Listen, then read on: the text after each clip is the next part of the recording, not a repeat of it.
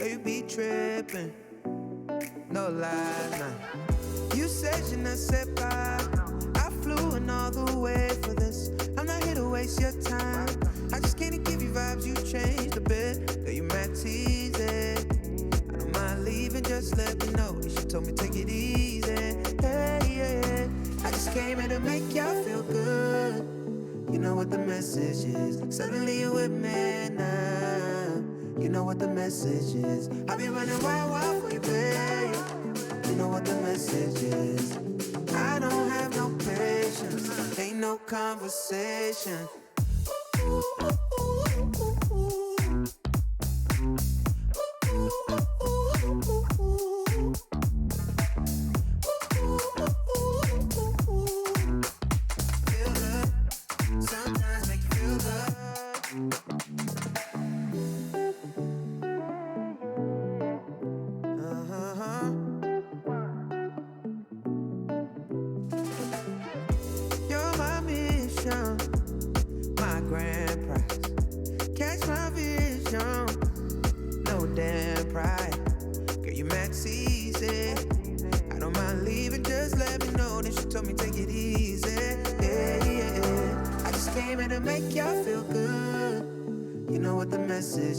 Suddenly you're with me now.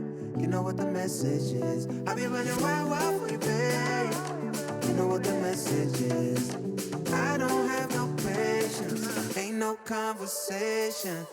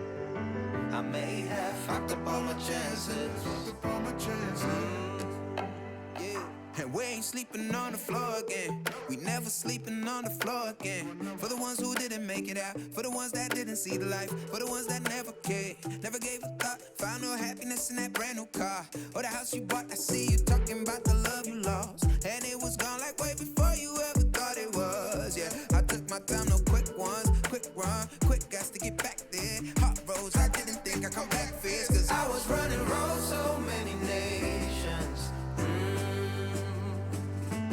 Even when it's so sweet, I end up seeing red. Such a ghostly revelation. I may have fucked up all my chances. Fucked up all my chances. I was running.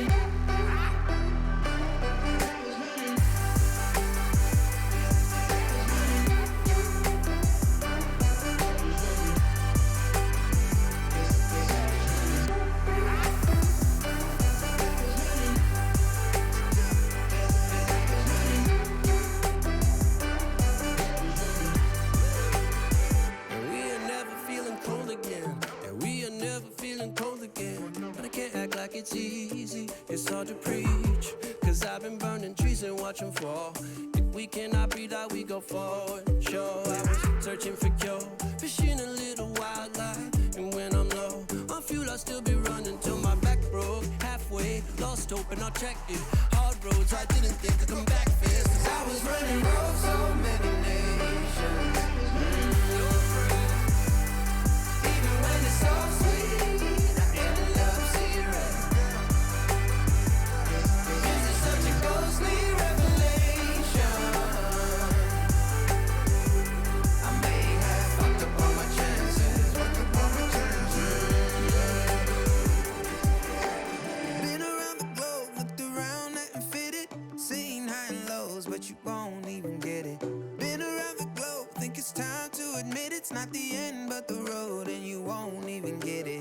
Been around the globe, looked around, nothing fitted, seen high and lows, but you won't even get it. Been around the globe, think it's time to admit it's not the end, but the road. I was running, I was running, I was running,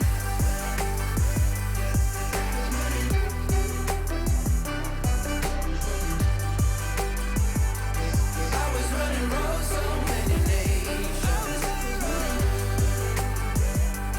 Even when it's so sweet, I end up zero. This is such a ghostly revelation. I may have fucked up all my chances, fucked up all my chances.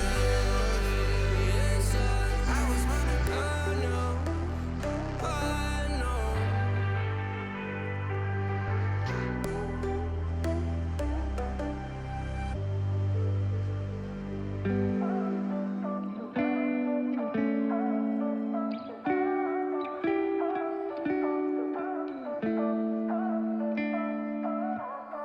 You and I, we've been friends for a long time now.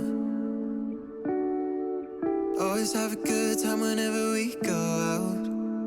But you've been calling me up all the time and sending me signs and giving me them eyes. And you've been saying that you found the one, texting me junk and you wanna talk, but you can't say why.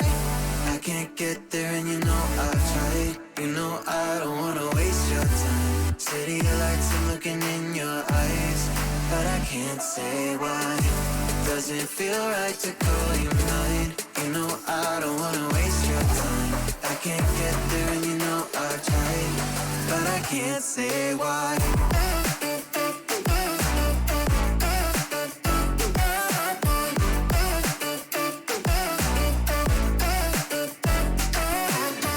Feeling lost like I just wanna time back time. I'm choked up, tell me how do I say this right? Cause you've been calling me up all the time and sending me signs and giving me them eyes. And you've been saying that you found the one, texting me drunk and you wanna talk, but you can't say why. I can't get there and you know I've tried. You know I don't wanna waste your time. City lights, I'm looking in your eyes, but I can't say why. Doesn't feel right to call you mine. You know I don't wanna waste your time. I can't get there and you know I've tried, but I can't say why.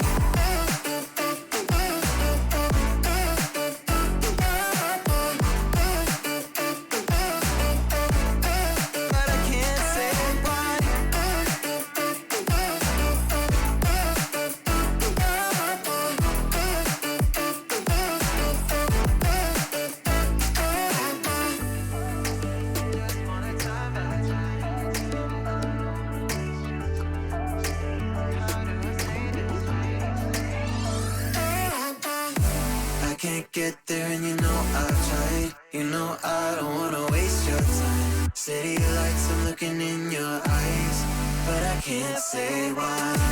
Doesn't feel right to call you mine. You know I don't wanna waste your time. I can't get there and you know I've tried, but I can't say why.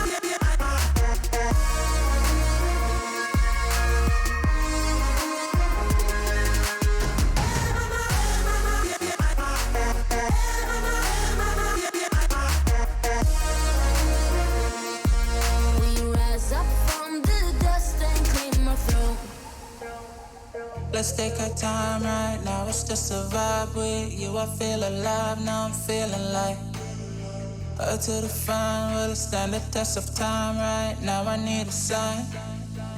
Tell me if it's over, come a little closer. We should take our time to think this damn thing over. Should we grow closer, should this be over? My heart for your mind, probably we should start over.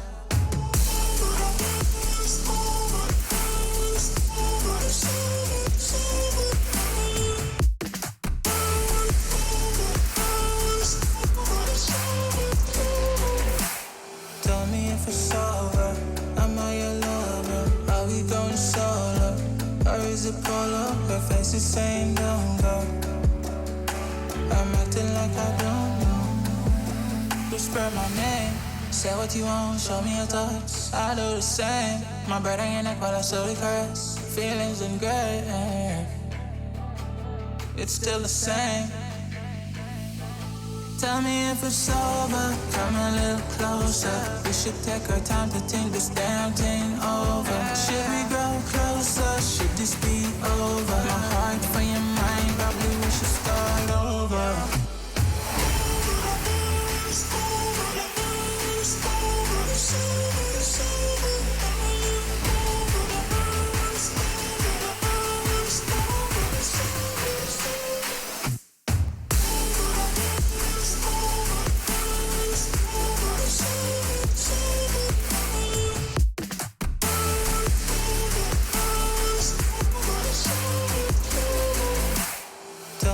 It's over, am I your lover? Are we going solo? Or is it polo? Her face is saying don't go. I'm acting like I don't know. Tell me if it's over, come a little closer. We should take our time to think this damn thing over. Should we grow closer? Should this be over? My heart for your mind, probably we should start over.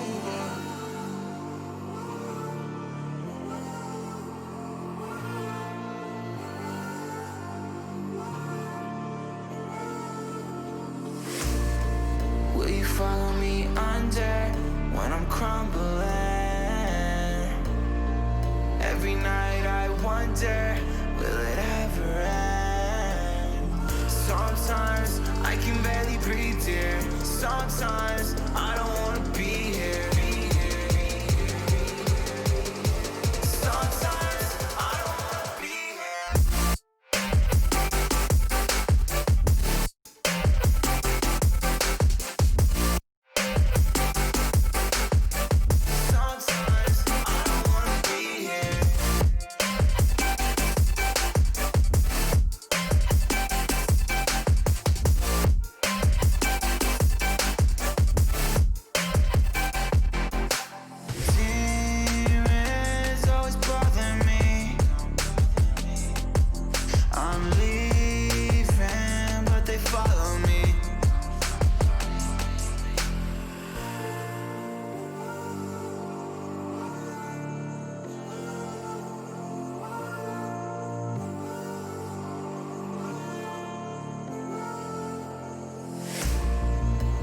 Follow me under when I'm crumbling.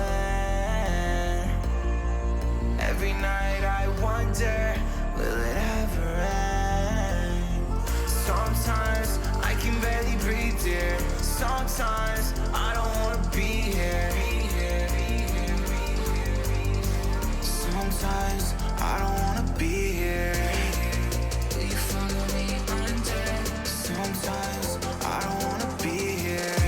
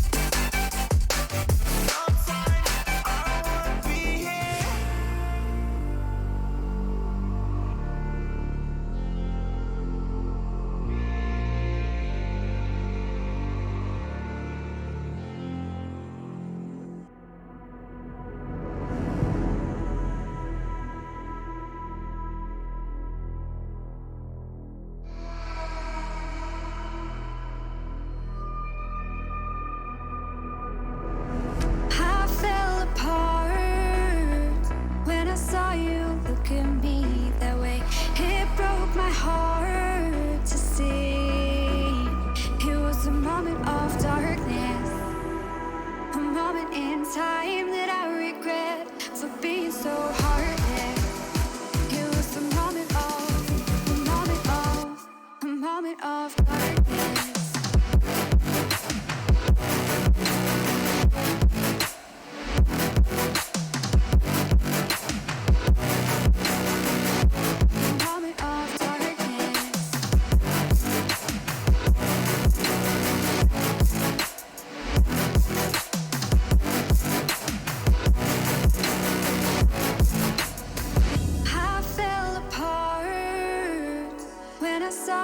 Look at me that way. It broke my heart to see. It's too hard, it don't come easy. I went dark, I lost it right away. And when it starts, God knows what I'll say. In my head, I had good reason. I went red so unexpectedly. I should have said that sometimes happens to me.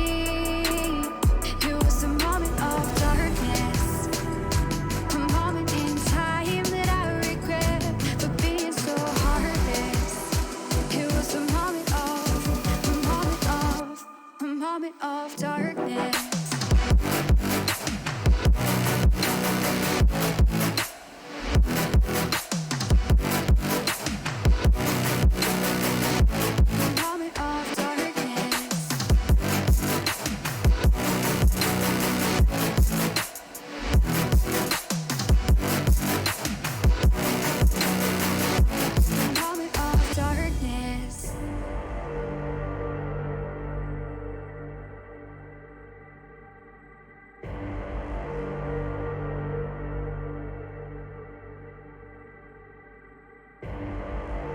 Rising of the ashes, coming from the ether. All I hear is static. Breathe a little deeper. Fallen, broken, a million light years away from home. My eyes opened, and now I've come to claim life. Never let it go. These wings carry me. Live this fantasy. Running through the fire, gonna let it burn. I am the Messiah, gonna let it burn. Running through the fire, gonna let it burn. I am the Messiah, gonna let it burn. Gonna let it burn. Gonna let it burn. Gonna let it burn. Gonna let it burn. Found me in the darkness. Now they see me shining. Calling me a goddess. Thunder and the lightning. I'm falling, I'm faster. Making my way back, I'm close to home. I'm fighting harder because I've come to claim my throne. Never letting go. These wings carry me. Live this fantasy. Running through the fire, gonna let it burn. I am the Messiah, gonna let it burn. I'm running through the fire, gonna let it burn.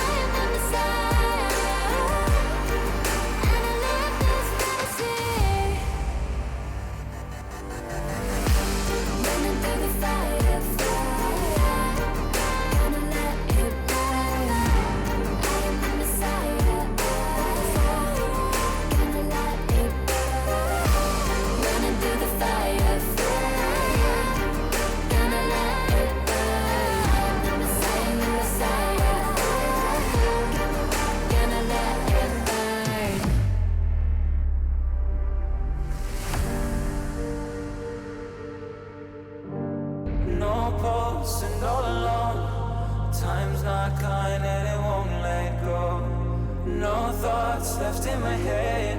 My mind's not mine and it won't forget. But you bring me back from my darkness black. Cause the soul in me and the heart I have for you.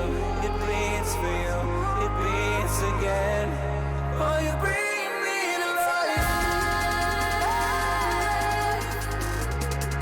Oh, you bring me to life. Oh, you bring me to life. Oh, you bring me to life.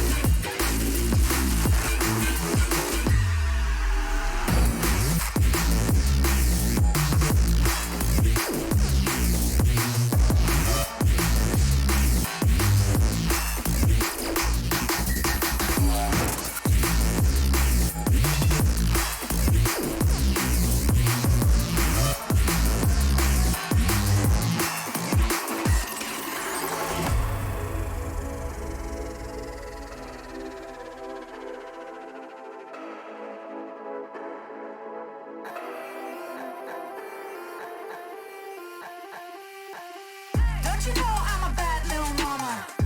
I got moves like Madonna. Don't tell me cause I move when I'm gonna. I'm not afraid to lose, I am a prima donna. Don't you see I'm a winner, I'm a queen. I cause no scene if you work with me. Hi, we're here in Cologne for ESL 1 Cologne. Who would have thought, right? It's kind of crazy. Hugo, I want to talk to you about Oceania to begin this one, right? I want to look a little bit further afield. Firstly, I want to talk about Avant. Obviously, they've got a guy in called Humongous, so I'm already a big fan. And he was formerly from Chief, so in a way, he's Chief Humongous. How do you feel about this squad for folks at home who maybe aren't so aware as to what's going on down in that region? Yeah, I mean, playing inside of their region, they've been really competitive, right? Gunning for that third spot inside of Australia, and they've been beating Order in recent tournaments. They've been taking them down over the likes of the AU NZ Championship, falling in places like MDL and the Pro League qualifiers, but a competitive matchup, no doubt. And we're going to have that one here in Cologne as well, so it's going to be nice to see who will be taking that top spot out of these two rosters for the time being. Well, you talk about that like back and forth, you know, like vying to be in that top 3, top 2 area. That applies to Invictus over in Asia, right? They got Zhao Sage, formerly from 5 Power. As me and you have been talking about to great lengths now, that was formerly an English-speaking squad, but now they've gone back to their roots here with this Invictus lineup. Yeah, 2 Russians in the past. I mean, we've seen our fair share of communication problems within Asian and Chinese teams, Tyloo being one of them. So it's nice to see them back with 5 Chinese players. Hopefully the communication is going to step up there. You talk about, you know, beating Vici recently, and I think that's something that they could hopefully do here as well in Cologne, and maybe show us that they are, you know, a team that can compete with the best in Asia like Tyloo as well. So yeah, a lot of pressure on a team like Invictus, but a lot of chance to show it. They've risen up from, you know, top 250 in the world to top 60 in the world in the space of only 6 months. So a really good chance for Invictus to show us what their worth is here in Cologne. Well, you know, we've gone on our little world tour. We've been over to Oceania. Now we can bring it back to Europe to talk about a team called Astralis. I feel like you can't be at Cologne and not be talking about a team like Astralis. Obviously, you know, we saw them apply like kind of the bandage to this squad in the form of Yugi and Snappy. But now they've got 2 players in, S-Tag and Bubsky, who I do think with this Astralis lineup, even though it's not the one that we're used to, could stand to do some damage here at Cologne. Yeah, I absolutely think that they're hoping for that as well. Despite Astralis and their 3 major wins, they've actually never picked up a win here at Cologne, always in that top 4 spot for the last 2 years. So I think this is really a good chance for them to show us what they're made of with this new roster. Hopefully the player break has given them some time to reinvigorate and reinvent themselves with this team, and I'm really hoping for an Astralis that is here to win a championship. We'll have to wait and see though, Harry. Well, you know, you talk about the Danes, now we talk about the Swedes, right? That's a rivalry old as time itself. NIP, final squad I want to talk about to you right now. They made that switch, right, of taking Lecro out of the squad. It was Threat to orchestrate that one. And then they brought in Hampus to replace him. That was like an attempt at a short-term loss for a long-term gain when they returned to LAN play, once this whole online era has drawn to a close. But I want to know, you know, what's your opinion on this NIP squad? How do you think they've been faring throughout this year? I mean, the NIP, the brand is synonymous with Cologne as well, but you know, it's not the old faces of this team, and with the recent roster changes, I've got a lot of hope for this roster. Threat as well, being able to help from the coach slot online is going to be severely useful. We've seen that in the past, and you know, just the fact that these guys have been grinding during the player break as well, I really think NIP have a good shot to do more in Cologne. We know what their name has done here in this city, and so maybe it's their time to shine as well. Well, Hampus, Nork, it's your first Cologne, it's our first Cologne as well. We're going to go enjoy it, and I hope you guys do too. These are those moments I don't think anybody else going to forget?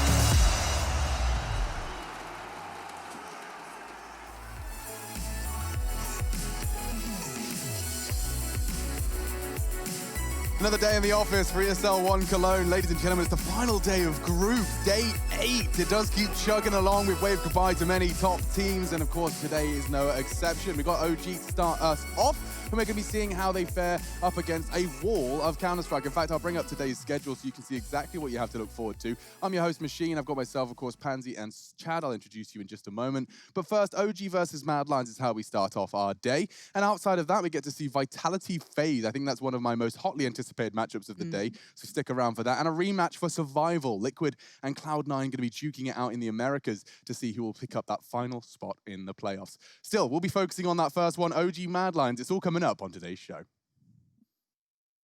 I tell you the truth. I'm fascinated you. I'ma tell you the truth. Not in it to lose, just fascinated you. I tell you the truth. I'm fascinated you. I'ma tell you the truth. Not in it to lose, just fascinated you. I tell you the truth. I'm fascinated you. I'ma tell you the truth.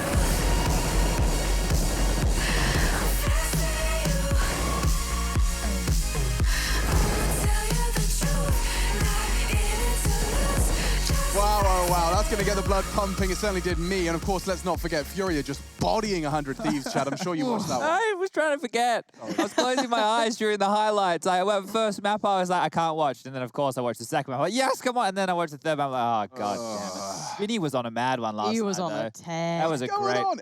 Everyone was wondering, I'm sure you were as well, what res Vinny's on? 1920 1080. Yeah, that's perfect. That's what you need. That's Native. the actual On it. real res. Native? That isn't it? I call it native. I've got 27-inch monitor, but it's All right. still native.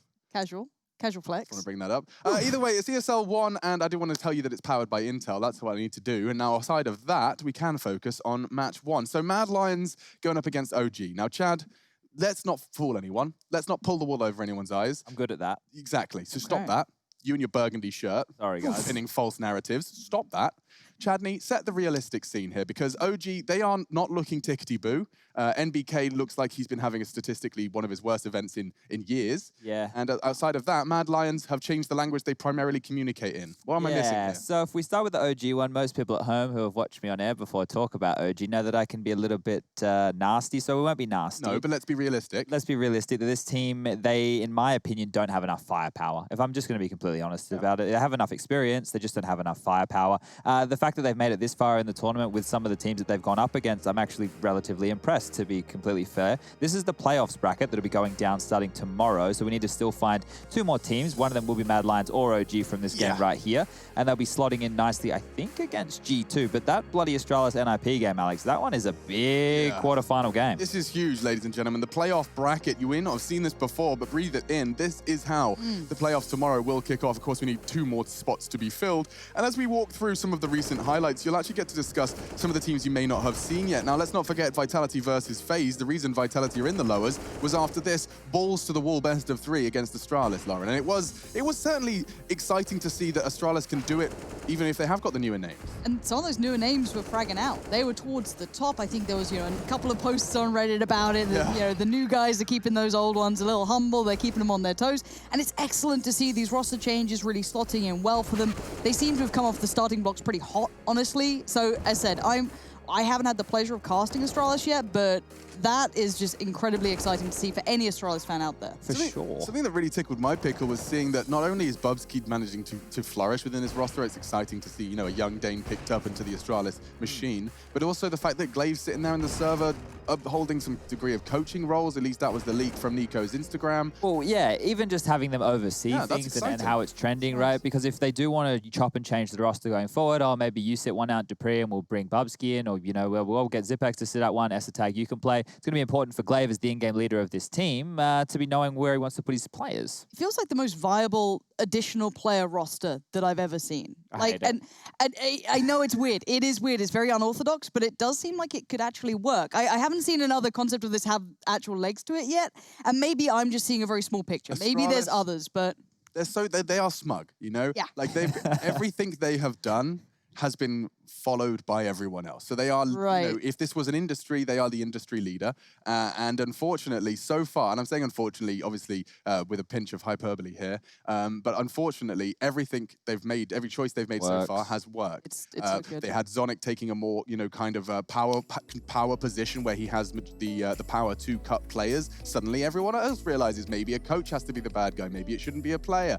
But that conversation can carry on a little later because we've got the America playoffs on our screen. And the new bad guy is Jason Mosley-O'Toole, who's in Liquid now, who are going up against Cloud9 tonight, and the winner of that game will get an opportunity to play against Chaos in the North America's bracket that you can see right there. So we've lost some really big names, and here we have Liquid on screen for you. So last time they played against each other, we actually had the pleasure of casting this one through, and Liquid, they didn't get through in the easiest fashion, let's be honest. They dropped a map. It was a 2-1. They split it as close as it could be, and there's some teething issues, right? We know there's some teething issues. But that's why you want Jason there, right? He's meant to be the bad guy. The interview with Stewie afterwards was excellent. I think if anyone is a Liquid fan and they were curious about the moves, was it the right choice, was it not? I think he said all the right things. Whether or not that comes to actuality is yet to be seen, but we have to see the impact of this. Well, the other side of this is we had an interview with Motum the other day after they limped across the line against Triumph, and we asked him how it was going to go against the rematch for Liquid. He said 2-0, easy, no dramas. Now, I don't know if that's going to be the case, but I like the confidence. I like the fact that he's putting himself out there, because this team of Liquid, it is changed, right? There is a lot of moving parts, and from what we've been able to gather so far, maybe there are weaknesses because their fundamentals still need work according to the boss man. So we have to wait and see. Yeah, okay. I definitely think that there is room for an upset, and that's something to be excited about. That's the last game of the day, by the way. If you're watching this now, you want to set a calendar reminder. Just don't make sure you don't miss that one. Yeah, it's a while. It's a minute or two. It's a while, and let's not forget that FaZe Vitality will be playing against Sprout in the playoffs. Now, I want to make sure I just touch on the fact that Sprout are in the playoffs. The German team high seed has made it in a high seed spot for ESL 1 Cologne. Now, we saw this happen once upon a time. It was Big Clan. Leggy is on the stage doing his thing. Smooth is there. Smooth Dogger. Chanting. Got the British flag. Closest thing to representation we had, and then Alex happened. Yeah. And then he went. And he's gone. And then here's the three of us. Yeah, it's the closest the UK really gets to any sort of representation at this point. But fortunately, we have another representative from the UK. And actually, many consider him to be the figurehead and, well, industry-leading British analyst. It's going to be Rushley. That's Alexander Rush checking in with us. Now, we're hoping he's got time for us. Oh, there he is. Fantastic, with his freshly disinfected hands. Looks like Dr. Rushley out there, doesn't he? Well, you know, if you need a service, come back here and I'll hook you up. Dr. Rushley. Not on air.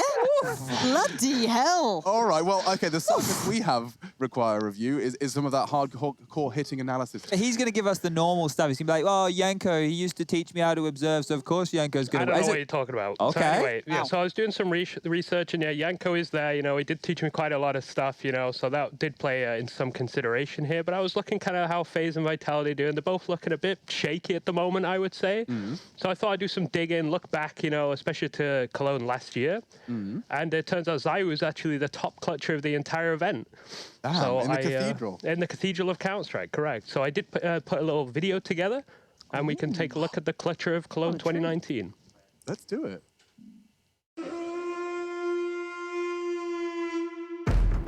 ESL 1 Cologne 2019 had no end of nail-biting clutches. However, there was one player who stood out.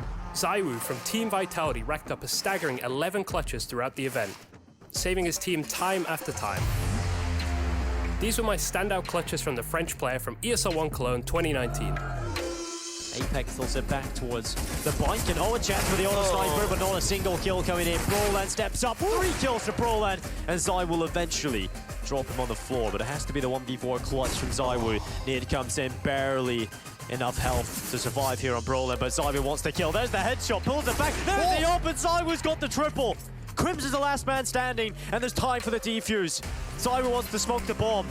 If you're Chris, you have to be scared, and ZywOo wins it. Oh no, the bomb plant, it might be right in front. So, oh my God! He lines it up and shuts it down! And now he just needs to wait. They can't plant the bomb anymore, Terry. Yes, there's no time. Oh, he does get it in the last possible second. And ZywOo is back for more. Looking for him. Already with the triple. Just needs one more click of that scope, and Tarek is hiding behind Tetris. ZywOo knows! He's back-to-back quad kills! 34, I say still, he's on 34 ahead of everyone else. Nitro needs to make up for the fact that they lost B last time. RPK goes down and leaves with 2. Nitro steps back out again, and ZywOo to get the bomb back. Again, we said double overtime isn't out of possibility, isn't unbelievably impossible, but it might be with ZywOo finally hitting shots like that as he steps back into the door, and he won't plant. There's no rush. Slow it down as Nav walks out. ZywOo confirms the second map for Vitality. Considering they were on the ramp, if they consider the twists is still in pit, they have to check this. They jump through. He manages to read that and catch out Alex without losing HP, continuing to try and find more ground, continuing to try and find kills from in the flames. You can burn the man alive, but he's burnt the round to a crisp as ZywOo has to shine through in a 1-on-2. He's got the first, he finds the second. ZywOo's a god. He is above anything Ashes can create. He's back to the bomb site, 30 seconds left. Yeah, they need a hero performance out of Apex right now, otherwise this is going to be another bomb site lost for them. He's so flashed, and ZywOo going to be there to try and pick it up, does get the second kill, and somehow turns it. Oh, he's get one more headshot to take down Stanislaw, and finally Circus going to be there, 14 seconds left, behind the pillar waiting, and he's going to be so quick. That's the quad kill. ZywOo saving them, and Vitality pick up a second round.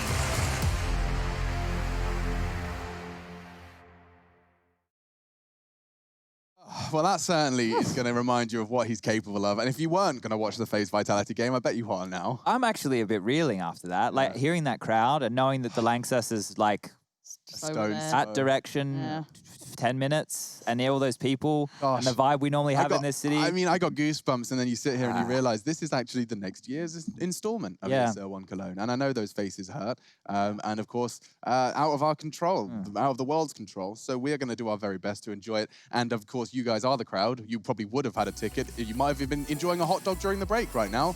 But you can still have a hot dog if you fancy. Boil the water. We'll be back in 2 with some Counter-Strike.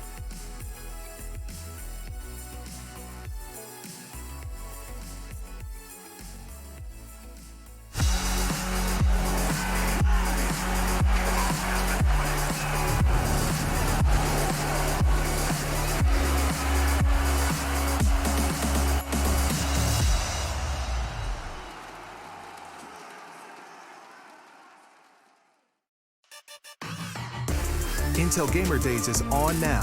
Whether you're looking to buy or build, now is a great time to upgrade. Get limited time offers and giveaways from top names in PC gaming. Unleash elite gaming performance with systems featuring new 10th gen Intel Core processors, and bring Marvel's Avengers to life with in-game optimizations for a mightier PC experience. Act now. Intel Gamer Days is only here for a limited time.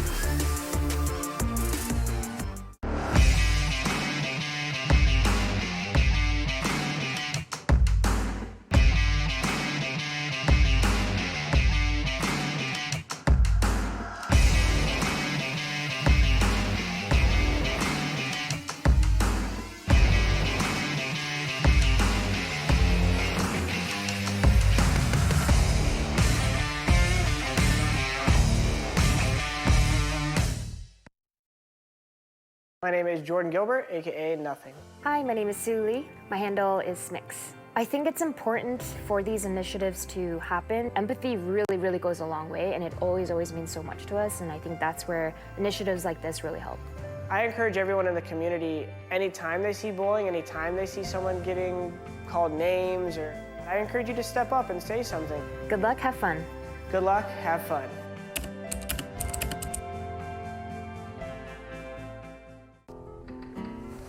If you want to know what you're good at, and, well, also what you suck at, check out csgohub.com. Coming! Everybody loves an underdog. Who needs to be liked? Mountain Dew Amp Game Fuel. Victory in a can.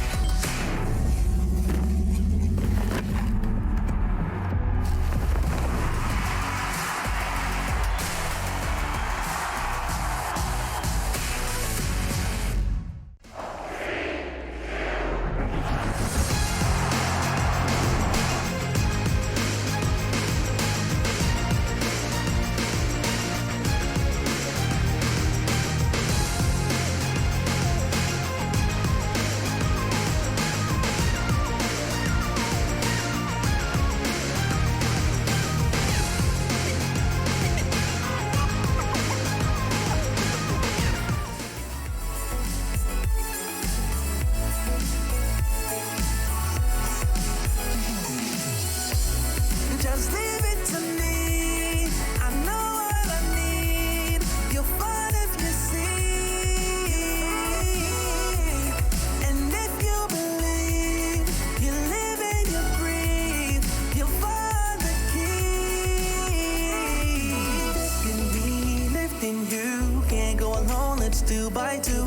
Doing this together, it's me by you. All through the night, all through the night. This is me, this is you. When we get together, we can all pull through. I don't ever wanna stop this groove. Let's get it right. Take it to the Lord, then take it to the grave. Listen to the wise man, tell me what to say. Listen to your heartbeat like it still bleed. A little bit of hope, yeah, it's what we still need. Say a little prayer for the moment. Give what you got, just go in. Can't hold you back if you own it. Live your life like a chosen. No matter what, I won't let up. It's in my soul, it's in my blood. And I won't take no for an answer. If it don't hurt me, it makes me stronger. No matter what, I won't let up. It's in my soul, it's in my blood. And I won't take it no more. I won't be there.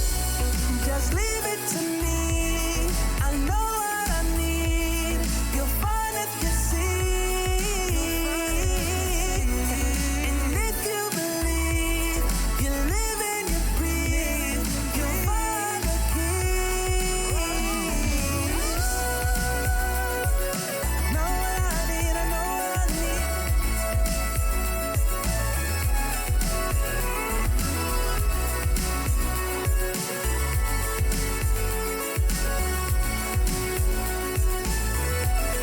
You'll find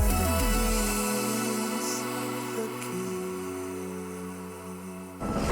ESL 1 Cologne Online is brought to you in part by Intel, Mountain Dew Game Fuel, DHL, and GG Bet.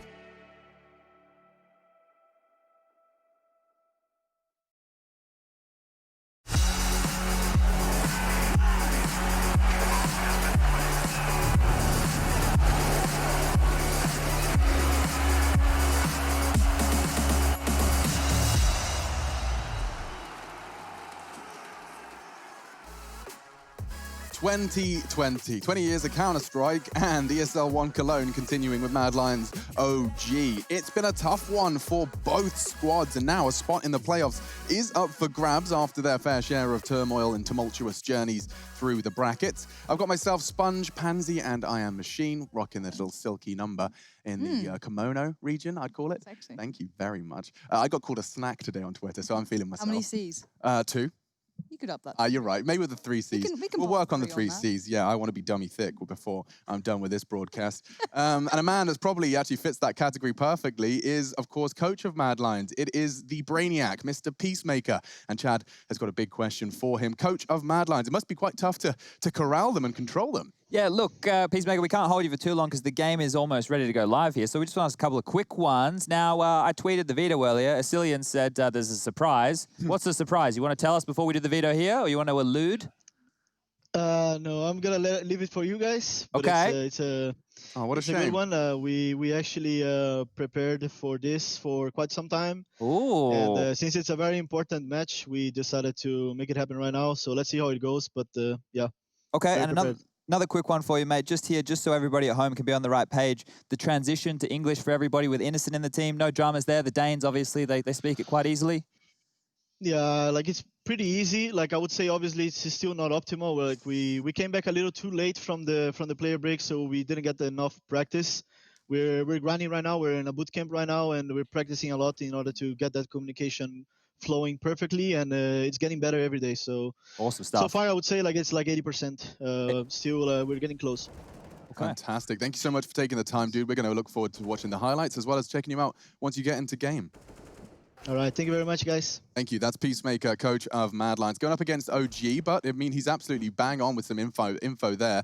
A, they're on a boot camp. B, this is something they've been preparing very heavily for. Yeah. Maybe we should investigate what it was he was alluding to. Can we do vetoes now? Well, I hope I'm asking you, Chad. I'm not asking them. Oh, I'm ready. Yeah. Pushes. Now, I was expecting things to go in a different way. So if there's been a bit of surprise come through here, that would mean one of the maps that is less played for Mad Lions. Let's all be inside your head, Chad. What were you expecting? Well, I thought that it was going to be OG having an opportunity to pick Inferno. But if they're not able to pick Inferno here as the opening, that means that it has to have been banned from Mad Lions. So Mad Lions have left Dust 2 wide open. Now, by leaving Dust 2 wide open and not having played it in the last 3 months, the last time that Mad Lions have played this map was actually all the way back in Flashpoint in April. Ooh. So the new team don't have any officials on it. So if he's saying they've been preparing it for some time, I can understand like having an AWP player like Acor and a map like Dust 2 can be huge. So Mad Lions will get the first map choice here. It will be Nuke. It's a map that they're very comfortable on and one that OG struggled on just the other day. Easy to understand why they might have banned Inferno looking at their 3 results. Yeah, but look, Dust 2, not having played it as an official with Innocent, it is a bit of a risk, right? That's why I'm surprised to see it get floated through this far. Now, the OG ban of Vertigo, yes, we were all expecting that. And now it leaves the third and final map here. I think it'll probably be Mirage. I don't think either team will want to play Train or, sorry. Oh, what? My eyes. Ban That's Nuke. not. No, Nuke's the first map, so that's wrong. So it's either Train or Overpass. That one ban was meant to be there from Mad Lions. Okay. So the next one is either going to be an Overpass or a Train ban from OG, I believe. Drum roll, please. I think it might have just... Maybe I broke the system. Yeah, I think You've broken it. Anyway, I'm pretty sure the last map will be Mirage. I'll get confirmation at some You point. made it go away. Maybe I was too far ahead of the computer screens right there. But anyway, so Nuke is the first one. I was expecting that from Mad Lions. It makes sense. It's a map that the Danes love, okay? The Danes love it. It makes a lot of sense there. But Dust 2, that's where I really am interested because OG, we were speaking about this yesterday with some of the teams, they're going into the black box. They do not know what to expect from Mad Lions. I don't think they would have prepared for it. I would be very surprised if they prepared for it, unless Mad Lions were advertising quite publicly that they were looking for practices on Dust 2. OG's Dust 2 isn't terrible. No, it's not. It really isn't. It's a map. It just sits better with them, right? What they've recently been up to. I was looking at this earlier, right? I was saying, okay, yes, so this is interesting. You did mention it. OG's Dust 2, they actually have got pretty terrible stats in terms of 4 losses in recent 3 months, but 3 of those losses were from Big Clan. Yeah, which number 1 team in the world. An online smash and were beating everyone. Games like were they close? Very at times. It was a 16, Mirage has gone. So 26 rounds on one of them. So it's respectable. It's not like thrashing. All double digits, yeah. All of them. Oh, is that correct then? This is our corrected veto. Okay, so it is Train as the third, so that's actually thrown me for a loop in 2 different places. Mad Lions have made 2 bans here that I didn't think that they would go for, so they're actually taking away the scrimmy, more comfortable picks of a team like OG who can call better in the mid-round. I think Alexi has a very good grasp on pacing and that kind of stuff, so by taking Mirage out of the equation right there, it's a comfort pick or a comfort map for both teams, and now going towards Train. So that would be the third if we need to get there, but like I'm saying, this Dust 2 one, that's just where the hump is for me. I just don't even know what that's going to look like whatsoever. Let's pull it back to a point you made right at the tippy top of the show. I wanted to make sure we set the scene right at the tippy top, which was where you identified that, you know, firepower-wise, OG are lacking. So I'm going to quickly look through these names and where the firepower is expected to come from. I have no expectations other than Alexi to be making his great calls. Okay. So, you know, a 20-15 from him is great. Valda, capable of being a star, must surely be taking that mantle, surrounded by Issa and NBK as options. So the stats don't tell the story that Valde is stepping up to take the star rifler role of the team. He is the second highest rated player in the squad, but Mantu... That KD, though. Yeah, Mantu... Now, I'm going off of the team as a whole, but Mantu is the primary star of the squad if you look at the stats of this roster as the, I guess, most unknown player in the team. Valde, as you were mentioning, Alex, in the past, could have even been a player to get added to Astralis if this 7-man roster existed tested when he was floating around at his absolute very best. But I think the issue that I take with OG is the lack of consistency. One game I'll tune in, MBK drops 25. The next I'll tune in, he drops 2 kills on the CT side of Nuke. And you really can't be putting down those type of numbers. Now, I know everybody has off days and everybody has bad days. We do here behind the desk as well. I would wake up sometimes. This morning I woke up punching my pillow because I was in a fight in my dream. You know, that's not the way you want to start your day. A very lucid dreamer. Yeah, it's pretty wild. But my point here is that there's just no consistency from this squad. And I want to start seeing some if people want to put stock in them. And so far, I just haven't been able to do so. I'm just a bit taken aback by this whole roster, obviously. Me being missing, coming back in, and I see this really strange concoction of players. Isn't it exciting? It's fun, like the concept seems fun, but as you've highlighted clearly, there's a couple of pieces missing there. Yeah. Maybe they need some good performance. I'm coming in pretty blind to both of these rosters. I'm going to give you a cool little parallel. Hit me. OG, Dota Org, founded by the players that won TI under the banner. OG, happy, very much twice. One was a Dane called No-Tail. Now we got a Dane called Valda. One was from Jordan named Miracle. He's called Issa. One was from Finland named Jerax. He's called Alexi B. I'm just saying, I think they had a little wet dream and were like, oh my God, we could literally pick up a team. We're just gonna mirror the same French in Mad. It's literally the same like the same, it should never happen, the same, you know, ridiculous overcoming of circumstances. The only exception to that is Mantu with that UK flag. But I mean, I understand the poetry. It's romantic, It's isn't romantic it? as Concept's fun. hell. I mean, but unfortunately, romance and lifting trophies are often very separate. I still love the fact that I've come back to Counter-Strike and we moved away from just those nationally or like region-based teams. I remember the discussion of, well, you can't mix. Can they work? This, you know, comms are too complicated. It's not like every other game in the world. It's like, all right, guys, when do we move on from that storyline? And I still haven't. No, Chad, this is a conversation you can't do in the remaining time, Lauren, because we'll be here all day. It's like the economy, anything else, just like there's no go topics with Chad. Let me tell you about these boys, Lauren, just quickly, because we don't have a lot of time here. Mad Lions on the other side of the things, another very good Danish roster, right? They had Bubsky, who's now over there on the Astralis team, as one of the 6th and 7th men. They had Hunden, the guy who was coaching Heroic, as the actual in-game leader. Was he playing at the time? He got the boot. He got kicked. Okay, he's off ski. And he's gone to Heroic now as the coach. Asilian's come on in. He's now doing the in-game leading duties. But the man that I want you to focus on here today is Acor, the AWP player for this team. He's someone special to watch, right? Why do I know that name? Well, maybe you've seen him often in the past. But it's maybe because it's Ruggah backwards, headshotting and such. Jesus. Rolling back the years. Yeah, I'm thinking of like North Academy and Trick. These odds on the screen right there from GGBet favor OG. Now, for me, I have it as a 50-50, especially with that Dust 2 pick coming in. I don't know what to expect. This game for me right here, no idea. Alex, I'm really sorry, mate. Don't pay me today. No, actually, I'll go one. Hold up. You got one? I'll toss it for you. Thanks. All right. Why is it always like this? Shush, you're mush. Just started. All right, ladies and gentlemen, it's a coin toss. Mad Lions are heads, and Mad Lions are dead, according to the coin on map one. We're getting into it, ladies and gentlemen. On one side of the court, you have NBK, Valda, Alexi B, Issa, and Mantu, and it's Mad Lions on the other.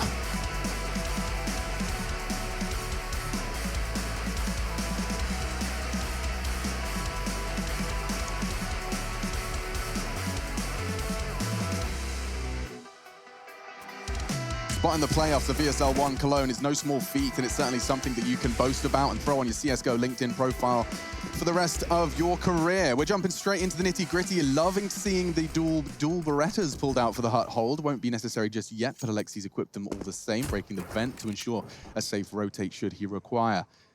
Util-wise, doing a quick check-in on that. It is going to be 2 smoke grenades, so potential for outside cross smokes, and they're taking their time. Let's see how this one continues to transpire. They do look ridiculous. They do, but I've seen people using them. Oh. I saw the big clip. I've seen it. Okay, so this is the vent drop smoke, or is this main? Yes, right place for the Julies. If there's any time, Alex, it might be now. Yeah, well, that's gone very poorly. Hushed in the end by old Shush. That's a fun name, isn't it? But yeah, now he has the Julies. And armor. It's usually a very potent mix, but I like what they've done here. Chad will like this as well. Coordinated, waiting for any funny business or CT pushes. Smoke heaven, smoke main, win the duel, plant. Hard retake for the CTs, no kit either. Ouch.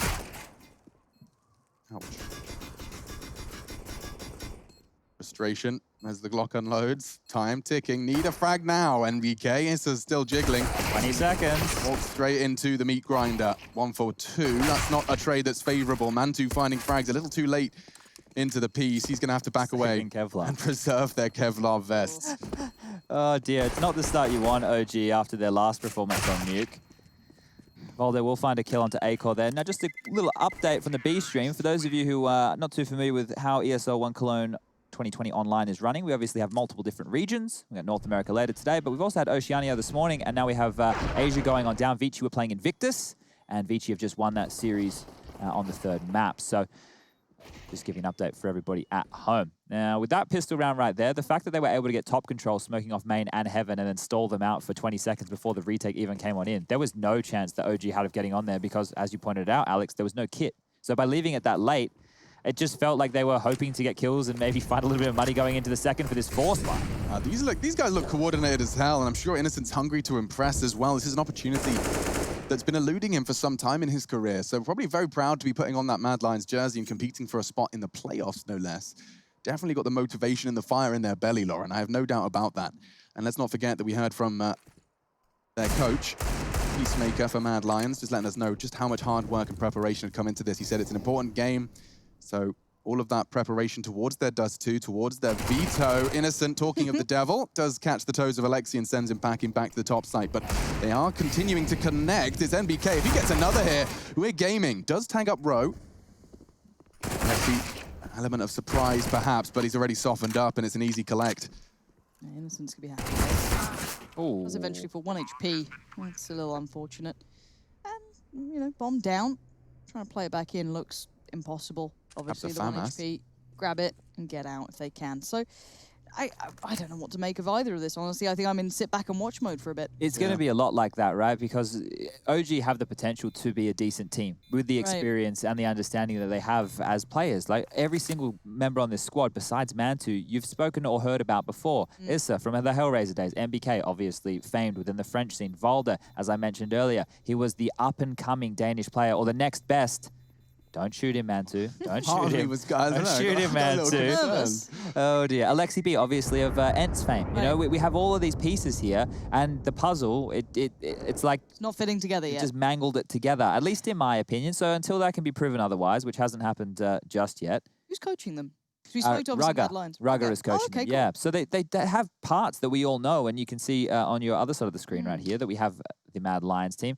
Less familiar names. Definitely less familiar names. Innocent is one that people may remember if they're an old school Counter-Strike fan, I suppose. He used to play on the Kingwins, the G2s when they were Polish squads. He played on Penta for a little while, Sprout, more recently XCOM and Illumina, which are Polish teams. So this foray into a Danish squad, it's a big one. It's an interesting one. It's some curious choices. You know, if you put it on paper, they don't look like players that would meld or gel together. But if they do, then it's exciting. Yeah, and it was just a real shame to see Bubsky taken. I mean, it's exciting to see him given the opportunity, but it's also, you know, another instance of an up-and-coming Danish team falls foul to the big daddy. I mean, just as they started turning heads, just as they started popping heads, they've had to kind of, you know, dust themselves down and continue this adventure without one of their stars. It's tough. There's a human element to this. And we are going to be seeing Alexi B tested with a CZ. If he gets that first shot, ooh, element of surprise now. He holds his nerve. Shush pulling pins. It could be good. Shush is better. Wow. Very good reactions, and that's going to stop any sort of funny business. They'll have the access to the top site. Should see the plant coming in from Cillian. Again, I mean, this is an all too familiar tale. It's going to be Sarah and Mantu talking about the save again. And they may as well. What's the point of going for this right here? You don't have too much to gain. If you can play the extremities of the map right here, cover off main, go around to lobby, try and get yourself an AK-47, do some damage to the T-sided economy, that's the best you can look for. But Cillian's actually on the hunt. I'm not sure if he'll be ready for Issa here. Needs to be very careful. He wouldn't poke his bottom out, would he? He will. Yeah? Yeah, he will. A little cheek peek. There it is. He's above him right now. And that's a freebie for Issa. It's only a Galil, so it's not the worst thing in the world to be losing. It's much of a muchness. Get that flashbang, Issa. Go on. Oh, it's going away. He's going to lose it all. He's going to lose all the guns. Where did it go? Oh, no, Issa. It's a nightmare. Oh, no. Yikes, boys. Not the way. Okay, he can still buy. Like, there's money. There's no problems there. But these are the opens here from Shush. That's the first one. The second one will follow on to the head of Alexi B right here. Now, Shush is the individual who's actually stepped up, statistically speak. Look at them both getting blown away. Nightmare. Shush is the one who stepped up and actually taken a bit of room that Bubsky's left. So look for him as the star rifler of Mad Lions. Acor is the Mad Orpa. Roy on your screen here, more of a supportive element. Cillian, the in-game leader, and I'm interested to see how Innocent fits into all of this. Okay, so it's Roy, not like row your boat. You're Roy. Danes, you know how it goes. Yeah. I'm with you. Just want to make sure I don't start butchering it for an entire series and get lots of angry people. Outside smokes. Danes are pretty chill, I feel. That's true. You know? Yeah. A couple of Yeah, with people Zipnix convinced for we a should be while. saying Kjörb. No. It's like when Anders finally told us his name wasn't Anders and all of us ignored it. Yeah. Very easy to remind him why. Sorry, Anna's. Ramtake coming in, tease. Went through the motion, and honestly, it feels like Mad Lions have had whatever they wanted. Obviously, this is a different round, That's but in my head, I feel like they're going wherever they please. Last time it was MBK down here, now Valde gets a shot at it.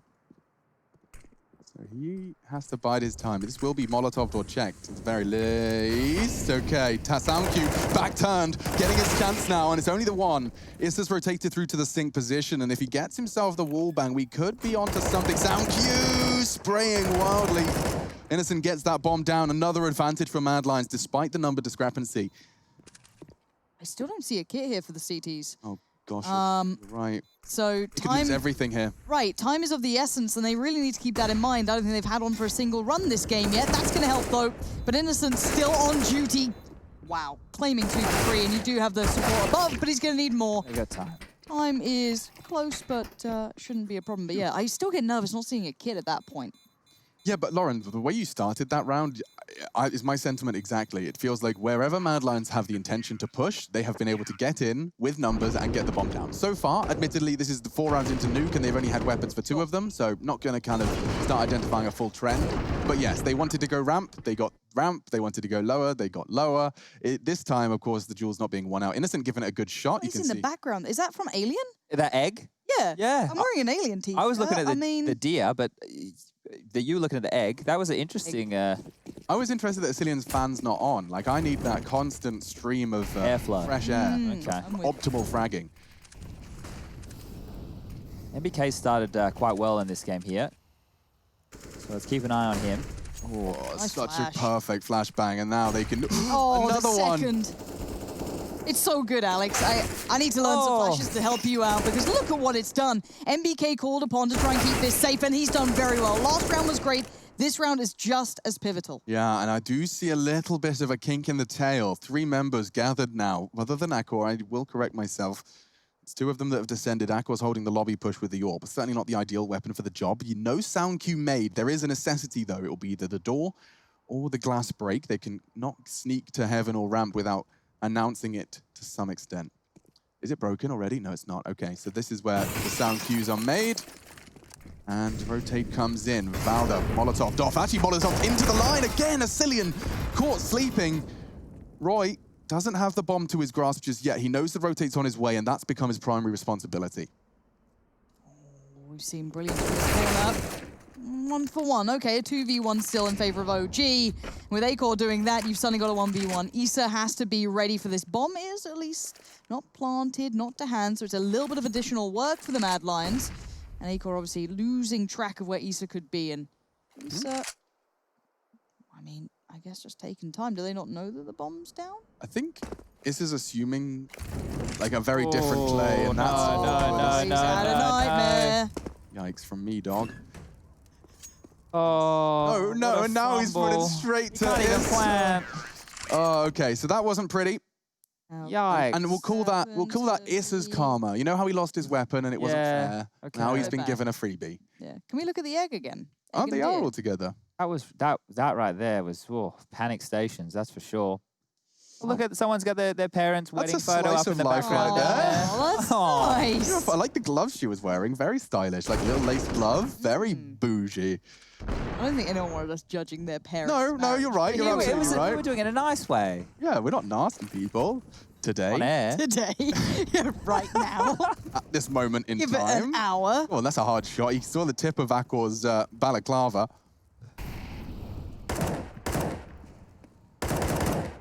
And I'm afraid with 4 outside, Mantu's got his plate rather full. They won't have smokes for the cross, so it will just be an aim map. And with MBK supporting the secret cross, he can just hold the headshot. We are set for a quick a third equalizer from OG. That's the start he was looking for, and now potentially swung on. Shush does do what he was supposed to. Getting that M4. Valda applying the pressure. Sjuush is clean. He does actually manage to land the dink. It translates into a kill. This is getting a little costly, isn't it? These are 2 rifles gone now. It is going to be somewhat controlled, it feels. I don't think Asilian's going to be able to make too much of it. If MBK can get a bit of a wiggle on, he can get one of those rifles back. Where is it? It definitely has been costly, and you can see because Mantu doesn't have an AWP, and he will not be able to get an AWP going into this round. There's the big man Ting on the screen for you right there. For those not familiar. What did you just say? The big man Ting. Have you never heard an Australian using British London street slang? Who's this little road man? Who's a road man? Who's this His Nike Air Max and his puffer jacket. Seriously, quite on a serious note, he did actually have to go and do a bit of rehab on his wrist. So he took some time off. And then bouncing back after that's going to be quite difficult. He is a young player, somebody who hasn't really been heard of too much within, I guess, the international scene before, but he was playing in German Counter-Strike with his best friend, Dude. Dude. No jokes here, guys. This is all real. There was a Dude, there was food, there's curry. There's lots of cool names. That's true. Yeah, Dude, we had food, Penny curry, the other day, Junior. I like Penny. Penny was a good one. That was quite a nice name. All right, well, the guns are back out here, ladies and gentlemen. Alexi B on that MP9 still. He can make that work. Good up close and personal jewels in the top sight. Let's see if Mad Lions want to go for a little bit more of a quicker approach here. Default spread, no smokes coming out early to force rotations, but Volta's up close and personal, and that's a bit of a whiff right there. Sjuush will take him down, and Issa pushes forward as well. Aggression. Go on, Issa. There we are. Getting away with that one. But, you know, part of me really wants to see the Issa storyline have more to it. After seeing him and Woxic both kind of turn heads and garner attention in their Hellraiser stint, to see Woxic go off to greener pastures in Mouse, Issa finding a home eventually to follow his brother's footsteps in OG. At the moment, though, haven't got to see too much evidence of that, you know, the ride or die team player that was Issa. Multi-kills in the high-pressure scenarios. Certainly doing great today. This is a high-pressure scenario. Doesn't get more than elimination or playoffs riding on a series. Oh, they need to flash MBK here. It could be on for a few. That would be perfect. No one's in a position to do so, though. He's going to get overwhelmed. He's going to get double swung from 2 angles. Needs another. Can't get it. And that's 3 kills for Sjuush already. Yeah, where? Oh, I guess the smoke cut off Alexi B trying to support him. It did isolate them completely. T's now down to 30 seconds, though. There's still dangers. Mantu out and about. Spots out Innocent. That's a nice clean kill. Takes a bit of damage, but you'll take that. Bring it down to 25. Do slip through the vents, lose another. It's going to be on Asilian to try and control this in the 1v2. Molly and a flash on Mantu. Oh, perfect. 2 flashes on Asilian. I like this approach from Mantu as well. Hidden towards ramp. 2 angles. Can't escape it. Really well played. Yeah, the fact that Mantu not only got the kill on that vent drop, but immediately knife out down the ladder made him have the timing to catch that rotate, catch that plan. It is still 800 distributed nicely, which does soften the blow. You can see the cash there for Mad Lions suddenly becoming possible to whip out some AKs with an SMG sacrifice or 2. So certainly nice to get the extra cash to splash. This is Sjuush's 2nd kill, and his 3rd was all the way on yard, hunting down Mr. NBK. I don't understand how much more Mad Lions needed there. They didn't come up with a clear plan of attack. They just went for mid-round calling. So what I mean here is they went lobby, they defaulted, they were met with aggression. Maybe they had a strat they wanted to call from spawn, but they were unable to do so because of that aggression. Then they went yard. They took space, they made a kill, they left themselves with roughly 30 seconds on the clock, and then were still quite indecisive. And now they're back down to pistols. It is a partial buy, utility behind it, scout in play in the hands of Sjuush here. Oh, no. That's a really nasty death for Mantu. That's an AWP as well, and it's hard to retrieve. Aggressive with the AWP against Eagles. Look how this can spiral. NBK really needs to hold on to that. There is a $5,000 mini game being played around this AWP now. And it's been recovered. Mantu's really going to be red-faced if Sjuush starts filling the feed with his weapon.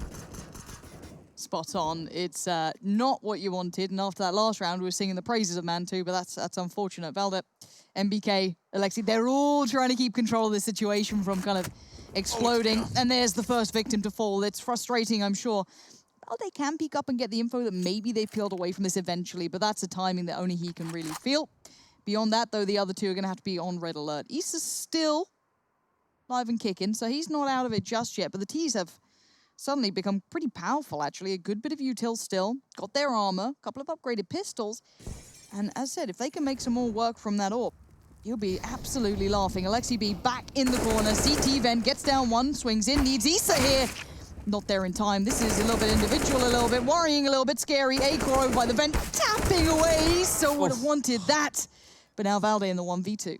Oh, he's grey screen, and it's easy for Rakor to collect. That really was a round that OG will want to forget. Mad Lions, credit where it's due. They managed to convert. They would exploit the weakness. They managed to twist the knife and the perfect kidney Dolphin! shot. And, okay, you just said dolphin. There's so many pictures I'm supposed to be looking at. I couldn't identify the dolphin. I saw it. It was very strange. Yeah, the dolphin was Head-on second dolphin. in from the bottom left. Okay. We've had a lot of animals here on the show, and not including ourselves. No.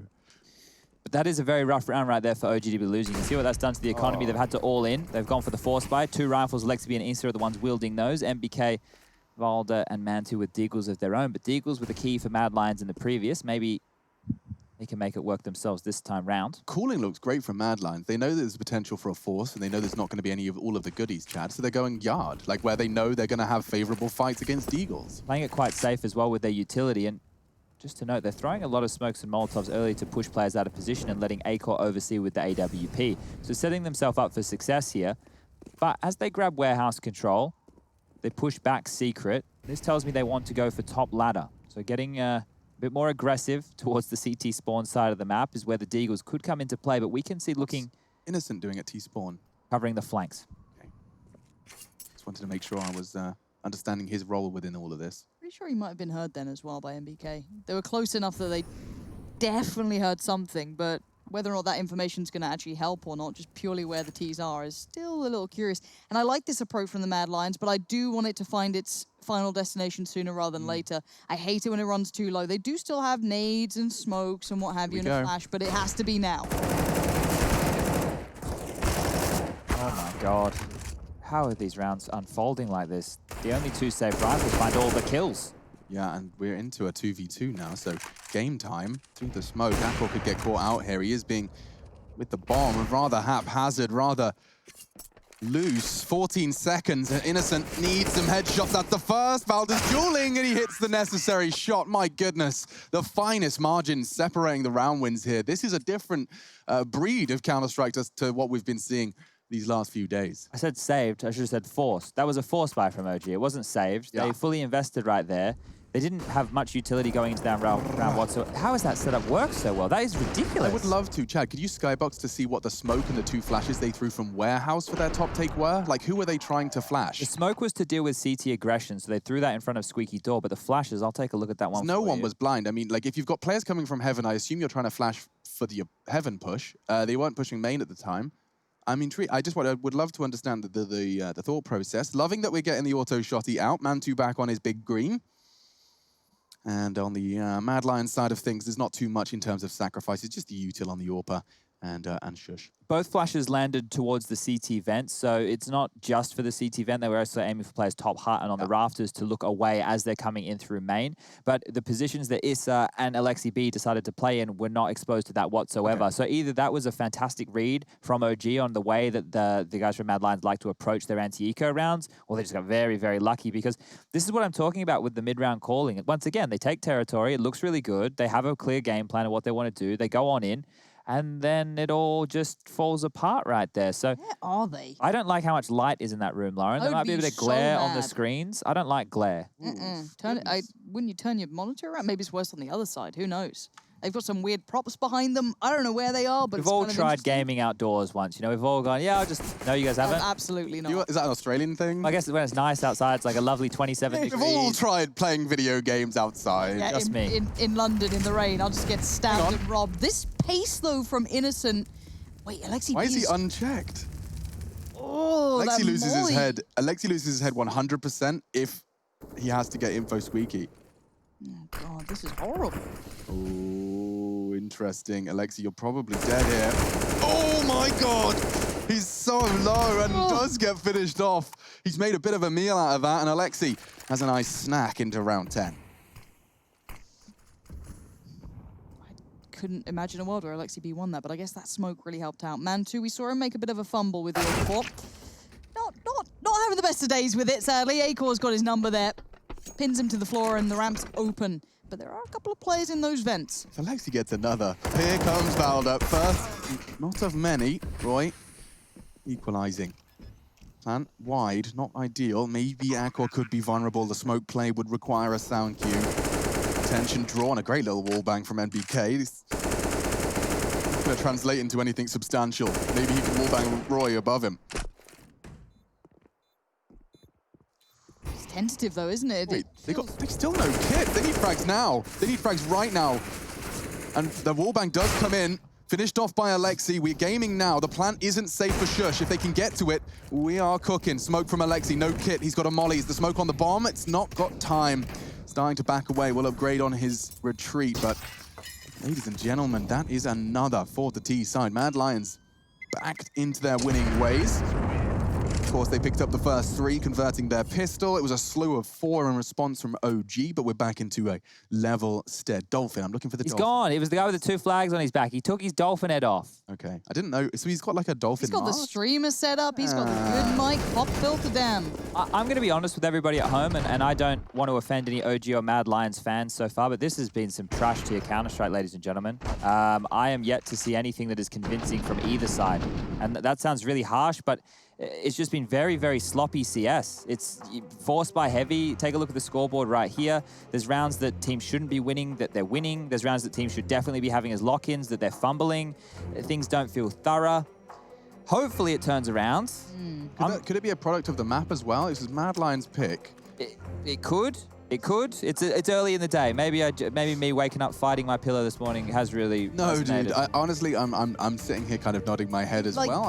I can't make a judgment or a statement like that, but it certainly doesn't feel like it's Counter-Strike that holds the same kind of water we've seen throughout the tournament so far. Let's see if it changes. Yeah, it's the... Oh, gosh. I mean, he got away with it last time. Did. You can't fault him. No, why not double down on it? Maybe get away with it again. So even the gun's been recovered and kind of brought back. I like that. Maybe keeping hyper aware of the economy on the other side. But you're right, it does feel like it lacks that intent. I feel like when we watch a lot of teams on this TCT, they have that clear goal in mind. It's very choreographed, even if it does feel looser potentially. But for now, the T's are a player down after Innocent's initial attempt, which, as I said, we don't really blame him for trying. It just sadly didn't go anywhere. So here's an indication that I can tell you this is mid-round Counter-Strike. Cillian, the in-game leader, is the one leading the charge back in towards lobby with the bomb on his back. As soon as he turned, the rest followed. So he's making these calls as they go. So a game like this, when you're calling like that, high-pressure situation, and Peacemaker did say 80% communication-wise, so now that Innocent's dead, I wonder if they default to Danish, but Shush, he's going to go down. He's been the big fragger so far. That's a big scalp to lose. Yeah, nice work from Issa. It's the perfect weapon for the position. You might want to take lobby here. Aggression from multiple angles. Suddenly that AWP doesn't feel so powerful. Valda's on the flank. They are heading ramp. And NBK's going to win them the round if he doesn't get checked. Needs it. Oh, and that's a tough loss to swallow. Now the site's open. Roy can take as much space as he wants. The bomb will be planted, and this round gets a whole lot harder. Unless Alexi, good control. Roy's in the smoke, though, and his position is found out. Mantu, just one more to find. It's a Cillian. Bomb ticking, no kit. He needs a double, can't find it, and Issa will save the day. First the frag on Hut, and he'll clean it up and find the six. Yeah, definitely needs to be a priority. Get a kid, please. How many bomb plants have there been? No one's really been able to build a bank, right? So in the first 3 rounds, we had 3 straight bomb plants. Yeah. They were the rounds that Mad Lions converted quite easily. And 3, then 4, I believe 5, 6, 7. Yeah, you've nailed it there. Get a kit. It just makes me really nervous. And 7 plants in 11 rounds. You're right. You're right to check the stat line. They've been getting the site, and very few kits giving us a fright.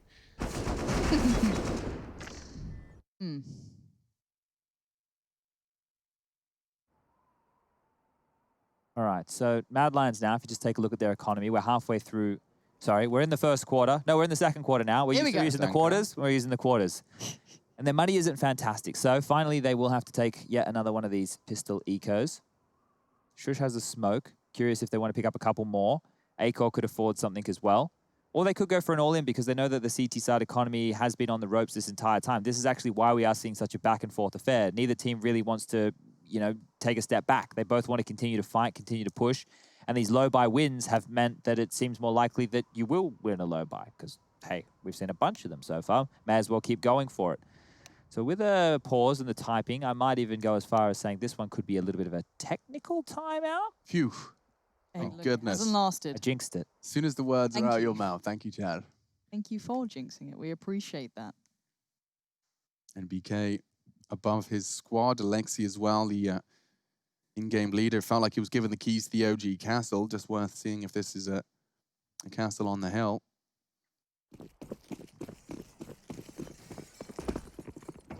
Playoffs on the line. Map 1. Outside smokes. They've got Roy. Oh, NBK! No, he got lost. He was trying to get into secret. Now he's got the timing. A little skew whiff. And that's the end of him. Damage inflicted, though. Roy and Asilian descending. They take it. Alexia like this. This is promising. And he will get the first. That shouldn't be enough for Roy to hit the brakes. Flashed off as well. Well handled, and they do stem the bleed from the initial casualty. Loved a bit of that. Alexi B making it look so viable. I guess money-wise it works, his position. It's the fact that he's out of position and yet still finding viability. That's quite fun. Valde trying to take it back, a little bit of control towards ramp, but there are T's everywhere. They've infiltrated the building. Acor given a freebie. Gonna take that every day of the week, and it's back to a 3-on-3. This is some fruity Counter-Strike, man. Look at this. What is going on? Everyone's everywhere. Everyone's just playing their own game. Welcome to my kind of Counter-Strike. No trade available for anyone.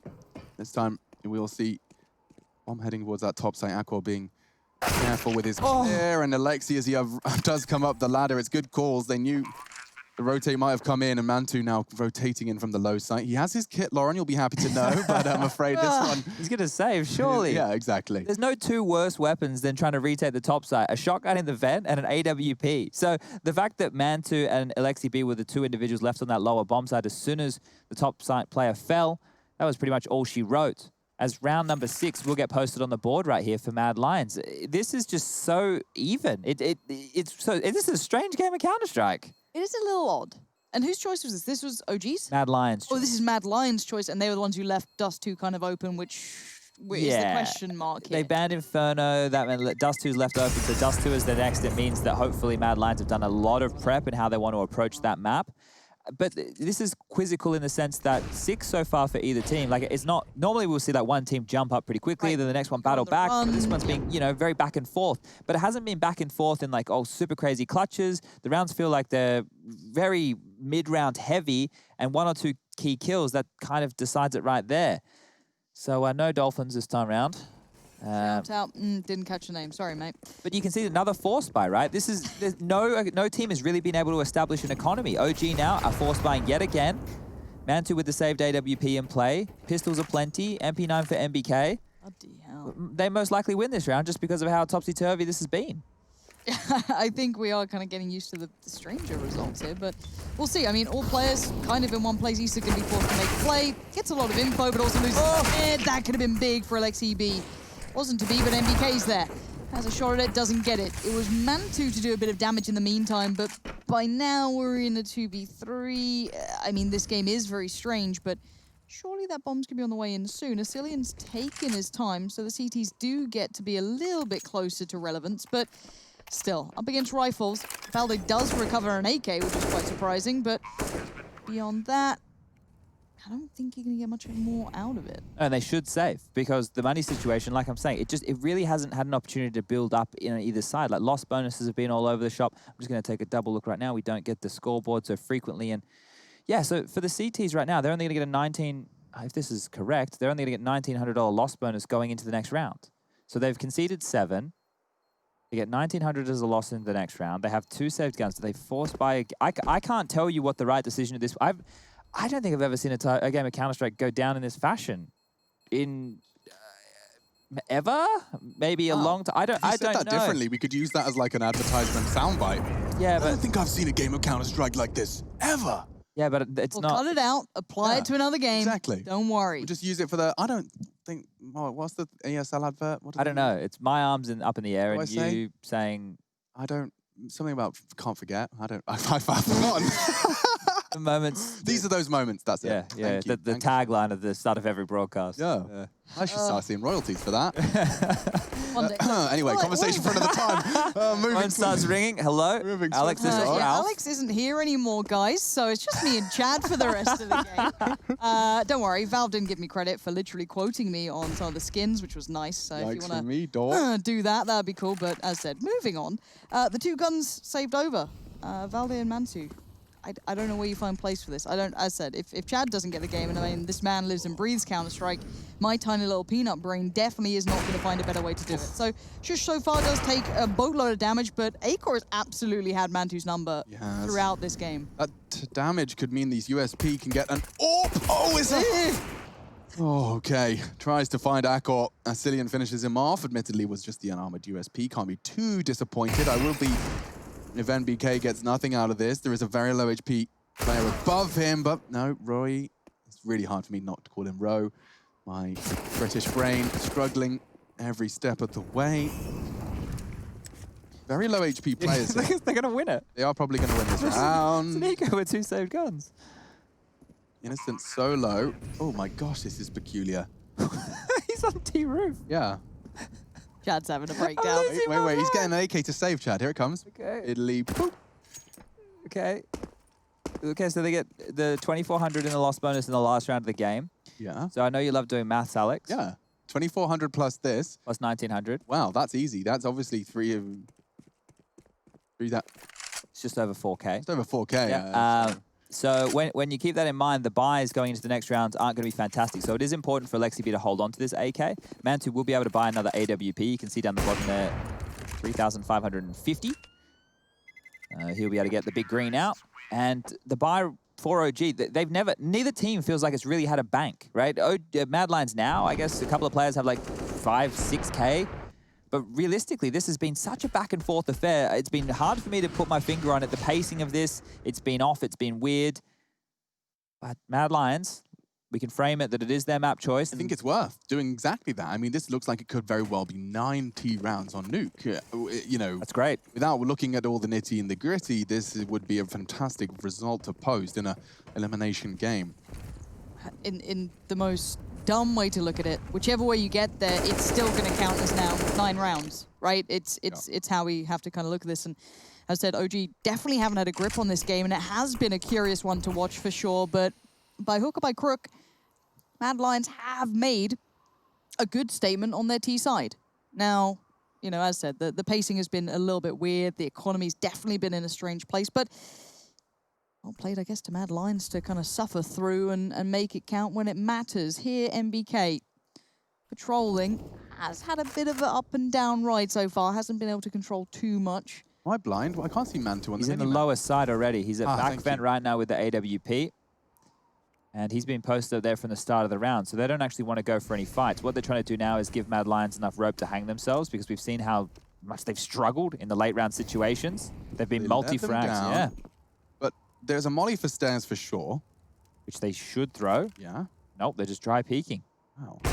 That's a dream. Mantu should have a second chance, and for now he will be Molotov'd off, choosing to aggress. There wasn't a sound cue there, and he actually tags up a core. It's not enough for the frag, and Acor even spotting him ascend. That frag means everything. NBK's kept them in it here. This is the final round of our first half, first map, first game of our 7th day. Roy, he's gone down as well. All right, Acor. He's been pretty big so far, and he is patrolling as the bomb ticks. But 1v3 from that position. It feels unlikely, and it is. OG, I mean, they keep quite close in this. I mean, I don't know where this game is going, and I think the players are very much playing this as it comes in front of them. But for now, Mad Lions do have a good T side. Let's call it what it is, and OG gives themselves enough room to breathe. But we'll find out on the half switch who can take this one further ahead.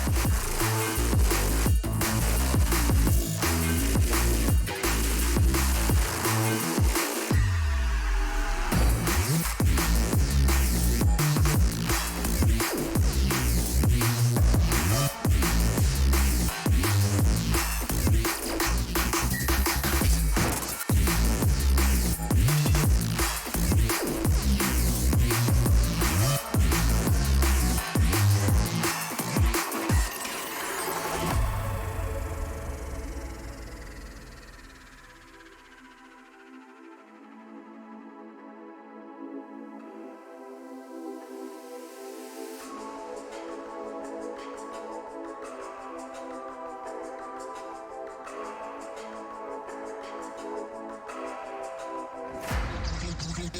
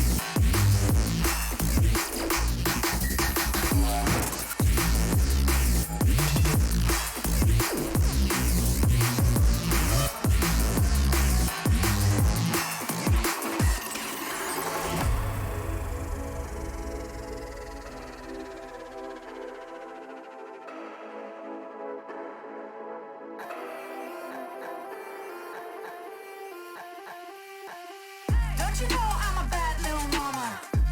I got moves like Madonna. Don't tell me cause I move when I'm gonna. I'm not afraid to lose. I am a prima donna.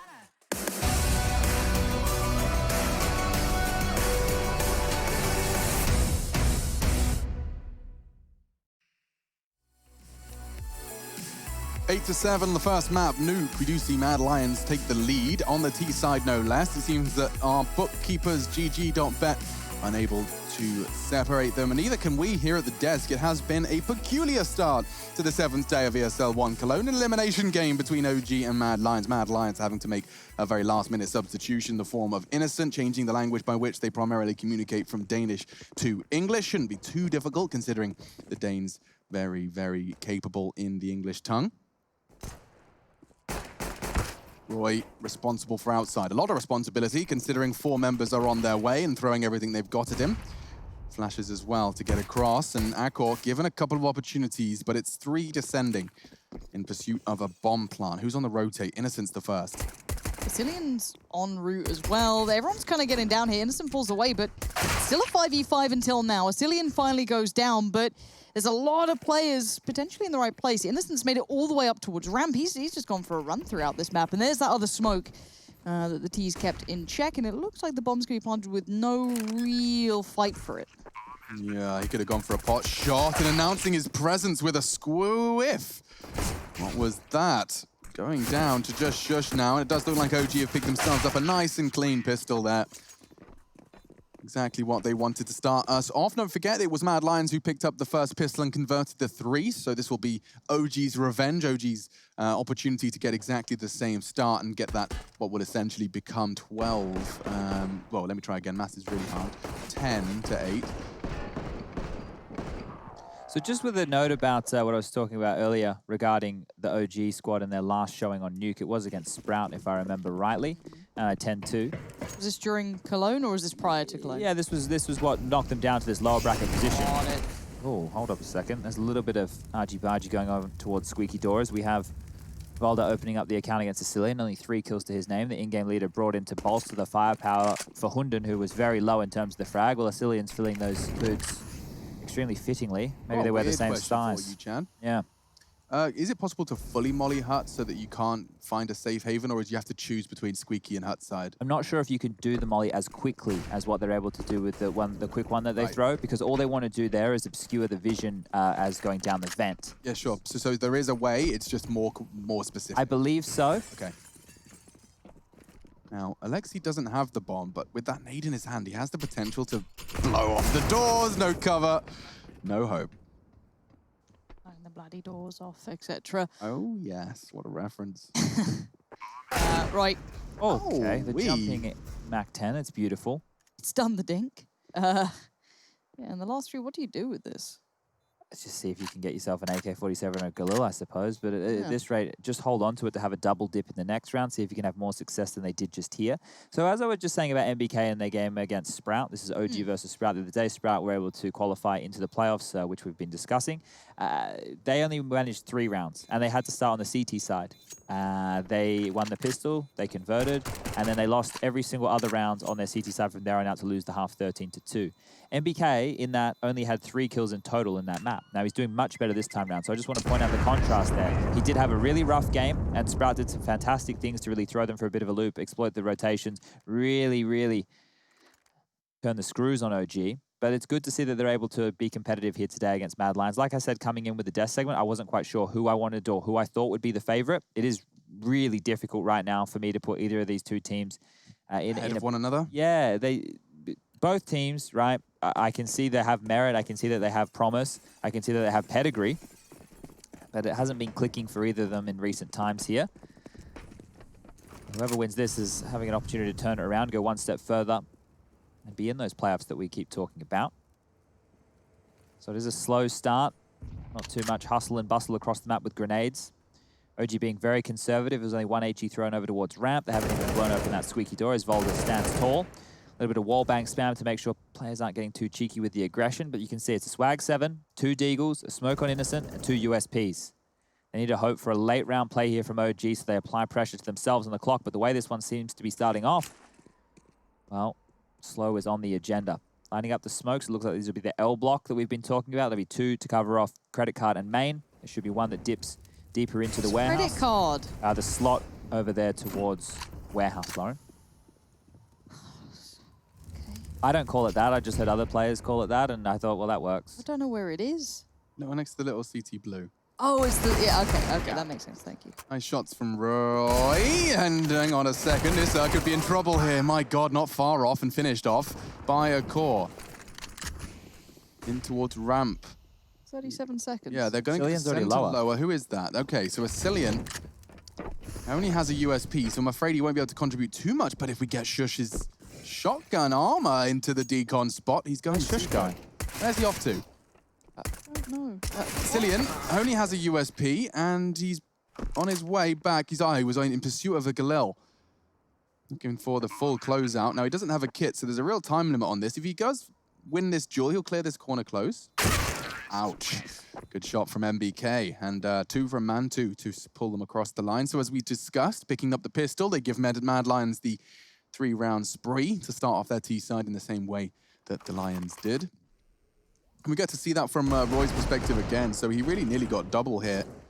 And it was down to Issa to not pick that one up cleanly. Man2's double with the AK necessary at this point. So a 2-round lead as we head into the first real weapon round for both squads. AWPs in the hands of Man2 and Akor, and as Lauren outlined, Akor certainly was getting the better of him on the T side. Peeking into him though, now Man2 can have a bit more of a more control over which fights he'll be taking. We were on kit watch in the first half, noticing that OG barely had any. The same can be said right now for Mad Lions on their first CT-sided gun round here. So if we get into a post-plant position, keep that in mind, ladies and gentlemen. Smokes towards Yard will be coming out. All 5 members look like they will be forcing forward. Molotov towards Secret to make sure that they can't be picking up, and behind the smokes they go. Alexi B is the most forward man here with the bomb on the back, but the cavalry's there. Flash over, pick up from Secret. Roy grabs a kill. That'll slow things down. Can't believe he hasn't thrown it. It cost him his life. That is a Chad's throwing the pen. Shambles. Not going to enjoy that one at all. Now descending into the low site, they will take the decon route. That is not what I've been taught. In Chad's school of Counter-Strike, we want to control the windows and doors side of low site when you take it, Lauren. Oh, Cillian. Did he get spotted by MBK? I don't know if he... I think he got past in this time. Is the sweet spot, right? If he sticks around here. Oh, yes. Only the one. More of that. 3 on 3. And bomb down thanks to Issa. I'm not even sure what the necessity of pushing out decon is. Oh dear, okay. The retake is on, no kit, remember that. Yes, kit watch. My favorite of all the watches. It's a thriller. There's no util over now. That nade was it. No flashes, no smokes, no mollies, no heads left. He's Nice little 4K for him. That's going to get the confidence feeling good. That's how you get into a game. And honestly, OG's T-side so far has looked quite robust. That was, I guess, the first real test excluding the first pistol round, so that's quite an enjoyable one. They'll be feeling happy with that. It wasn't super clean, but it obviously was pretty comfortable in the end. Yeah, good stuff from Issa here. Alex was saying in the pre-show, we want to see him kind of have a bit of a redemption arc when he was paired up with Woxic back there on the Hellraisers roster. That duo was quite potent. Ever since, hasn't really been able to find his feet. No, he's quite the emotional and fire-up kind of player. Emotional heart of the OG team, can always lift the spirits, and with 98 points of ADR, he's doing quite well. Fantastic to see, as I've mentioned already, MBK bouncing back from that horror show he had over there against Sprout. On the other side of things, Asilian, 4 kills to the name. Now, I don't like rinsing players, but the whole reason that this Mad Lions roster replaced Hunden was to add more firepower in the in-game leader role. Right. You go check Asilian's stats, it hasn't been that way. So they've basically just done a 1-for-1 replacement with an in-game leader that isn't as good as Hunden. That is basically what has happened here. Now, Asilian probably has a game every now and then, but so does Hunden. So, look, this is ancient history now. There's really no point me sinking my teeth into it. Should be focusing on what's happening on the screen right now, and that will just be some pistol upgrades. Certainly worth bringing up in terms of the ramifications we're seeing in the server today. Sure. I mean, you're painting a picture that others may not have been aware of, and certainly is one that I find very interesting. The replacement of Hunden was one of the few roster changes that I kind of said quite vocally, wait and see whether that was the right choice. And it does seem to be that Mad Lions are 1 game away from playoffs. It's just the execution and the delivery have had some analysts baffled. Armor, pistols, should be enough to get a couple of kills. Maybe even a rifle flowing for Asilian. Speak of the devil, and here he comes. Nothing. Ugh. Into the flames appropriately and tucking away into the site. We'll have Valda swinging in to try and take some heaven control. Akor, you need to survive. Alexi does already fill the feed. That's Innocent gone. OG with a distinct advantage for the 12th here. Don't need to fight that fight. You will just keep him suppressed. And they've got full ramp control here, Chad. Now, my assumption here is that they can chill as long as they want. Yeah. There's no rush on this one here. See if the pistols push for aggression, go for information plays, and we can actually see that they are moving around. Roy trying to lock them in over to lobby, Akor covering off towards ladder, and as they push forward, they can isolate these duels, take these fights, and simple as that. Volda throws the head off Akor. Mantu now finds Asilian having to push forward, thinking that they're going to another part of the map. Shush gives up his position, and you just want to make sure that you're not dying to these ratty pistol crossfires. If you go too quickly on a map like Nuke, find yourself looking the wrong way, well, that can be trouble. Everybody right now for OG seems to be firing. We had Alexi in the first half making some good plays, getting quite aggressive. Issa now, as we were talking about, getting his frag charts up, and then Volda, MBK, and Mantu, well, they're all doing their part. How interesting as well. You know, we're kind of, I guess, the position of Akor doing quite well, specifically against Mantu, but Mantu's value seems to have applied beyond just his AWPing there, which is quite fun. On kills alone, let's kind of call it what it is. But we'll see what can happen going forward, as Akor does at least have the AWP now. We do have the leftover Mac Daddy coming in for old Alexi B, so we'll see what he can make from it. But this is, again, the second challenge as such for the gun round. This is when we get the big guns coming out, utility in play. So the T's now have to come up against it. This is hopefully the best look that the Mad Lions can bring. And welcome to another episode of Kit Watch. We still have yet to spot one. Oh dear, straight through Shush's line of sight. He will drop through the vent. He gives them top sight unless Akor wants to fight. And that's now Mac 10 taking down $7,000 of equipment. If that bomb goes down, they might just have to accept that they're saving here. This is what we were talking about, Kit Watch. You have to start fighting. They have to start killing. At the moment, it comes down to Roy. Gosh, that is going to take me a game. I keep wanting to say, row your boat. And it doesn't float my boat for the CTs. Asilian, unfortunately, just resigning himself to the AWP save. That's if they let him get away. They've got so much cash. Boom. And the dirt is gone. Wow, 13-8. Yeah, and look at the money on the other side of things. So this is such a contrast from the first half, right? Whereas back and forth, constant force buys, neither team could build a bank. This time round, OG are just absolutely rinsing them here. And as you can see, a timeout will be taken on the Mad Lions side of things. We have a risky pick from them coming up next, ladies and gentlemen. If you missed the Veto, a map that they haven't played since April in Flashpoint of Dust 2 was what they allowed to slip through in the Veto. So if I'm OG, I'm feeling more than confident right now to be taking this one as a 2-0. But Peacemaker did say it's something they've been preparing for some time, something they have been working on. So I'm interested to see what they've been able to craft in their downtime. I mean, as I said, if he's got faith in it, if you're going to pull it out at your survival game, potentially the one that could eliminate you, you've got to know what you're doing, right? Otherwise, you've kind of just sold yourself down the river. And it could work, right? Acor, even though he's not impressing right now on Nuke with the AWP, only 9 kills to his name, the second lowest on his team, he can be a very, very good AWPer. It's not showing in this moment. We're not seeing it coming to fruition right now, but maybe that will change as we move forward within the series.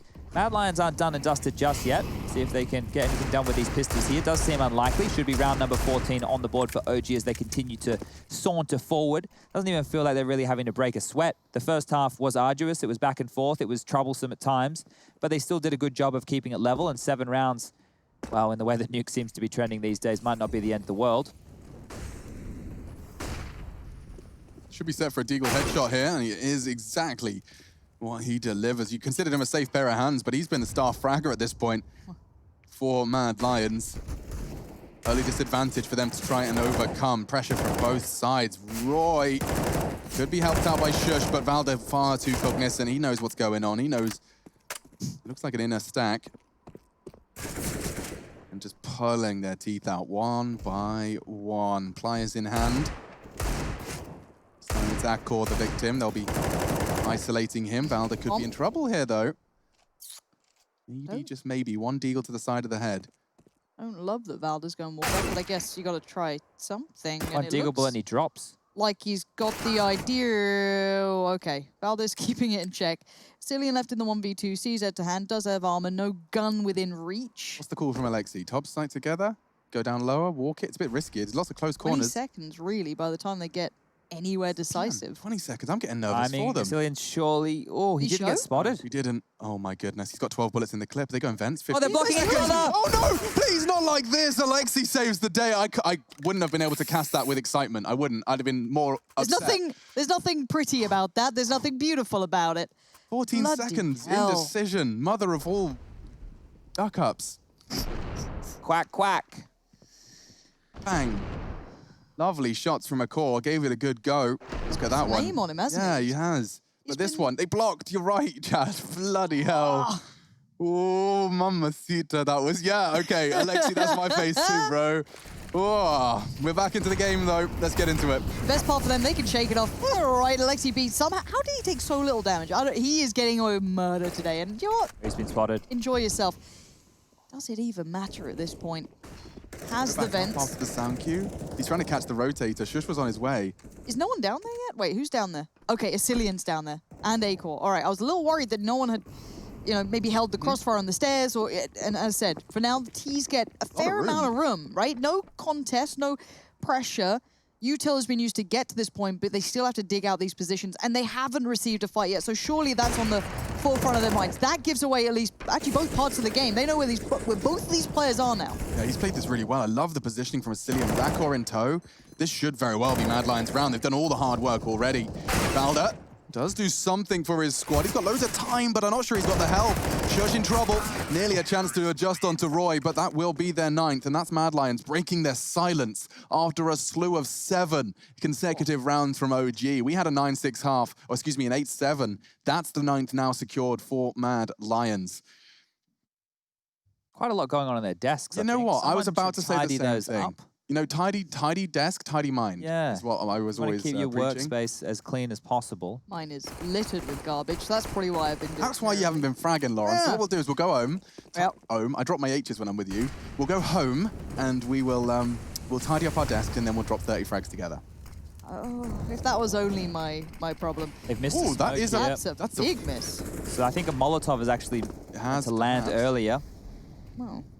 They'll jiggle you out. Doesn't seem to be stopping the initial frags, though. First casualty is Alexi on his vent dive. 3 of them will descend. MBK in tow. Acor and Cillian, the double A's, looking to rescue.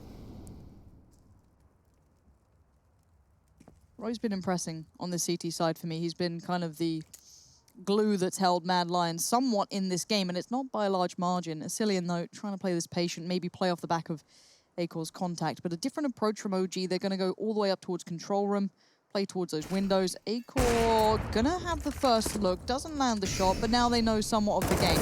That's a Cillian coming into play now. Issa does fall. The trade is there. Nice work from Mantu. Got util, have they? No. Nothing. Absolutely nothing. Who's the bomb on? Valda. Okay, so That's a bit of an issue. And look at Roy, he's everywhere right now. Be careful. Double up. Oh my goodness. Oh, Valda going down. That should be the round. You said Roy's impressed. And perhaps... Enter top's open now. There's an avenue. Pivot. Yeah, and they're reacting accordingly. Shush has fallen off ramp. NBK knows the lower side could be a little less contested now because of the maybe, because of the what if. He could try and get that bomb down. This is huge. Oh, Barrel. no. Barrel shows. Man 2, it's a freebie. Did he hear the steps? I think he might have heard some steps from Acor. I'm not 100% sure, but he's still posted up on ramp. A little bit of a switch up, and let's see if Acor does check this as well as he should. It looks like he's gonna. Nicely done by Acor, and pressing again, but NBK, the veteran, the man with so much experience up against Innocent. Smoke goes in, flash comes out. Cross now, it's in the open. Nathan needed that. Innocent claims the shot, claims the round, and Mad Lions live to fight for one more go of things. You still don't have a kit, Lauren. There was one on ramp. There was a kid on ramp. Acor picked it up, and then he died. But I want to show you this, how this started off the round. So look at Valda and look at Isa with this combo towards Yard. So we're going to see the Molotov that's meant to land just here to allow that T-sided smoke, but it doesn't pop because the CTs, this smoke right here, has not allowed it from landing where it needed to. So this is why we get the cluster of T-sided smokes with the big gap right here. I don't know what I'm drawing. Mr. Squiggle would be proud, but that has solved the mystery, ladies and gentlemen. It does, it does. And sometimes you see mollies to mess it up, so it's interesting that the counter to the counter has been countered by a smoke. It's beautiful, isn't it? The constant evolution right here. But Mad Lions, they've cracked the double digits. Maybe we're getting back online here. Alexi's out squeaky. He's opening things up. He's going away with murder. Oh, there is now a wanted poster plastered all over Cedarwood Creek. Wanted, Cheeky Finn. Reward, spot in the playoffs of ESL 1 Cologne. Cillian, different ramp hold here. All this. Ooh! Cillian. He can't bail him out this time. He's down to 34. He did what he could, but the timing's there. MBK just barreling forward. Bomb to go down. Kit Watch can report there is one kit in play. And a save. And a very early save into it. You know, that's fantastic news for Kit Watch, though, Lauren, because that means in the next round there'll be a kit. I do love those. Just halving the time of defuse, really good. Important, isn't it? It's just phenomenal for retakes and stuff like that. $400 he does, though, and it's quite the costly investment. It's true. You get yourself 2 flashbangs for that amount. 2 whole flashbangs. 2 of them. That's double. Bloody hell, that's a... Two for the price of one. Twice as many defuse kits. I did like the way I got some updates about people's gaming experiences outside, or if they tried to. People really do like to get involved. Have you gamed outside? I have, actually. Chad, could you tell me the benefits? Didn't you do something for like a sponsor video once, like on a boat or something? I vaguely recall this. I won't name the sponsor, it might be conflicting. But yeah, I did. And I got to jump out of an aeroplane. That is cool. That's something, right? And we just had done Movember in Chicago, so I had to do it with this mustache on my face. It was ridiculous. It was the first time I went home. I went back to Australia for 2 days, ladies and gentlemen, from Europe. I flew home, jumped out of a plane, and flew back. But... So you had to deal with a weird mustache. I think my equivalent of that was walking through the Brazilian airport with pink nail varnish. Yep. Just the amount of kind of strange looks they got. You know, like, you look like one of ours, but why have you done this? 15 to 10. Hand man with pink nails? No. I like a man with a little painted nail. I'm dabbling. The black painted nails, it's look. You've been linking me those old emo videos, Lauren. I'm going to whip out some black nail varnish for the finals. Chad's got a point. 3 diffuse kits for the last round of the game, ladies and gentlemen. Oh, Akor's going to get one too. No, he's not. A grand. He's not going to do it. That's cool, I guess. Because he thinks he's going to win this round. So, Mad Lions, they definitely need to get that done as Cillian will drop out one of those Molotovs to stop the smoke wall we've been talking about. Towards Yard. A few nades will trickle. But it just seems like a bit of posturing early. 3 Molotovs on the map from Mad Lions. There is their protocol nades to stop the rushes. One was towards Yard, one towards Ramp, one towards Squeaky. Maybe even one was over towards Hut there as Roy is the only man with a Molotov left. And a minute 30 remaining on the clock here. Oh, perfect flash. Alexi, he's kind of crossed the head of the smokes. Look how much extra space he's not, is he? Roy, the cheeky Finn. They've been looking for him. I won't expect his timing. He's gone way ahead of this. So much faster than they would have anticipated. Akor is in a very powerful position. NBK postured for it as well. Cillian's going to die in the back here. He's not even going to get an opportunity. Alexi won't go up the ladder, I don't think. So he had the rotate. NBK's going to make the call. He's going up. Oh, Alexi. Top sight from Maine. Finn. This is so cheeky. The reward for finding this man is going to become substantial because it could be the defining moment in this map, and OG are doing wonders. MBK tries to make it harder for them, apparently, but Valda's on the case, spots out the player, but spots him dying, and how the hell did this happen? Oh! Nathan rolling it back, 16-10. OG closed out in a curious, but hey, it worked sort of way. I don't know how to close that one out. It's a bit weird, but it's one map to the good.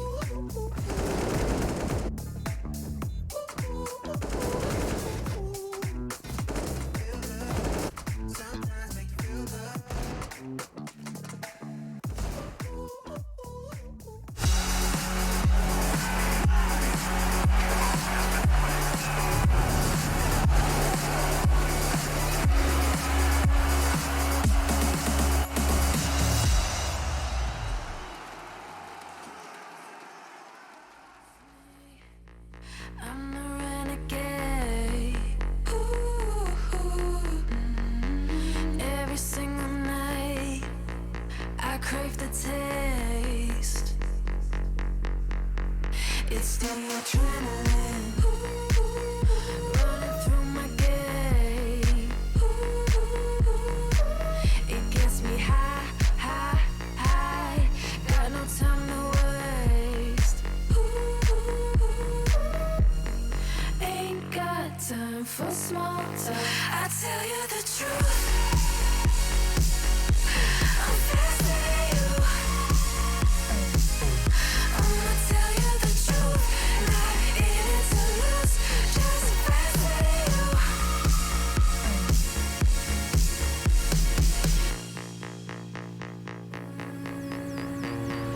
Look into my eyes, I'm not afraid. Take over my mind till it fades. Like a medicine, it keeps me safe. This neon lights lead the way. Ain't got time for small talk. I tell you the truth. I'm faster than you. I'ma tell you the truth. Not in it to lose, just faster than you. Faster than you. I tell you the truth. I'm faster than you. I'ma tell you the truth. Not in it to lose, just faster than you. I tell you the truth. Just faster than you.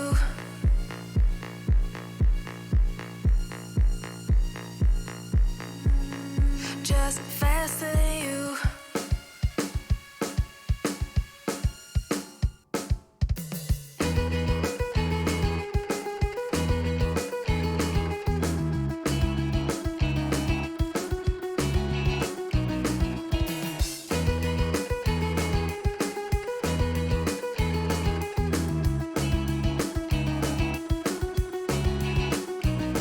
She doesn't have the time, always talks about all the other guys. Will I ever understand? Without her, it's not fair. I need you back. No more.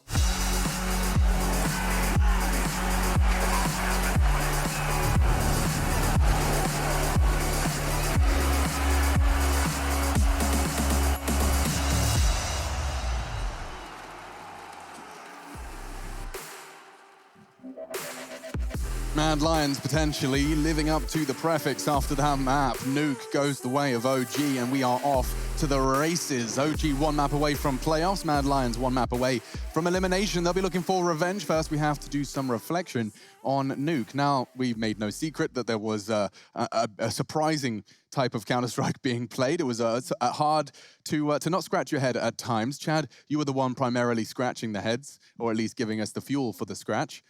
This is an analogy that's got lost in translation, but you knew what I'm saying. You scratch my back, I'll scratch yours kind of thing. But Alex, I have a feeling this one could be a 2-0 from the type of Counter-Strike I've just seen from Mad Lions. Do? Oh, wait, we could try the new thing. Yeah, the little yeah, I don't know where the button is. So this is our equivalent of us saying, are you ready? Or what do you think? There somewhere?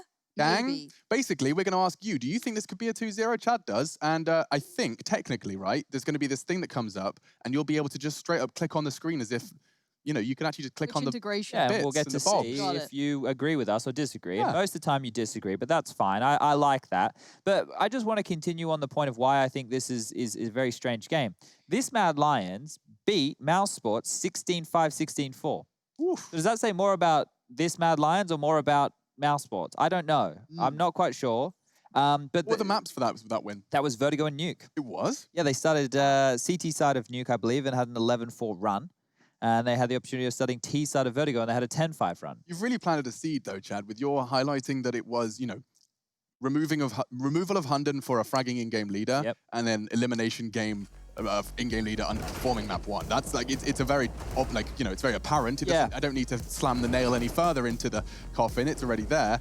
But it is going to be interesting to see if they can turn it around. I mean, this is going to be where champions are made. If they can stabilize on the, and let's not forget, the second map is a conversation in itself. I won't get there yet. Yeah, that's the thing. If you're OG going forward now, you just have to play your own game. And I feel that's a lot of what they did here, especially on Nuke. There was a lot of stalling out on their CT side. They were having a lot of force buys, and they were getting it done multi-kill wise on their CT side. And then they have some good players like Issa, MBK. They were getting some stuff done. Honestly, the redeeming factor was the T side. Oh, look at the little kitty. Again, it's just pets for me. But, no, honestly, the redeeming factor for OG for me was that T side. It just looked a little bit more robust. Of course, yeah. The CT side was super messy from both accounts, but I think that's also the style we were seeing coming in from Mad Lions that makes it very tricky to play against as well. But yeah, as I said, the T side kind of made me go, okay, good map choice, fair enough, makes sense. We can see that now. And just to back it up with the stats, if the people missed it, it was 8 out of the 10 rounds on their T side they won. So it was a kind of very convincing first half. And everybody has shown up from OG here. There was only a 4-kill spread from bottom, 18 kills to 22 being the highest fragger right there. So everybody was doing what they had to do. And I said consistency can be a problem for this team. Well, today, everybody seems to be consistently fragging. So at least that's one step in the right direction. Obviously, we were talking about in that first half, defuse kits weren't plenty, but that's what happens when you go for more force buys. Tends to be the last thing that you'll be focusing on there on that CT side. Want to get all the goodies. And if you guys are watching this and you're thinking, man, Alexi, he seems to go for a lot of big plays. He leads by example. So there were some of those rounds on the T side, you can see him taking a lot of extra space, getting out there, and that was backed up by the stats as well. I think he was leading the game in terms of opening duel success. So good for Alexi B right here. If you're the in-game leader and you're finding those gaps, that kind of fuels you to make more calls and you're feeling the game a little bit better, so it does flow in that direction. So this is the OG with everybody playing well, and I haven't seen this one in some time. Yeah, and this is the kind of OG I wouldn't be so remiss to see in the playoffs. That is if they can keep it up onto Dust 2. Now, I want to probably make sure we take a break sooner rather than later, because I want to make sure we have enough ample time to discuss what could be the last map for Mad Lions. They've taken a risk. It's a map they haven't played in 3 months. The last time they were playing this, they had Hunden in the roster and they were at Flashpoint. It's been a while, but Dust 2, the gamble pick, Coach Peacemaker anxiously biting his nails.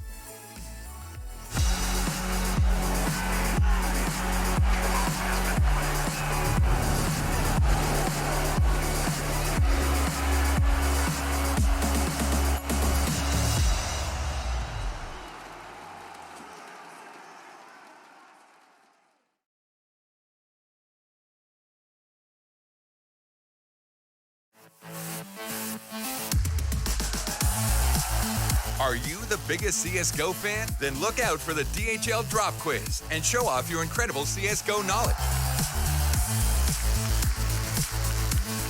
Reply with the right answer in Twitch chat and track your position on our live leaderboard. Will you make it to the top and win €1,000 in prizes? Hashtag Gamers Unite.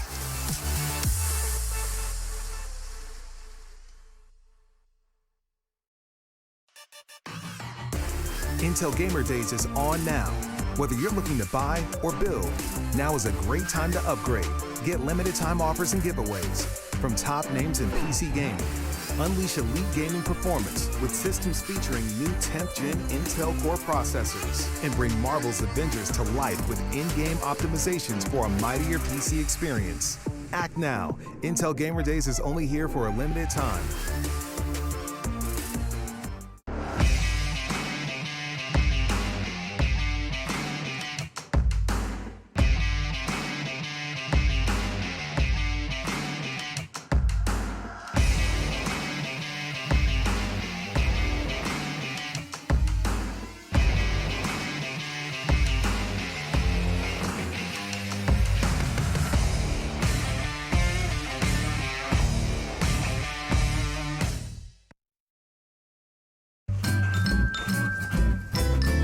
You ready? Huh? Hey, he's a good boy, huh? You ready? Huh?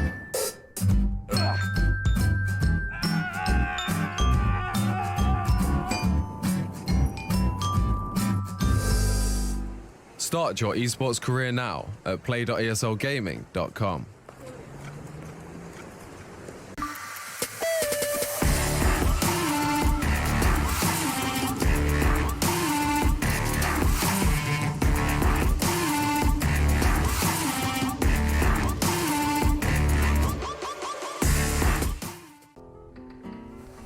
If you want to know what you're good at and, well, also what you suck at, check out csgohub.com. Coming! Everybody loves an underdog. Who needs to be liked?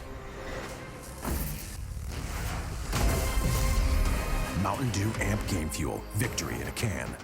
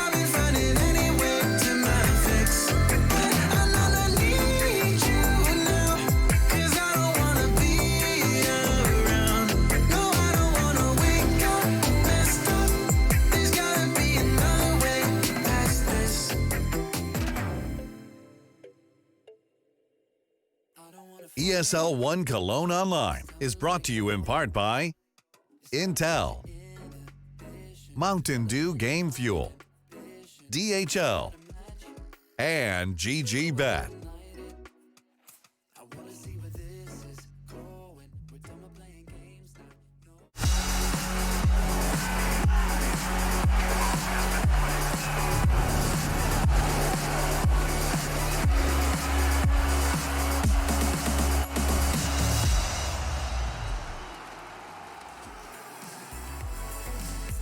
With the game live in just 45, we have to be brief, and so do Mad Lions in victory if they want to continue this series. They have got a third in the wings should they need it, and we'll be seeing Train as our third map decider. But Dust 2, a bit of a risk, a surprise, a raised eyebrow from Chad Birchall during that veto process. Yeah, a map that the Mad Lions haven't played in some time, going all the way back into April, so it's interesting to see them come out here. They didn't want to play Inferno against OG. I can understand that. It's not a great map for Mad Lions, one of the preferential maps over there on the OG side of things. Taking a quick look at what to expect, we can only really tell you from the OG side of things because, you know, Innocent has only recently joined this roster as well.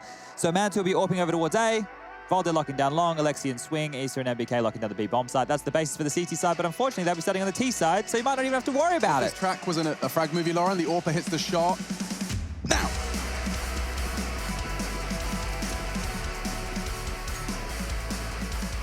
Into the pistol, GG.bet seem to have lost hope in Mad Lions. Let's hope the squad haven't, because it's a battle for survival now.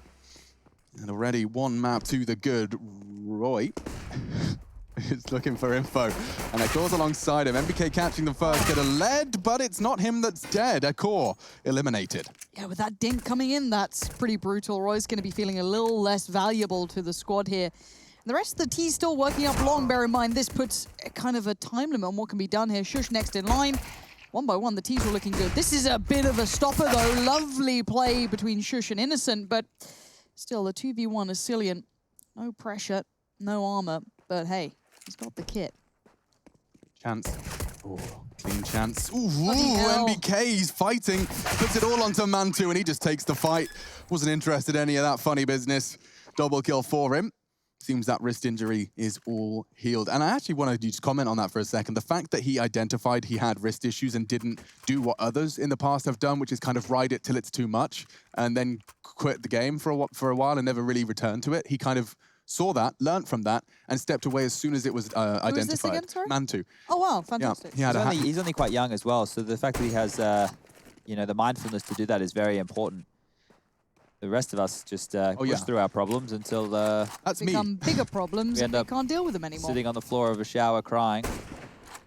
I do like a sit-down shower sometimes when you're Never really mastered sad. it. Do you know, honestly, you should try an orange in the shower. Just go like full ham on an orange. Because It's then you very don't like have to worry animalistic. about it. Yeah, it's quite enjoyable. I haven't even considered that. Really makes you feel something. Animal eat an orange in the shower. Yeah, just go like literally just tear it apart. I've heard shower beers are good too. Not tried those. Bang. Oh, Not good. Cillian. He's open. Cillian's dead. Yep, here we go. Should be a save from the other 4 members here. Mad Lions really shouldn't be getting stuck into this one, so if you want to keep talking about your shower beers... No, I actually wanted to talk to you, Chad, if I'm honest. Okay, only Vorsteiner's in the shower. Of course. I The only expect brand nothing we... less. Yeah, come on now. Speaking of Warstein, a great chance to mention the music contest that's currently running. We're actually playing songs you guys have submitted, and that's pretty much all I can remember off the top of my head. So oh, you did good enough. ESL.gg something. Bloody /music. I'm sure we can remind you. There we are. But yeah, Chad, let's talk about throwing a curveball in a map like in a situation like this, right? So we have Mad Lions coming in, and we always do a little pinch of salt with practice games, right? They don't always equate to what the real results are. You know, your dry runs, you find faults when you play them against live teams. Is this?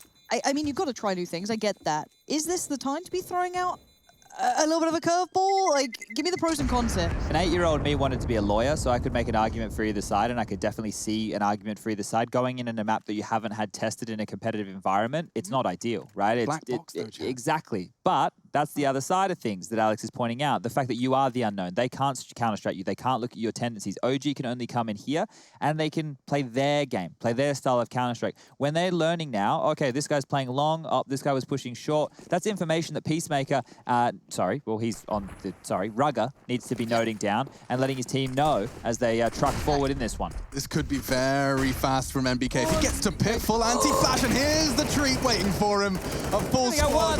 The round is not quite over. Only got one. It's Valda to take him all from him. I want to see He's a team player, don't worry. What's his ADR after that one? Yeah, 132 NBK. Right at the tippy top of the scoreboard. Bearing in mind he does have the most kills, but yeah, it's Valda to finish him off. Look at that. Just a spray of his Softened UMP. up. Delicious. Through the smoke as well onto Innocent there to close things on out. And Acor will be getting that AWP to kick things off. He will be the figurehead of this CT-sided defense for the Mad Lions. Kitwatch says no as we kick off another round as Acor does get boosted up Cat. So this will be interesting. If he goes for a lower dark push, he might be greeted with a couple. I like it. MBK certainly going to be aware of this. You often see teams boosting for this, flashing for this, and that's the latter. It's so refined these days, it feels. Even in games that aren't, let's say, poster boys for a great Dust 2 matchup, it's lovely seeing these, bits and pieces. Oh, another fun one for me to tell you about. On B, can we look at Cillian or Innocent? This is the dribble smoke. This is what how I've been taught Counter-Strike works on Dust 2. They'll be throwing that almost every round, and it enables you to set up for a B execute without it looking choreographed. You can walk behind the smoke, you can play around it, you swing out and flash out through it. The dribble smoke, lots of that every round. I used to do that in Source, so it's very weird to see that coming back Full circle. Yeah, as I said, probably been good start for Acor, and there's the support, there's the backup. Short is under block and key. Issa can only get one. Valda left alive. He has got the AWP at least recovered, but surely they're going to have a little look for this instant. Gives away the game. The arm shows way more than enough. Bombs on short.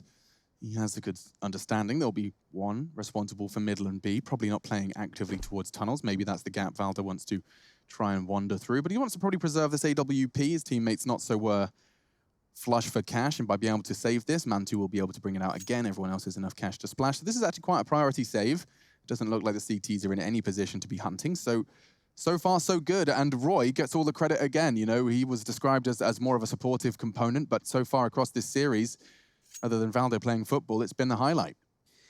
Yeah, and just a note here, so what we've learned from the first gun round was Shush was locking down long. Roy was in rotation helping Acor, who got boosted up Cat. You'd normally be seeing him with the AWP playing more around the car area against the... Alex has got in my brain, bloody Nora. How's it me that's already got it right? Like, how is this the case? Oh, damn. Cillian and Innocent over towards the B bomb site, right? So that's the CT-sided setup that we have learned about from the first gun round. And that's important. Those details, they come into play within late round situations, if you're finding Shush over towards the B site, or maybe there's no one over towards long. All those details will play into this game as it trickles on forward. And the AWP for Mantu now, as Alex said, was saved from Valda. He's getting a little bit aggressive with it. Go on, MBK. Same routine, and out to blue. He'll smoke himself to avoid the molly. Doesn't do so just yet. Instead, the molly seems to be perfect. A nade on his head. Acor tested on short here, and he should at least get one. There's 3 members of the CT side on long. He could just lock him down. There's no util. He's avoided every flash with his anti-flash turns. He will eventually go down with a 360 of death. But maybe, just maybe, this is enough. With the long CTs, with Mantu who's pressured on short, quick reactions onto the first. There's a second to worry about as well. Molly, a chance onto Shush. Doesn't find the clean shot. He's running out of options here, running out of health. 1v3, he knows he's being pushed on. It's Roy, and he's already taken down Shush. He has to be paranoid. Another tag! Oh, it was so close for Mantu to dig his teeth into a 1v4, but not to be. Defuse will come in, and they've both got kits. They recover the AWPs. They're going to bring double AWPs into the CT side for... Sorry, fell off my chair. You said it was going to happen, Lauren. It took 7 days. I swear they should put a camera on us all the time. It'd be the worst reality TV show. Kidding me? But I'm sure some people would get a laugh out of it. Just so dumb. I like to move. If I literally gone back to the weirdest pose. He's a fidgeter. I am. He can't sit still. Last time, Lauren, we had a pair of scissors there in the desk, and we're doing segments, holding scissors up next to his head. I couldn't stop holding them. Scissors next to his head. Had to get them out of the studio, Lauren. I had to start hiding things. I set him up a nice little, he had like pens and pencils. Ball or something to play with. Just put him in a bubble, I don't know, but The double orbs, they're out. The buy round from OG are back in play. Mantu, he's got his big green, and this time they're going a little bit quicker over towards middle. 4 Molotovs have already been sent on out from Mad Lions in the early stages here just to deal with rushes. Don't look at me, Lauren. It's better if you don't. You're making me so anxious. You have no idea. But again, I do want to highlight how impressed I've been with Acor as well. We saw the almost clutch from Mantu, but the AWP on the other side. This man's been impressive to watch and safe so far. Forced into fight for MBK from the Molotov, and Acor can just sit on the other side. Is it Acor or Acor? I've been kind of dancing between the two. I think you can be as Am I allowed to as polite as you'd like. You know, I think Acor is like what his mother would call him, but Acor if he's like dropping frag. Well, there we go. We've got another test for him. We've seen a couple of new looks, you know, posted a little bit more actively on shore. We saw him kind of on the very verge there, played at the car in the previous round, so keep them on their toes for sure. And the T side now dwindling in utility, but they still have enough to piece to something together out of this. Yeah, I mean, this smoke, they've got the Vanguard smoke execute, and it does look like they've got enough players in the right place. So this is 2 smokes, one for a bit of a one-way, makes it difficult for Acor to catch them on the cross. He'll be flashing himself. He wants to try and avoid. Now, by that time, he knows he can't take another fight. If he was to re-peek, he was dead as a doorknob. I'm concerned about the flank here. No one's addressing it. It's Valda's job. But now Mantu can't quite get the trade. He does eventually. There's more where that came from, and he's out in the open with the AWP. He needs precision, and he's got teammates as well. Issa and Mantu both really dismantled. A quick flick for his third. This is by no means a safe round. Flashing across. Acor could walk into the crosshairs. Mantu wants to do it all. Alexi keeps him safe and sound, and now on to the aforementioned. On the AWP, the Dane given a chance. Knows he's low. The teammates have communicated that. The USP, not enough for the full HP on Alexi. No time really now, no kit. Acor, get the hell out of there. He wants to take as much as he can with them, keep them on the site. It makes sense, but unfortunately it doesn't translate, and Mantu and Alexi will take themselves the round and the frag. Big shots from Mantu. This one in particular needed that.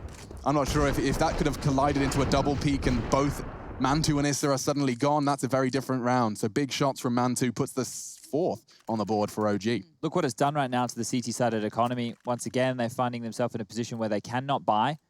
The most is 3.3k on Acor and Roy, respectively, and they're just going to take what is almost a full save. Roy's the only one investing into a deagle. So you don't expect too much to come from this round, but there is a cat boost. No flash to go off of. Valda finds the opening. This should just be a quicken. Here we are. Let's keep it nice and clean, boys. The deagle's been swept away towards Shush. Let's put that now, but yeah, that should have been quicker, but they do back away for now. I guess there's still a little bit of threat around. To B is open. Issa will clear that any moment now. Bomb can come through on the back of Alexi B. Shush is getting over as the smoke has already dipped on in, so no avenue there to use the switched around double doors to his advantage. To see if anybody offers their head up. This one here should just fizzle out into its most likely conclusion. Innocent and Acor with only the USPs left. When you say fizzle, I have a very, very clear image in my head as to what is fizzling. And it's the sound when you've just finished with a sparkler and you put it in the bucket of water outside responsibly. Okay. You know, that's more of an extinguish than a fizzle. You know the fireworks that are like, they do the spinny thing? Yeah, the wagon wheels or whatever they're called. Yeah, that noise for me is a fizzle. That's a fizzle? For me. That's more of a squizzle, if you ask me. I'm joking with you now. Help. Sorry. What are they called? Not wagon wheels. They got a name, haven't they? Pinwheels? That's the one. Something like that? Wagon wheels are that marshmallow treat. Dumbass. Marshmallow treat. I used to get them after swimming lessons, Lauren. Little wagon wheel. Right. That was Did that fall get your head? Did you? I'm Gucci. Or any other designer brand. I don't think any luxury. No, we're okay, aren't we? Wear, I don't know. Diving You've got in yet. Louis. Why have we got nothing? Well, why do I talk like I'm a weirdo when I hang out with you? I hate it. I get all common. I'm not common. How dare you? How bloody dare you? Bloody hell. I'm as common as they get, so I don't know how... Yeah, he comes from Dog Swamp, everybody. Dog Plumber in Swamp, Oz.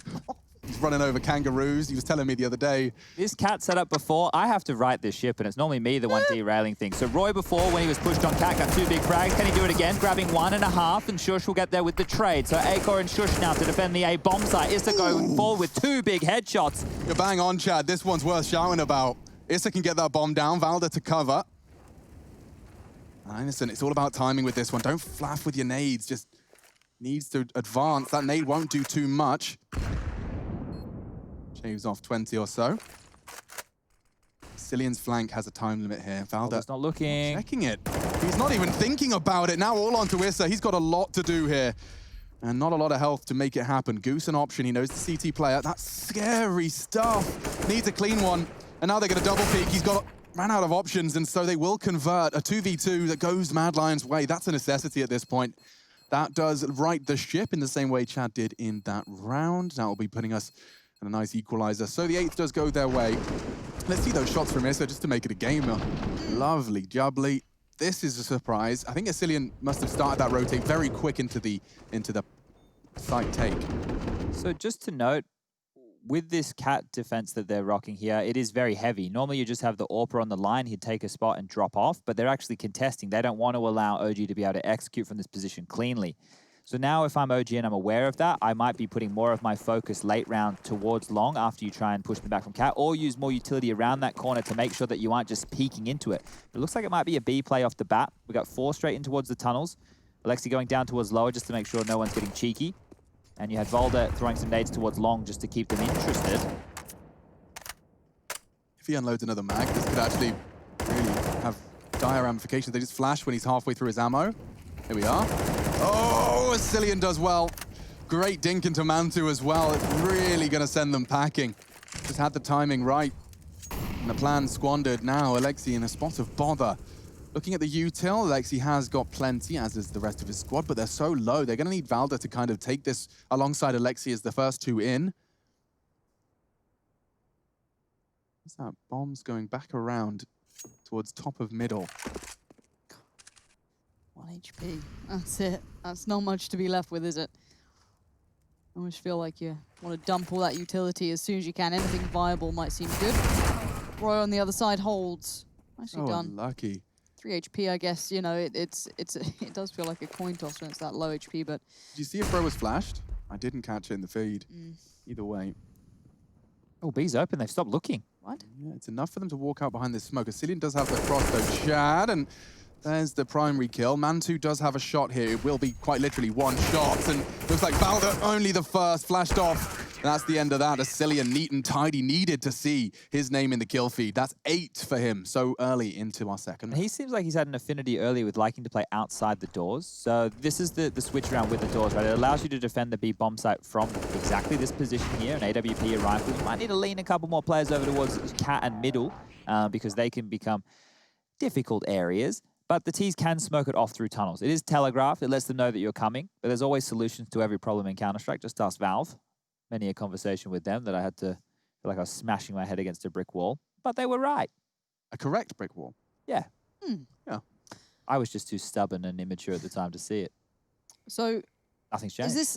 Is this enough of an indicator for Mad Lions that we're okay with this Dust2 pick? It's still very early Super days, early, right? so- Yeah, and I don't know. OG are feeling them out. OG are definitely feeling them out here to kind of see what they're throwing at them. And so far, their biggest unraveling has been that cat defense. Cillian has done a good job there on the B side, but I feel like going for B in the fashion that they just did, it's very risky.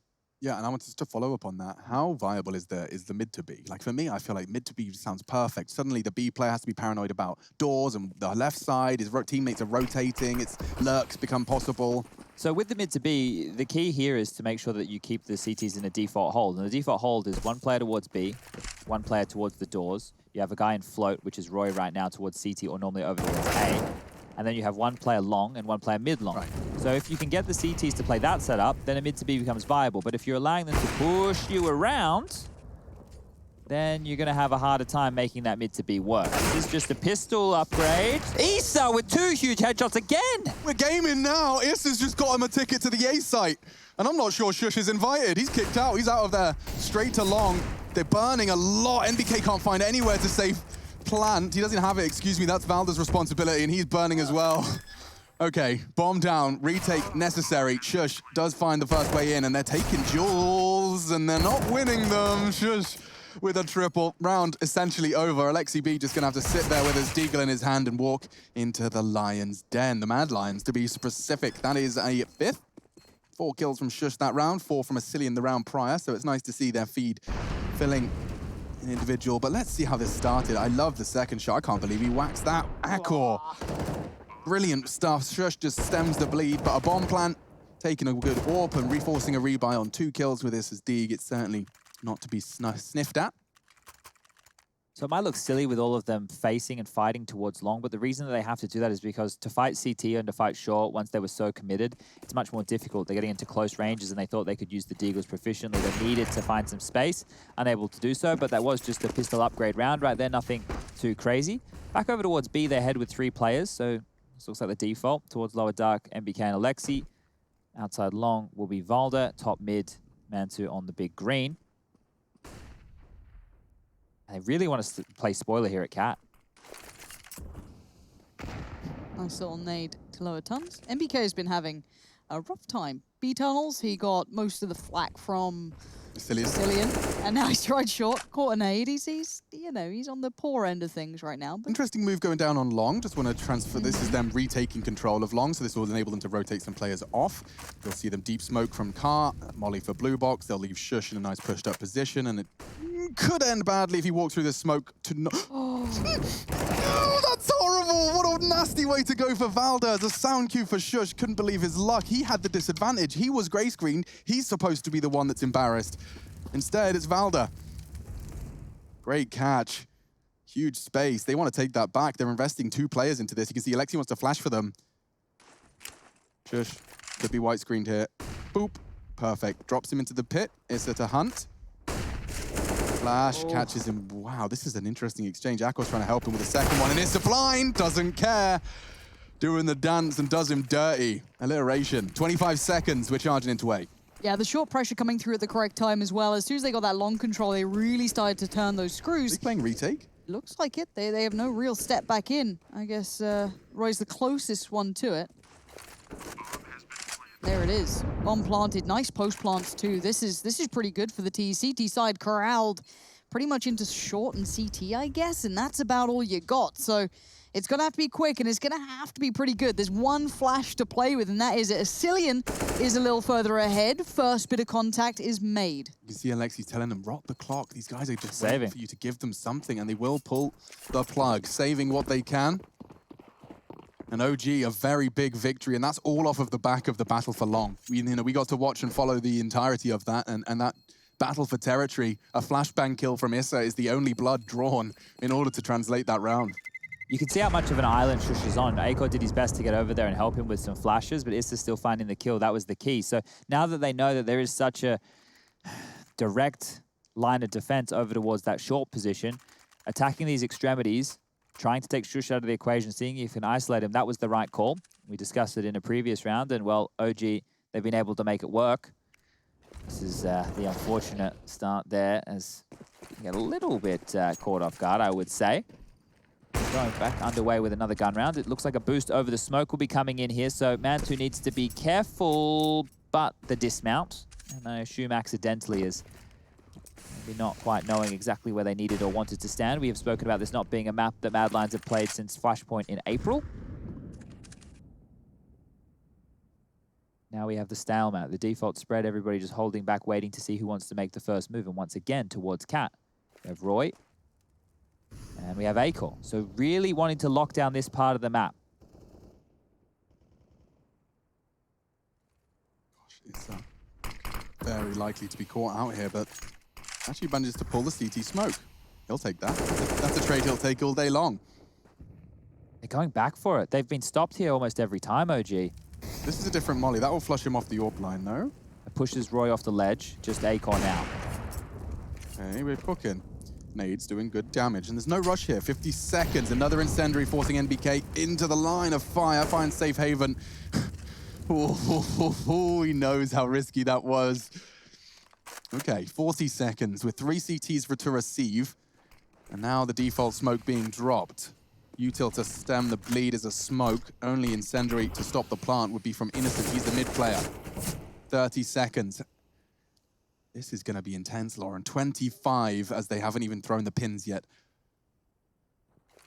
This is very late in the day, but my mind rolls back to the old Na'Vi hits. It can work so well, but you got to really bang those boys on the shots, and it's not happened. 1-for-1 trade, I guess, is good enough, but that's not the players who are watching the cross. That's still Aiko.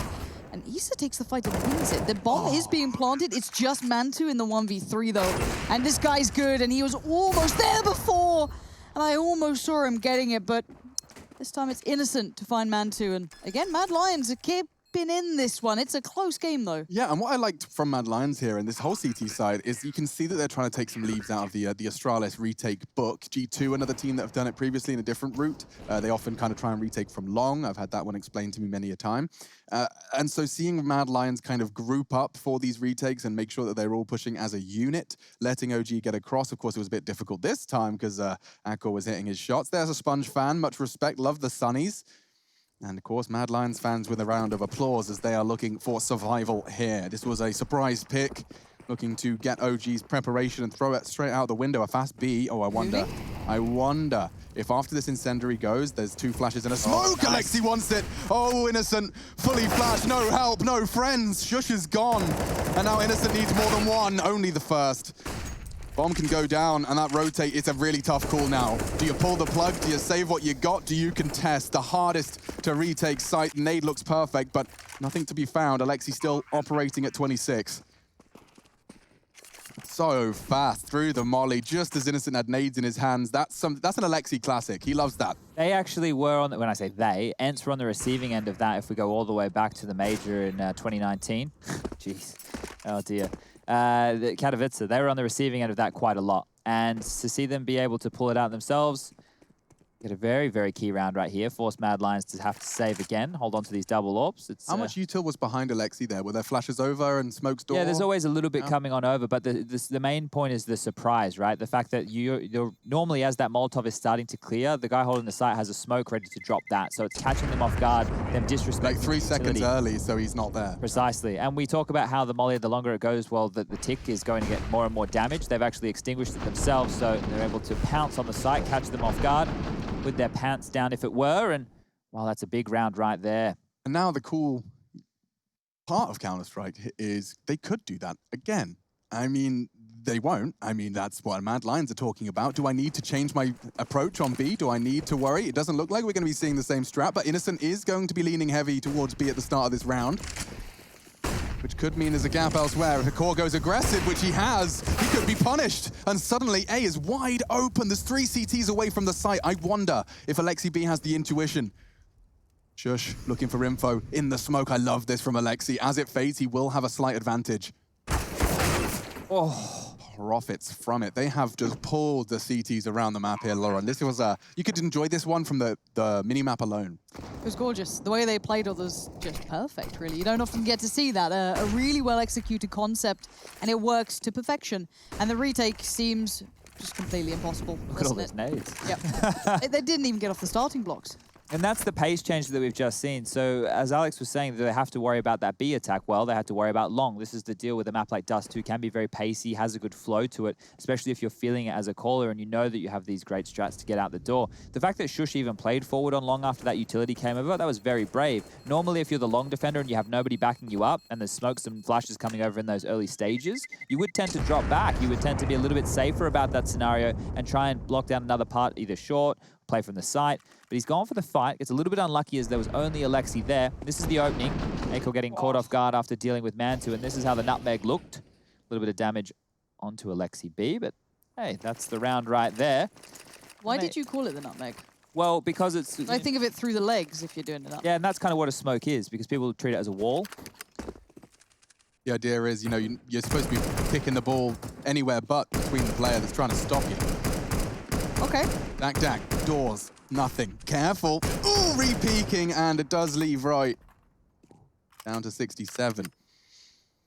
Now, he doesn't have a spare weapon, so I wouldn't be too concerned about that, but the threat has passed. MBK just having fun with this one, I think, at this point. And it does mean that one of the A players, or rather the mid-CT, weakened, but nothing really exciting to report just yet. Final round, first half, first game, 7th day of ESL 1 Cologne. Final good day before the playoffs. Final few seats left in the online realm. So now they know where the AWP is. They can put a lot of pressure up short right now. The AWP has to rotate back. If they're quick, if they're real quick, they can beat him to car. Yeah, you need more than one flash, though. Or we need Valda to just knock him in the eardrum. NBK's found two in quick succession. My goodness, rolling it back to the very game's era for just a 10-second period. And now, well, Mr. Asilian coming in from long and a chance. Mr. Valda can't quite find it. It's 9-6 on the half. OG, they do have their work cut out for them, but a lead all the same. Mad Lions on the ropes. Will this be elimination on the Dust 2 curveball?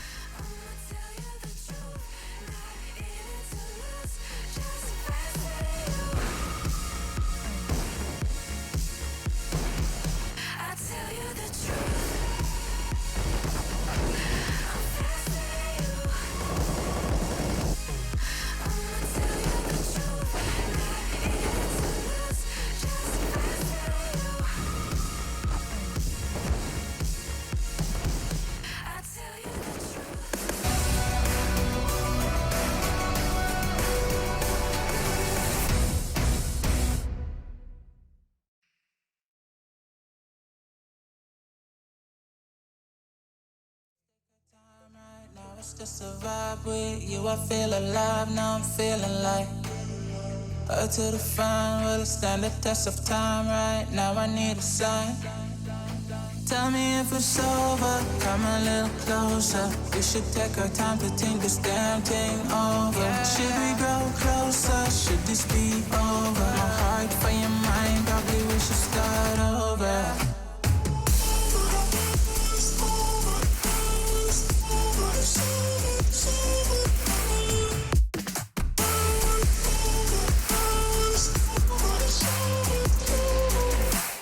Tell me if it's over, am I your lover? Are we going solo, or is it polo? Her face is saying don't go. I'm acting like I don't know. Whisper my name, say what you want, show me your thoughts. I do the same, my breath on your neck while I slowly caress. Feelings in gray, it's still the same. Tell me if it's over, come a little closer. We should take our time to think this damn thing over. Should we grow closer, should this be over? My heart for your mind, probably we should start over.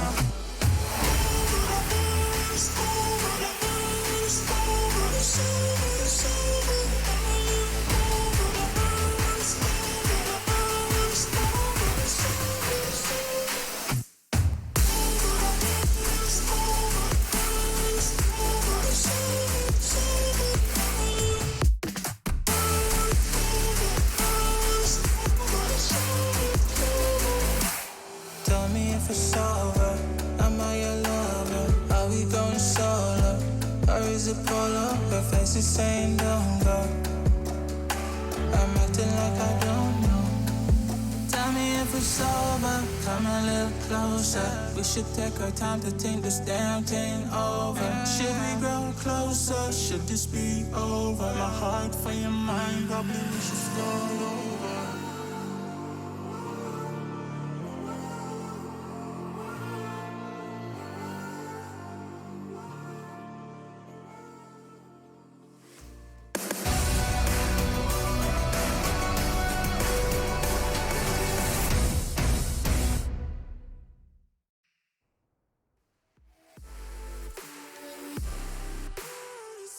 It's 9-6.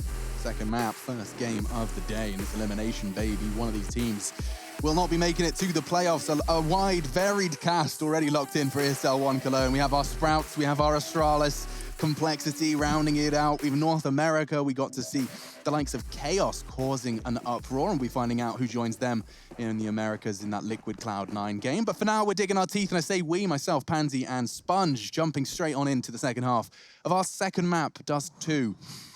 Big pressure on this one. Mad Lions, they put a lot of homework into this T side. We heard from their coach. Let's see if it's paying off to start it off with some BXEC. A smoke flying high, NBK can react accordingly, and he'll be looking for the rat angle. Tap away at the head, close wall, Roy. Big start, takes away one of the hard hitters. Alexi can't do nothing with the smoke kit if he's dead. It is a flash kit, do excuse me, but the flank from Valda could change my mind. He needs a clean one. It's dinked into Roy, just a step too far. And now he's going to get swung on. Perhaps a second man. It's Issa, and he's been hitting some great shots so far, Lauren. Certainly has. That Deagle's going to be in the forefront of my mind, but his head's been ripped off, so what does it matter? Now the 1v1, Alexi B up against... Oh, no, excuse me, Roy was still alive. Yeah. Just barely 1 HP there, but job done, round on the board. And this is where the proof has to be in the pudding. You can't walk into Dust 2 after not having it in the playbook, not having it as a map that you can lean on and have it out there as, can we survive in ESL 1 Cologne Online? This has to be proof, and honestly, the start of it looked pretty good. Yeah, I mean, that shot into MBK was the hardest one. It's helpful. It looked like the easiest one, so that definitely starts them off on a good foot. Interesting execute as well. The fact that they had those nades and were using, I don't know if they were meant to be for backup plat, and the fact that they took MBK out early meant that they didn't have to use them there, but that put a lot of damage into Alexi B as he rotated through window. So once again, the bomb and the lion's share of the Lions are over towards the upper tunnels here. Utility aplenty to go for another execute onto the site, and lucky for them, because OG have gone for a 4-man A lean right now. Alexi B getting information over towards Long. Scout on man 2 is at the A site, and if they execute B right now, the rotation is going to be ages away. So MBK here, I don't know if he can stop this. No, his smoke actually does seem to have deterred enough, and it could have been a disaster had they committed to that. Perhaps the utility dissuading them leads to something better. A 4-man stack towards the A side of things. So if NBK's util set has been enough, flash from man 2 isn't possible. It will just have to be about response. Does control the spray, and they'll actually take the early man advantage. They could pivot through mid here. They want to go back to B. And oh dear, it's just NBK. Alexi's going to get the info. Someone needs to start moving. They all are. And NBK needs one. It's so hard. High flying. And a very nice start. Akor, however, taking down Alexi on that fast rotate. Valda caught through the smoke. It's looking great for Mad Lions. If they get that bomb down, Issa, it's not going to be able to contribute too much. Hard duel with Galil flying in. That makes sense. He gets stuck. Mantu does have the bomb in his grasp now, but with low HP and only the scout, it's a very hard round to piece together. Certainly is. What do you do with it? I mean, he's kind of opened up the realm of possibility, but as the bomb goes down, those moments and chances fade ever so, but he needs something. A mistake, a fumble, or a belting shot, because no kit. Smoke's still in play. Vision's limited. Yeah, you better make that an educated decision.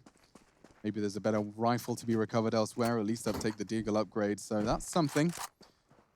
Cillian and Akor do convert. Now, that was against the Force, second round Force by leaving 3 members from Mad Lions on the full rebuy. So it's certainly not ideal for OG, but it will get them closer to the 10th eventually. So just note what they've done in the first 2 rounds here on the T side. Both have been B leans. Now, I understand that the second round was a B fake. I'm not sure if it was intended to go B, but MBK's smoke put a stop to that. But they're putting pressure on that B site. Now, there's a reason for that. You want to condition the CTs, you want to condition OG to think that the B hits are a possibility. You want them to be in the back of their mind when they're getting into the gun rounds. Those smokes coming through the skyboxes, something that they have to consider as we move forward in this one. Lots of fans again, and you must have seen the dolphin head then, Alex. He didn't. We'll get him next time. We'll get the dolphin head eventually, don't you worry. I have this thing where I can't... If there's lots of information, I don't look at any of the information. Lovely flash there. Can at least get shush. But this does obviously give away a lot of the game. So T-Shard should be fully aware. Like, CB, how the heck are you still here? One stab someone. Oh! Nasty game of peekaboo, isn't it? Yeah. Very lethal game of peekaboo. Valda's going for the Mac 10 tags. And, I mean, that flash could set Issa up for some success here. It does. They can isolate Roy as well in tunnels. Oh, never mind. He's dipped on back, just as I said it. Thought better of hanging around and fighting. It is a 3-on-3. OG should go for this. Yeah, nothing to lose, everything to gain. Why not take those rifles away, or at least make it awkward for them? Keep them on the site at the bare minimum. Oh, Mantu can't make it away from this, can't do much. Nice work from Asilian, going to keep that rifle out of their hands. There was an AK that filtered through that.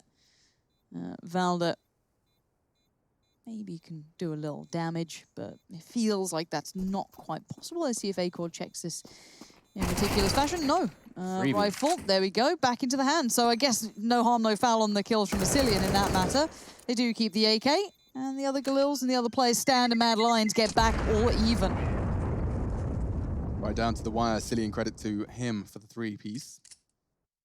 Volda could drop an AWP for Mantu right now. He has that saved AK, so they can make this buy work and leave the money in the back pocket for Mantu to buy one going forward. And future rounds, if they do get a little bit more unfortunate here. So Asilian, who was on the tip of the tongue in the last for not really having a massive impact this time around, leading the charge for the Lions. The AWP is out. It has been dropped across, so the prophecy, it's written itself here, but Volda has low utility because that, and it's over towards long we go. Mantu under pressure. He should be able to get himself out of there. No worries. Good flash. And boosting him up elevator to get this set up. Looking a little reminiscent of the Na'Vi boys. 4 long for the most of the round and get a pick, set up your smokes for the cross, and slowly but surely spend 90 seconds crawling up this part of the map. It'll be Innocent's responsibility to house the push through the tons and up middle. We're gaming. I'm curious about this because you guys mentioned to me the Na'Vi long takes, the very patient. Right, so Akor is essentially step 1. Right. And he is presence, but no one else. So they just think, okay, a minimum AWP there, then hopefully Innocent catches an Inquisitive Issa or Alexi on shore, and then they walk up with the rotate cut down to size. They throw 2 smokes. They don't have to go on them if they've got 2 more. They're walking up now. And Mantu had a perfect angle to receive that. He's even going to throw out the incendiary. I think he's got a good read on this. And Valda, with the flashbang, takes them both. Oh, that is monstrous from Valda. He's looking for the 4th as well, and he'll find it. Knocks the head off Innocent, and quite the contrary for Valda. He is a criminal. Steals away the 10th for OG. Oh, I didn't see that one coming. The fact that he's able to push through right there, even with Mantu's Molotov up close and personal. Running through the teammates' flames here, but making it work in fantastic fashion. That's one way to deal with the Na'Vi take, but it is surprising just to see Mad Lions want to walk all the way up. Normally you throw out some smoke, see if you can bait it a bit more, see if the CTs want to push through exactly like that, then throw the next wave of smokes and go from there. But it all did start with Mantu taking down Akor. Akor is the overseer, right? His job is to get them as much cover, get them up as far as they possibly can, and the AWPer with the right eye peak in that situation should have had the advantage over Mantu, who is having to jiggle out left eye, which is the much harder angle to be taking in that situation. And now the money, or for Mad Lions, they need to have a discussion. Asilian can drop an AWP if they want to prioritize that. But for the rest of the boys, it's not looking fantastic. So this is a moment where, okay, AKs will be coming out. Asilian's keeping one. Never mind, he's dropped it across. Got himself a Deagle. Setting up his stars here. So Roy, Innocent on the AKs, Akor on a scout, Deagles for Shush and Asilian, and back towards B. This could be just like the pistol round. Yeah, he's brought Issa, his partner, this time to B. And back to the tons to start us off. Just the early util, try and pull out any of those incendiaries or nades.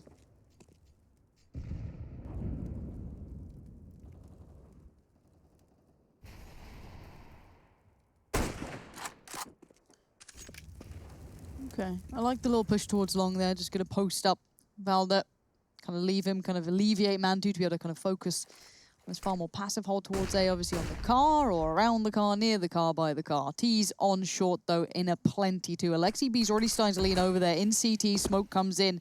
Might have to be conscious of that drop to CT, he certainly is, and as is Issa, but this could come down to another big one from Mantu if they continue this way. There's only one flash here, and that's on Asilian, and that's to take the site. 3 smokes. If we do see the bridge smoke, the boost box smoke, and potentially one towards mid-long, might be enough room. But look at the utility that's left on the CT side. Mantu still has a Molotov to slow this progression. Volda on the retake from long has a smoke. He's actually just dropped that towards the long doors now. Trying to fake mid to B, but there's an incendiary. They don't even really have to worry. Oof, Mantu's in trouble. Oh, God, he needed that one, didn't he? Those were things that you hope for in this sort of hit. The T's come out. That's a stunner. Valda goes down, the hero from last round, and now the CT's in a spot of bother. They could do with something back here, but the site is being taken, and the bomb is being planted. That's a big one from Mantu. Green flash. Oh, the T's. Timing. Innocent's got a real shot now, especially with the transfer. Alexi does take down one of the hardest hitters. That was the AK. Now only Desert Eagles for this, and they've both got kits. Mantu can cover. Mantu can fake. I mean, they've got to get him across. He's currently long. Both gathered on short. There is no rush. The info will come eventually on the fake. Planted for short. Alexi should be able to solve this one. That's the fake he needed. Mantu, they can call it clear. I'm getting nervous now. I think they can do this with Deagles. Mantu's got to get them both. Good shot. And a second as well. Mantu picks up the pieces. It was about to get real awkward there. It was about to be quiet in TeamSpeak, a cough, a clear of their throat. Fortunately, And 11-9, OG, they right the ship. It was a real sketchy one. Look at the shots that Shush was hitting. Valda down, Mantu hitting nonsense as well. And it wasn't just that one. Look at Shush continuing to cause problems for them. That's a quick reaction. That's what they needed. He had 9 HP as well. Good grief. Here's a fun fact for you, Lauren. In his previous teams, Mantu wasn't even the primary AWPer. Who did he play with? Was he in other... No, you said he played with the German, right? German rosters, yeah. How strange. Isn't it? I mean, if he avoided the UK scene, congratulations, honestly. You've done pretty quite well with that. You guys are starting to get a couple. You got Smooya, you have Alex. And none of them play... Individuals, Chad. You notice the trend? It's all individuals because British people are just... all the UK players think they're better than they are, and then you just think everyone around them is worse than them. And then they go to an epic LAN, and that's their career. Get beaten by any European.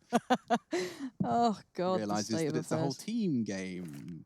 Birmingham Salvo did win the CGS back in 2008. I'm just saying. That's true. The Birmingham Salvo. Birmingham Salvo. Rummy Salve. Magi Capra.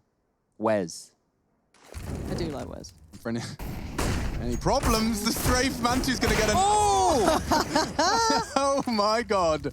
Akor places his temple to the barrel. Close quarters. Good shots from Asilian. I'm afraid that is all she wrote.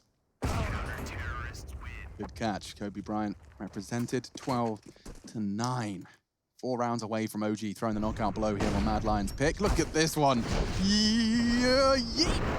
Oh, dear. Was Rattlesnake in that team? He was indeed. There we go. I think my favorite thing, if anyone's ever seen it, was the clip of him up against, was it Angel Dust on Inferno? Another and Finn. He's just getting real mad. like Rattlesnake was known to get mad, Lauren. Real mad. It was very fun shaking, to watch. like you are livid. I was in a Every hotel single time, room with battering him and Clown. People might know Clown, friend of Mo. They were yelling at each other in Fatality's hotel room while we were all playing Mario Kart. 10% of chat are old enough to understand. That was 12 years ago, ladies and gentlemen. That was the first one in his name, number 1 in the game. It's Fatality. Oh, so many references that I have relived. Oh, I'm so To old. be fair, meeting Fatality was the only time I felt like slightly like, not like starstruck, almost like, oh damn, he's actually a big deal. Like, he had the first gaming He headset. walked into the room. I had a creative Fatality headset. He was there. Anyway, yes, one of the first to do it. Long gone into the new breed of OG and Mad Lions. And we do see early util from the CTs to house them, and no one willing to douse them, so they will respect it. I like this setup. The one problem is a flash. Well, NBK doesn't seem to care. He's ahead of them, and that's why. Great work on the B defense. They ain't coming back here anytime soon. Run round as well. That was 2 ecos in a row from Mad Lions. I think I understand why NBK was there. Because the new flashes people are throwing over the roofs don't blind him. That's why he looked like he was just in the open, crouching in the middle of nowhere. It is a setup that I had to hold B for a little while with JKS back in the day, and he would jump up. Like first spawn would go close, like anti-flash back turned ready to swing like that. The other one would jump up plat, and then you'd have like a 2-man turret because you'd be at different heights. Headies, yeah. And the flashes, you bang on, it's going to be a bit harder there to be flashing him. But I think a lot of the pros have also said that the flashes through those skyboxes are mainly for the AWPers towards the back of plat. It's not doing anything. Because it's so high. So unless you're doing like a middle throw with a jumpy majig, and you know, there's ways to do it, but nobody's cracked that nut just yet. Yeah, I was watching Astralis because I was like, okay, these guys are going to have sweated it out. But they actually seem to be prioritizing that new skybox opening up for smokes. I think the flashbangs do seem to be, secondary, if not tertiary. Wow, I haven't said that word out loud in about 10 years. Tertiary. There's Valda, getting himself his 13th. I really live my GCSE science modules. How did you do in your science? I was the most mediocre middling student you've ever had. I got 10 Bs. Oh, nice. Did you do like the chemistry, biology, physics? Didn't do the separate ones. It was just GCSE science. Yeah. Wow. Only the special kids got to do the separate ones, like the top set. Special? Top set got chemistry separate and all of that stuff. Yeah. No, I just had like the catch-all. Like, let's just get you out of here. It is back to one of these B hits just again from Mad Lions. So as I mentioned after the first 2 rounds of the game, that it was something we'd be seeing a lot of. They're going for it again, and they're trying to set it up this time around with Tech9's P250s and Deagles behind it. But MBK's up so close here. Okay. Flashing out. And he is fully blind this time. Holding down mouse 1. It's just dunks him. Finishes off the job. Oh, Akor with a shadow of hell. He's gone too. And this shouldn't be a problem for Issa. He's on for the ace. Got a bit nerve-wracking towards the end there. The double dunk does solve their issues. And a nade or rather a deagle, could have been the final finish. There it is, OG. Looks like that be all in Mad Lions have been working on in their boot camp has fallen flat 2 rounds in a row. Puts OG 2 rounds away from the playoffs. This was NBK fully flashed, so he gets the excuse, and Issa gets the kills. This is getting to scary territory, isn't it, for the Mad Lions? This was your pocket pick. This was your come out, bring it out, curveball. Let's see if it catches them, and I don't know if it's really working until we get to double digits, which obviously this round is the good shot at, right? If I'm Alexi, I know I can just send Issa to B this round. Like, I am so calm. I'm just going to throw all of my util at long and make sure that their plans... Look at that. I mean, there's so many flashes coming over from Asilian. They know they're in the right place.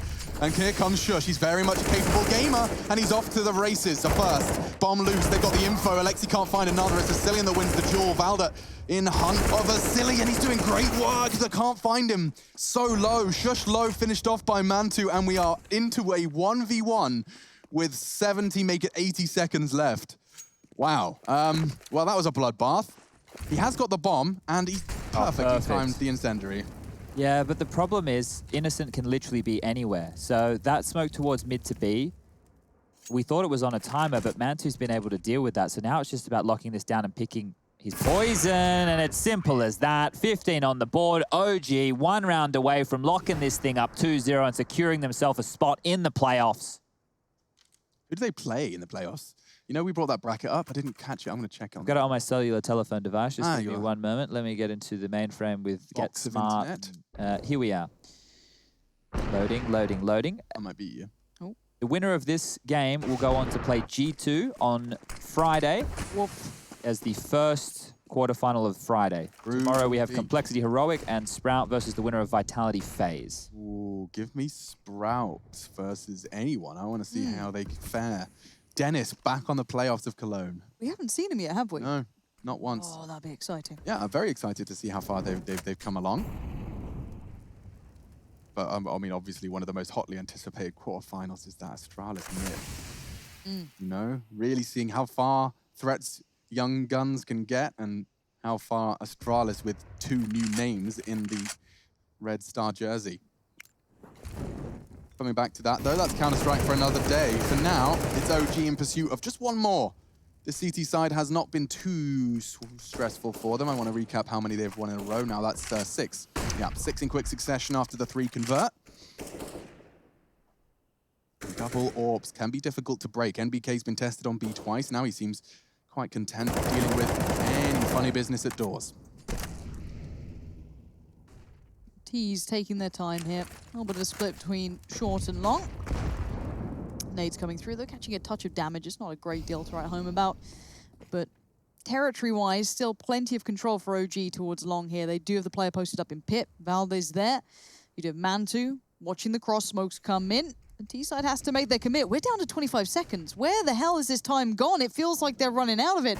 Bomb's going to be on long. Valdez just has to buy a bit of time, make him, you know, have to work for it, play in the crossfire. That's not bad, but 15 seconds, they've got to get a move on here. And Bomb has to cross long. Yeah, this is not good. Yeah, if Issa hits his shot with the AWP.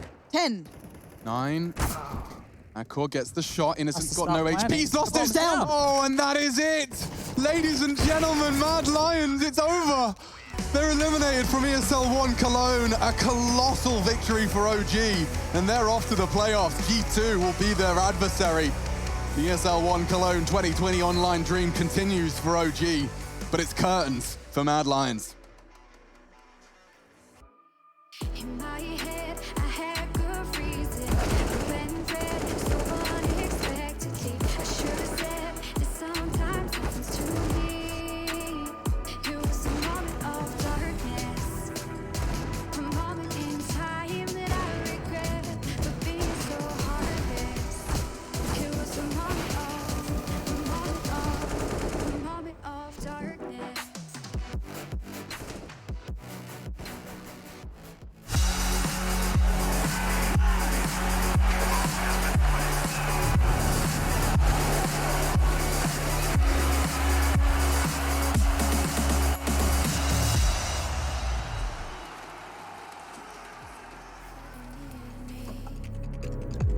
But apparently it was all fake.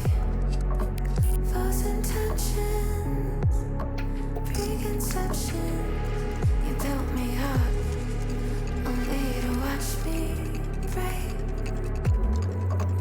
stuck around. Didn't wanna let you down, but I think I might. I thought I knew you. I thought I did. We see what we want to. Was it all in my head? Now I'm replaying things, moments and memories. Maybe they weren't coincidence. Now I'm replaying things, white lies and remedies. The first time it's making sense. Thought I knew you. Turns out I never did.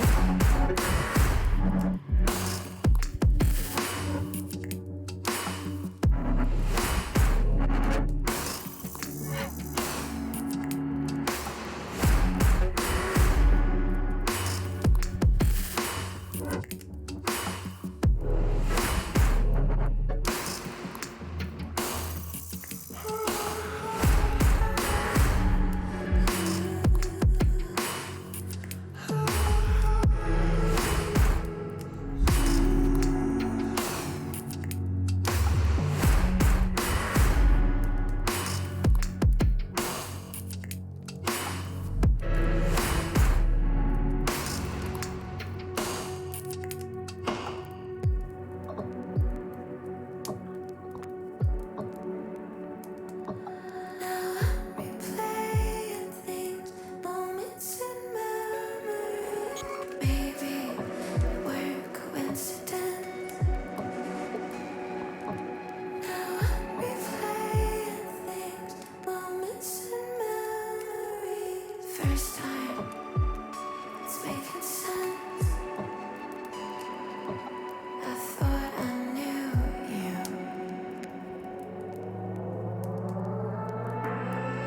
Turns out I never did.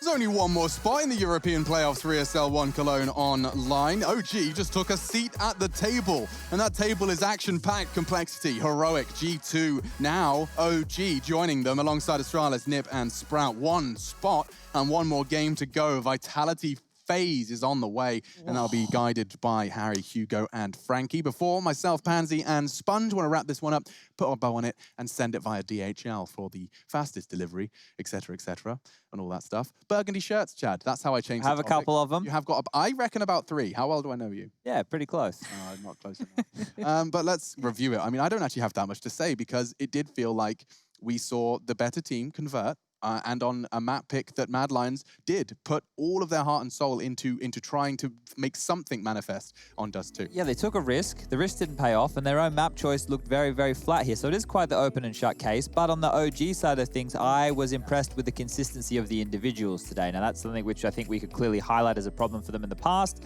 Maybe they have issues, you know, elevating their play depending on the type of game that they're playing. Going up against Sprout the other day, maybe they underestimated their opponent. I don't know, because today, in an elimination game, they look good.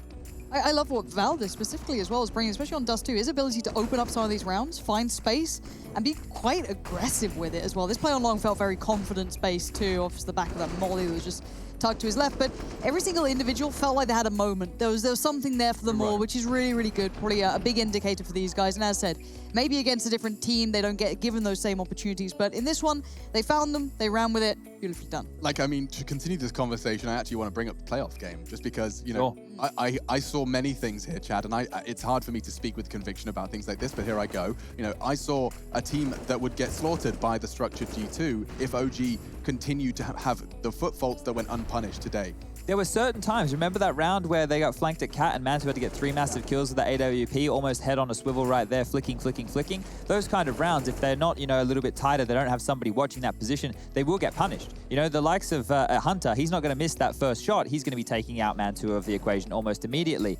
So it's a hard one to kind of define because maybe there is an air of OG playing to the level of the opponent that we talk about just because of the pedigree of the players. They're used to playing in playoffs. They're used to playing at an elevated level, and now they're still having games where they do struggle against teams that they maybe shouldn't. But today, it was good. Today was good. Yeah, and I'm sure everyone on the OG organization support structure are going to be very much happy with that one, including their coach. I wonder if Ruggah is ready for us. We asked if we could grab hold of the OG coach. He's trying to wrangle this ragtag squad. Hello. It's been a while since I spoke to you, Ruggah. Let's just do the human thing first. How are you? How are you doing? I'm actually good. Like, winning, it's the best feeling in the world, so I'm pretty psyched right now. Does your mental state hinge directly on the results? Is that pretty much the life of a coach? I think it's harder when you're back home than when you're at LAN events because like you have all like either the excitement or like the disappointment only to share with yourself and the ones around you. So on LAN events you can share it and you can bounce back and find some good laughs and get back into the groove. So it definitely helps winning when you're back home. Ruggah, we got you for the interview, mate, because we wanted some no-nonsense answers, and you tend to give us those. And one of the ones that I always seem to cite as a problem with your boys is individual consistency. Today it was good. Against Sprout, it was not so good. Is this them not being as focused as they should be in certain matchups, or what are you putting it down to? To be fair, like after what's the VOD against Sprout and like both on my PC, but also in my head during like the nightmares, I have to give them to Sprout as well. Like I think they played pretty much the best like T side on Nuke I have seen in a really long time. Like every small detail. When Mantu was watched on site with the Orb as CT, Faven even went up to roof to molly him on site. So it's the small things. It was like unreal T side, to be honest. But back to the original question, I think we have found some consistency. Like if you see our last couple of tournaments, we should have maybe closed out the match against Big at DreamHack Summer, but we were definitely there to win it. We just needed like the last couple of rounds. But also going back to Summer before the break, like we could beat any team and we still feel like we can do that. Obviously consistency when you're in an international lineup, even though it's cliche saying it these days, it's still a thing that every international team is struggling with. But I can see us like developing really, really good at the moment, and we use a lot of time to like make sure we don't do mistakes and stuff on, and I can see it helps our like overall gameplay. Yeah, and something that you kind of, and all of the players I spoke to at the start of your project, actually it was around the summit I was talking to you guys and getting these answers, was about how, too many people were talking. You had so many people wanting to contribute. I know that was, I imagined something that would be ironed out as time passed. Has it kind of been refined? Has your comms tidied up? Do you feel like it's going in the right direction? It's definitely becoming a lot better.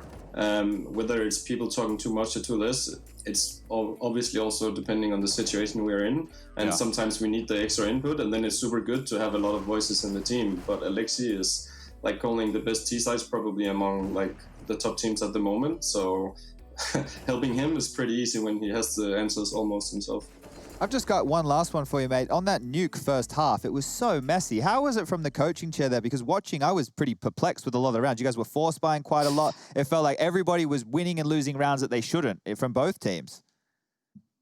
Yeah, like CT Nuke can be so messy. You say to yourself, like the force buys back and forward, and then you win the round you force buy in, and then you still have no utility and no good like weapons to deal with all the crazy shit the T's can do as well. So it's really, it can get really messy. And I really think like the meta right now is that like T side of Nuke is actually become a bit like easier to play than CT, because you have so many possibilities and the rotations are all over the place and people are innovative. So I was really confident in our T side Nuke. The only thing I wished against Sprout was that we had more time to show it, because like we are really good on T side Nuke. Dude, this has been a fantastic interview, and it's given us a lot to kind of think over and continue to build the OG story. As you do, of course, you've got your boys to go celebrate with, albeit virtually, and I'll let you go do that now. Much love. Thank you for taking the time for the interview. Thanks. Cheers, man. That's Ruggah, coach of, what has it been now? North, Optic, now. He's done OG. everything. He's been through the ring. Been around, yeah, he's been around. But he's always a great guy to talk to. Used to be a school teacher, so it's always quite fun to talk to. It really appealed to us. And No, but I can't think of a better like previous job for you to step into coaching and know like, okay, I've got 5 bloody children here, they're just adult children, and you guys need to all be on the same page. But yeah, there's a lot of hard work, and I do also feel like that interview's got me more excited about Sprout being in the playoffs. The fact that he just called their T-side Nuke one of the best of all time. I mean, the fact that on the Reddit people are making videos literally watching every round of that T-side from Sprout. I feel like we've all got something to learn from that one. I'll have to check it out myself. Yeah, I think we get that tomorrow, I was saying, I believe. Look, I'm pretty sure. Children need a teacher. Look after us. Our daddy, what have you got for us, Chad? Well, I had it on my phone before, right? I lost it now. There's too many bits and pieces. Have you got any any juicy goss we're supposed to be doing now? Juicy goss? Yeah, like have we got any kind of phase vitality teasers, anything to get me excited? Oh, if you want to get excited about FaZe Vitality, obviously we can talk about the fact that FaZe have just added Kirby still, and I want to see how he continues to fit into those roles over there. And you're getting players like Nico and Cold Zero going up against individuals like Zywoo and Shock. So in terms of the fireworks, we might get a few more than what we've just witnessed here, because this one, it did simmer on out. Mad Lions with their gamble pick here, or gamble float of Dust 2, seems to have been a bit of a bad call, maybe, or an unfortunate call. It didn't work out the way that they had anticipated, did it? All right, we're going to get the hell out of here. We're going to go try and get some sun. Not sure how much It's of that not we're sunny. going to know. It's All right, not. we're out of here. We'll get our vitamin D one way or the other. We hope to see you next time. Harry, Hugo, and Frankie to guide you through the rest.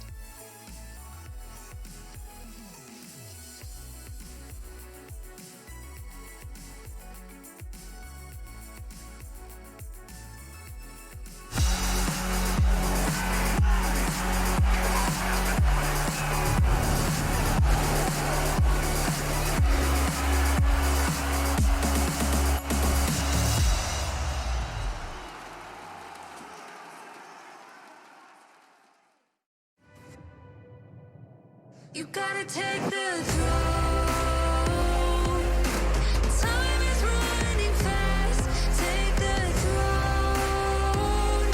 Pick up your arms. Stand up and fight. Take the throne. Prove them that you're the one. Intel Gamer Days is on now. Whether you're looking to buy or build, now is a great time to upgrade. Get limited time offers and giveaways from top names in PC gaming. Unleash elite gaming performance with systems featuring new 10th gen Intel Core processors, and bring Marvel's Avengers to life with in-game optimizations for a mightier PC experience. Act now. Intel Gamer Days is only here for a limited time.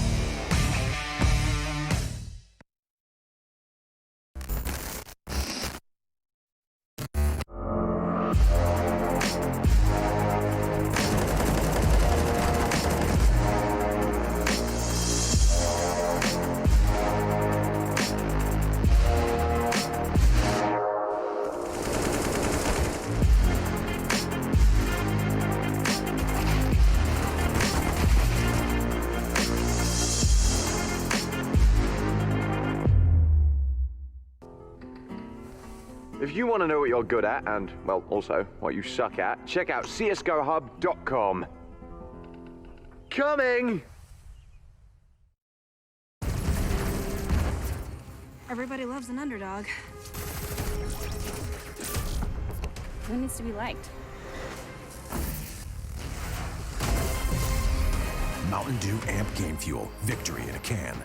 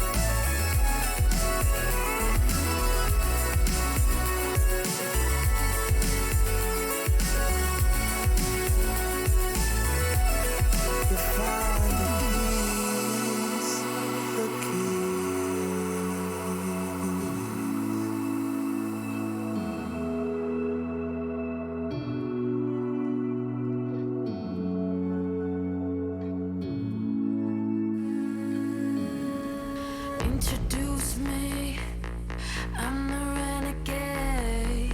Ooh,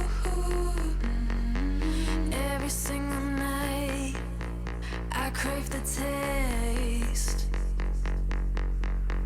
It's the adrenaline running through my gait. It gets me high, high, high. Got no time to waste. Ain't got time for small talk. I tell you the truth. I'm faster than you. I'ma tell you the truth. Not in it to lose. Just faster than you.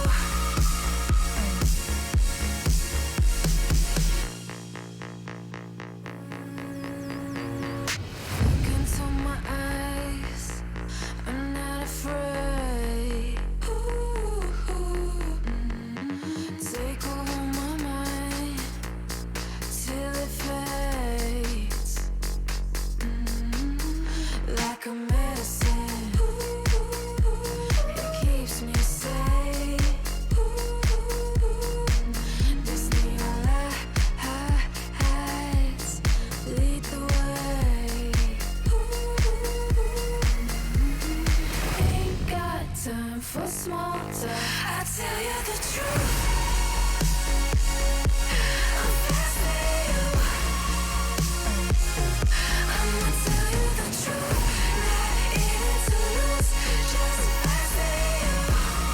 Faster than you. I tell you the truth. I'm faster than you. I'ma tell you the truth. Not in it to lose. Just faster than you. I tell you the truth. Just faster than you.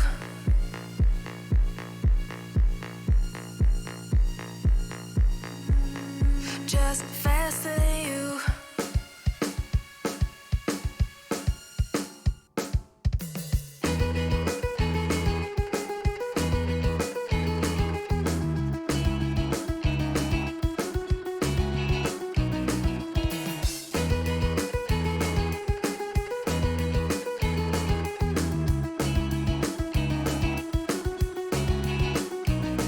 She doesn't have the time.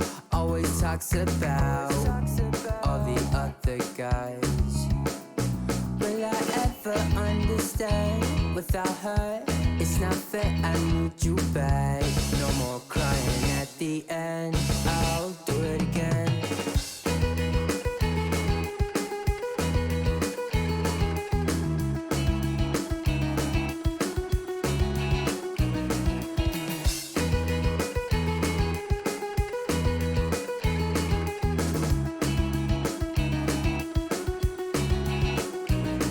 I told you I was lonely and I think it out my head. When I told you I love you, I hope I do. I know I do.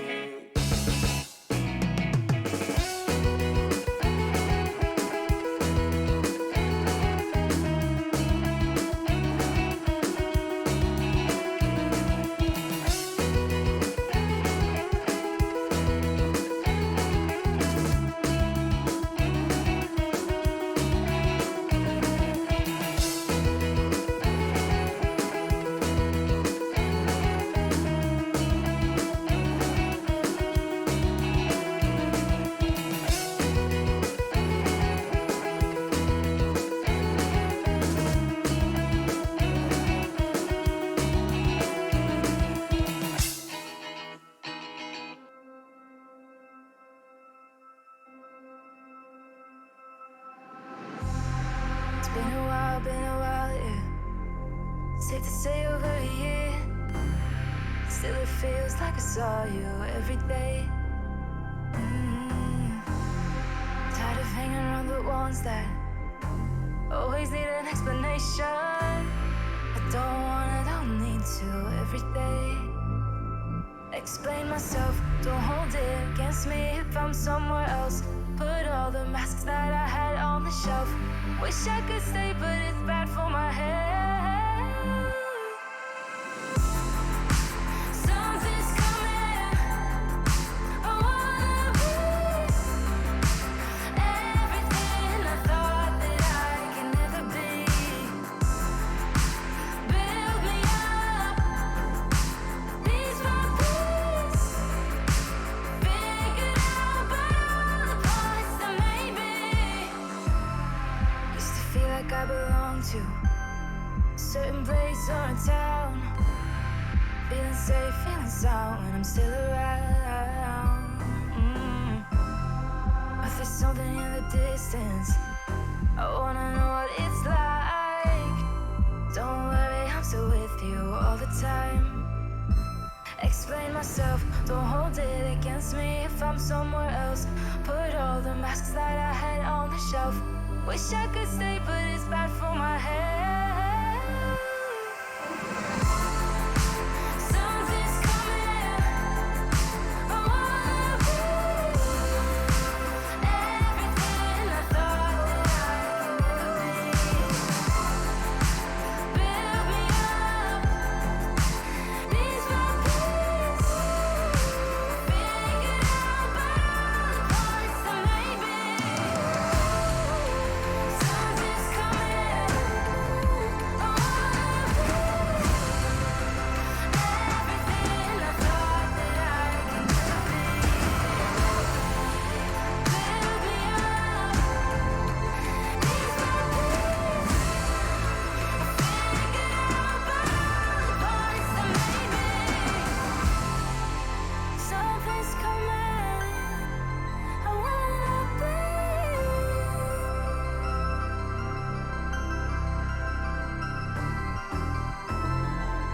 Build me up, piece by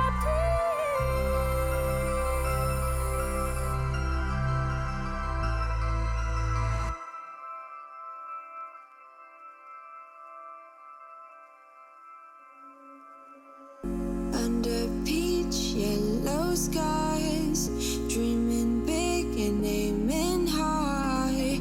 Name the clouds passing by, wishing we run away. All we need is our passports, baby. Leave the rest in our troubled minds. Let us go down in laughter, baby. Trying to figure out what we're after. We're never heading back until we're older. We couldn't care no more, not any longer. Under peach yellow skies, we keep on searching, but we will never know what we're after.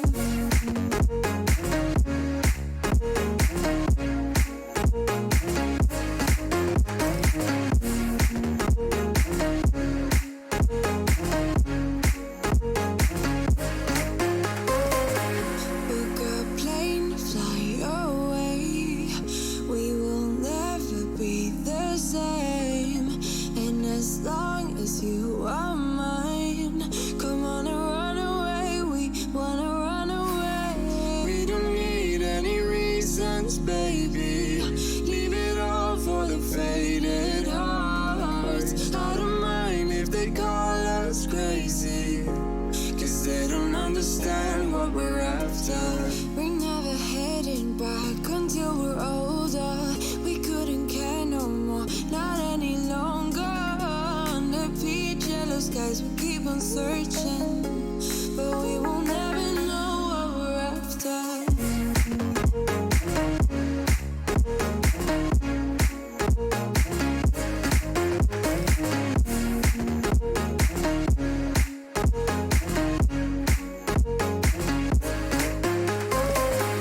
We're no kids no more. I need to feel alive in this dreadful town. I'm running out of time, and as long as you're mine,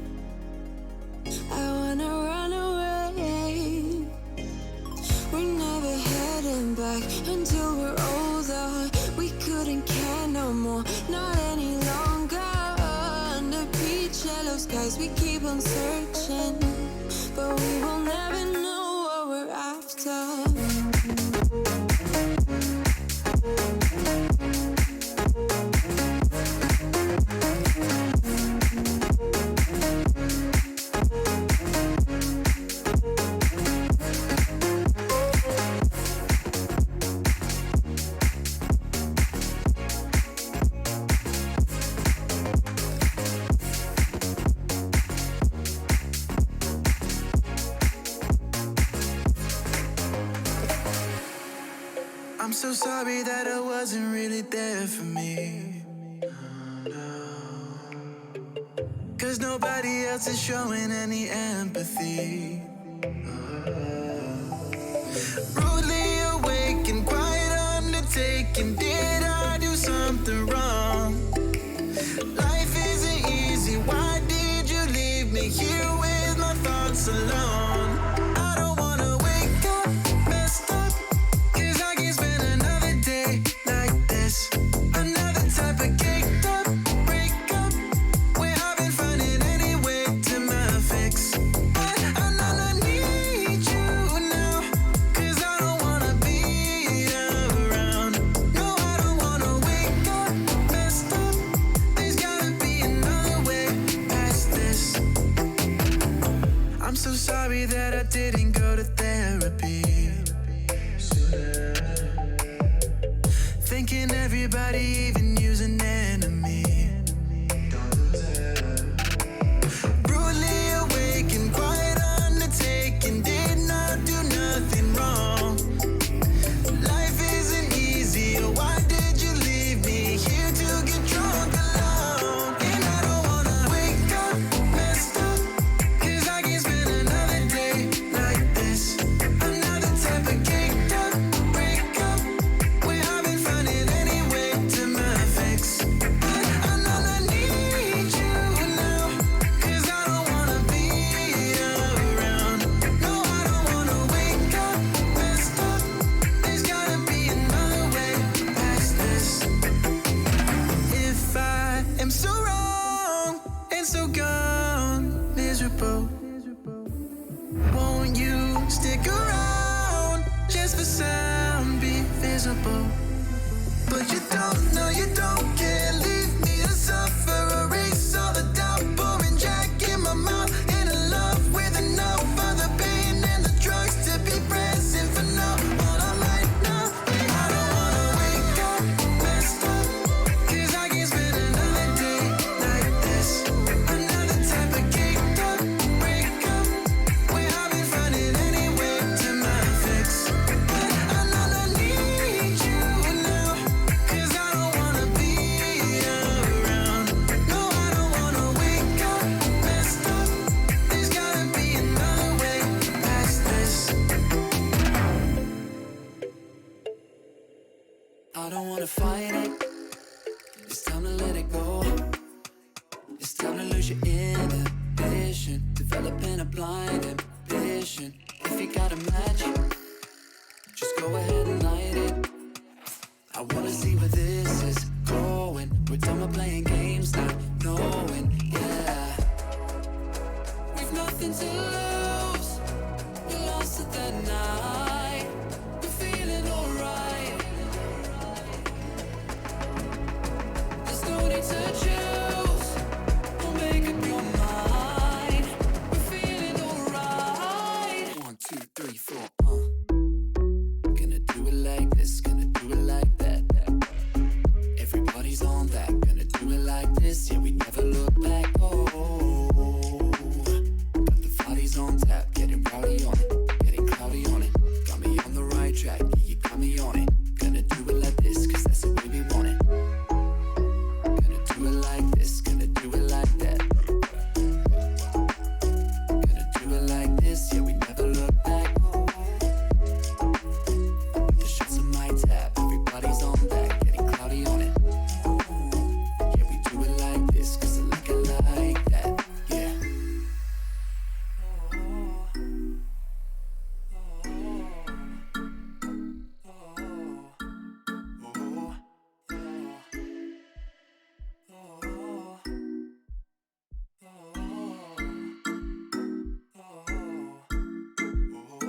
We're going through the motions, the super slow motion. It's time to lose your inhibition, developing a blind ambition. Fire it up, ignite it. I don't wanna fight it no more. I wanna see where this can go. I'm done with playing around, not knowing, yeah. We've nothing to lose. We lost it that night. We're feeling alright. My eyes are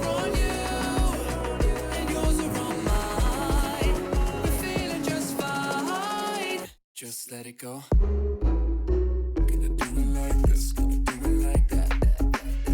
Everybody's on that, gonna do it like this. Yeah, we never look back. Oh,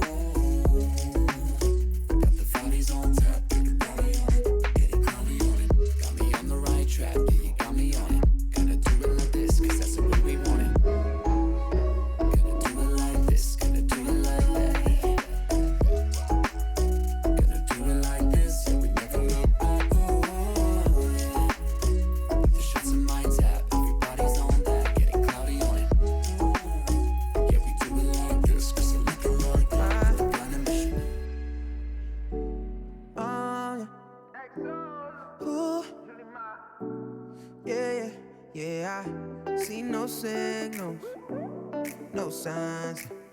Girl, you be tripping, no lies, nah. You said je ne sais pas. I flew in all the way for this. I'm not here to waste your time. I just can't give you vibes, you changed a bit. Girl, you mad teasing. I don't mind leaving, just let me know. She told me take it easy. Hey, yeah.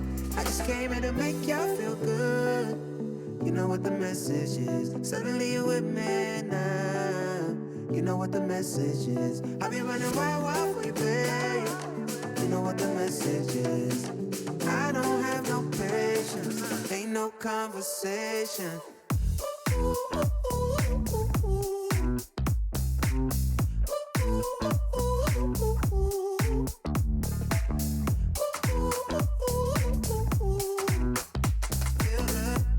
Sometimes make you feel good.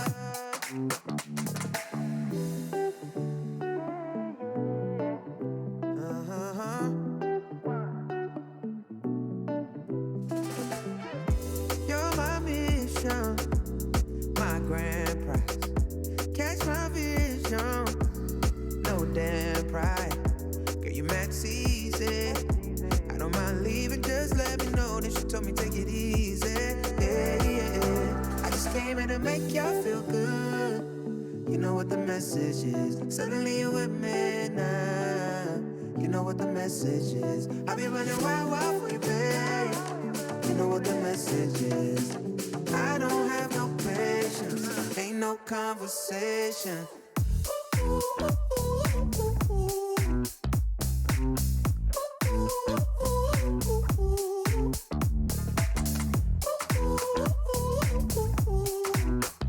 Feel good. Sometimes make you feel good. I just wanna talk, but you don't wanna listen. Tryna go far, but you got mixed feelings. So I'm finished. I'm on my way. Then you tell me you need it. Back in my space. Hey, yeah. How could I lie? Just to be cold. Wanna be honest. You should know. I just came here to make y'all feel good.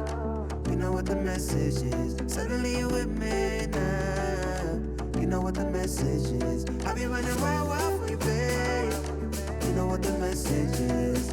I don't have no patience. Ain't no conversation.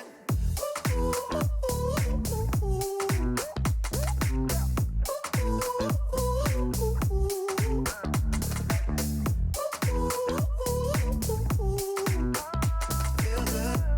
Sometimes make you feel good.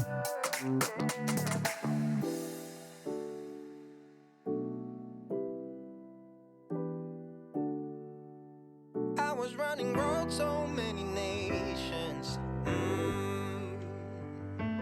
Even when it's so sweet, I end up seeing red. Is it such a ghostly revelation? I may have fucked up all my chances. And we ain't sleeping on the floor again. We never sleeping on the floor again. For the ones who didn't make it out, for the ones that didn't see the life, for the ones that never cared, never gave a thought, found no happiness in that brand new car or the house you bought. I see you talking about the love you lost, and it was gone like way before you ever thought it was. Yeah, I took my time, no quick ones, quick run, quick gas to get back there. Hot roads, I didn't think I'd come back fierce, cause I was running roads so many nations.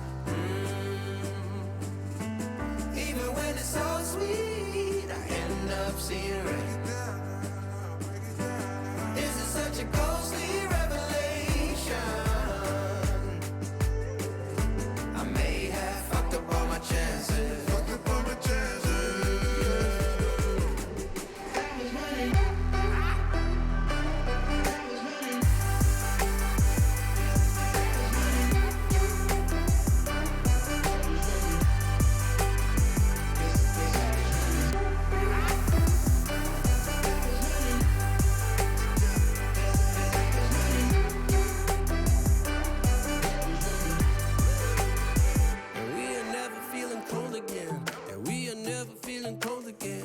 But I can't act like it's easy, it's hard to preach. Cause I've been burning trees and watching fall. If we cannot breathe out, we go forward. Sure, I was searching for cure, fishing a little wildlife. And when I'm low on fuel, I'll still be running till my back broke. Halfway, lost hope and I'll check it. Hard roads, I didn't think I'd come back fast. Cause I was running roads, so many nations. Even when it's so sweet, I ended up zero. This is such a ghostly revelation. I may have fucked up all my chances. Been around the globe, looked around and fitted. Seen high and lows, but you won't even get it. Been around the globe, think it's time to admit it's not the end, but the road, and you won't even get it. Been around the globe, looked around and fitted. Seen high and lows, but you won't even get it. Been around the globe, think it's time to admit it's not the end, but the road. I was running.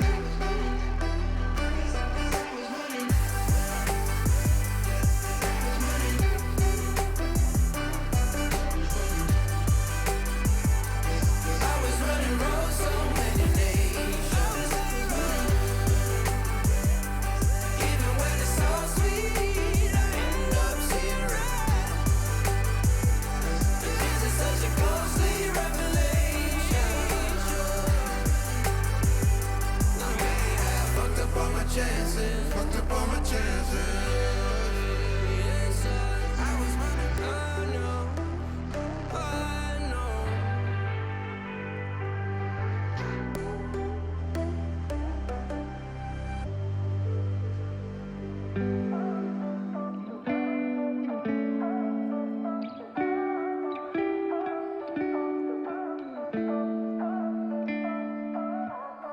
You and I, we've been friends for a long time now. Always have a good time whenever we go out. But you've been calling me up all the time and sending me signs and giving me them eyes. And you've been saying that you found the one, texting me junk and you wanna talk, but you can't say why. I can't get there and you know I've tried. You know I don't wanna waste your time. City lights, I'm looking in your eyes, but I can't say why. Doesn't feel right to call you mine. You know I don't wanna waste your time. I can't get there and you know I've tried, but I can't say why.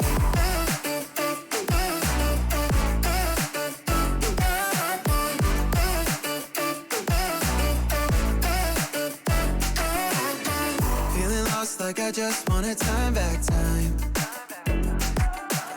I'm choked up, tell me how do I say this right? Cause you've been calling me up all the time and sending me signs and giving me them eyes. And you've been saying that you found the one, texting me drunk and you wanna talk, but you can't say why. I can't get there and you know I've tried. You know I don't wanna waste your time. City lights, I'm looking in your eyes, but I can't say why. Doesn't feel right to call you mine. You know I don't wanna waste your time. I can't get there and you know I've tried, but I can't say why.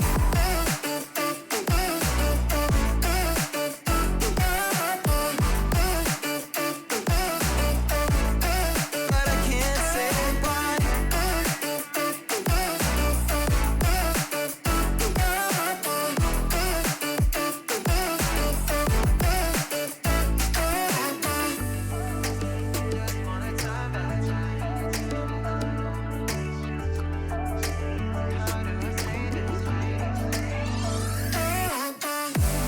Can't get there and you know I've tried. You know I don't wanna waste your time. City lights, I'm looking in your eyes, but I can't say why.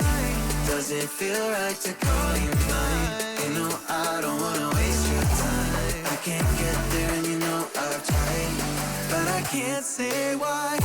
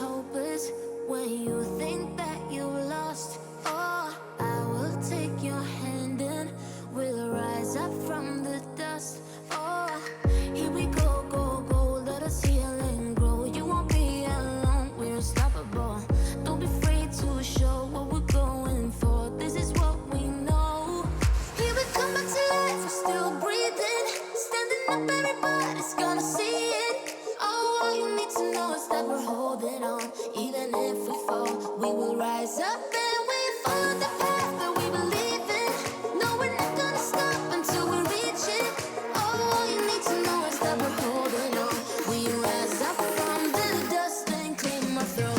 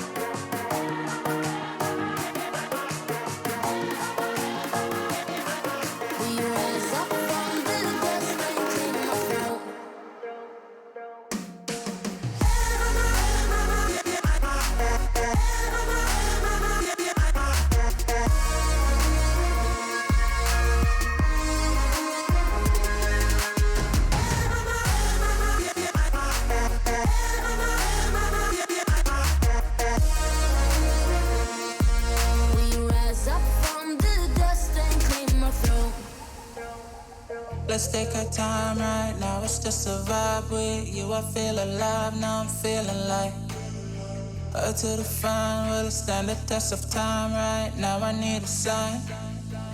Tell me if it's over, come a little closer. We should take our time to think this damn thing over. Should we grow closer, should this be over? My heart for your mind, probably we should start over.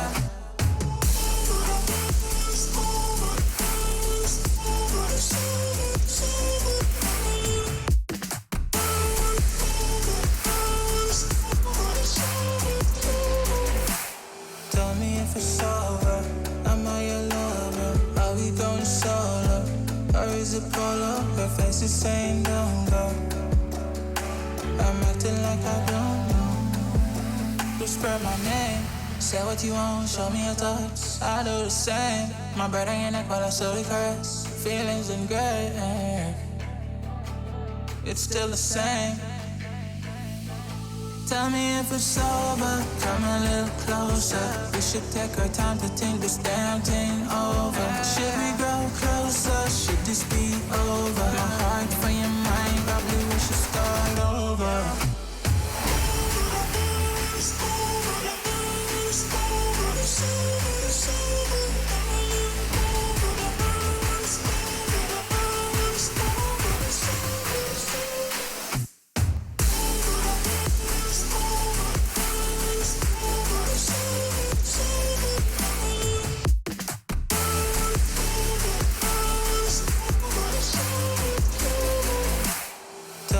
It's over, am I your lover? Are we going solo?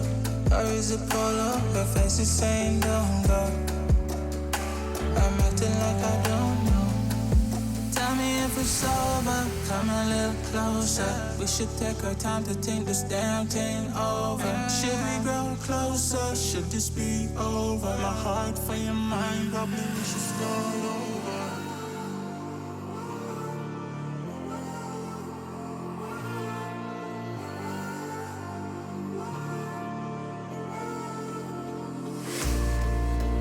Follow me under when I'm crumbling. Every night I wonder, will it ever end? Sometimes I can barely breathe, dear. Sometimes I don't wanna be here. Sometimes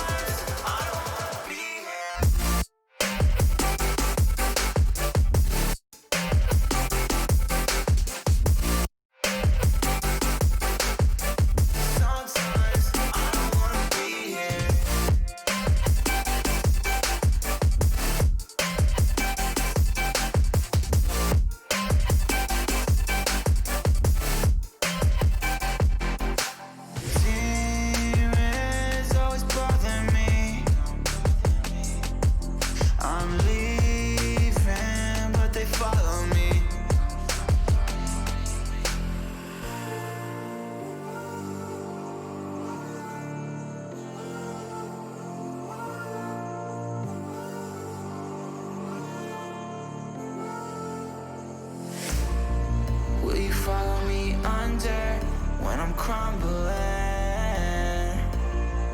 Every night I wonder, will it ever end? Sometimes I can barely breathe, dear. Sometimes I don't wanna be here. Sometimes I don't wanna be here. Will you follow me under? Sometimes I don't wanna be here. Sometimes I don't wanna be here.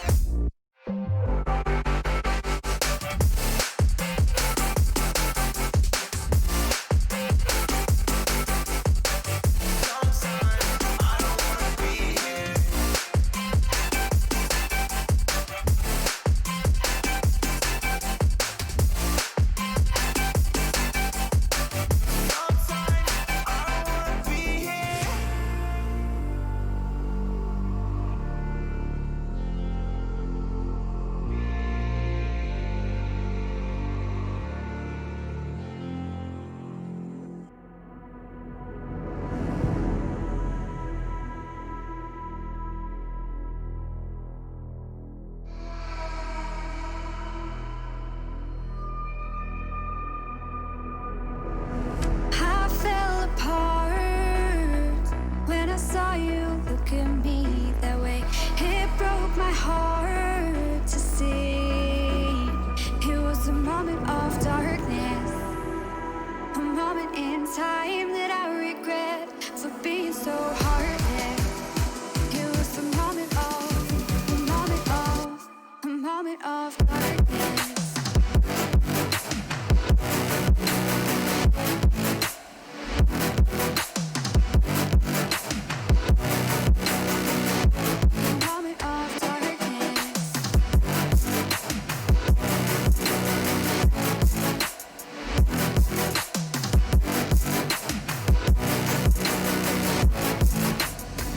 I fell apart when I saw you look at me that way. It broke my heart to see. It's too hard, it don't come easy. I went dark, I lost it right away. And when it starts, God knows what I'll say. In my head, I had good reason. I went red so unexpectedly. I should have said that sometimes happens to me. It was a moment of darkness, a moment in time that I regret for being so heartless. It was a moment of darkness.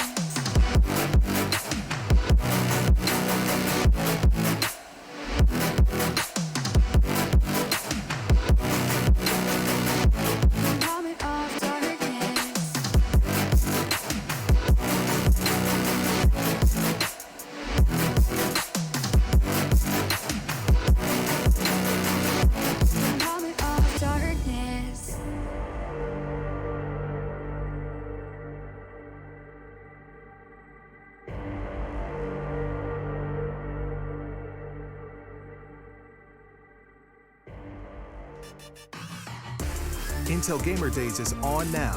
Whether you're looking to buy or build, now is a great time to upgrade. Get limited time offers and giveaways from top names in PC gaming. Unleash elite gaming performance with systems featuring new 10th gen Intel Core processors. And bring Marvel's Avengers to life with in-game optimizations for a mightier PC experience. Act now. Intel Gamer Days is only here for a limited time.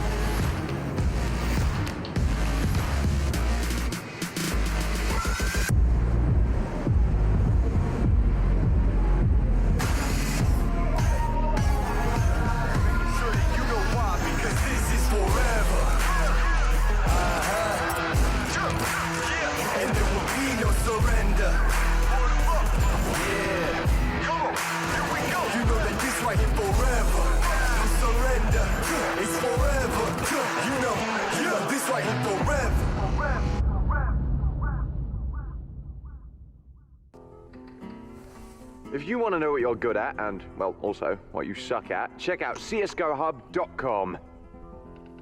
Coming! Everybody loves an underdog. Who needs to be liked? Mountain Dew Amp Game Fuel. Victory in a can.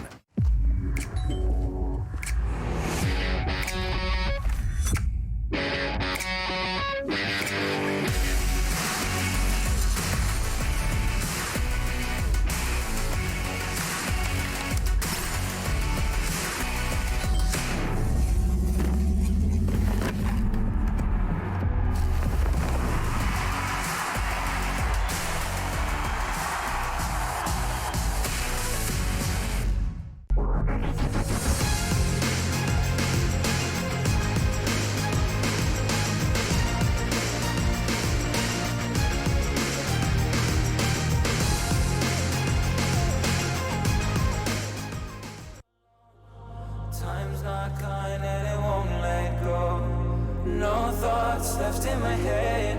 My mind's not mine and it won't forget. But you bring me back from my darkness black. Cause the soul in me and the heart I had for you.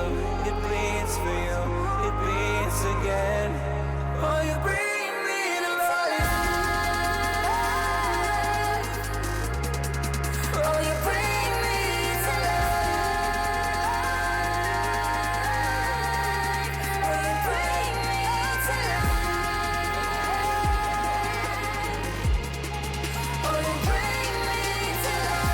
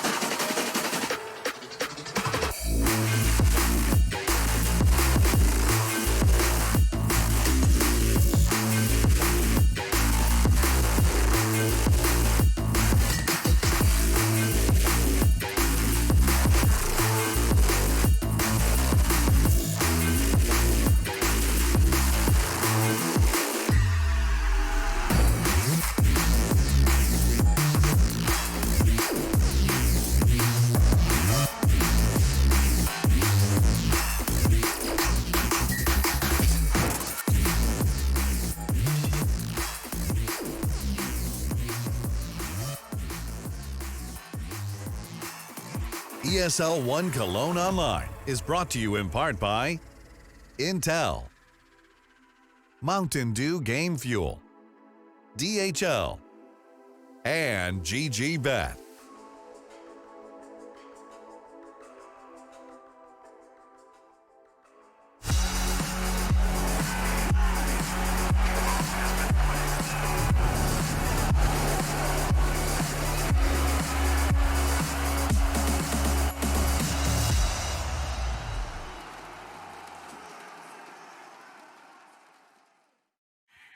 Apex, how are you doing? How did you spend the player break? Hello, I'm doing good, thank you. Well, with all the COVID things, I couldn't see my family for a few months, so I went to see them for 2 weeks and just enjoy family time. That's it. And in the last 6 months, you've been developing into the IGL role. How do you think you've developed as a leader? Well, this is not an easy task, mainly when you come from like a lot of years being a simple player.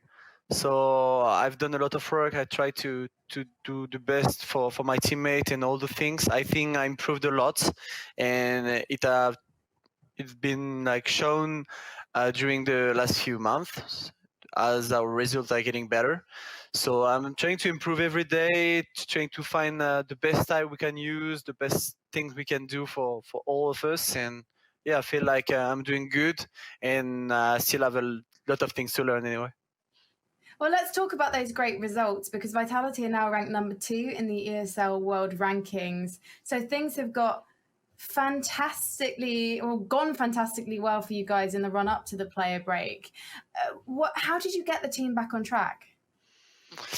Well, I'm not gonna lie, that's the first time we have like a month of break. Like, it's pretty insane, to be honest. So for us, it's been pretty hard the first week to come back to our shape, because we forgot a lot of things, like how we play, the little details that we've done really good before and that we didn't do that good anymore. So we're just trying to work a little bit more than usual just to get back to this shape, because as I said, like having such a big break is something that we don't get used to.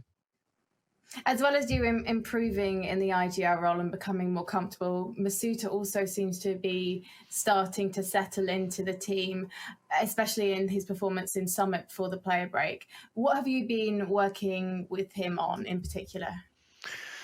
Well, I'm not gonna lie, with Kevin at the beginning, he had to learn everything. Like in the team aspect, he didn't know much. So we have 2 coaches, myself, like some other players just worked with him. I tried to watch demos with him. I just tried to give him advices on a lot of things. I mean, I feel like when he came to the team, he didn't even know how to work on himself, like what to improve and all the things. So we try to help him on those ways. Of course, he's getting more comfortable. That's the thing. But I'm still waiting more from him, because this little kid has like a crazy aim. He just needs like a little bit more time to get better. But I just want him to improve faster, because that's how I am. And your first match at ESL 1 Cologne is against French squad Heretics, including your former teammate Kirishima. Do you think it's going to be a close match? Depends how we play. I'm not gonna lie. They performed super well after the first road to Rio, but then they kinda underperformed a few tournaments. But I know if we play our A game, they have no chance. That's for sure. Even if they're a pretty good team. But I mean, when we're really good, I don't think we're gonna lose to them. Depends on ourselves. I'm gonna say. Well, I'm looking forward to the Battle of the French. Thank you so much for talking to me, Apex. A bientôt. A bientôt. Counter-Strike's original super team, FaZe Clan, have looked somewhat ordinary as of late. With more and more teams departing from traditional setups, the rise of the likes of Mouse Sports and Complexity has only served to highlight FaZe's recent shortcomings. The rebuild process since Kerrigan's departure has often looked more akin to an experiment, with various compositions failing to provide the solution. no closer to their goal than 18 months ago. The search for the missing piece of the puzzle goes on.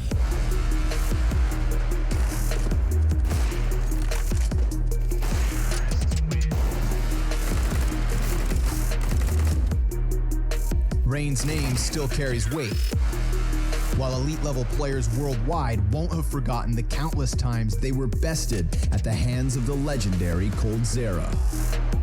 With Nico still comfortably in his prime years, he will be desperate to steer FaZe back on the path to glory. Teams of all pedigree will be thankful that FaZe lies dormant, knowing they wake the sleeping giant at their peril.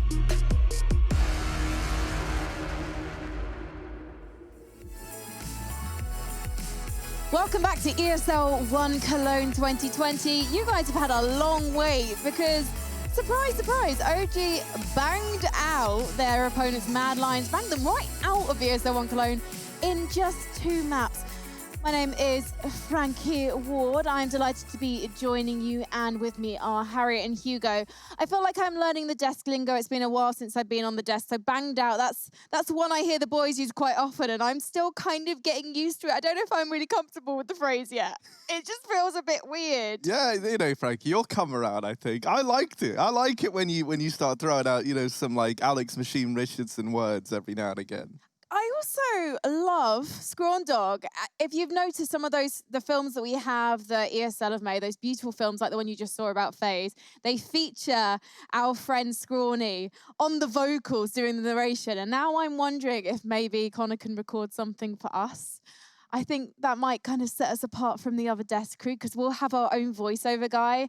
And all right, like Machine, Pansy, Sponge, they've done like proper ESL 1 Cologne Laxness Arena events. They've got like years of history and legacy behind them. You guys are stuck with me. Rub it in, yeah. But like, I'm saying, no, you guys also proper like CS people. And then there's me. Oh, there we go. And I don't know, I actually look like I'm cosplaying Machine today, a Machine circa 2018. So I'm thinking maybe Connor could do a voiceover for us. Maybe like voice a trailer. I mean, he sends me voiceovers and clips all the time, Frankie. So you know, it'd be nothing out of the ordinary. You really are cosplaying, Alex, because you've even got a little stain on your shirt there, Frankie. How have you managed that? That wasn't there earlier, and I've just called you right out there. But yeah. Man in all beige. Oh no, it's all gone wrong for Frankie. Tom is like, okay, right, let's talk about some Counter-Strike. And I absolutely agree. So it is FaZe versus Vitality. Vitality made it all the way to the finals in 2019, and they got removed at the last hurdle by Team Liquid, who also won the Intel Grand Slam at that event. Got some lovely golden bars from our friend OJ Borges. Well, FaZe have never actually made it a final of ESL 1 Cologne, although Coldzera in their ranks, he won it in 2016 when it was a major, and also in 2017 with SK Gaming. So let's take a look at the playoffs and who's in the running right now for the finals. I was too slow, but Hugo, did you? Maybe too fast. Oh, we're gonna have them put back. We're gonna have them put back. Oh. We're gonna put them back on screen, and then we're gonna have a chat about them. There we go. Right, there we go. This is a solid start, There we guys. go. This is good. I think Mountain View. Shake it off, guys. It's okay. Whoa, okay, right. Yeah, Okay, look. right. So talk us through it, Hugo, because I can't be trusted. Hey, look, there are a bunch of teams here. Yeah, these are the teams in the playoffs. We're waiting. You see that little black bottom, right? The little gap, wait, someone's messed something up. There's not a name there. Well, that's what we're here for. That's what we're waiting to see. It's FaZe, it's Vitality, winner of that, going on to take on Sprout. Not a team we can sleep on either, considering how they actually managed to top their way through that upper bracket, beating out Big in their opening game and getting to the playoffs without a hitch. They look pretty good as well. So yeah, we got a lot of strong teams over in the European division, and we got some even stronger, well, not some even strong ones, but some just as strong ones over in NA. Frankie, you want to take this away? You want to pick this up? Such a pro, we don't deserve you. Now, we've had so much great CS in Cologne's history, and we have been looking, we're going on to another bracket. Well, I did set you up for that. I will say, I did set you up for North America. Well, I'll steal it away again. Because so tonight, we've got Liquid versus Cloud9, the winner of which will be going up against Chaos Esports Club, who surprised everyone by flying straight through the upper bracket to make it into the playoffs with a completely clean sheet. Unlike Liquid, now we'll be going up against Cloud9, a team they have beaten before later today, so stick around to check out that one. But we do have an incredible matchup of Vitality versus FaZe. Vitality, they've been rebuilding themselves. With Apex, he's been getting used to the in-game leadership role. Masuta's been slowly growing to the role. We've had glimpses of Shox being on form. But ZywOo, what's going on with ZywOo, boys? Yeah. Because he had negative ratings against the Astralis. He's been a little bit quiet, and that scares me a little bit, right? Because for the longest time, ZywOo is just able to load this team onto his back, right? Like and haul them over finish lines no matter what. And that's a lot of pressure to put on one guy. And for the longest time, you know, I was one of these people, and I hate to admit it, but I was one of these people who, even though I admitted he was good, I kept thinking like, oh, but how long can he keep it up for, you know? Because you look at someone like Simple, who has like the tenure, like, you know, he can always deliver these big performances. And ZywOo hadn't quite earned that yet.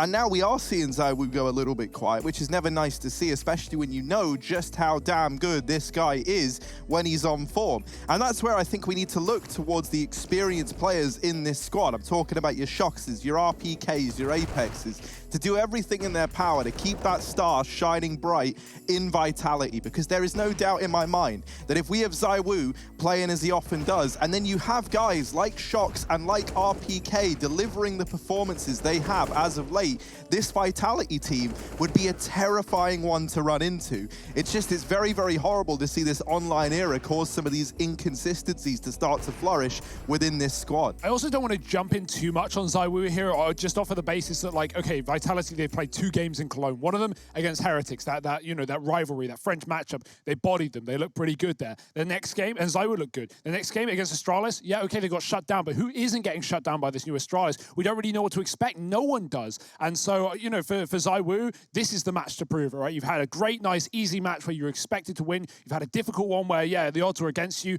Well, this is one that you're against top-tier opposition, but we should be seeing ZywOo come out on front. Well, it's no surprise he's one of your players to watch. But Harry, who have you picked? Oh, you're going to like who I've gone for, Frankie. I went for Nico. Of course I did. Yeah, this guy, man, he's been there. He's done that. He's got the T-shirt, whatever you want to say. Like, I absolutely love Nico as a player. I think that him as an individual has so much talent. That's just demonstrated across the board. Like, you think about his tenure back in Mouse Sports when it was Nico Sports, then moving into FaZe immediately. First event gives good results, right? Back with Carrigan in the lineup, everyone's like, woo, what's going on here? And then that kind of peters out a bit, but then this whole new squad gets reformed. Now we have the FaZe that we have here before our very eyes. The sad thing for a player like Nico, who in spite of his incredible individual talent, is almost like in that Simple situation of it just doesn't feel like they're winning the events that should be earned by someone of this caliber. And do you think that is down to the old excuse of the in-game leadership thing? Because Nico has expressed his intent to win a major while actually leading the team, so it sounds like it's not something he's giving up anytime soon. And they could have got an in-game leader into that 5th position, but instead they swapped out BMAS, not that he was in-game leading, and they put in Kyobi, and now Kyobi has to learn this anchor role. Yeah, you know, I think with someone like Nico, right, in the same way that maybe this used to be the case for Simple back in the day, like, you have to be someone he respects. And I think that's pretty demonstrated by the fact that he's now the one entrusting himself in this IGL position. He does respect himself. And he does, right? Because he knows how damn good he is. And I think that at the end of the day, like, the calls that he makes are all right on. They play a very tactically sound style of CS. The thing that I've always thought about FaZe is that the individuals are so damn good. I would sometimes love to see them throw that tactical style out the window and just play around the fact that this is a team of players who individually have all been like MVPs within a year at one point in time. So, I mean, you know, I say that obviously with new additions coming in, not necessarily the case for someone like Brokey, but now even with Kyobi in there, you've got loads of firepower. And that's not to say Brokey's bad. He's just not as proven. He's damn incredible from what we've seen so far. Brokey's brought a lot to this team, right, in terms of, like, not just the AWP that is shuffled all over the place inside of FaZe as an organization, but the clutch ability, man. He's so good with the pistols. He's so good in these clutches and these 1vx's, and FaZe set him up to do that. They put him in positions where he's able to remain last alive, and he often wins out these 1v1s. He has like a really good rate. It was like 65% or even higher in 1v1s and 1v2s. So yeah, this guy's really, really good for, you know, someone so young and inexperienced on this level. So that's always nice to see, you know, a mix of old and new talent. We look at Mouse Sports, maybe a shaky subject right now with their recent situation, the recent roster changes, but, you know, at least historically in the success they've had over the past 12 months, that is a mix of old and new. You've got Carrigan, you've got Chris, and you've got some young guns in there as well. That's what FaZe are trying to do. To be honest, I think Brocky's one of the players at this tournament, at any tournament like FaZe is at. He's always that player that I'm really excited to see. I just love seeing him develop, seeing all those clutch moments come out, seeing more and more people discover him, see him like really fit into that CT AWPing role. Well, you know, we talk about going off of that point, you talk about someone like Nico being the leader. I think it's great that him and probably Yanko together were able to spot that the correct call to make here was to move Brokey onto that AWP role in the first place. Because what a payoff that has been. Like, you know, when that first happened, it didn't necessarily feel like a gamble because he was already AWPing occasionally, like CT side on certain maps. But it was like something that, considering you already had players on the AWP, like Olaf back then, for example, it was Cold. Yeah, Cold. It's like, you know, it was like, oh, you're entrusting that to Brokey. But it's been such a good payoff. So this FaZe squad, they know what they're doing. They ain't messing around. And I wouldn't be messing around with FaZe if I'm Vitality. I'm going into this knowing that I have to be given 100% if I'm going to overcome them. And well, that music, that means one thing and one thing only. Dust 2, it's round the corner. FaZe taking on Vitality for a spot in the playoffs. It's all to play for and all to lose. Let's get into this one, Hugo. This is our last group game over in Europe. This is where things really do heat up, Harry, and we're going to have our bracket fully decided after this best-of-3 series. A lot of question marks in the air. Vitality on that CT side. It's Dust 2, the map pick of FaZe, and that may surprise you here considering Vitality. They are known to play a bit of Dust in their time. But yeah, FaZe. I like the confidence pick, believing in your own game, not playing to your opponent's weaknesses. RPK. Ooh, makes a bit of a push up on long, clears that position out and bails back. FaZe is sitting at the top of middle. There's a heavy B setup. Vitality expecting this play, but the Xbox smoke has gone down. It's already fading, but FaZe have beaten it to the punch. They're up on this A site, and RPK is calling for help. RPK in with one, but Kjaerbye gets the response. Now, we haven't actually got a chance to cast this FaZe squad yet. I'm excited to see Kjaerbye for my initial eye test in the server. ZywOo and the rest of the gang on for the retake in this 4-on-2. It's Brokey and Kjaerbye in the hot seat. And now it is just Brokey. Now, we were saying this man's good at clutches, but that's a pretty tall order to find a 1v4 in the first round here in this matchup. It doesn't go his way. 4 players survive with Vitality. It's a team ace. I'm saying lots of words, all in favor of the Frenchman right now, as they get that pistol locked in. Yeah, there's just so many things to say about this game and about the history of FaZe. I think I agree with you when you say, like, oh, it's exciting to see Kjaerbye into this role, right? He's obviously getting better each game by the looks of things and learning a lot of new spots. He was talking about how he needs to learn his pacing and you know, moving from previous teams being a star player in some. So there's definitely going to be some switch-ups here. But there's a lot of brain power in this FaZe squad, a lot of experience. I don't need to tell you that. Just look at the names on the screen. Vitality, though, they are not sleeping at the wheel themselves, taking A long in this round. FaZe creepy crawl up the catwalk. Hugo, I want to hop onto your point about Kjaerbye. Okay. Because, you know, you talk about him back in other teams. I'm very, very happy, and I hope that this leads to the resurgence of such a great player from Denmark. You know, Kjaerbye obviously been in that North squad for 2.5 years. He was just kind of, I don't know, man. He made that big risk going there to be a star, and it all fell short, it felt like. I'm hoping that now, with a second chance in FaZe, we can see the resurgence of this man, and that's a very exciting prospect. But in this round, the Deagles, the Pistols, they're getting it done, and somehow we're into this 3-on-4. Now, 2 of these players are very, very low, and so they get mopped up right away by RPK. Nico was trying to stick the bomb plant, and he couldn't get away with it. So Vitality, they deny the plant, they get that second round. And we get to have a nice little segue conversation about Kjaerbye, the Dane in the server. Yeah, a stat you put out earlier, Harry, 25% of players here at ESL 1 Cologne, or at least coming into ESL 1 Cologne, Danish, which is kind of mad, right? And we're not just talking about like the Mad Lions. Considering the country is so small. Yes. That's incredible that like they're just so good at CS. It's actually borderline unfair. Yeah, it's not fair. And I've played CS for someone like Risk, and I know he's not that good. So can someone explain that to me? Nico gonna open this round up with a kill onto ZywOo.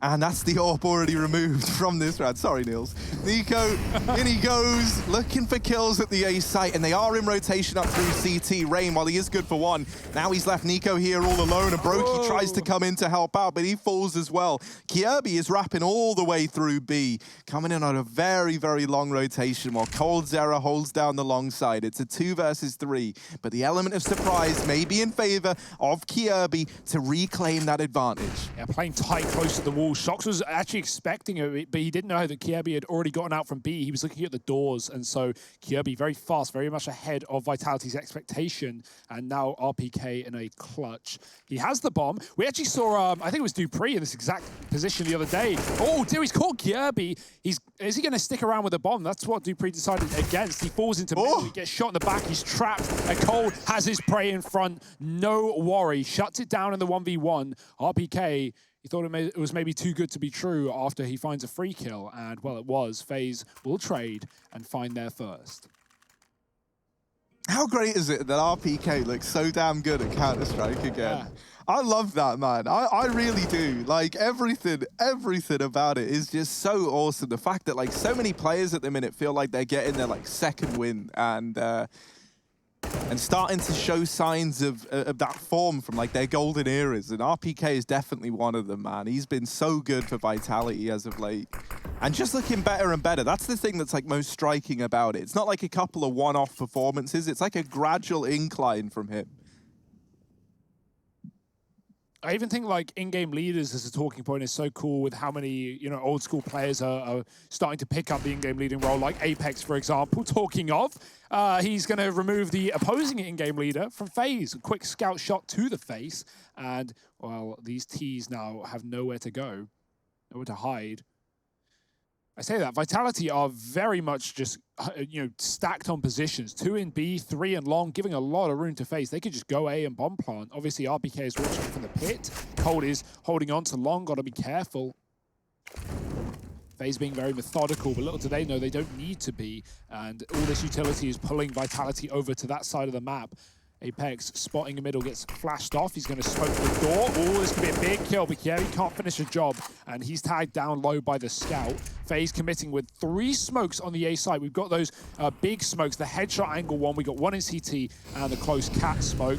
Molly to push ZywOo back. He's got to hide on the ramp. 30 seconds. That's a great shot. ZywOo finding the bomb out on the ground. And FaZe now down by 2. They're even getting flanked. Shox is pushed all the way in from the back line. Cold will trade that kill. FaZe need fast kills, and they need them now. Oh dear, the double peak will end their life. And Vitality, with not a lot of weaponry, are going to get it over the line.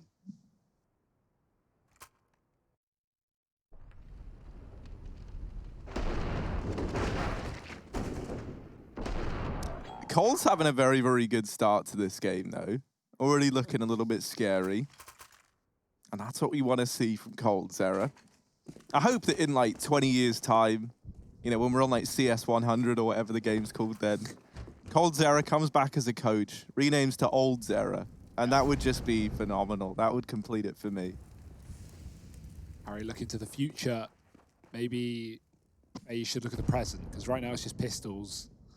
They got bigger things to worry about, Harry, than being a coach. Cold's got that 1 Deeg, surrounded by Glocks, the rattlesnakes from Rain, up on the catwalk. He might drop into the spawn here. ZywOo's going to try and stop that with the AWP. Rain swings and he dies, and now comes the mid-crunch. Shox spots it. It's 3 on B. Vitality are so ready for this one. They've called it. They are in FaZe's brain, and Shox, he's going to put a few bullets there too. The flash is lovely from Mizuta, and Vitality, a flawless round, up to 4. FaZe coming back in with guns.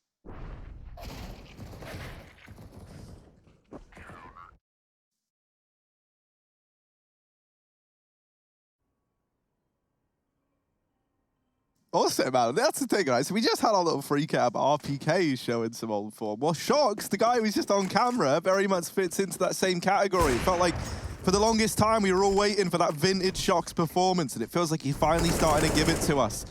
In this round, Brokey's opened up with an early frag onto ZywOo. We see Shox now donning that AWP from ZywOo's body as he works his way into the B site. Masuta's going aggressive. Kjaerbye is going to mop that one up.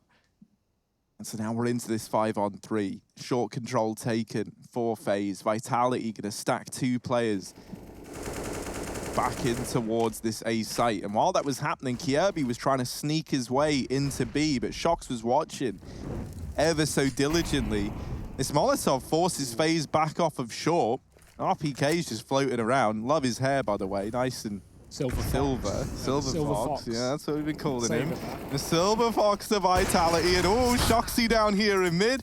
Only good for one. RPK, goes in through the back and gets bested by Rain. FaZe are ready for that. They knew he was pushed up on short from earlier in the round, and so they're holding for it. Yeah, nice reaction from FaZe. That actually got a bit scary, right? Mizuta, he hears Kjaerbye throwing those grenades, and he tries to push, hoping he can catch him with grenades in his hand. That's why he just like sprints up. It looks nonsensical, but there's logic behind it. Kjaerbye catches him. Shock stops Kjaerbye from lurking into B. There could have been something there, and that would have just probably been the round if Kjaerbye got that kill. But FaZe, once they lose B and then they get pushed off of Cat, that's very scary. So a quick reaction to take middle and even deal with those fast flanking players. If there's one thing that's been clear from these opening 6 rounds, it's the Vitality. When they know where FaZe are going, they're very quick to react. They've been in the back line, and so FaZe have already started to cotton on to that.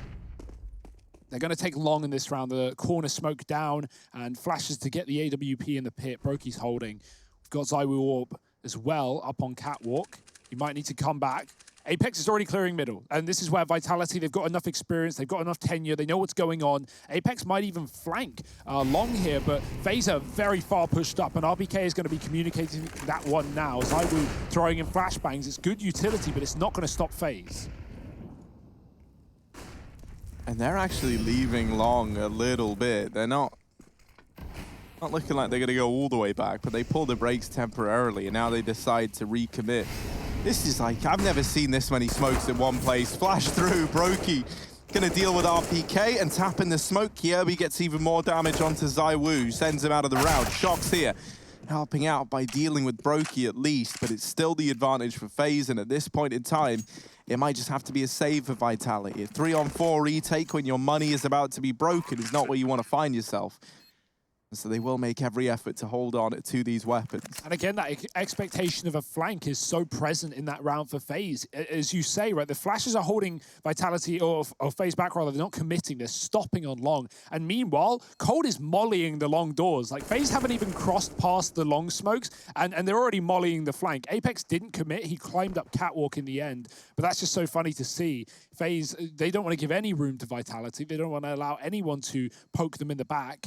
And that will be a bomb plant that is converted with a couple of guns saved, 2 AWPs as well. So all things good for Vitality in terms of the money, but FaZe are starting to build into this matchup. 3 rounds and a quick pause for Vitality to try and work out what they want to do. Obviously a save will be coming through here before their buy in the next, but even that one won't be too pretty. And so it's going to be a difficult round where you might just like lean towards a site with the guns and try and play for the saves. Never a fun game plan, but with 2 AWPs as well held on. I mean, there's always a chance, right? Those 2 AWPs could certainly win you the round. We'll have to wait and see, because Vitality, what is their game plan? I love watching Apex lead. He's so animated, you know, like he's sat there, you see him talking with his hands, looking down the line, pointing, you know, like talking to everyone. And that's great, you know, I always think it's so good whenever you have a very animated in-game leader. Him and Shock's like sparking up that dialogue between the two of them as to how they want to play in this round. And they have gone for a forced buy. Yeah, I'm not even against this because, as I said, the loss bonus is so low that I was thinking, the next buy wouldn't have even had an AWP, so this makes sense. As long as you've got a game plan behind it. And so now we get to see what that game plan is. Mid-take for FaZe, and how are Vitality going to respond to this? Because it's not actually a mid-play. You send Rain in, but that smoke missing its mark leaves the sight line open. And now this secondary AWP of ZywOo about to get rewarded, perhaps. Nico jiggling the angle. I don't know how many more times you want to peek that if you're ZywOo. RPK's engaged in a bit of a fight that he can't get out of at long. Shox has come rotating in with this AWP. But now posted up on the angle is a man named Brokey. The flash is going. Kjaerbye, 1 bullet. Tried to land it. Tried to make it work. ZywOo flashed off the angle and Brokey's going to best him. Nico's up in the A site and almost had the element of surprise, but Masuta checks for it. Damage through the smoke, not quite finding a kill. Now look at Apex. Look at this guy. Look at him. Ooh, Apex. He sees the barrel. Oh, Brokey. No. He faked the bomb plant. And now Apex is in the site. That's a disaster. He got off it right as he was done with the planting animation. Just switching a second too soon. And now it's left on to Kjaerbye, the new boy in FaZe. 1v2 with an AWP in hand. And this is a very tricky round indeed. Especially with how Vitality are playing this. I love that. They've got like a two different height levels set up here. I can't think of the word. Different verticality, that's the one. Kirby, as he tries to peek that, the double peek is in and he can't dodge it. Brokey screws Kirby there, right? Like, he had the plan, even though Apex was walking up on him. That's a classic. You think the animation is done, you see your arms put the bomb down, you go, cool, I can switch weapons. But yeah, he switches too early and Apex just jump shots him. If that plant went through, not only does Kirby have a Molotov for the bomb, but it's planted for long. He's on plat with the AWP. He's in the perfect position. That's his round. So yeah, man, just a bit of an error there from Brokey, and that's going to cost them. FaZe quite literally losing the money. They would have loved that bomb plant at a bare minimum, because now they're down to a Tech 9 on Brokey. Fast B play through the smoke. Good trade from Nico. Cold is fed to the Wolves, and Apex and Shox are still here to play. They don't know about Shox yet. That Molly's going to force FaZe in or out, and they will go into the jaws of Shox. 2 more for him. And a lovely B hole for Vitality. They've been running these triple B setups pretty consistent. That B setup is something else, man. That is great. You have the first guy, Masuta, just peeking up close, right? If he goes down, Apex up from this mid-rotation draws all the attention in. And you mentioned that Molotov. That Molotov's so beautiful. It pushes them out of the tunnels. And they're now adamant that that second B player is it. And he is in the window. Yeah. So they can move into that site. Because it's not uncommon that when you're playing 2B, you do try and get to the window so you can kind of pick and choose your fights, and they run in, they completely discount that car position, and Shox just lights them all up from it. What a treat right now Vitality are. Yeah, this is ages ago, but I want to cast your mind back to the beginning of the round prior to that one. FaZe love to do this. Oh, Nico's playing football. Yeah, Rain tried to throw a CT smoke and he got flashed, and as he threw it, it landed just like a centimeter to left. Nico's footballs that landed in his nasty neighbor's back garden, and they aren't giving that one back. Nico's having to go around, ring the doorbell. Excuse me, Masuta, can I have my football back? No. I love it. There it is, rolling into the site. Look at it. Moment of silence for the football. Nico, poor guy. Isn't that in T-spawn, that spawn, so you have to bring it all the way over? Yeah, yeah, that's a dedication as well. He was just trying to have a kick around with his mates, and it's all gone wrong. Man, that's sad. I'm sad now. FaZe, why you do me like this? And now they're going to try and go out long. You know, the ball game's all over. Oh, RPK. Here it is. Here's the mowdown. There's 2. There it is. All of them for RPK. And a 7th on the board for Team Vitality. Quick as you like it. I mean, not super quick, but from the first kill out long to the last kill, RPK finds everyone with no issue. Nice little off angle, can drop into the pit as well if he pleases, but no need when they're on pistols.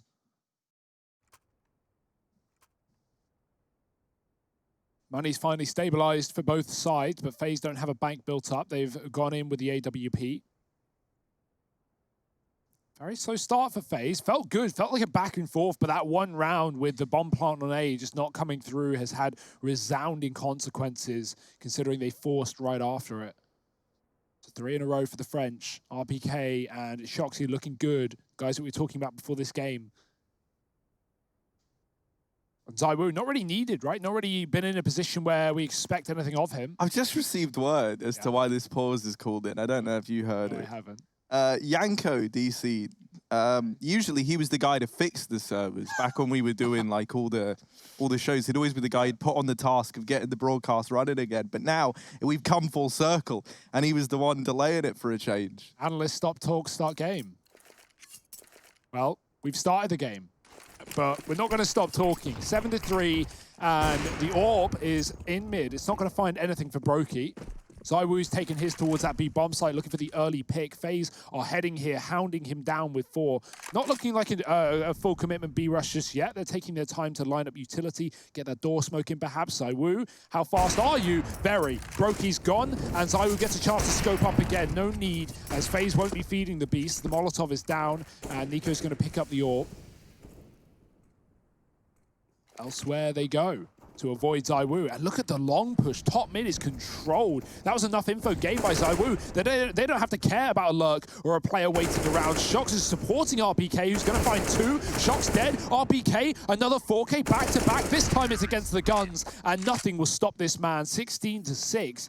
Boy, oh boy, he is looking fresh. And like we all said, you know, like when the youngsters of Zaiwu and Masuta join this team, they just can't possibly live up to RPK and Shox, right? This is unreal from these two like vintage gentlemen of the French scene. They're looking so damn good right now. 16-6 on RPK. He's just snuck right up on Shox, who was a firm frag leader in this half. Well, now RPK is going for his trophy. It is just pistols here for FaZe as they try and group up down here in the lower tunnels. Shox waited on the other side. He's looking to catch up with old mate RPK, and this could be the round. Play an anti-flash. Oh, there it is. Mow down. Apex has stolen them away from Shox. He's put up a double.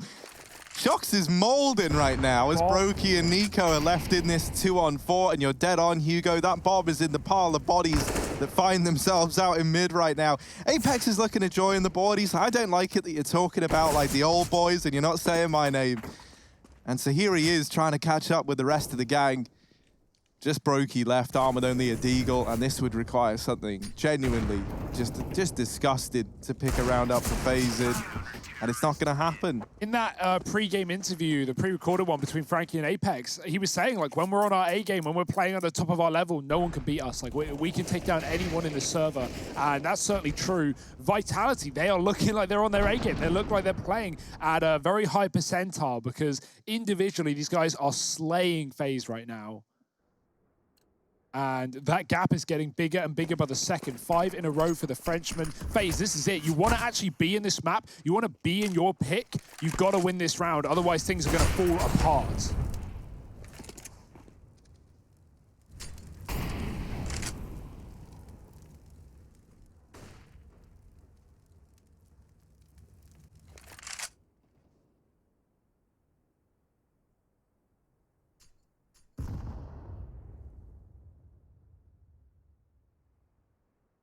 Now, rest assured, the server hasn't crashed. This is FaZe really slowing down the pace in this round.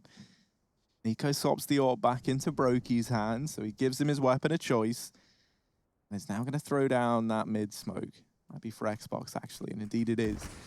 That's going to give them somewhat of a safe passage into middle. Zaiwu, Brokey was posted up there waiting for that peek, and so he gets rewarded. Cat control taken. But while this is happening, keep your eye on Masuta. Vitality love to do this, especially if they lose a player early on. They'll push and they'll take tunnels away.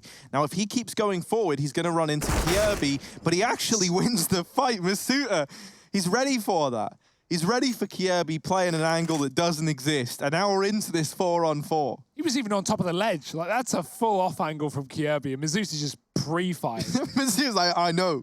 It's okay. Ooh. I got this. Yeah, I like the slow start from FaZe, but it's ticking down the clock, Harry. There's only 20 seconds left. They've got to make a move. And this bomb is so deep on long. So RPK, if he stays alive and he doesn't, that could have been everything. Apex needs kills and he needs them now. 15 seconds. Apex pre-firing. He can't finish off the job. The inaccuracy bites him back. And Rain has taken this round for FaZe. There's nothing Shox can do except take down the bomb. And he hits the leg on Brokey. If only Shox took that kill, that would have been the round. But the jump across saves FaZe. Oh, that was scary. That was to the wire. This time Brokey sticks the bomb, which is always nice. And it's going to be a FaZe finding a fourth. I like the start of that round, though, right? The way the FaZe play it really slow and passive, because the one round that they went into B, they made a bit of noise, and one of them died, and they actually got spotted. We saw RPK and Shox just rush long, like no fear, full W mode, and come in on that flank. FaZe just go, all right, they're going to do something. They're going to make a move. Let's wait. Nothing happens. They throw the Xbox smoke, and Brokey's just holding for Zaiwu. He gets that pick, and that opens up a world of opportunity. Shox finds one on the exit. But Rain, he ain't going to be too sad about that round. 3 kills to his name, and the saving grace that was this round for FaZe. 6th round, or 9-6 half, still on the horizon, still doable.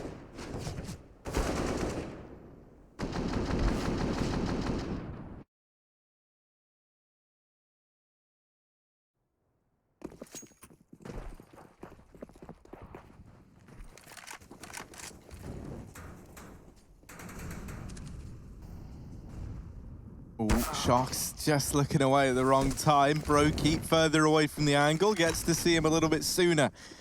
And that will be Shox's downfall.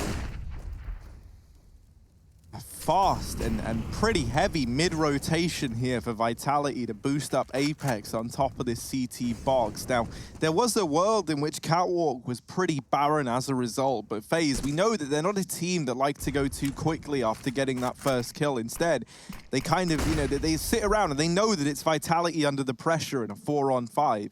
So they just wait in these key, like, pivotal points of the map and wait for these pushes to come through. Now, in this instance, there haven't been any pushes yet. And so eventually it is going to fall to FaZe to make that first move happen. They will try and do that now with these mid-smokes going in. Not the most convincing mid-smoke setup you've ever seen. One of those missing, and that might give ZywOo a bit of a sight line here from the crossroads. So that's a scary thought to run into. Nico looks like he might just be holding on to mid to catch these rotations, and that's going to leave Masuta all alone in the B site. He's getting pressured from the tunnel. So many players, and the shot baited by Brokey jumping over him. Has now opened up B and left him in a 3-on-4. Nico's holding for the rotate, and Apex was never even aware. One in the back of the head, and he'll fall. This is likely just going to be the save for Vitality. Yeah, they've got a bit of money for the last round of the half, but they know this round isn't doable once they've lost their tunnels control. Maybe if that was Masuta coming in on the wrap, you would have expected it, but Apex dead in the water. Yeah, we're getting a lot of missed smokes this game. Maybe the nerves getting to some players, right? Not just Rain missing his mid to B. Apex threw a mid-smoke from CT, and it bounced, because I think he threw it through a smoke, and he got the angle just slightly off, and it bounced wrong, and Nico takes that gap, he gets out into middle. He doesn't do anything with it, right? As you said, just holding rotations, not wanting to die to, you know, many of the awful angles in middle, or a CT AWP holding window. And FaZe, they didn't rush down Masuta after getting that first kill, because they were expecting more. We've seen heavy B setups every time FaZe have entered this B bomb site, and so you can see they're waiting for someone else before they go for the swing. Well communicated though. Kiebi and his teammate both peeking as Brokey jumps across. That is just so annoying. You aim for the jumping player, you immediately regret it. And FaZe are going to find 5, 6 on the horizon. Double AWP though for Vitality, and that's a great shot from Brokey. Hitting the leg, hitting Shocks on the cross. Cole's going to take long fast. FaZe have that smoke down that's been so good to them in the past. And oh dear, Nico, he might be able to catch us. I think he just has. He's seen Apex push the top and middle as he throws the Xbox smoke, a big opening kill. And now that you know you've been flanked, FaZe, they don't have to commit to A. They're likely expecting a full stack there. And even though that isn't the case, they're going to hold off, they're going to slow down, and they're going to let Nico do his thing.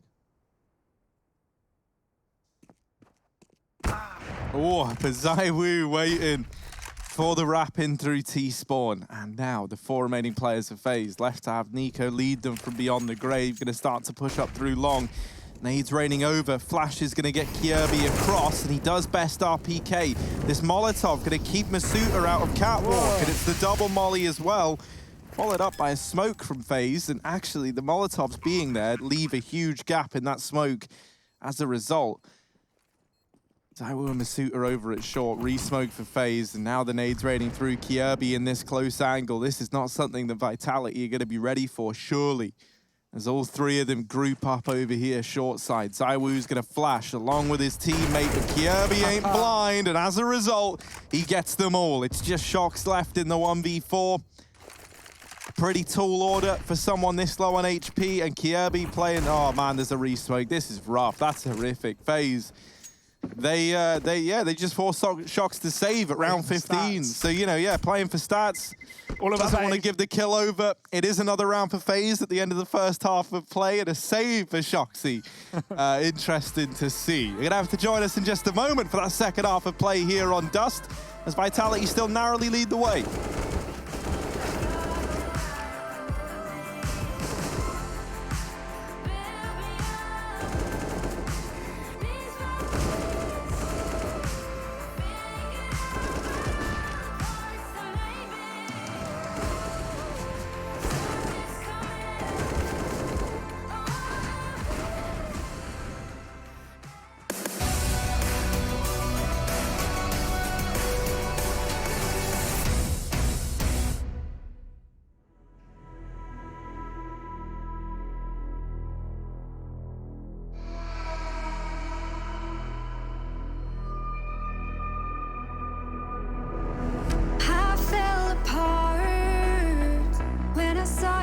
Look at me that way, it broke my heart.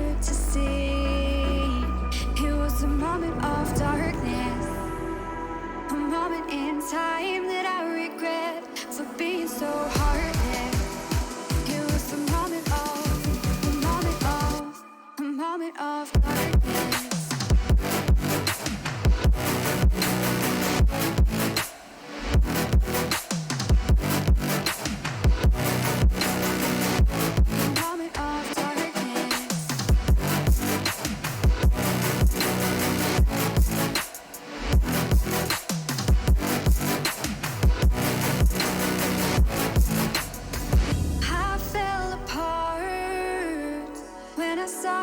Look at me that way. It broke my heart to see. It's too hard, it don't come easy. I went dark, I lost it right away. And when it starts, God knows what I'll say. In my head, I had good reason. I went red so unexpectedly. I should have said that sometimes happens to me.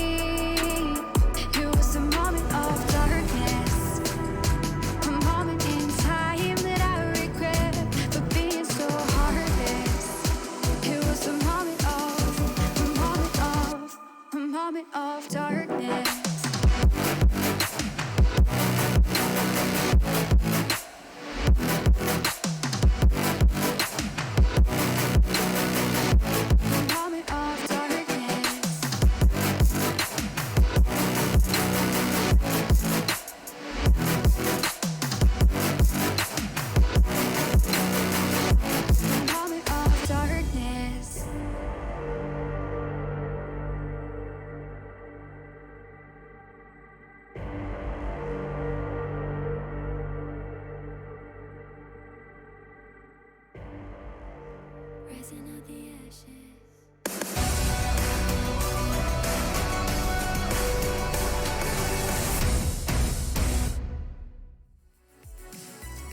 Well, we just had that panning shot of the Langston's Arena, and that makes me a little bit emotional because this game, this would normally be deciding which one of these two teams are joining the others in the playoffs in that arena. But of course, we're online for now. However, playoffs are still in sight, and currently, we're looking at Vitality leading the charge here on the map pick of FaZe Clan. You can see those GG balance. They've kind of shrunk on down a little bit with Vitality still in the lead, and this pistol round about to begin.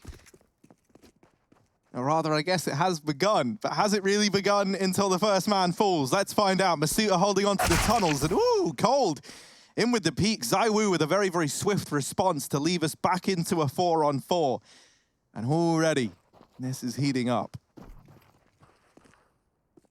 Sweaty stuff in the server. Nico with the kit double flash. He's sat CT side. Vitality going up towards A, and FaZe, by the looks of things, are going to have to retake this round. There's no way to stop. There's no one to stop these Ts from getting the plant. Gabby is tucked deep in the pit as well. He's waiting on this lurk. It's him versus Shox, and timing is everything, especially with a lot of the noise being made up on Catwalk. Well, it hasn't been made yet, but it's about to be, and Nico is going to have to call for some support. Can he get into position in time? Does he even want to risk losing his life with all of this utility? Only one of those flashes would be dropped if he were to depart this round. Plant is safe. It's not for Shox either. Kjaerbye should be able to deal with his flank. Although Vitality, this all feels too good to be true. They're going to be very aware and waiting for someone to come in from this position. Kjaerby's given up his position, and Shox is letting them pass. This is perfection. They have no idea. 1, 2. Oh, there's the dink. And he just needs to stay alive. He doesn't even need to fight because this bomb is planted for sure. A position that Vitality already own. Nico's come in with a double. This is pandemonium.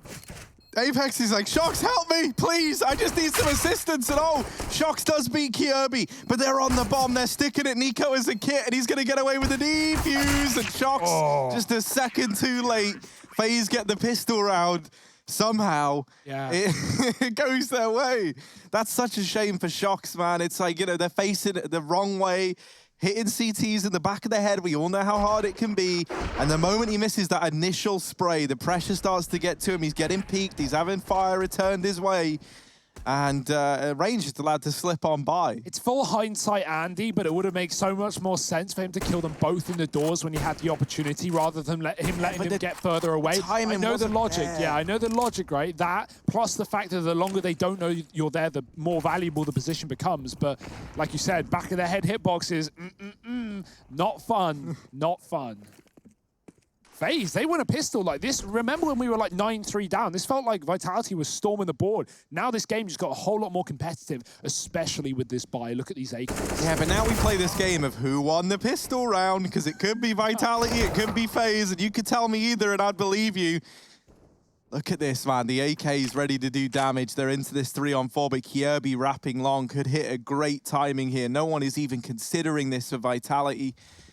Kjaerbye, is the timing going to be there? They do turn back around and they spot him, but they don't get the kill. And in the meantime, Apex even fell up on short, dropping the bomb. So RPK is left in this 1v4. A very tricky round indeed. Does deal with Nico. Popping over. Brokey's going to fall as well. But Kjaerbye, returning from his adventures at Long, is now posted up, ready to deal with RPK, who needs the ace in this clutch if he wants to pick it up for Vitality. coldzera is a long way away, but Kjaerbye should have this locked in, coming up through the ramp, catches him by surprise, and Kjaerbye is such a nuisance in that round. It's 8 on the board for FaZe as they overcome that very strong buy from Vitality. Yeah, but it's not a worry yet, right? You still got a Nico, you still got a round to play Deegs if you're Vitality, and only then will FaZe be equal with you. You're on the T side of, yes, your opponent's map pick, but one that you are more than comfortable playing. Kjaerbye is looking comfortable. Kjaerbye is looking good in his role right now, and the results are showing. Will they keep up? Nico's on a pistol. He knows that the money is low for Vitality, and even with the damage done in the last round, they're unlikely to force back in again. And he's right. So fast up the catwalk. Hold watching onto middle, playing it safe, not giving that info. So FaZe have to be aware of this position potentially being lost, and so Nico's spotting for it. We've seen the Glock into USP ecos, but now it's the inverse, the more standard, the more typical, and the more flashy, for sure. How many can Nico get, especially with them setting up a run boost right now?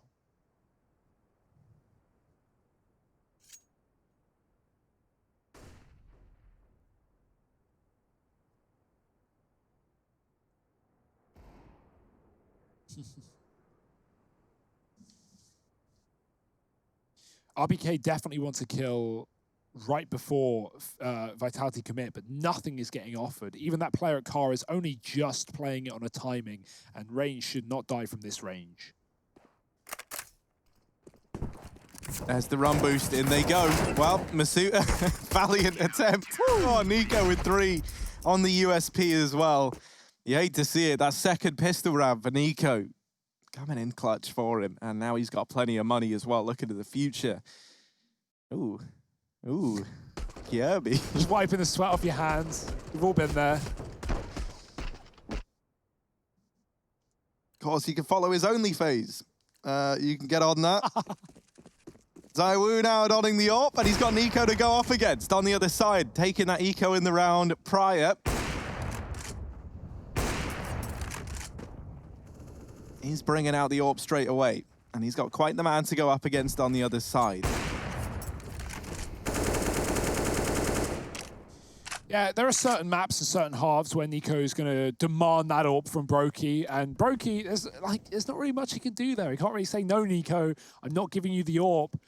Captain, sir, Hunter's brother, or cousin, rather. Brothers now. Yeah, family. Same thing, really. 9-9, let's move on. Nico, he's looking into middle. We haven't got a heavy B setup, and that's where Vitality are ending. The mid to B smoke's coming through. The flick from Nico is good, and the Molotov will follow. Shox is pushed out, but he still gets the entry. That is obscene. 2 low HP players, and B has been lost as these Ts run right through. That rotation of Brokey just out of the sight at the wrong time, and now FaZe have to play retake with almost no utility. And Apex is waiting to come in on a cat drop to cut off these rotations. He's being very, very sneaky. It's actually a save from FaZe. They just immediately give this round up. They go, yeah, you know what, Vitality, they did the right thing. They catch Apex up on the short lurk. That's it for this round. You love seeing a bunch of dudes just huddle together over at long, then boy, oh boy, have I got the round for you. This is just the save here, as it's the 10th on the board for Vitality.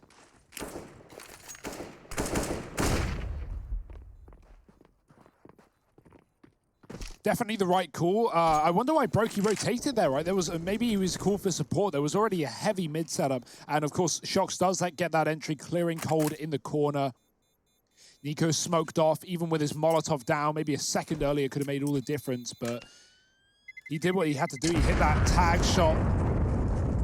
And yeah, Brokey, if he maybe put up a kill on B, even that spam through the smoke coming in late did a lot of damage. Not going to be enough to tempt FaZe back into the round, and they weren't to know. If they had flashes and smokes, maybe they could have gone for it, but not worth it with 1 or 2 bits of utility. Better to pull your money together for the follow-up. This has been very back and forth, though. No clear winner in sight, and that's exactly what we want. Opening map of this best-of-3 series, winner going to playoffs. Woo, oh, the flash is good. He's not going to get a chance. There was a jumping player across long, but it's missed. And he goes back into more double nades. Oh, dear. Kiebi hits him through the smoke. And the nades landed deep, trapping him in that forward angle. And Kiebi just fires off. An opening kill for FaZe Clan and a huge scalp to find. Flash up cap for Shoxy. Oh, dear. He even looks at it. So no control, no info, and they're just going to crunch B. Coldzera's got this flash for Brokey, who's currently playing anti-flash. He goes back in, it's a good flashbang, and that delays the trade onto Brokey, following up with that Molotov, but it's missed the mark somewhat. It's going to delay the push from RPK, and that buys precious time for the rotations. Nico, still holding short, was determined to put a stop to a flank that somehow he knows about.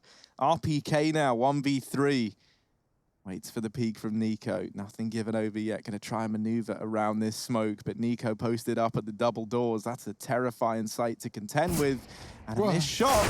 But there's Rain to pick up the pieces. It's 10 on the board and a team ace for FaZe. I don't know about you, but it still feels like we're seeing like teams have to get used to the door switch around. I can imagine like maybe that's the case, right? You've been playing with it that way for years now. I think it was Dupree in that Astralis game against Vitality. I could like, you know, when you watch a player and you can kind of see what's going through their head by how they move their mouse. He like tried to throw a flash that he usually would be able to throw out the doors from the B bomb site, but then he realizes he's like, oh, I can't do this anymore, and he had to throw it over the top instead. Little things like that. So yeah, getting used to it, of course, but it's I don't think anyone's against it. It's a good change. It's a bit of a refresher. You know, Moses has talked about the idea of switching up bomb sites on maps rather than trading out maps, you know, to change the angles, change the positions. Whether or not you agree with that, I think the idea of doing stuff like this, like swapping the doors, is cool. It keeps things fresh. You know that Yanko's been scraping through these demos as well, or maybe Nico, because both times that Vitality have tried to have this cat lurk, which is a common thing that they do, to drop CT or to kill saving players on long, Nico has just been hard scoped for it late in the round. So good to see. Not letting these lurkers catch him off guard. But that's a round on the B bomb site. A round for Vitality just to fall short of.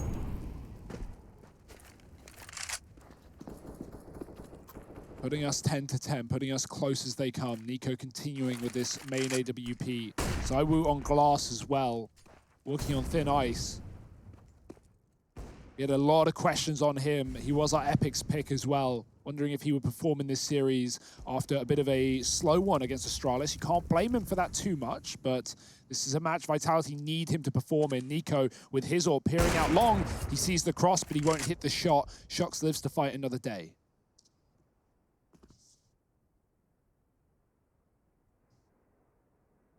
And Kiebi's actually pushed the doors, looking to come in on another one of these flanks, perhaps.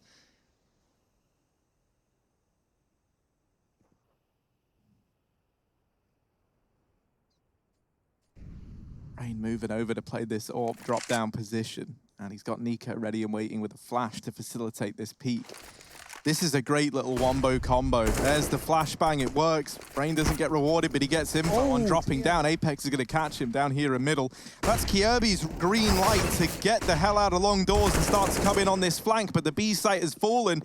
Kiebi gets dropped as well, and it's Nico left in a 1v3. He's dealt with the first man. They do get one into the B site. Shox is over on Catwalk as well. Nico is aware that temporarily there's a 1v1 inside of B. Masuta, ooh, catches a timing. No Nico way. goes back for the mid player, and now just Masuta left to find. He doesn't know where he's gone, and Masuta just narrowly gets that one over the line. It's a damn good try from Nico. But Masuta holds his own, and the barrel's going to betray Nico there out through the doors. That is terrifying as well, and it all falls apart. It all is off the back of Rain dropping catwalk, and FaZe not having that mid control, no info, no knowledge, and he gets caught. And at that point, everyone's scrambling, everyone's rotating. Shox is at the top of mid, catching Kiebi on his flank. Vitality, they're able to get the plant. That could have been very scary with Nico taking down the first man and almost killing Masuta alone in the site. But he holds his own, he hides at the back of the boxes, and he trades out Shox in middle. Oh boy. That's the kind of CS I expected to see in this game, not you know, the slow stuff that we've been left with at the start of these rounds. Things getting frantic here for FaZe, and money is an object of their desires. They just have pistols here.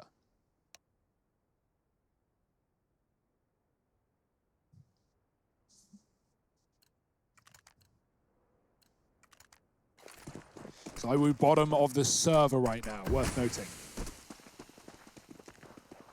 Yeah, both the AWPers having a reasonably quiet performance, right? Brokey on the other side. Obviously, we see Nico picking up the AWP a lot on Dust 2, CT side in particular. But, you know, both the two usual suspects. Rain, how's he gotten away with that? Masuta raging at Apex right now. You're meant to be holding middle. How has that just happened? And Apex don't even know either. He's such a nice guy. He tried to put together an answer, but he can't. Yeah, I don't know how that happened, considering not only is ZywOo in T-spawn watching mid doors, but Apex is there as well. Like, one of them's watching long, but what's ZywOo watching? I don't know. That is very unfortunate.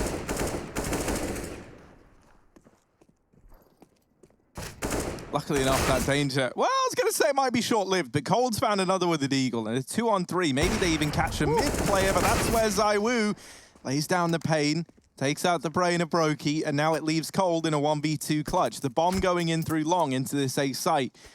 And Cold, he's already on rotation up through the catwalk, has this AK to play with, doesn't have armor behind it. That molly baits the peak, and in his dying breath, he burns out Shoxy, but also goes down. It's 12 on the board for Vitality. However, you know, considering what was invested in that round, that is a very good round for FaZe. And while it sucks that they don't get it over the line, Cold Zera putting up 3, Rain getting 1, that leaves only ZywOo surviving. So that's a very expensive round for Vitality. And that has put FaZe now in a position where they can look to turn this game around on the back of the money.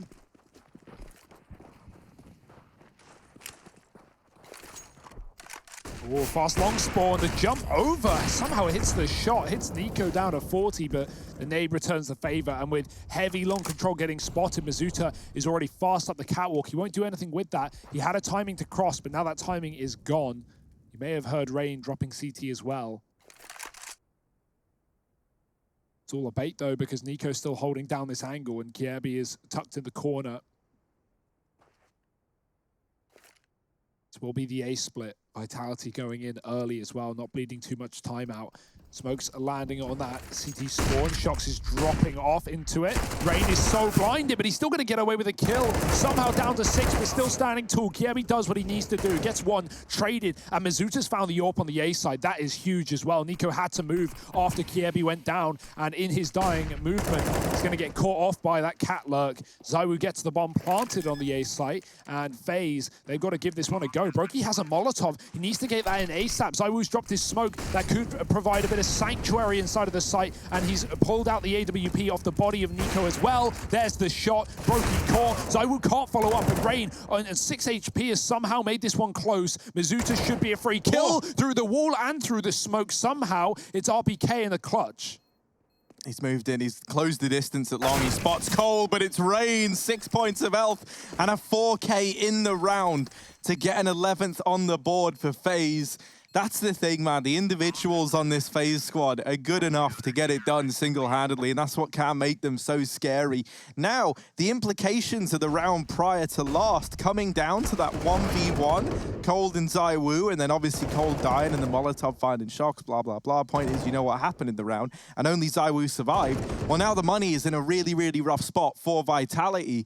So suddenly FaZe, thanks to their ability to get that force buy so close and now picking this round up, they have brought the economy of Vitality to its knees, and they should be in a position now to pick up a 12th and tie things up. Rain always looks so good on Dust 2. I just can't think of him ever having a bad map here, even when FaZe lose. I can't believe he got away with those 4 kills on 6 health. It's a B set piece. The flash smoke for ZywOo. Apex leading the charge with this AK. Well, he won't be going in first, expecting the AWP, and they've already seen it in the hand of Cold. Not even Brokey here. Poor guy. Doesn't get his primary weapon, but he's got all the util. He's got all the grenades, and they may be needed after all. Shox is going to go up catwalk to try and keep FaZe on this side of the map. They're waiting out the smoke in B. Shox making some noise. Rain ain't falling for it.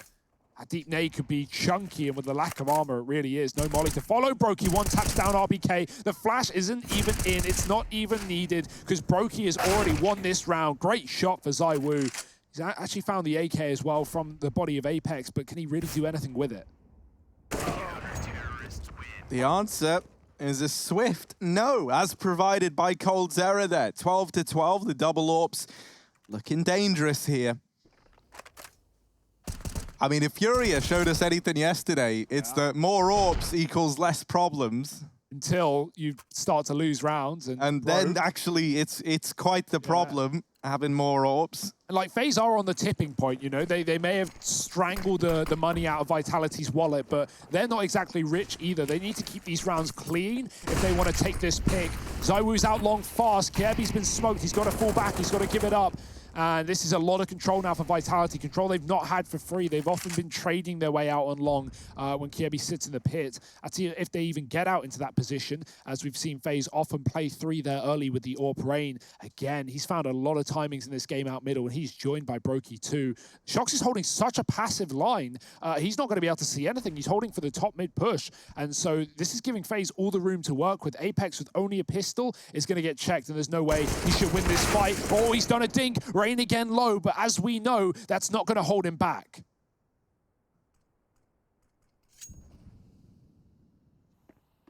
Yeah, Shox reconsiders that one. He has the bomb. He doesn't want to lose it. It's like, I could go get the trade, but if I die, I would be throwing the round away. So, you know, he did the maths quickly and decides against it. Now they group up back in top mid. They leave Masuta over at long. So this looks like it's going to culminate in a split at this A-bomb site, right? Having Masuta come in a little bit later once you've pressured catwalk. The problem is, and this is something that Vitality are not aware of at all, is that FaZe have stacked very, very heavily, both at the catwalk and at this A site in general. They flash Kirby in. While he's only good for 1, the flashes, they keep coming, and that's going to hold back this push. Now that they've spotted Masuta, they're pretty sure in this assumption in the A split. RPK giving up the goods. Oh, he's in with the 3rd. RPK has actually just rescued this round for Vitality. There were 4 players in this site, and RPK deals with almost every single one of them. Brokey in the clutch, but this man is often so good in these situations. He takes out the 1st, even spots RPK at the back of the site. There we go. He grabs the AK, takes him a moment, looking for the kill. RPK in with number 4 and a 13th on the board for Vitality. It's another close round, and that's something that's going to harm Vitality once again, right? The money, even though they win that, isn't great. So it's going to be MAC-10s, it's going to be Galils in this buy, and they're going to be coming up against some resistance from FaZe. You know, there's a few players there with around the 3,400 mark. So you could either have a force buy here and now to try and reset Vitality, or you play it safe, you partially invest down to like 3K, and that's the decision they've gone for. But the risk you run with this, right? You play safer for your own game, but also now, if this round is clean for Vitality...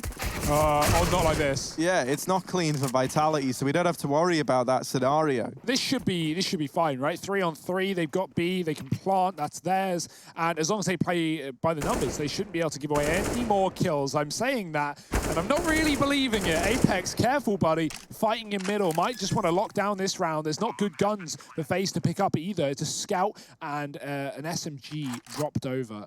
So things are fine right now. Things are good. Apex hanging around in middle. Maybe he didn't need to. Maybe thinking that FaZe would save. Well, they're going for this. They have nothing to lose and everything to gain. Kjaerbye is screwed, though, with that deep smoke. RPK, he's not missing that shot in a million years. ZywOo has a flash. No need to use it. Got to fight towards the tunnels. And now Nico has an AK. They're going to go for this. They're going to move in. Kjaerbye, oh, no, he's thinking he's doing the damage, but RPK will clean it up, and ZywOo mows down both mid players from the window. That got awfully scary for a second, but hey, that's more entertaining, isn't it? Vitality 14-12. They do push it over the line. This is FaZe coming back in with a buy, and this is for their map pick. Vitality looking to swoop in and steal it away. Once again as well, because of the damage that was done, FaZe have left themselves in a very good spot. You know, I almost would have loved them just playing for exits in that round. That would have been a cool scenario. ZywOo's really stepped up. He had like 8 kills 4 or 5 rounds ago. He's now up to 14. He's now rivaling his teammates as well. So having that, the trick up your sleeve, the ace in the hole, ZywOo on the AWP, could certainly be a good thing for Vitality near the end of this game.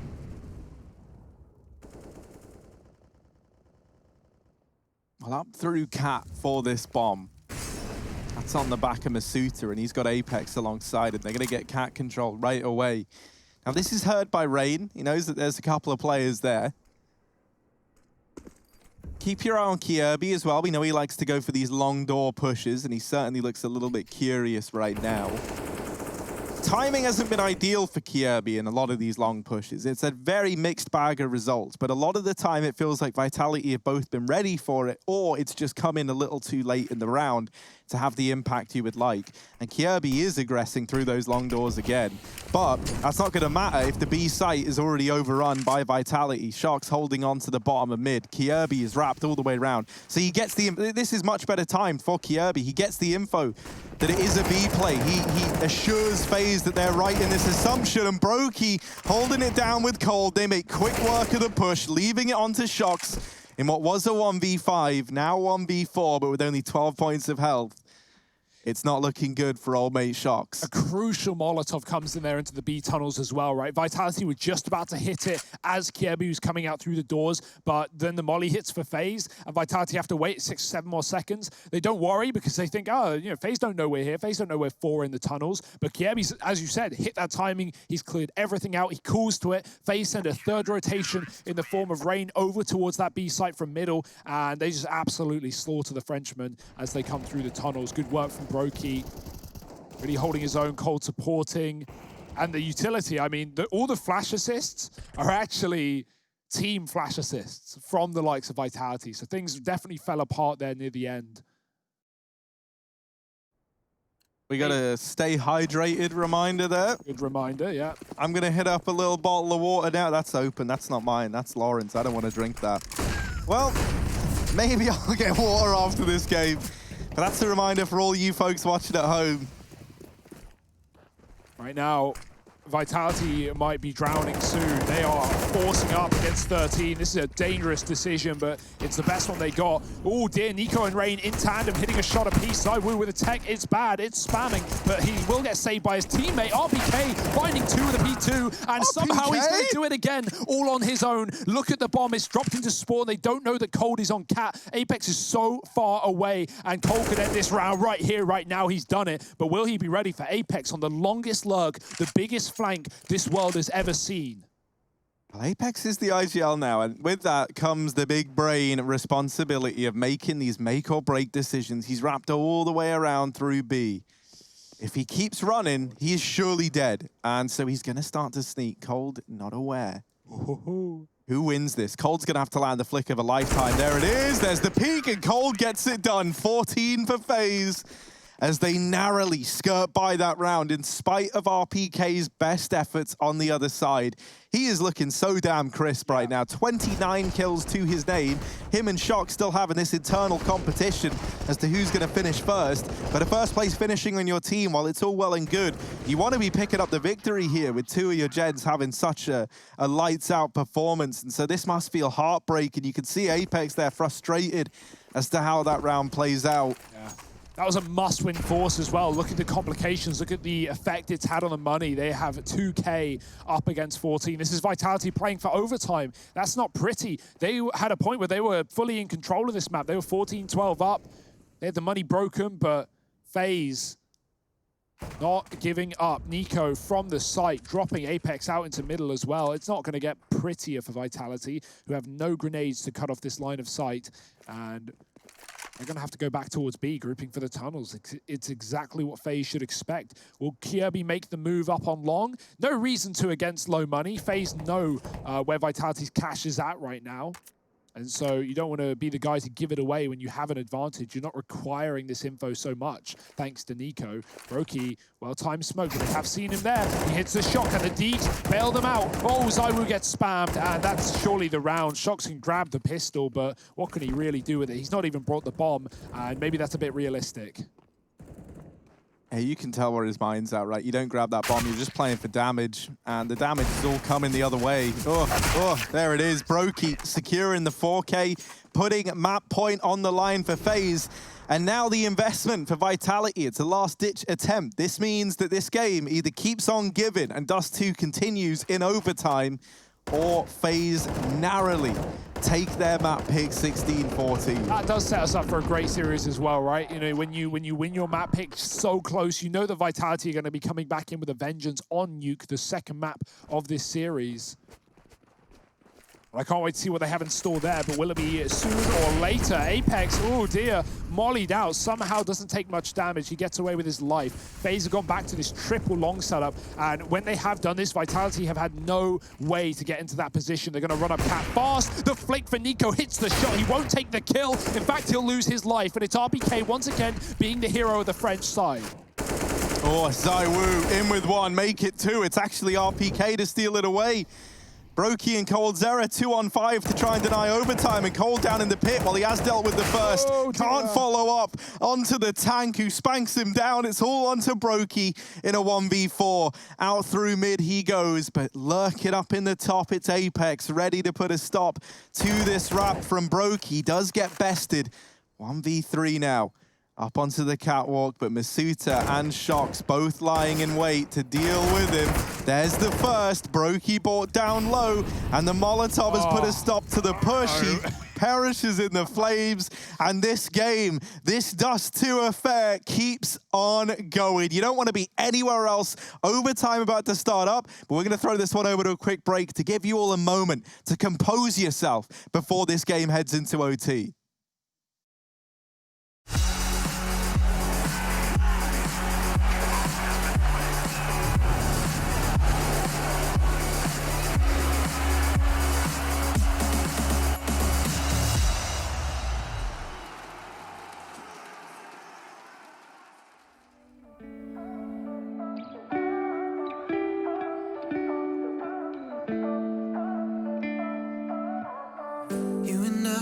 Friends for a long time now. Always have a good time whenever we go out. But you've been calling me up all the time and sending me signs and giving me them eyes. And you've been saying that you found the one, texting me junk and you wanna talk, but you can't say why. I can't get there and you know I've tried. You know I don't wanna waste your time. City lights, I'm looking in your eyes, but I can't say why. It doesn't feel right to call you mine. You know I don't wanna waste your time. I can't get there and you know I've tried, but I can't say why.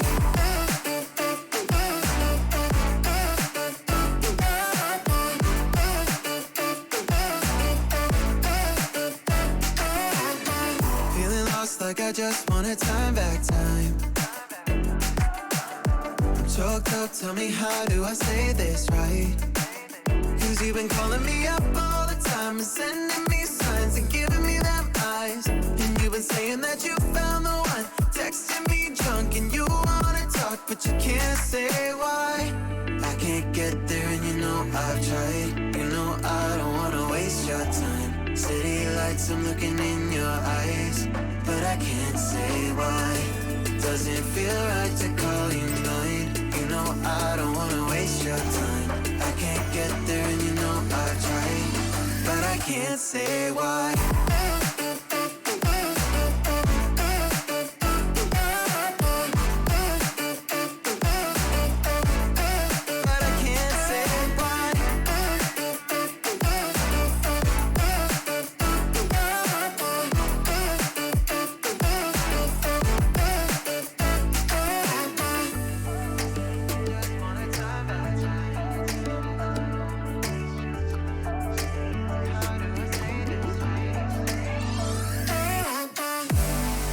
Get there and you know I've tried. You know I don't wanna waste your time. City lights, I'm looking in your eyes, but I can't say why. Does it feel right to call you mine?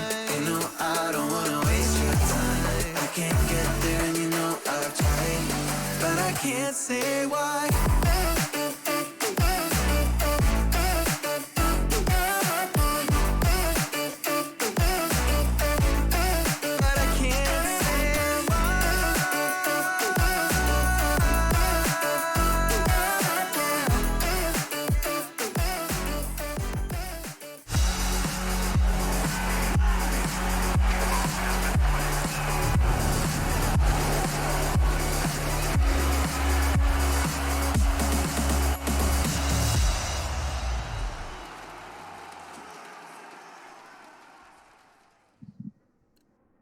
Well, this game has gone the distance, and now it's going to go that little bit further. 15-15 in overtime here, as Vitality were just about able to claw their way back in right at the very end from 14-15 to an OT. FaZe, this is their map pick. Ooh. And it's a fast, long play. Rain ain't even looking. He's smoked off. They're already deep. They're already out. And ZywOo going to open up with the first. Masuta follows. And Long, well, it belongs to Vitality. I like that idea as well. Every time we've seen FaZe triple long, as they did in that last round, Vitality have just had to concede it. They've had no option as the mollies and nades fly in. But FaZe, they throw the molly, they throw the nade, they think they have it, and Vitality pop out with a smoke. ZywOo posted, and Rain goes for the fight. He will lose. FaZe are definitely not ready for that kind of pacing. And now Vitality, they take long, but they go back. Now, that's info that Nico should have. Broky's killed one in middle, but it's not the end of the world right now because FaZe are split 1-1-1. And with only Cold here at B, he's going to have to put up a monstrous hold. Broky, his rotation is perfection. He's actually in the site as well. He's here to the death, till the bitter end. He's drawn their attention. They'll still check him. Masuta doesn't fall for it, but he will fall after that kill. Doesn't matter. The B site belongs to Vitality, and the round will follow as well.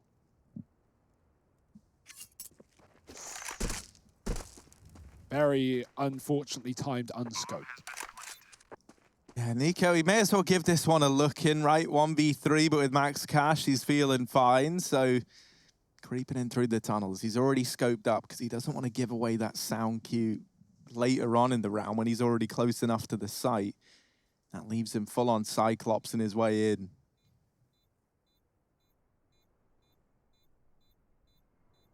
No one's going to give anything up for Vitality, and so Nico, he's not even going further than this. He's just playing for these exits, and here they come. Oh, missed shot, goes back, but RPK, as we've come to expect from him, fast on the trigger. It's 16 for Vitality as they get the first in OT, and there we go, I can finally do it. Look, stay hydrated, I undo my water bottle, and I... Yeah, we don't need have a drink there. We don't need any ASMR, Harry. We don't need to hear you drink. It's pronounced asthma. Asthma. Okay. I have asthma. 16-15 now, Vitality. Ooh. Auto sniper on Apex and Masuta. Try and cross the mid doors phase. We dare you. Would it even be Cologne if there weren't snipers peering down mid on Dust 2?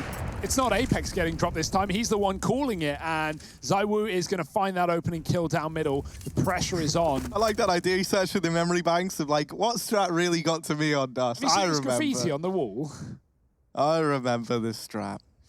Well, ZywOo posted up with the AWP, and he's going to get rewarded. Nico walking to his demise. FaZe, this is scary.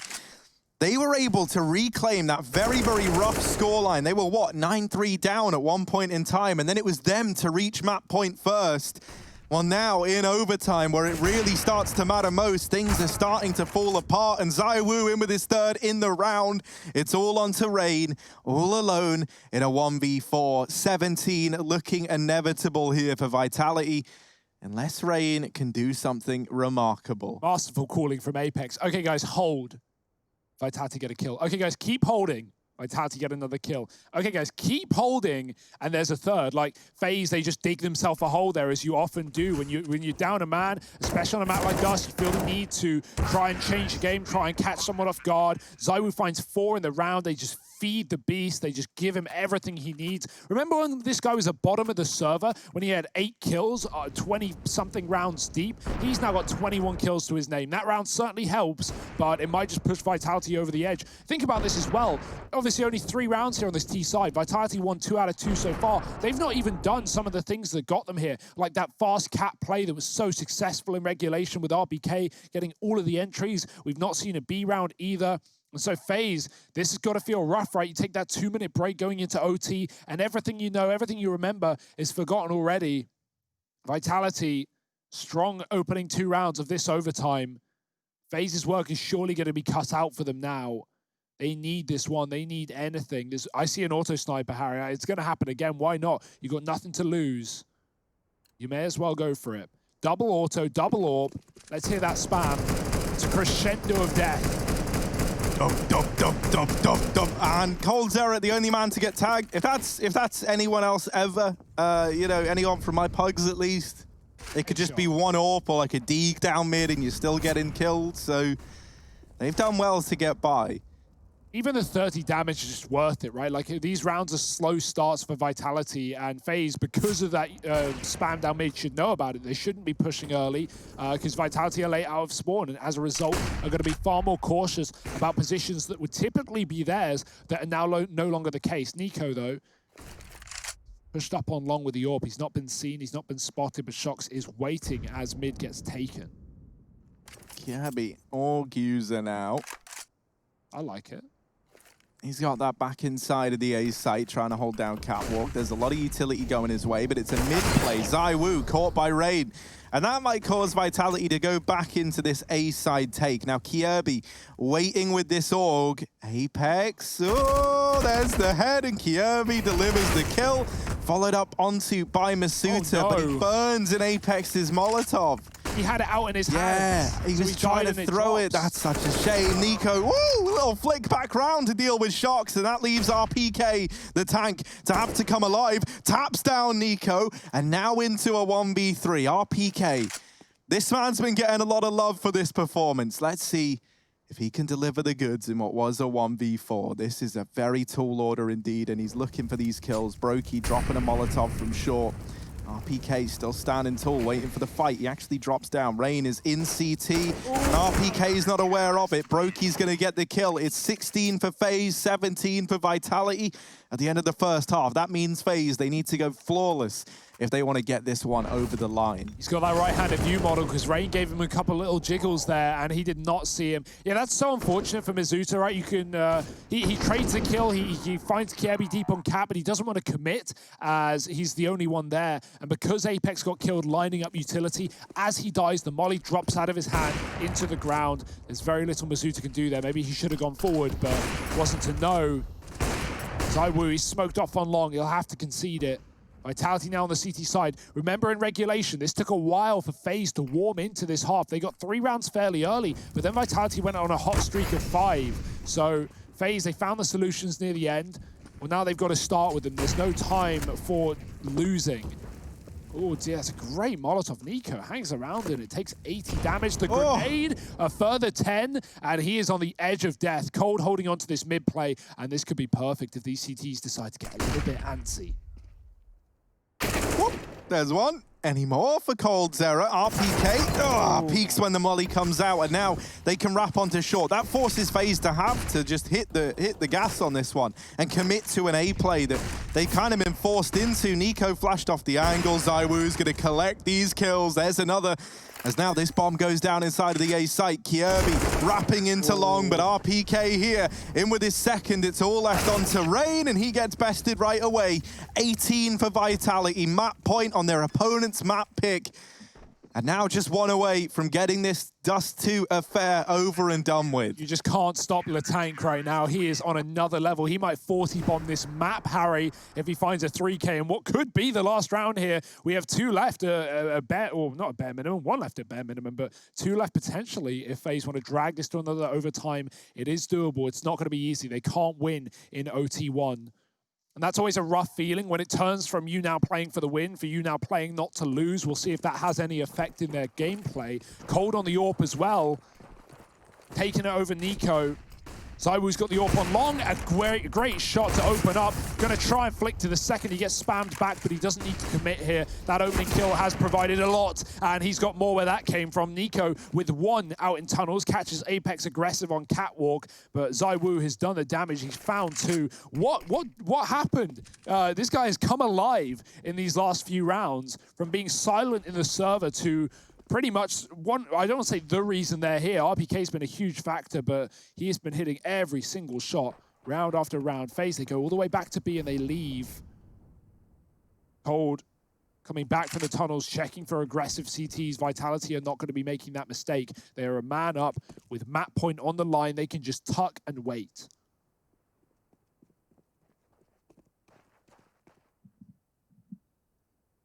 Toward a dust.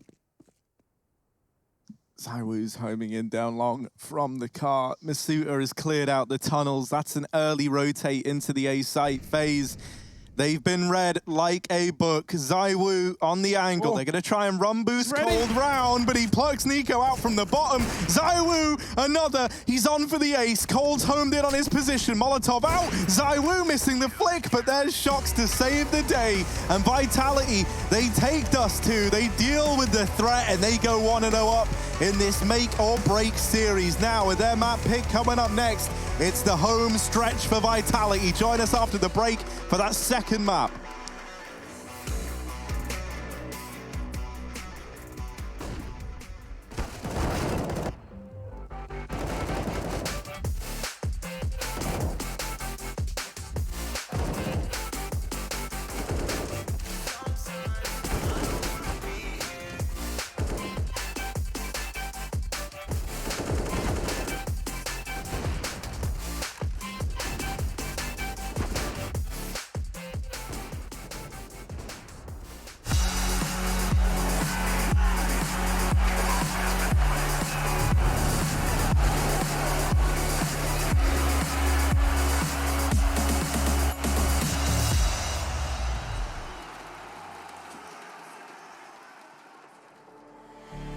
I don't want your empathy, I just want another enemy. I'm not gonna change a thing for you. I'm over middle ground, and I really wanna burn it down. I'm not your friend, and I won't pretend I am. So don't reach out, and I mean that. I'm under siege, and I need you to see that. You're on one side, I'm on another, and we will wage war upon each other. I'm no angel, you're not either. I'm at a fever pitch, you're at a leisurely pace. I'm unscathed, I'm unafraid. A warm welcome to the war game.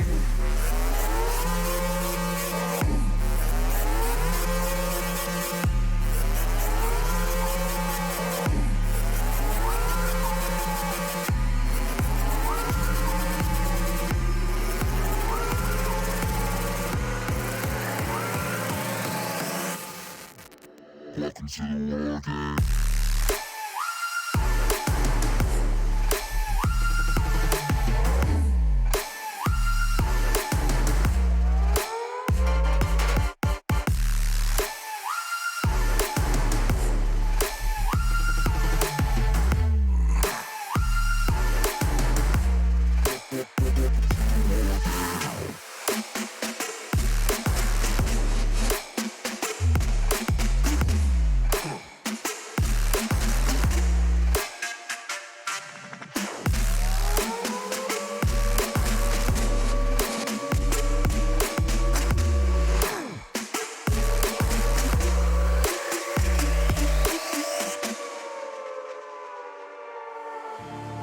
You're no ally of mine. Your life is a kind of lie, and I know that I won't change your mind. We have no common ground, and we're never gonna figure it out. So don't get friendly, get angry. I'll bury you down by the bar. So don't reach out, and I mean that. I'm under siege, and I need you to see that. You're on one side, I'm on another, and we will wage war upon each other. I'm no angel, you're not either. I'm at a fever pitch, you're at a leisurely pace. Unscathed and unafraid. A warm welcome to the war game.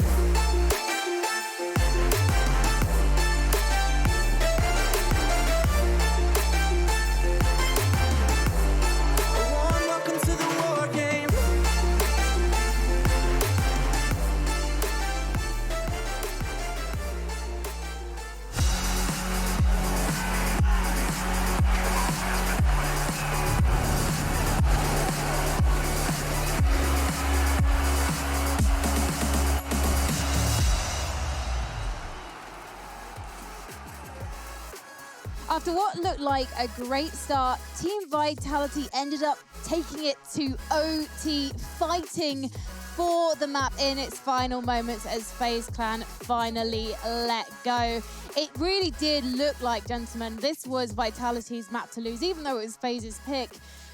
FaZe, their T-side seemed to lack initiative. It wasn't really finding anything, and suddenly the team started to come awake on the server, Hugo. Yeah, and more specifically, ZywOo started to come awake, right? We talked about him earlier in the game. He was very quiet. It looked like he could be the crux for Vitality, where he had like 8 kills in 20 rounds deep. He pulls the rabbit out of the hat. He comes alive. He goes 8-3 in AWP duels against Brokey. He's slamming them down. Really, really nice stuff from him. And he wasn't even the top performer of Vitality. So to have someone like have such a turnaround in such a short space of time is great. RPK, 37 kills, 9 multi-kills. This guy's on fire. I want to ask about FaZe, because this is a team that's got everything. We struggle to put our finger on why they're not getting the results they necessarily should. And Harry, you were talking in the break about how they play tactically sound CS. But then there's not necessarily that extra something. I would just, that's the thing, right? I look at FaZe and you've got so many star players here. You've got so many. And so it's a team that always feels like it should be delivering like these incredible results.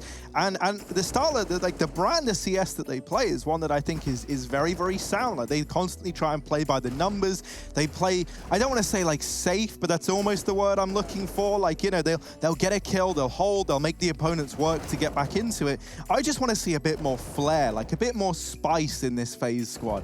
You've got legends of the game here in the server. And as we saw with teams like Vitality, there are rounds here and there where they're not afraid to throw kind of caution to the wind and go for something a bit outside of the box. And I would have loved to have seen that from FaZe, because it felt like, you know, through just playing their game plan and sticking to what they always do, it almost looked like towards the end, Vitality had just kind of worked it all out. The moment they were getting those kills, you know, they would be the ones kind of pressuring, knowing that like you've weakened this very spread out default from FaZe, and so they would just keep applying that pressure, not allowing these rotations to come in, shutting down pushes. Something else as well, Frankie, that you pointed out is that Shox's like flanking and stuff was something that FaZe seemed very attuned to and were always waiting for. They were always catching these lurking players. But as a result, Vitality just moved away from doing it. You know, they were just keeping players together and not focusing on having these big lurk plays come in. So there was like a lot of adjustment, a lot of flexibility in what Vitality were doing. And I don't know if we saw that same kind of vibe from FaZe. This is going to sound like a really odd thing, but you know what, guys? I used to work in an office, and something that I noticed was when people lack a sense of purpose, they don't necessarily fulfill the role that they could. And for me, I wonder with FaZe is that lack of a permanent AWPer at the moment sometimes maybe means that we're not seeing someone excel in the role, because we're starting to see Brokey do what he wanted to do, which is T-side AWP. He's been talking about that in interviews for a while. He wasn't on the CT AWP on this side, even though he was a B anchor. We saw Cole take it, we saw Nico take it, occasionally the double AWP setup, but normally they were just chucking the AWP to each other. And for me, me, I'm like, well, why don't you have a dedicated person in this role who holds all those angles, knows what they're expecting? I think that's a good point, right? You can make the argument that with so many talented AWPers, like, oh yeah, everyone could pick it up. Whoever's feeling it on the day, or whoever has a spawn, or dependent on the matchup, that makes sense. But at the same time, what you're going to lose if you do that is consistency, and we've seen teams struggle with that in the past over in North America, right? Like, swapping AWPer roles. So yeah, I think that's always going to struggle with consistency when someone like Brokey, who is so flashy, who is so phenomenal, constantly has to give it up. Not to say that, oh, Nico, he's a bad AWPer. That's not what I'm saying at all. But yeah, that is going to certainly affect roles and make you maybe doubt yourself. There is like a bit of a caveat by that, though. There is a caveat, and I want to hear it, but we've got to go to a break because otherwise we're going to be late for our next episode. Yeah, that's Hold that thought. We'll get back to it after this break.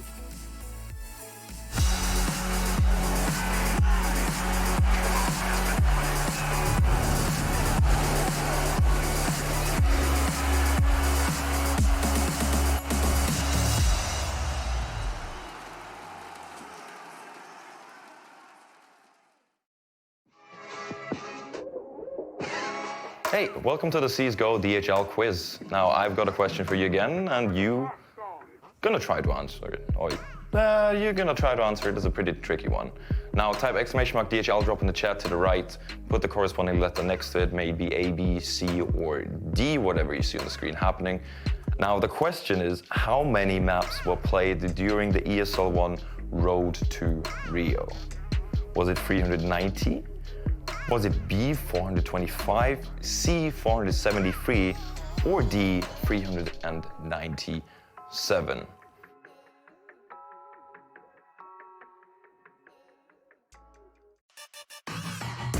Intel Gamer Days is on now. Whether you're looking to buy or build, now is a great time to upgrade. Get limited time offers and giveaways from top names in PC gaming. Unleash elite gaming performance with systems featuring new 10th Gen Intel Core processors, and bring Marvel's Avengers to life with in-game optimizations for a mightier PC experience. Act now. Intel Gamer Days is only here for a limited time.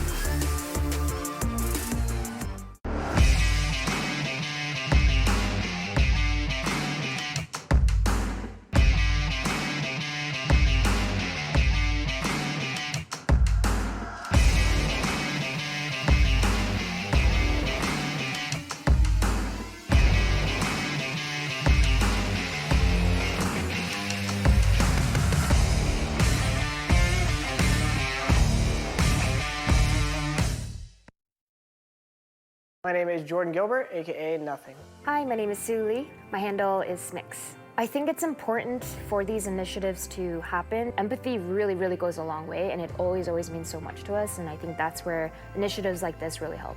I encourage everyone in the community, anytime they see bullying, anytime they see someone getting called names, I encourage you to step up and say something. Good luck, have fun.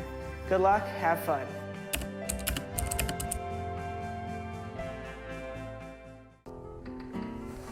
If you want to know what you're good at and, well, also what you suck at, check out csgohub.com.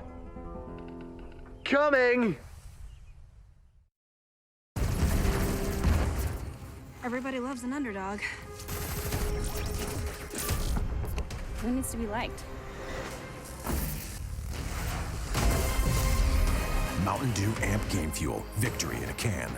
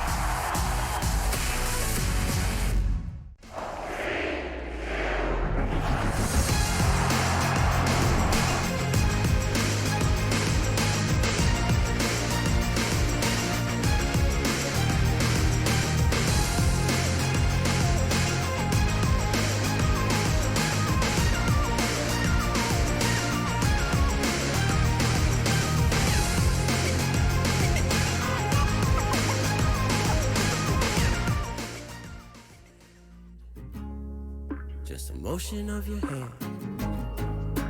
Travel like land. Just your height, man.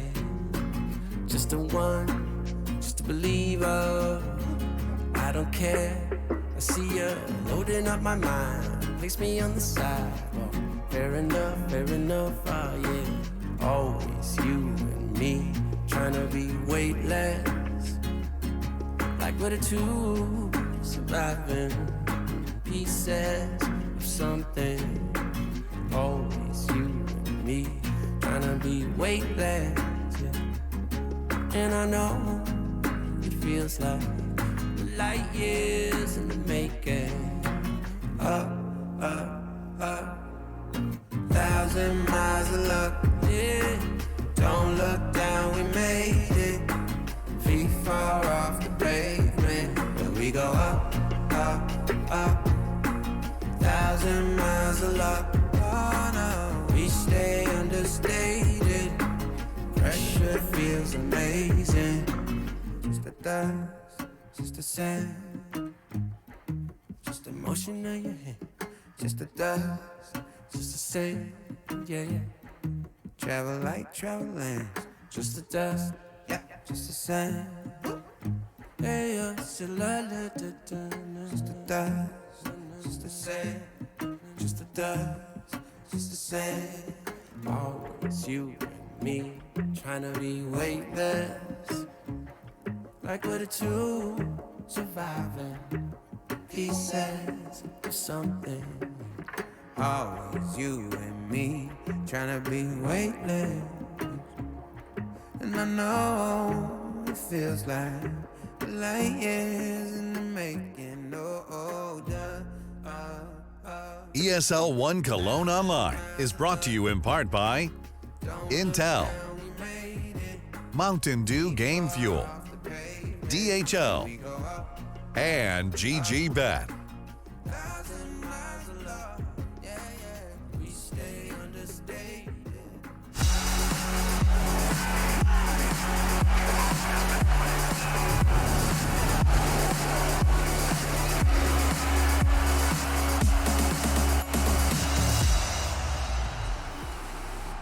Welcome back to ESL 1 Cologne Online 2020. And before we get back into our matchup between Vitality and FaZe, we need to find out if you're a winner, baby, or at least you got the answer of the DHL drop right.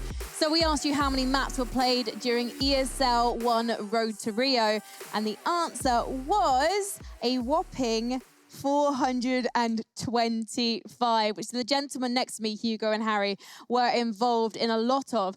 And I've just been told by producer Tom in my ear that there are going to be 120 series coming up in ESL Pro League. So if I were you, I would get yourself a cash and carry card or just log on online, sort yourself out with snacks, fill up the larder. You're going to blooming need them for the next 2 months. But right now, we've got to get into Nuke. This is Team Vitality's pick. They're a French team, so we know they love it. Boys, take it away. Oh boy, this one's going to be a good one. We just had an OT in the opener, and last time these two teams played, it was actually Vitality taking the win in overtime. Fancy that. Funny enough, let's find this pistol round, Harry. Yes, indeed. And look at this. Nico, Brokey, and Rain pushing through ramp. I love this. And there's the reward for it. Shox is dealt with. They don't know the exact numbers of these players in the back, and it's a follow-up for Rain and Brokey. ZywOo and Apex, they're fighting back into the lobby. They've traded places. As now they end up where FaZe just come from. Apex tries to take that fight, and that's maybe a little bit overzealous there. ZywOo all alone, cold, tagging him up, but does get put in the ground. It's now the 1v2 for ZywOo. This kit dropped at ramp. FaZe, they're not going to be able to retrieve that without going out of their way in a very big fashion. ZywOo drops a smoke down at the B site, hoping that that forces the rotation from FaZe, but they haven't fallen for it. ZywOo holding ramp, hoping that someone was going to go aggressive in through the lobby, and that push never arrives. Nico's just holding. And the thing is, right, like the longer ZywOo waits, the more obvious it is that this wasn't the B play from him. And now he's going to start to tiptoe his way down into ramp after that smoke has faded. Should be allowed a bomb plant here at a bare minimum. FaZe are a while away from that kit. That's the big worry. So even though they know where he is, they can come and chase him down together. ZywOo, how much time can he stall off of this clock? Gonna jump around, move off, and now just take the straight up fights. Nico hits the immediate headshot, and he has a spanking pistol round. 3 kills from him, absolutely blowing Vitality out of that one. I love the fast ramp flank as well. The reason that's great is because, okay, yeah, it means you have a weaker A, but that's what you're hoping for, right? If Vitality rush A, you're immediately in the backline. If Vitality rush ramp, well, you've got 3 players there. That's that little bit of spice I was talking about wanting to see from FaZe, right? Like they group up, they push ramp. It's a great call. It's one that Vitality are not ready for. Remember, they've just played, what, 35 rounds up against a very, very safe-feeling FaZe clan that weren't taking these risks. And suddenly, they go in with a nice little lobby crunch, and they deal with it from the ramp flank. Now we play our favorite game. Who won the pistol round? Somebody screenshot it, and then you can answer down below. You can't actually, and it's to the side on Twitch, so I've really messed this up. But Nico over here outside, he's got AKs, scouts, Galils, you name it, it's up against him. And he's not seen a thing as well, despite this smoke going down. It's allowed Vitality to cross towards red, and they'll take that room, they'll take that gap. Nico gives it away. Brokey holding the cross. Timing is everything. He can just walk into main. There's no way that anyone could stop him, apart from Nico, of course, back here in the garage. Brokey's not going to be able to support on that if they play close. And they're ready for this angle as well. With them getting too much room outside, too good to be true, perhaps. Oh, that's the shot, though. Apex is ready for the repeat. He's so good with these scouts. Now they're going to line up. They actually trade effectively. Mizuta dropping Nico. There's a gun there to grab. And, oh, dear. This is getting scary for FaZe. The force from the Frenchman finding a lot. RPK tag to 12. The scout is waiting. Rain is coming hellside as well. There's 2 CTs here. Nice and patient for Vitality. Not rushing. Not running the gun. They want to see if FaZe make any more mistakes and give them kills that they can take. Gabby's now trapped in the spawn, and with Mizuta holding down this line, even though Rain can support, oh dear, that was not communicated maybe, because ZywOo looks very unaware of that position. Gabby from a range can't follow up. It's the AK to take him down, and Rain's still here, but Mizuta is climbing above. He misses the jump. Oh no, his teammate's dead as well. No cover, and Rain, he knows there's a player in heaven. Shox is looking for it, but they've got to clear out A with 15 seconds. No bomb, they've left it at the back. They've lost the round. French teams are not planting on Nuke. Name a more iconic duo. Well, it's normally diffusing, so I guess this is like an improvement? No, it's definitely not. That's an oof right there. I don't know who died with the bomb. Maybe it was ZywOo crossing in the yard, but it was actually back in garage, so I think it was just left there as no one wanted to peek with it and die. But Vitality, they're playing it slow. I credit them there, but that's too slow, right? They leave it way too long. Mizuta missing that jump as well, gets his teammate killed because Rain knows there's a player climbing, and so he can just swing. Oh, dear. That went from so good to so bad in a few seconds.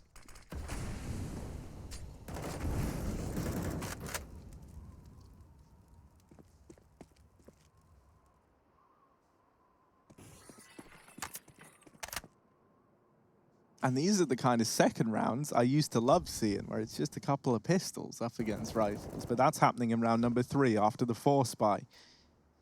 Now, look at sneaky little Brokey. Look at him go on this journey up through Secret. What a champ. He's ready here with the MP9. And it's MP9 time, baby. Let's get stuck in with Brokey. He spots 3. Nade's going to find a little bit of chip damage, and it's actually Nico to snatch them away.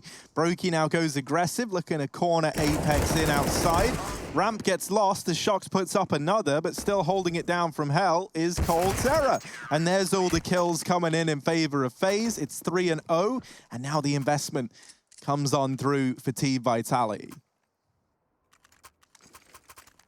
Yeah, I like these patient outside stalls, right? When you know you're against a team that isn't going to play traditionally and cross towards red and orb very aggressively in the garage, you can just get a lot of room and you can wait. They were even ready for Brokey there, but Nico's flash sets him up to at least get the info.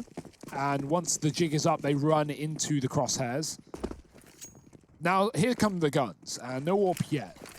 Vitality moving outside. They got late smokes being deployed from Mizuta and Apex. We're falling off the silo. Shox is here. He's going to lurk with these smokes. He's got some teammates joining him later as well. Nico watching the silo might be able to spot Apex going up and above, but Shox, on the other hand, going right down below, and they're being loud about it. So Brokey's on rotation. He's trying to fill this gap in the B bomb site.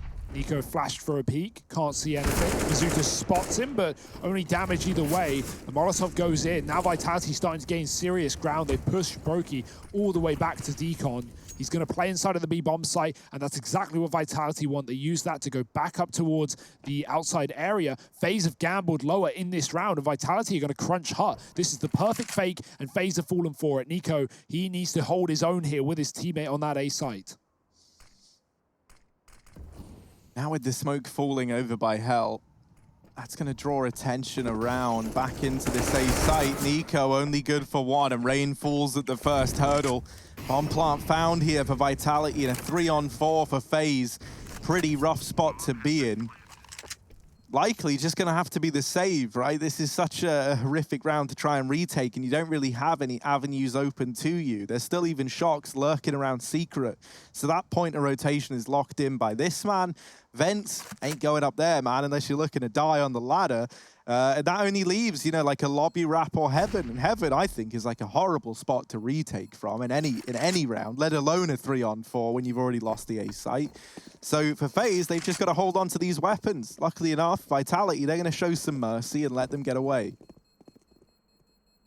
Yeah, we see that a lot in early games of Nuke, doing exactly what Vitality did. Some teams even did it in the pistol. That's what Astralis did in the pistol against Vitality, when you take Secret and you know those CTs are going to be antsy considering it's early in the game, and just throw all their bodies at the problem, rotate everyone down to B, and then you just go back up and take that A site. Vitality had 3 players in the lobby from the start of the round who were walking everywhere. They weren't making any noise. They didn't blow the door. They didn't spam Hut. They didn't peek ramp. And so even though FaZe don't crunch lobby, they don't actually know the Vitality have those players there. And so that just gives them such a free path into A. I like the call. And now already the mind games have started. 4 rounds in. FaZe know what to expect. They know what kind of hands Vitality want to deal their way. I love Apex, man.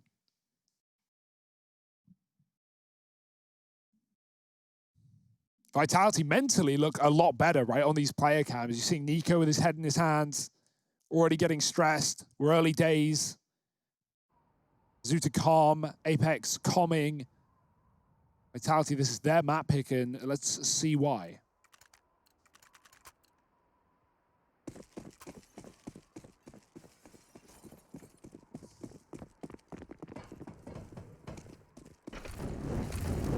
Well, outside smoke's getting lined up by the looks of things here, by these 2 players back in T-spawn. They're going to get dropped on over now, and that gives a bit of a veil for Shox to move in fast behind. Interesting decision. They don't actually throw that close red smoke. They just run the gauntlet, and that to me suggests that they're very aware that FaZe are kind of steering clear of Garage and taking these fights from CT, as we so often see. Now, Masuta's gotten close to main, and Nico trying to keep an eye on this. Rain goes aggressive, and if he goes any further than this, he would have the bomb.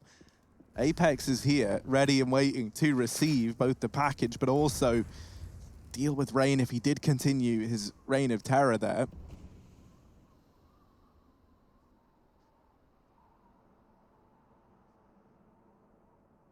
Outside control taken for Vitality, but a man down. They've got to try and reclaim that. It's an early 2-man rotation for FaZe.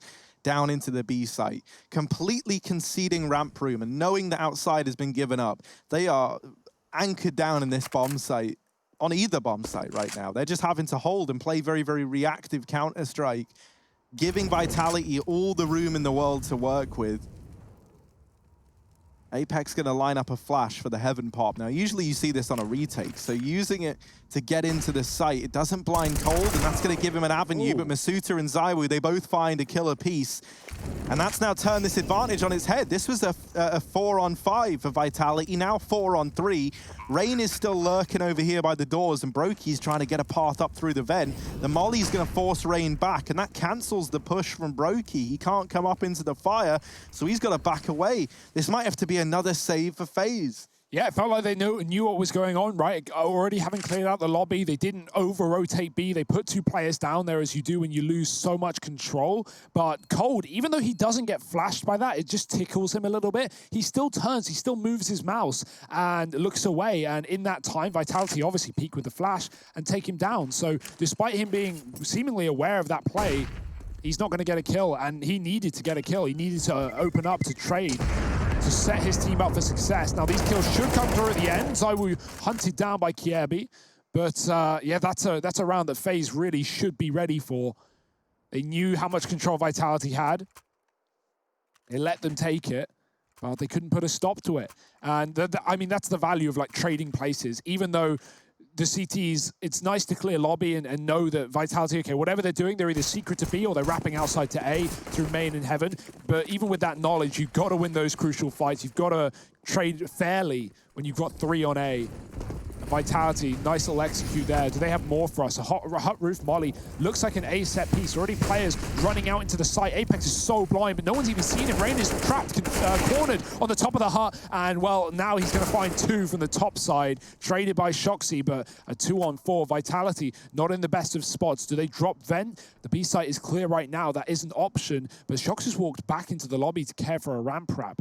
A play that's never coming through. FaZe very patient on this A site, looking for lurkers before they try and retake. This leaves Zywoo all alone as well. And like, while he doesn't have to worry about Hut anymore, watching main and heaven is horrific. Like, these are not nice angles to be split between. And as good as Zywoo is, he's been left in a bit of a rough spot by this decision to hold for a lobby push. You understand why, though. It's not like you have many options here if you're Vitality. They've made the best out of a bad situation, and they might be able to get this bomb planted at a bare minimum. Shock's waiting for that smoke to fall. Now starts to plug in those numbers, and now FaZe gear up for this retake. There's a man moving in through ramp. He's going to take up a heaven position along with the rest of the team. Zywoo holding heaven. With 3 players moving in through the heavens and then 1 late up through the vents, it's all going to come down to timings here, and whether or not Vitality are able to spot this. A nice tap from Shox, a follow-up from Zywoo, now a man up through the ladder. Zywoo's going to deal with him. It's all left onto Brokey in the clutch, down to the 1v1, and there's so little time. He's backing away. He's giving this round up. Vitality, that was a 2-on-4, and they win it out. I don't even know how that happens. FaZe, again, knew exactly what was going on. They gave them the respect. They gave them the site to plod. And then they try and come in tandem to retake Nico. He sees Zywoo cross to the left, but Zywoo had already moved out of position, already gone back towards the hut, and Shox had taken main. The one position in the retake, the FaZe had no information, no play towards. I don't, like, they win every fight there, but I really don't know how. FaZe should be winning that round through and through. Dear, oh dear. That, like, these are sitters that FaZe are losing. And they're timing their plays correctly. They're coming in together.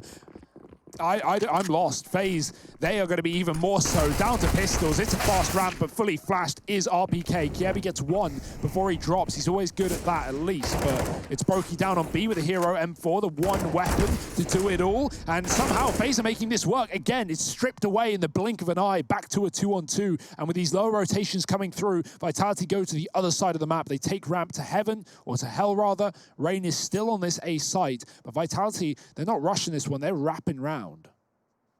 Yeah, time is their friend right now. Masuta taking this bomb into heaven. That's a bit of a gamble. He's going to wait for contact to be made by Apex before swinging a deal with this. Oh, no! Rain accidentally jumps. Oh, no. Scroll wheel is around the world molding right now as this falls into the 1v1. Nico on the other side. And this is a clutch he's going to give a go. It's a very low HP Masuta left in this one for Vitality. Gets himself up on top of the hut.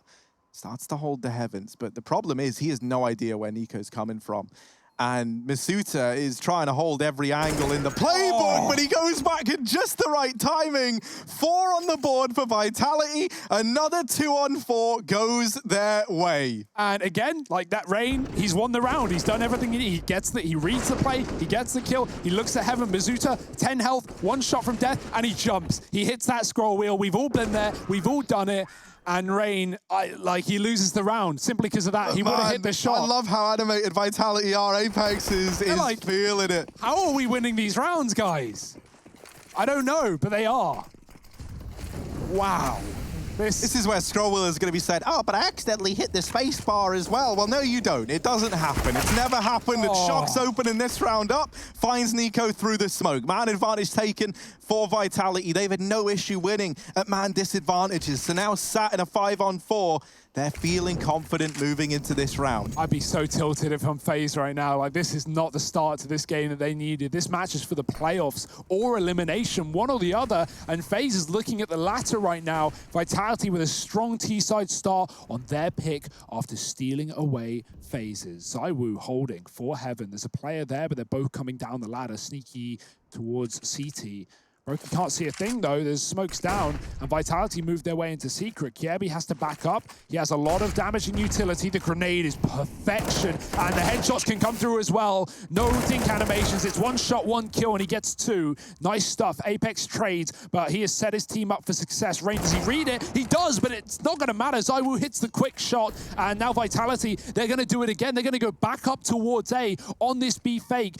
RBK's 1-7, but he's cleared out this site. Cold has come in at the perfect time, and he might be able to win this battle, but he falls short. RBK calling for the bomb to rotate up. Broky needs the flick, and he hits one, but there's one right below. Rumba stomp, and Apex shoots right back up. It's a Vitality again in the right place at the right time, and even though FaZe read it, the shots just aren't there.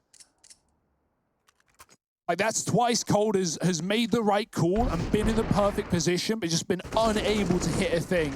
Like, that's a hard angle for sure that RBK's in, but woo! Vitality. I'm loving this right now. Man, this is rough for FaZe as well. Like, it really is. They've had so many opportunities to take this game. They got a tech timeout right now as we wait to see what's going on there. Vitality taking 5 in a row, and a lot of them being in those 2v4s to get them to this scoreline. The FaZe morale cannot be at an all-time high. And that's the thing, man. Like, contrast, especially considering we are in an online era of play right now. Contrast as to how a team like Big, for example, I know that they haven't done too well at Cologne, but they were doing well before that. Oh, no. Contrast how a team like Big would approach these like 4v1s or 4v2s to how FaZe do it. FaZe, they give you all this respect, they give you the room to play with, and then they try and recuperate lost ground in those clutch moments.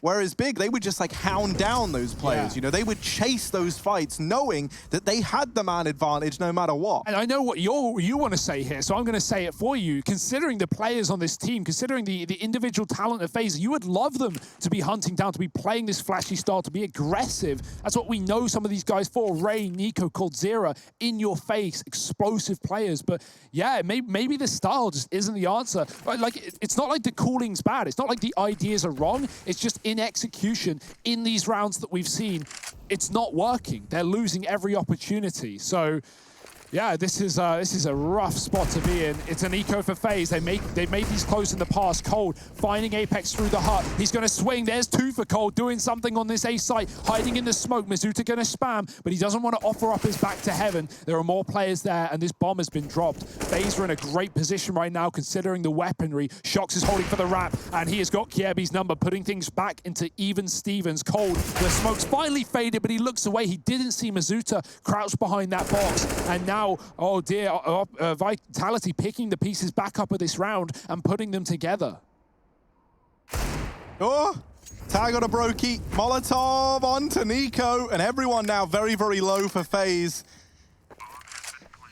This was another one where FaZe had a huge advantage, but it's been recuperated by Vitality. Here's Shox holding on to this main push, and in the meantime, Broky has left Heaven, moved back into the lobby. Shox pivoting on a dime, turns back around, gets the information, and now that they know where Broky is, he can't win this round. It's the save call on the Deeg.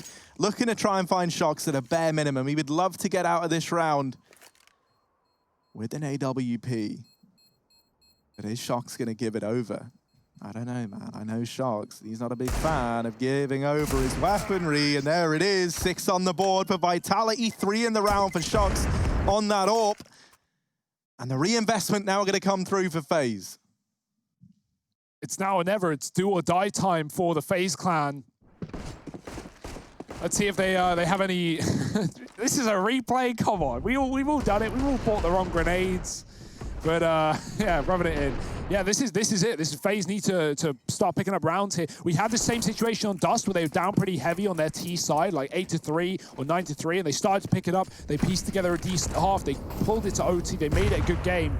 But this is that exact situation in a worse spot on the CT side of Nuke, on the map pick of Vitality. Shox flashed outside. I like this. Finally, FaZe fighting for the yard control. Nico's going to get popped in again. He doesn't see Shox. He might think this one's clear for the time being, so he moves away, making noise as he does. Nice stuff from Cold. Again, the same position that netted him the opening kill in the previous round. He does it once more. ZywOo is gone.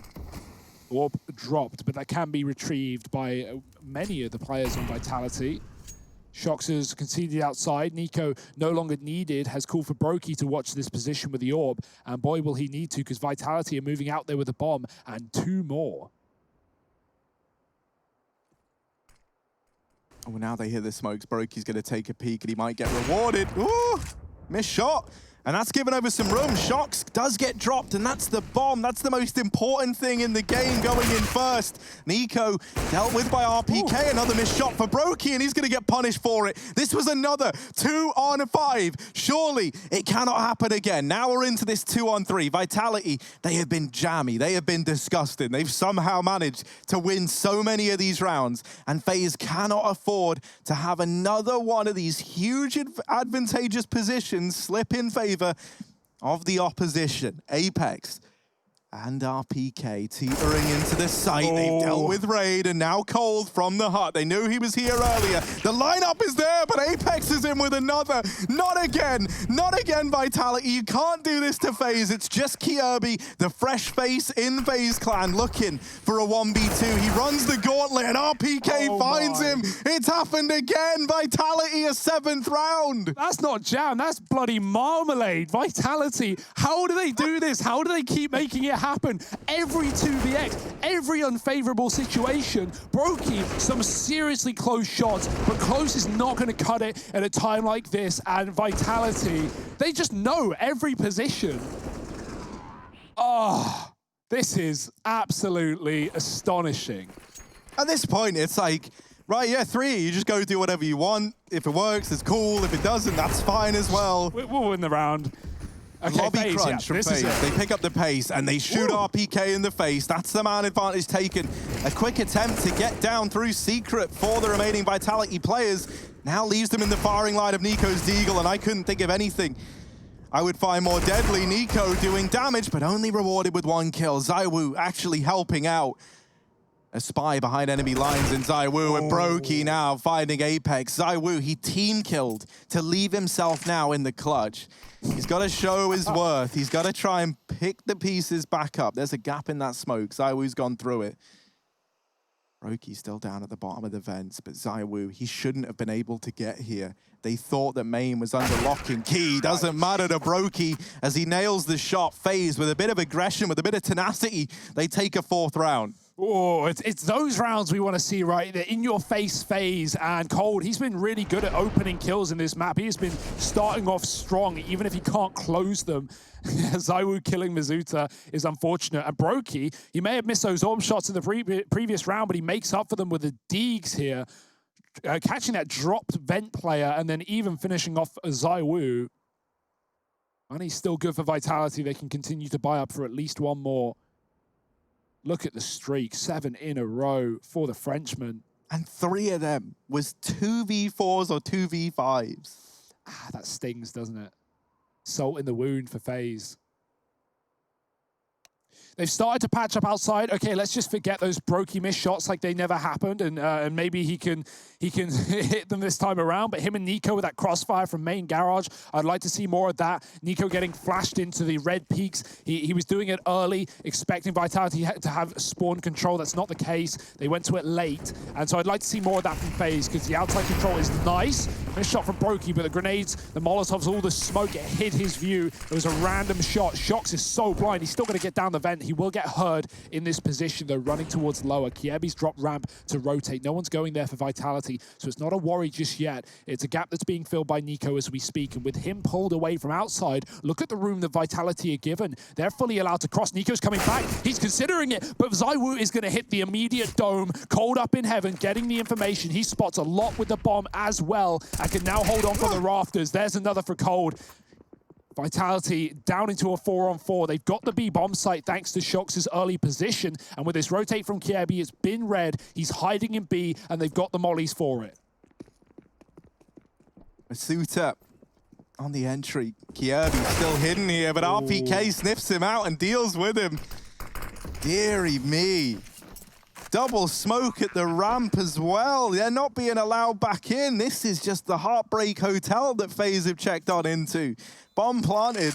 4-on-3 for Vitality, and FaZe aren't even giving it a go. It's 8 on the board for the Frenchman. Excellent work. Even though FaZe again have the information, Nico spots it from outside. That kill is massive from ZywOo, taking him down, hitting the perfect timing. Cold even confirms it and does more damage, gets more opening kills for FaZe on top of the heaven. And Vitality, they just scoot past him. They just go, all right, see you later, man. We're dropping B. Shox already has his position. He's not even needed to get a kill. And FaZe have nothing to do but save. That is the best call they can make in this round. 8-4. This T side is looking dominant. And FaZe, this is it. 3 more rounds after the half. Your chance to do anything relies on these rifles. Of course, RPK checks Kiebi, like hard checks him, hard peeks his corner. That's got to feel so rough as well.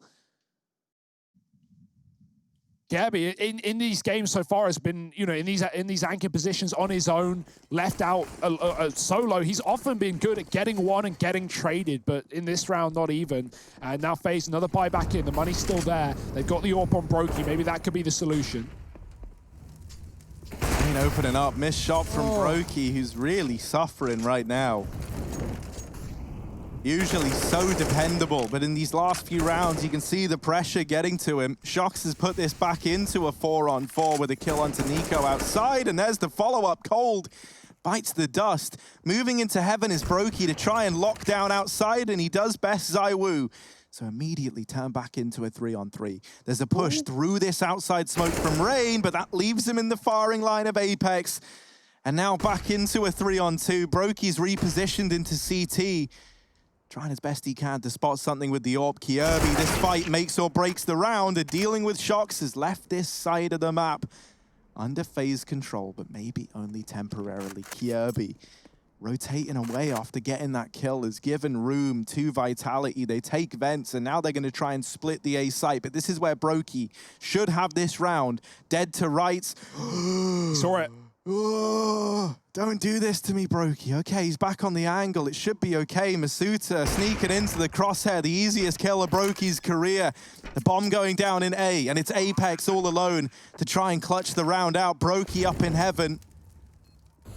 Molly goes in to delay the push, and Apex moving back outside, looking at Secret, deals with Kiebi, and now just Brokey left to find. He hasn't been discreet in this rotation. Smoke's down in main. Apex has all the information right now. Tagged through the smoke.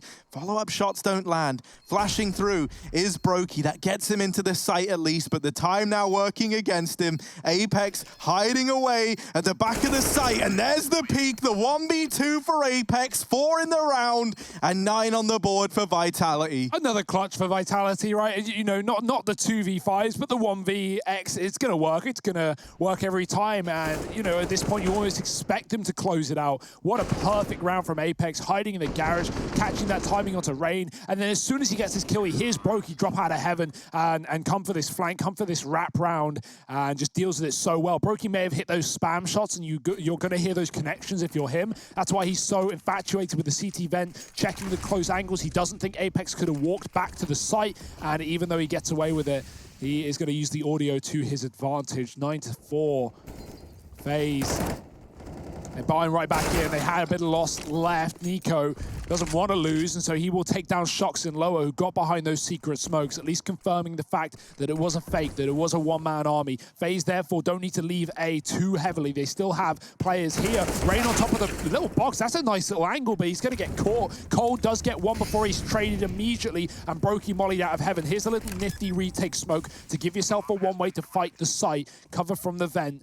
Brokey is supported by Kierby, and they have lots of utility to line up this retake. Apex's timing is immaculate, or maybe it could be his downfall. No, he's found it. Nico, the flick background, does not want to go down without a fight. 2-on-3, man disadvantage for Vitality, but they've been able to win every one of these. It's ZywOo and Masuta left in it. Masuta nailing the first man in, and there's the follow-up just onto Nico, and it's a save call for FaZe again. Do man advantages mean anything in this map? 10 on the board now for Vitality, and Nico's just left to try and hide away, and he can't even manage that. 10 on the board for the Frenchman.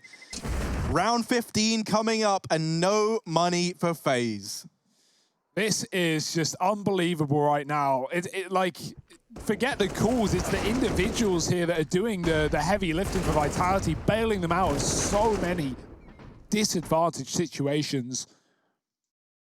Those flashes from heaven don't even work. Masuita's sitting so close, they pop behind him. He's looking directly up, face against the wall. And FaZe, they've just been frequently buying. They've had the money for it, but the results just have not been there behind it. Round 15, loss of the half. Salvaging something could be everything here for FaZe Clan. They are going to need one hell of a T-side to get themselves out of this rut. Nico, every time he's been here, he's just been unfortunately timed. Even though he hit that flick back onto Apex in the round prior. Shox, oh, he's been spotted. Nico with a swing, Shox hits the kill. That's the AK for you. Immediate headshot versus the 94 damage of Nico. It's not going to be enough. And now getting even a timing to Secret. Brokey called, he could be down, but he doesn't know to say for sure. Kierby has got to put up a fight. Oh, sees the head of Apex, gets the dink, wants the kill, chases it down, and Apex tagged even lower. RPK gonna find Rain in the meantime. Kierby still hunting down Apex, and he gets smoked off. Man advantage for Vitality, but so many of these players are low. They are hanging on by a thread in this round. And FaZe, they've got the scissors out. They're trying to cut this one loose. It's going to be the ramp play for Vitality. They group up with 3. They've got Apex still waiting in secret. They don't even have to commit to B at this point in time with this much control. 30 seconds, though. They've got to make their mind up, and it will be this B play. Kierby, can he hold the line? He's going to have to hold the line if FaZe want a chance at a 5th round. He's the only man here, the only man nearby, and he rises to the occasion. Kierby with 3, and Apex left all alone. So little time, has nailed the first, but 10 seconds on this clock. This should be an impossible round for Apex. Cold isn't even pushing. He knows that by giving up a fight, it could throw the round away, and so this one's over. It's a 5th on the board for FaZe at the end of the first half. 10 for Vitality, and right now the Frenchmen 1-0 up in this series already. They stand at a point where they could be knocking FaZe out and moving into the playoffs.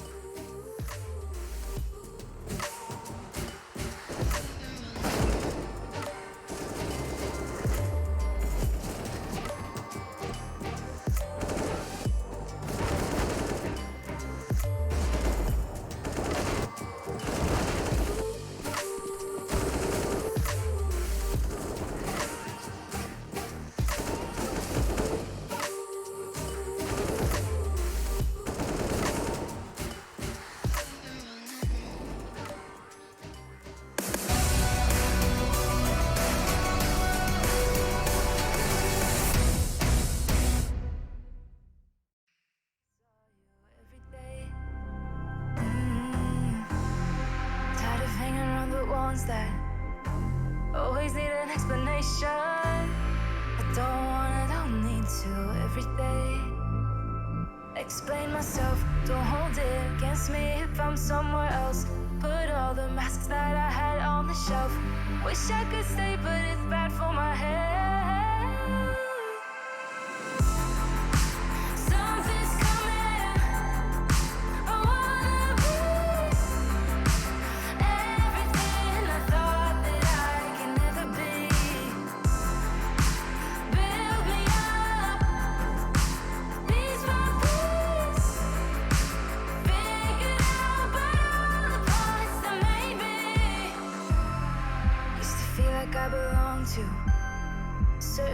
streets or in town. Feeling safe, feeling sound when I'm still around. But there's something in the distance. I wanna know what it's like. Don't worry, I'm still with you all the time.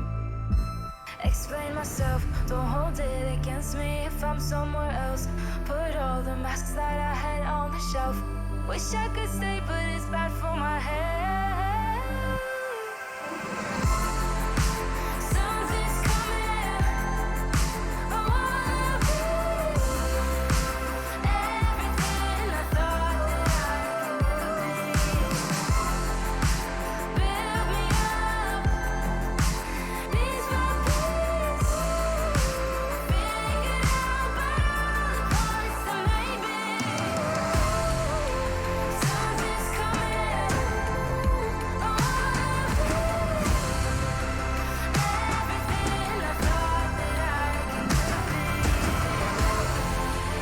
Build me up, piece by piece. Figure out by all the parts that made me. Something's coming. I wanna be.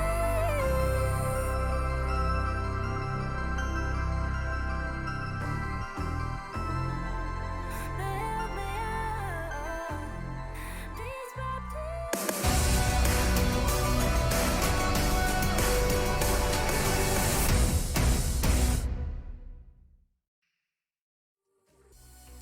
Well, it's a pretty bitter ending to that first half of play for FaZe, but a very happy one for Vitality fans around the world. Vitality are looking fired up right now. They're not missing a beat. And that's made evident by the fact that they win, what, 5 2vx's or 1v2s, whatever metric you want to go by. They were winning all of those clutch scenarios when needed. FaZe are going to be kicking themselves. They have had countless opportunities to have made this a far better half. But the scoreline as is 10-5, and FaZe pistol round here could make all the difference. Oh, those odds are getting grim, and the reality may be grimmer unless these teams can put up a fight down on the ramp side. Shox drops very fast, and oh, he's going to get overrun. He's even got rotations. Mizuta drawing them in, and Shox has been knocked down. Mizuta needs a double here. He's done exactly that, but the reload coming in cold flies from above, and it's in 3-on-3. Good odds for FaZe, but well, Vitality, just wait till they lose a man and suddenly they'll come alive. Window break, but no one to push. And these teams are not rushing the plant either. They are allowing time for the CTs to get into position. No one's flanking ramp just yet. ZywOo is taking his sweet time on that late rotate as he sits in the heaven. He can drop vent if he wants. He can come back down the ladder with the kit. But FaZe right now are not committed to B by any means. And that's info that Vitality have just by being in the site. So FaZe crawling back to hell. RPK's gone aggressive. He's like, guys, I've figured this out. I'm the chief detective. It's not B. And, you know, there's only one site left other than that. Oh, dear. RPK, run! He misses the chance. He misses the shots. But now they go up into heaven. ZywOo waiting patiently. That's the bomb dropped in heaven. Nico, this becomes an undoable round, surely. He needs this kill, and then he has to go and retrieve that bomb, and ZywOo nails it. Vitality, pistol round secured, 11 on the board, and they're looking to secure a playoff right here, right now. Worst part about that for Nico is the first shot he fires breaks the glass, and then ZywOo shoots him through it, right? Like if Nico didn't break the glass, ZywOo probably would have not killed him in the first bullet he fired. That is obscene. And Vitality, that's just unreal right now. RPK, we talked about it a lot in this series already. Shooting people in the back of the head, always a hard one. He shows us why, but he gets out alive, and that's key because FaZe at that point know that Vitality not only have the info for them, but are set up on A already, and FaZe don't even check heaven. ZywOo, great discipline to not immediately fire as they come up the ladder. He lets the first dude get up before he takes the kill, knowing the second will be committed. 11-5. And the round that FaZe needed to put them back in control of the money is not even there. They're on Deegs and Glocks. Shox looking to put a stop to this ramp rush. The jump for Brokey. Shox deals with it, and he can find a second one before he even falls off. Kievi's tagged. ZywOo with the rifle. They're very close to him, and the spray is a bit messy. They double up. Good spacing for FaZe. Finds a trade, but nothing more. And that's Vitality 12-5 here. This is their map pick in the series, and they are about to take it over the line. Even then, right, like it's only pistols you're up against, but Vitality, they just chase down those kills. The moment that Ramp Room is the attempted like area of control for FaZe, Vitality rotate everyone in and take every gunfight, knowing that they're going to win it. And that's not the case of what we saw with FaZe in that first half. You know, if that was a FaZe round, they would have been a bit more respectful. They might have given up Ramp. That guy's putting his jacket on and getting the hell out of here because FaZe are getting rinsed. This is a scary one. Vitality very much in the lead. Masuta up here on top of the hut is about to get tested in a very big way. There's the legs of Rain. ZywOo mowing down the other two. The bomb dropped, and coldzera, while he has reclaimed one, it's still the huge advantage for Vitality. They're wrapping players in through the back line. This slowdown from FaZe has given them a couple of kills. And they even seem aware that Shox might have gone aggressive. Cole doesn't often miss these, but in this round he will. Shox is able to find it, and that leaves Nico all alone, but a vent drop open.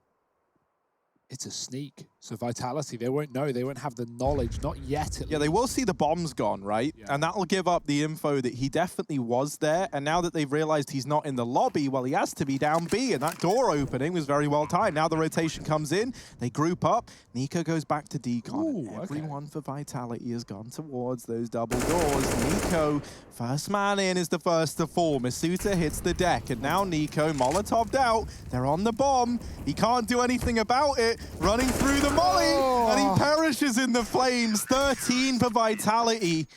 FaZe, they get a bomb plant, so a buy is available to them, but it's really not something to write home about.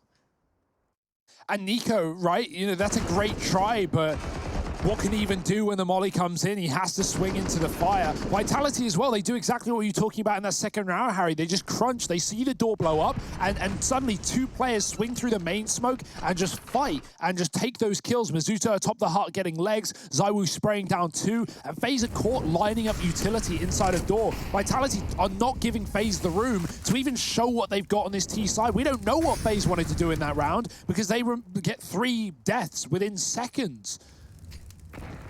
Vitality, it's suffocating. And FaZe are getting choked out.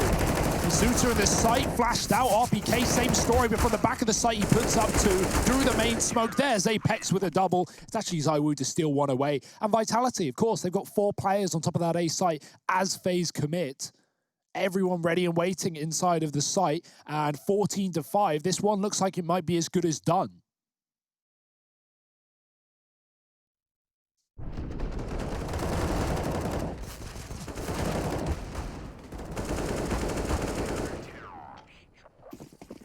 And the scoreline allows Vitality to play like this. Don't get me wrong, they must be feeling so confident, so ferocious, so in control that, you know, especially when you have this much of a round buffer, you don't feel the need to play safe.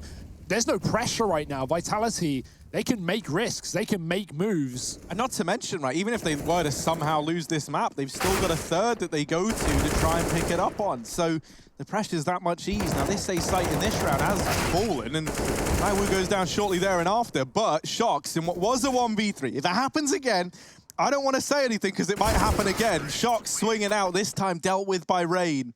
And so finally, they're able to win out one of these rounds where they're in that man advantage scenario. They keep 2 players alive. FaZe are in with a 6th round. So maybe there's still time to turn this one around.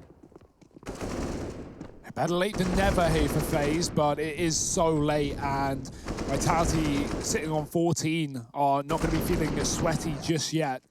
Money is not there for Vitality, so a pistol round with an SMG on RPK. A good round to get aggressive, go back to that lobby crunch that worked out for FaZe in the first half. They want an eco off the back of that too. Oh, ZywOo almost spotted Kemi playing a tighter angle. Rain's crossed towards red. We got 3 here. Look at those deep smokes as well. FaZe aren't doing anything with them. They're waiting to see if there's a peek from lower, and there is not. Kemi gets tagged. Masuta gets out alive, and as those smokes fade, FaZe look for the fight. They spot the scout up in heaven, and with that, they drop to B. But so do Vitality with 4. This is one hell of a rotation. The right call to make on an eco round where you have nothing to lose and everything to gain. Masuta close with an eagle. Oh, there's the lineup. Masuta doubling down. Cold trying to reclaim lost ground, and boy, has he done that. But will he be ready for the fourth man? That's 3 kills on B. You're not ready for RPK, who's holding that close angle. Now onto the AK with armor behind it. Doesn't know where Kirby is. They get the info that Brokey was back in lobby. RPK has the bomb down.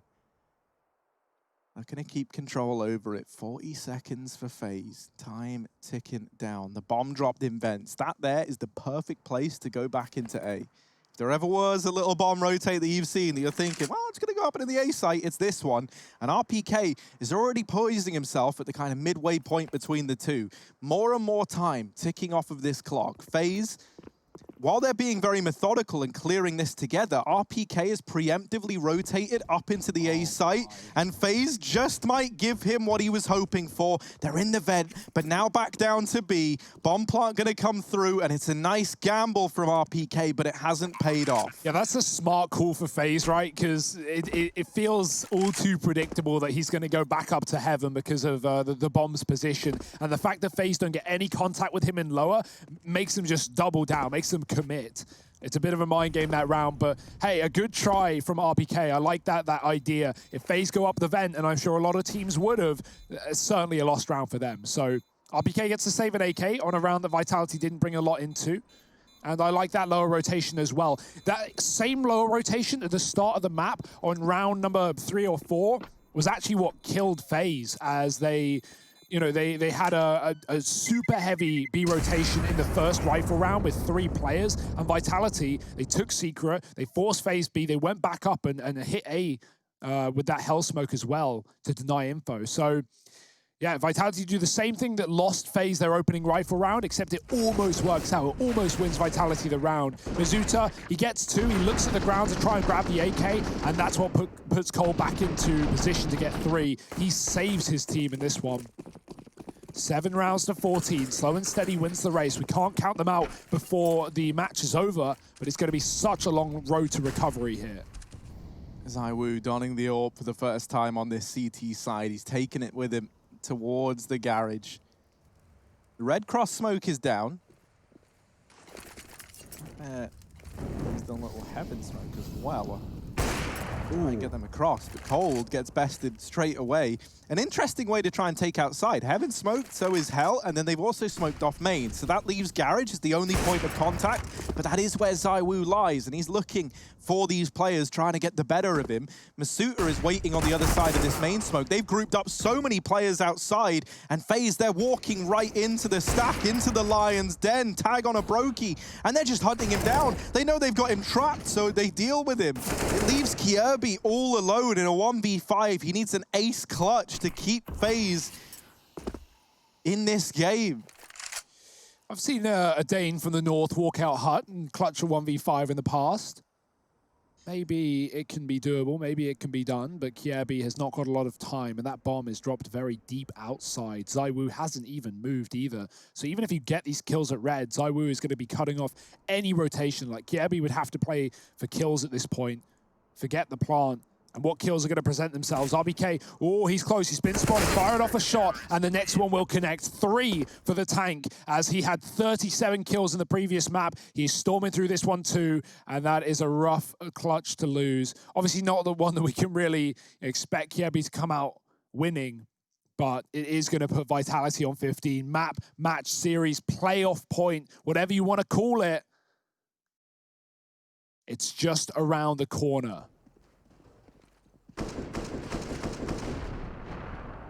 But yeah, again, Harry, you put it well with how much Vitality just hunt down these kills. Mizuta running out of main after he gets 1 and just chases down Brokey outside. ZywOo as well, welcome to the party. Ooh, he's still getting challenged, still looking to put up a fight. ZywOo, after nailing the first, but now he loses Masuta back in main, and that's going to temper this aggression a little bit from ZywOo. He actually swings back out, he's going towards the door. This is a risky, ballsy fight to take, and not one that ZywOo should be winning. Kirby holding the doors. ZywOo now trapped at the vents, gets blindsided, and now the lobby crunch coming in from ramp, but that Molotov is going to isolate these fights, and Cold lines up the collateral. 8 on the board for FaZe, as they're trying everything they can to long out this game and get it to OT. Yeah, that's Vitality really playing to close the map, right? They just want this one done, and they just start trying to crunch FaZe before they've even found a kill. FaZe are at least waiting for that, so good patience, good awareness that Vitality are antsy, trigger happy, hungry for gunfights. FaZe won't give them the ones they desire. More smokes outside here, being lined up by Cold and Rain. Gabby going atop the roof. And that's the hold lobby, so he's going to play towards the ladder, looking down by the looks of things as the rest of his team cross behind the smokes. More pistols here for Vitality. No real way to put a stop to this. And Nico is being very loud and proud down on lower. You'll notice no one's followed him, or at least not fast. Cold is taking his sweet, sweet time, and the bomb is here as well. Now that is a cool idea for FaZe. They're hoping that they can bait rotations, but look at this stack. Look at this elevated play from Vitality. They have 4 CTs holding on each other's heads and on top of the roof. Everyone's blind. Deagle's firing off. Somehow, some way, this is still doable for Vitality. They're making it scary. Traded into a 3-on-3. Now the rifles should start to wreak havoc from a range. Kirby tapping from the top of roof, and close shots. Ray might need to come in and pick up the pieces, and that he will alongside Nico. Teammates for FaZe, everyone finding a kill. I like that idea again for Vitality. Even though FaZe walk into the full stack, the flashes are good enough. This one's getting a little bit closer, Harry.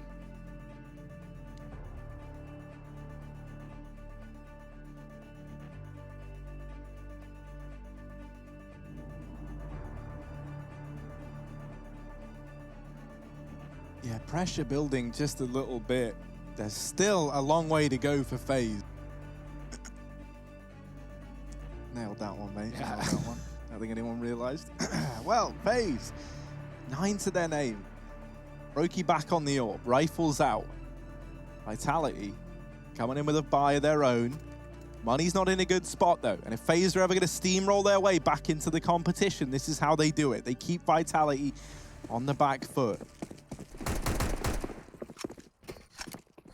Still a very long way to go from here, and FaZe need to chain together more rounds now than they have throughout the entirety of this map so far. How does Kirby do that? No smoke, nothing, just the nade flash combo, runs into B. Look who's already there. Look who's come from the ramp side. It's ZywOo. That is not a position you can expect someone to be in at 135. Kirby just gone from the round immediately. Nico, he wins his duel outside, but it takes so much damage. At what cost? ZywOo's coming in from lower as well. There's still that ramp player in the form of Shox, and that's where FaZe look to be ending, but no. They're going to double back, throw some grenades. Shox knows it's a fake. FaZe are hoping that with ZywOo being in B, that was the ramp player and this position's now open, but that is not the case. And so FaZe are walking back into A. Shox, 2 players remain. Shox has just gone aggressive. He's just got this information. He's coming in on this lurk, and while they do deal with ZywOo outside, Shox and Masuta still a threat here. Cold follows up, but Shoxy so fast on this wrap. Cold goes back for it, and it's 10 on the board for FaZe, now reaching double digits as well. The money of Vitality is dumpstered once again.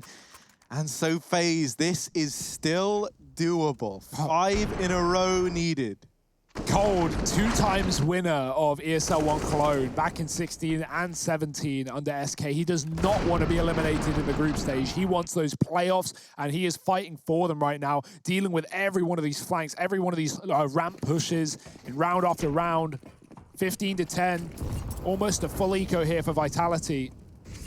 What little gimmick have they got up their sleeve? They've shown us some cool stuff with these pistols. Back to ramp with a heavy setup. Yeah, the reason Shox flanks so fast there is because FaZe throw that utility like they're about to hit it, but no one goes out. And so Shox goes, surely they've doubled back, surely they're hitting this A site. Masuta only confirms that with him falling down. I like this double boost as well. It doesn't seem like it will matter as FaZe take yard once more, but 2 players on the boost, you kill one, you assume it's clear, and it is not clear. Not going to be a worry, though. FaZe are dueling at a range. These Heaven and Hell smokes coming down again. FaZe want to put Vitality in the dirt. They'll at least start with Apex. Drops towards B. That doesn't look like where FaZe are ending up, right? With so much control towards Heaven, they can wrap this A site. That bomb can come in through main. Cold can do whatever he wants on the lurk. He flashes team up into Heaven as well. And they're about to clear this empty A site.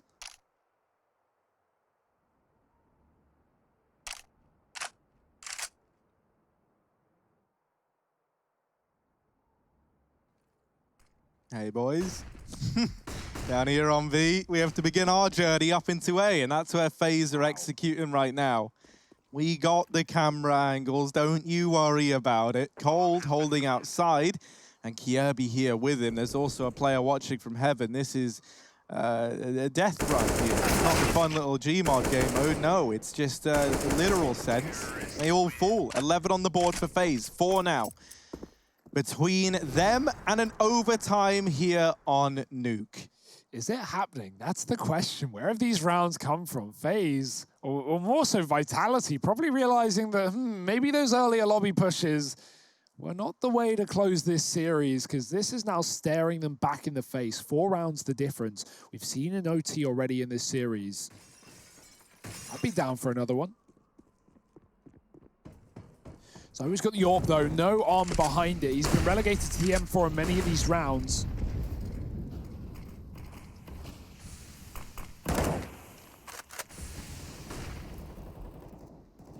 You see how cautious FaZe are being in the lobby, watching everything, not rushing, not running through the door, waiting to see if Vitality want to bring the fight, and Zywoo certainly might. Outside.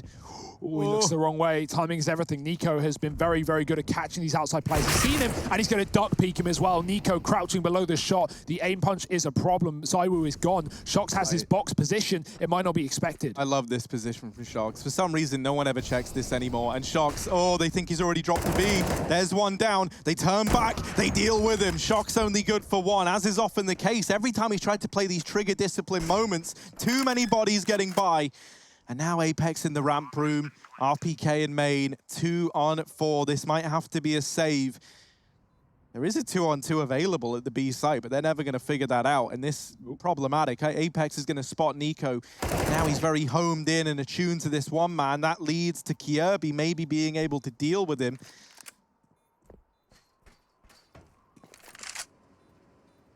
Which way did he go? Ooh, there he is. Got him. RPK will get away with this AWP by the looks of things. Kirby's running outside. He's trying to hunt down this final player, but he might lose his life if he continues with the knife. Oh, RPK lets him pass. That's fine, though. It's not really a worry for Vitality. They are more looking to close out this game, and FaZe are going to have money regardless, considering they're winning all of these rounds. The second they lose, it's over. So money really isn't the factor, the problem. Or at least not on the other side. This is actually happening. This is actually going through. Nico, great spot as well. That crucial opening kill. And even Brokey, this frag is massive. He trades Shox. Shox could have gotten so much done from that position. See the frustration on his face. We saw it the other day against Astralis. And right now, Vitality can't afford to get in their own heads. 3 rounds the difference. It's getting closer and closer and closer. This was a 15-7. Oh, how the tables have turned. Yeah, this was a game that should have been closed out a while ago, it feels like. And yet FaZe have defied the odds to get to this point in time. 3 now between them and an overtime on Vitality's map pick. Just Deagles and this one hero AWP on Zywoo into round 28. Nico being a nuisance outside once again. Oh, don't go back for that. Nico spots the AWP back in garage, and that there is cause enough for them to move away from outside. Into lobby they go, slowly but surely. Zywoo still waiting, still hoping that he's given this peek. Sees the barrel tag onto Rain. No. Head on. Almost through the box. Down here in secret, there's 2 players of Vitality. They've been able to shift round thanks to this very slow approach from FaZe. And now, if they try and get secret, which doesn't look to be the aim of the game here, it looks like it's going to be a split through main into this A bomb site. But there's still going to be 2 very, very fast rotations. Apex in the heart gets away with damage, but not a killing blow. RPK has found Cold Zera late in through main. The A site falls, and Vitality now in a 4-on-4 retake. On with this AK and AWP. Nade maybe could do some good damage. Kirby. Oh, RPK lines up the nade and finds Brokey with it. Now a 4-on-3. Vitality. This was only pistols around that AWP. And they're in with a chance, but are they going to give this round a go? They've got Shocks down in the vent to make some noise and draw attention away from the main play. Nico back in lobby. Masuta barreling in. Ooh. Down goes Ray. Nico doubles up, but now he's left in the clutch, and he's got big boots left to fill. Down goes Masuta, and it falls onto Zywoo. Nico, one hell of a performance, and he's trying to round it out. He's won the round, and now he's hounding down the kill, but Zywoo just getting away. Goes back and nails the shot. They get all the kills, but the round still falls in favor of FaZe. Absolutely worth it for FaZe, right? Like I said earlier, money is not a problem. They can continue to buy. So Nico trying to hunt that all, trying to get it out of the hands of Zywoo. It's not going to happen, but a great retake attempt from Vitality. That 1D on Masuta, and Nico not checked in the door. He hits the perfect lurk timing to come in behind Masuta and the likes.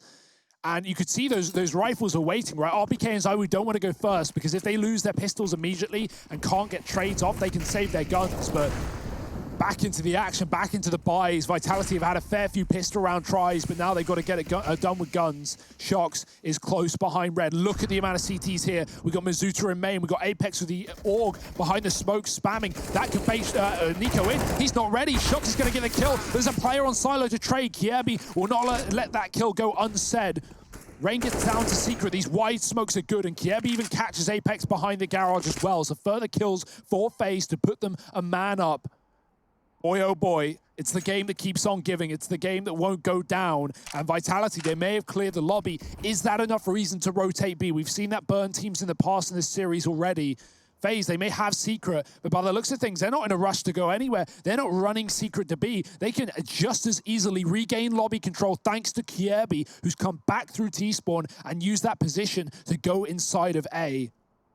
Look at the gamble. It's 3 on B for Vitality. They are putting all their eggs in one basket.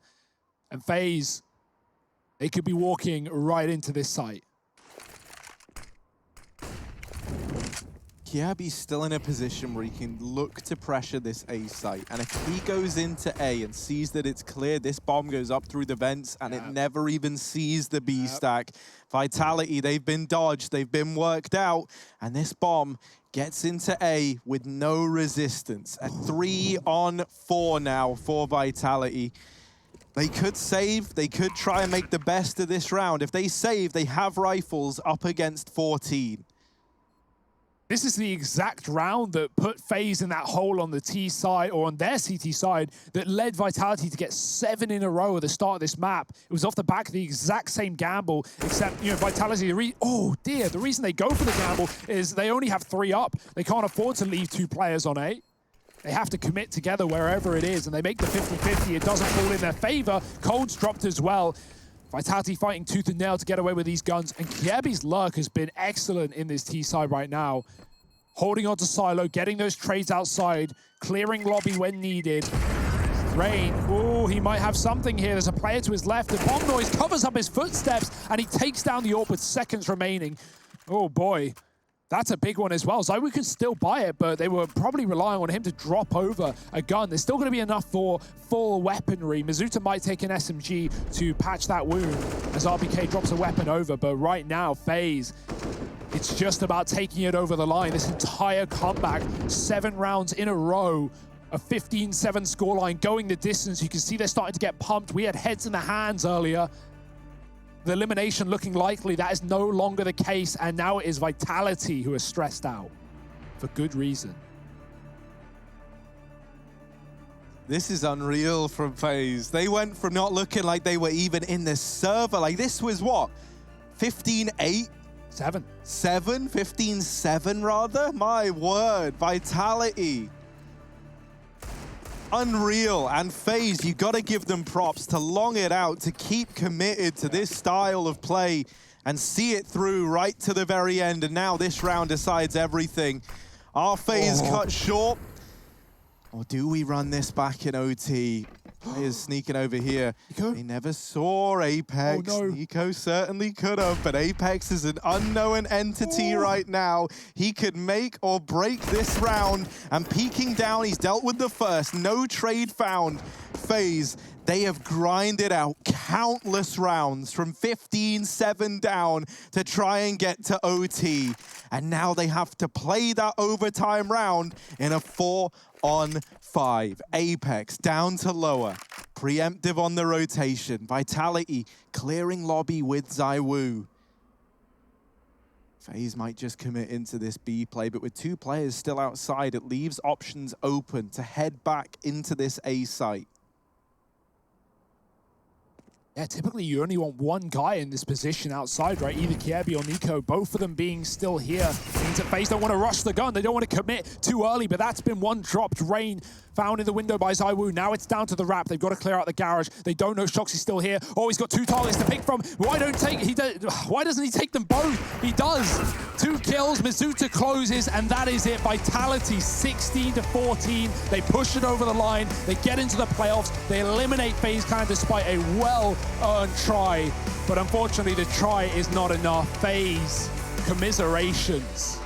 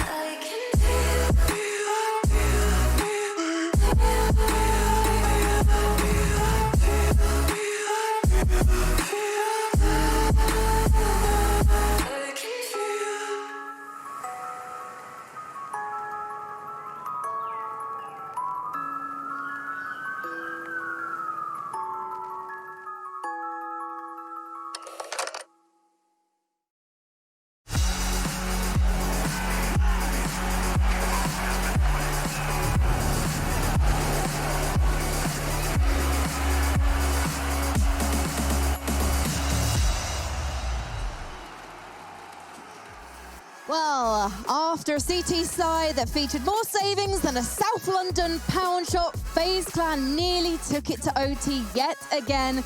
But Vitality, in a masterclass of a last round, managed to make it a 2-0 sweep into the playoffs.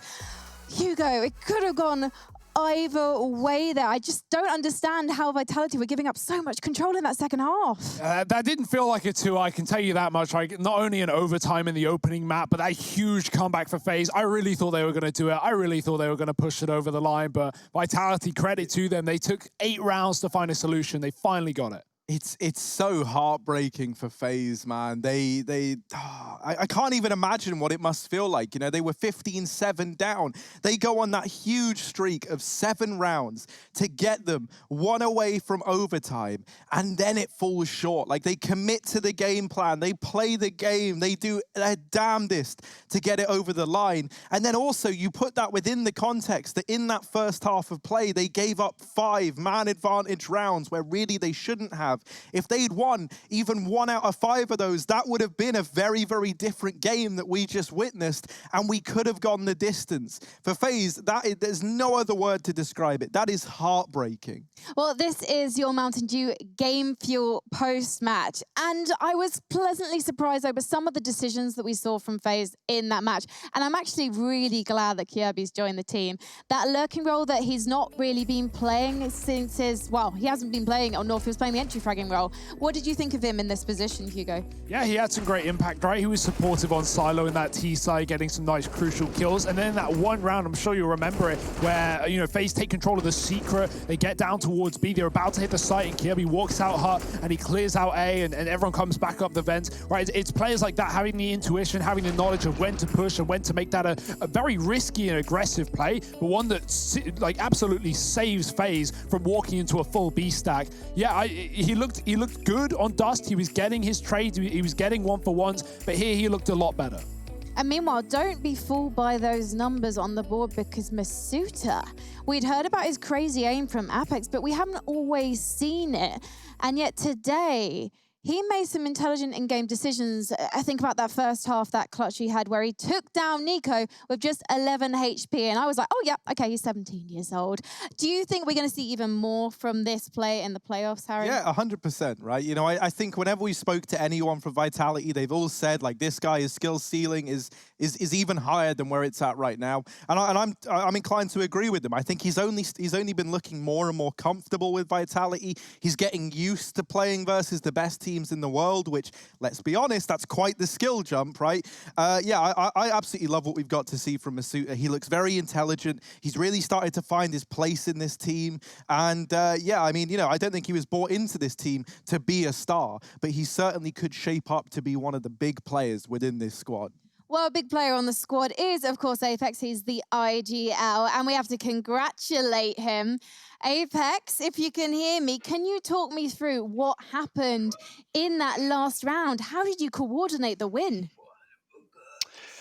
Well, I'm not going to lie, that was a tough one from 15-7 to 15-14. But yeah, we struggle a lot on their attack outside. Like they've done something that we don't get used to. So we decided to play like a different approach. I mean, I went on a position that's not really used a lot, and I did the entry, and then they had no clue about shocks on that play. We knew there were like 3 minimum outside, so we had all the information we needed to win that one.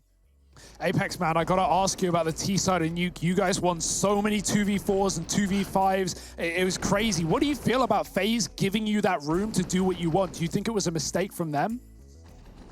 Well, I felt like we played those runs at the perfection. Even though they did some mistakes, obviously, because when you're in an advantage situation, most of the time, if you lose the run, you're doing a mistake, kinda. Yeah. So I felt like, yeah, we played Dustron perfectly, but yeah, they give us like too much space, maybe. I want to know, what's it like cooling when you're up against Nico on the other side? Because the brand of CS that he seems to play with FaZe feels like very safe and like logical almost as to how they run through it. What do you guys try and do to counteract that? Well, I don't know. I play them like it's always a tough game against them, that's for sure. But I play them like I play anyone else. I don't like care if it's Nico or whatever. We're just trying to play our game, trying to focus on what they do a little bit, trying to just trying to get more information to counter them, and that's what we do against anyone. Your next playoff match is going to be against Sprout as well, so that's an interesting talking point. What do you think of this team? What are your expectations for that game? They've been upsetting a lot of people so far. Well, yeah, that's the first time, I guess, that this team is doing such a great tournament overall. I felt like we played a bit better than the last 2 games because we're still not at our level.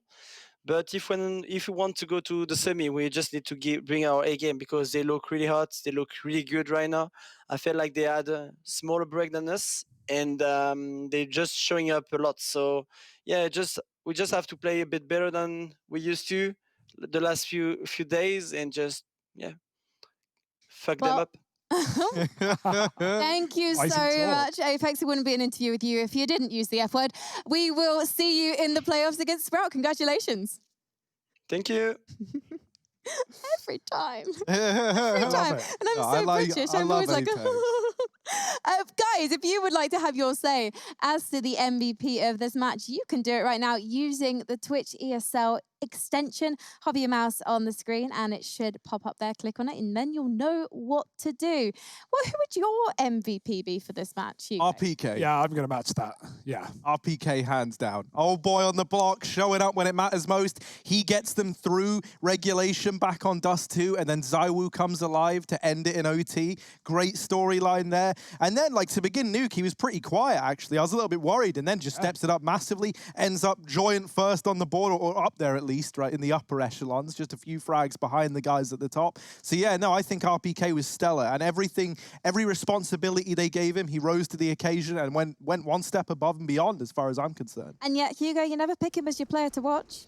I mean, I pick ZywOo. I think that's just a safe bet, you know. I want the nice 100 there. I want the 100 on that Epics card. That's what I'm going for, Frankie. But ZywOo, I mean, obviously he's playing all right, but he's not playing ZywOo level. I think that's well, okay, that's true. If you hold him to his peak, of course it's going to be He was also worse. like, you know, the reason they won Dust, and then also like played out of his mind on Nuke. So I don't know if I'm inclined We're to swinging the votes here a little bit, Harry. We're trying to push it in the favor. I'm going with RPK, and I like that you folks at home are going with RPK as well. I'm a big fan of that. Yeah, Twitch chat. What's up? What's good? RPK MVP, baby. To be fair, I think I would give it to RPK as well. What a performance. I'm always flying the flag for this player. He gets it done, and that's what the team say about him, right? You just tell RPK where to be, what to do, and then he'll clean up with a nice 3K at the end of Silver Fox. That's what we call him. We know him. We love him. Silver Fox is CS. RPK. I love the it. Soldier's more like he's cunning, he's quick, he can fit in a tight space. I don't know what foxes really do, but they kill your chickens. That's certainly true. Fits in a tight space. I don't know, ever Frankie. Met this man? Maybe not. Who knows? Okay, right. We'll facilitate a rendezvous next time we're all in the same space together. We'll ask you in advance, RPK. Our people will be in touch with yours. Right, ladies and gentlemen, that's it for Europe for today. But when we come back, we're going to be heading over to North America for Team Liquid versus Cloud9.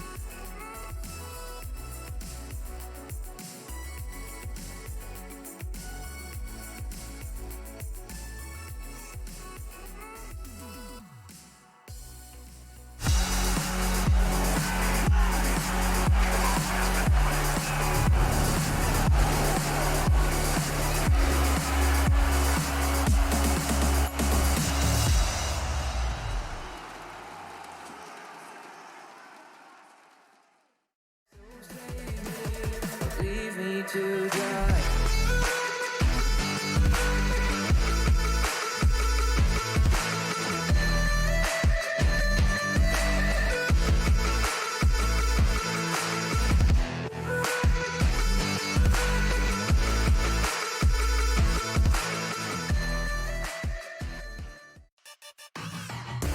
Intel Gamer Days is on now. Whether you're looking to buy or build, now is a great time to upgrade. Get limited time offers and giveaways from top names in PC gaming. Unleash elite gaming performance with systems featuring new 10th Gen Intel Core processors. And bring Marvel's Avengers to life with in-game optimizations for a mightier PC experience. Act now. Intel Gamer Days is only here for a limited time.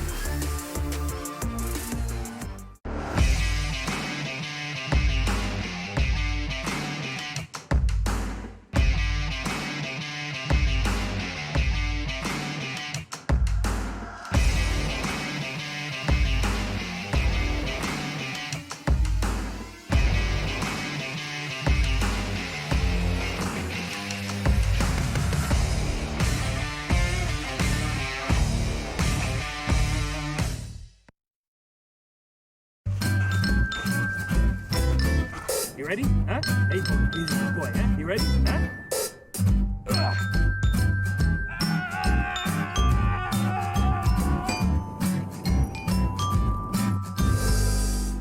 Start your esports career now at play.eslgaming.com.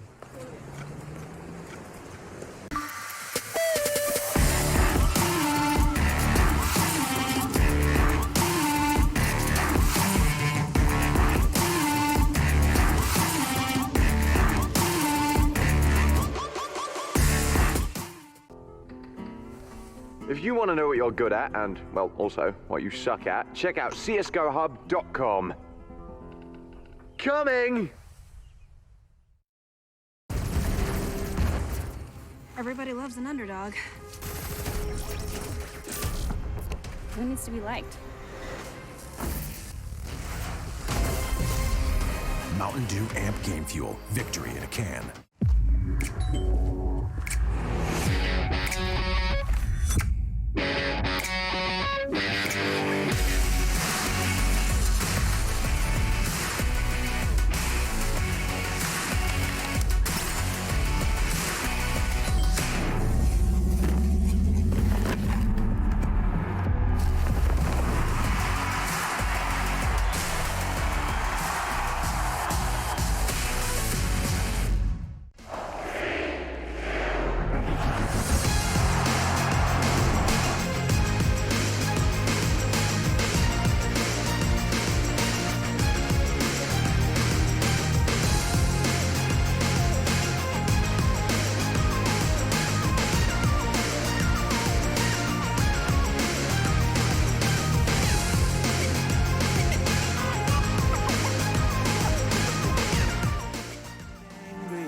I'll bury you down by the bar. So don't reach out, and I mean that. I'm under siege, and I need you to see that.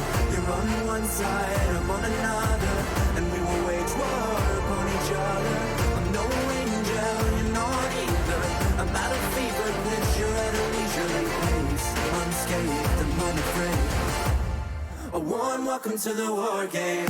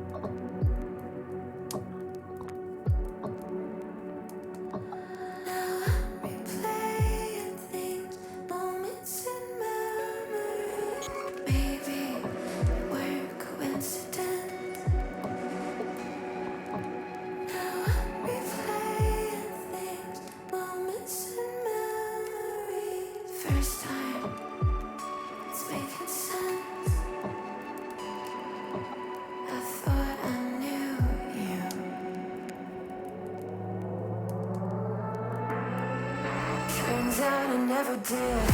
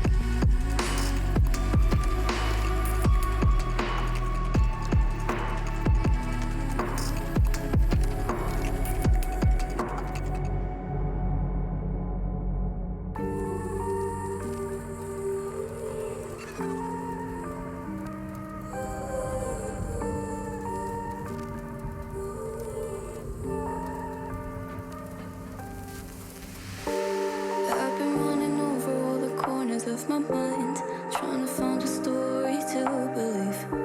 And I've been getting sick of how I'm spending all my time, searching for a way to find relief. And I can stay inside, go to sleep, but I feel like I need to let go. And I can spin a web of any story that I like, but tonight I wanna make a masterpiece. Stepped out looking like a small fire, half glass and filled with desire. Head down, but I know I can't deny it. Life is fun when you're a liar.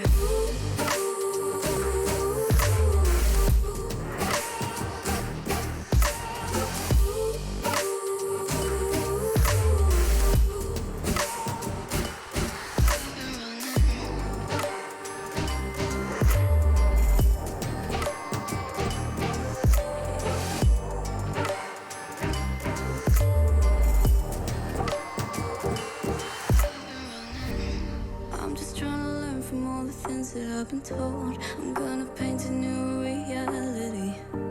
It doesn't take a lot to turn a person into gold. Yeah, I've been getting good at alchemy. And you can stay inside in the dark, but without it you never let go.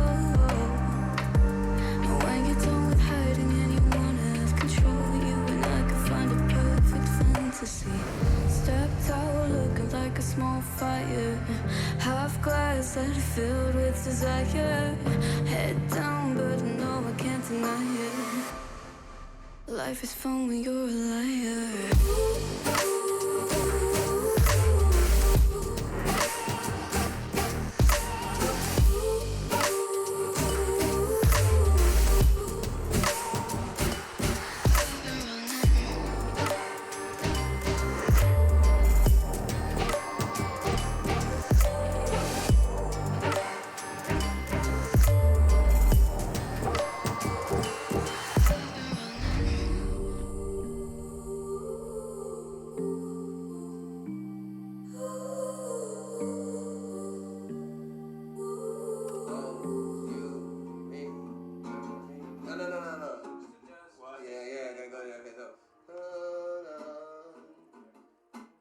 Up, up, up, 1,000 miles of luck.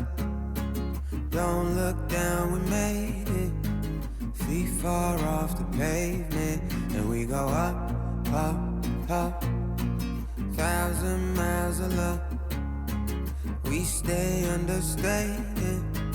Pressure feels amazing. Just the dust, just the sand, just the motion of your hands. Travel light lanes, it's just enough, oh yeah. Just for you, I'm just a man. Just an ocean in the wind. We ain't gotta make plans. Fair enough, it's fair enough, oh yeah. Always you and me, tryna be weightless. Like we're the two surviving pieces of something. Always you and me, tryna be weightless. And I know it feels like a light years in the making. Up, up, up, 1,000 miles of luck. Don't look down, we made it. Feet far off the pavement, and we go up, up, up. 1,000 miles of luck. Oh no, we stay understated. Pressure feels amazing. Just the dust, just the sand, just the motion of your hand. Travel like land, just your hype man. Just the one, just a believer. I don't care, I see you loading up my mind. Place me on the sidewalk. Fair enough, oh yeah. Always you and me, trying to be weightless. Like we're the two, surviving pieces of something. Always you and me, trying to be weightless, yeah. And I know it feels like light years in the making. Up, up, up. 1,000 miles of luck, yeah. Don't look down, we made it. Feet far off the pavement, and we go up, up, up. 1,000 miles of luck, oh no. We stay understated. Pressure feels amazing. Just the dust, just the sand, just the motion of your hand. Just the dust, just the sand, yeah, yeah. Travel like traveling. Just the dust, yeah, just the sand. Hey, just the dust, just the sand, just the dust, just the sand. Always you and me, trying to be weightless.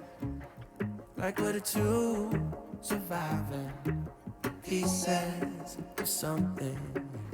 Always you and me, trying to be weightless. And I know it feels like light years in the making. Oh, duh, 1,000 miles of luck. Don't look down, we made it. Feet far off the pavement, and we go up, up, up. 1,000 miles of luck, yeah, yeah. We stay understated. Pressure feels amazing.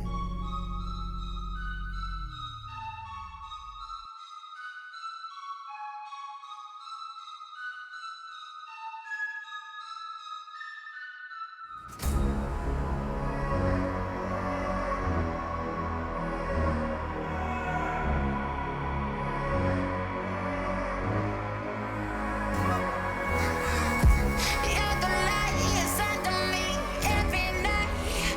Chasing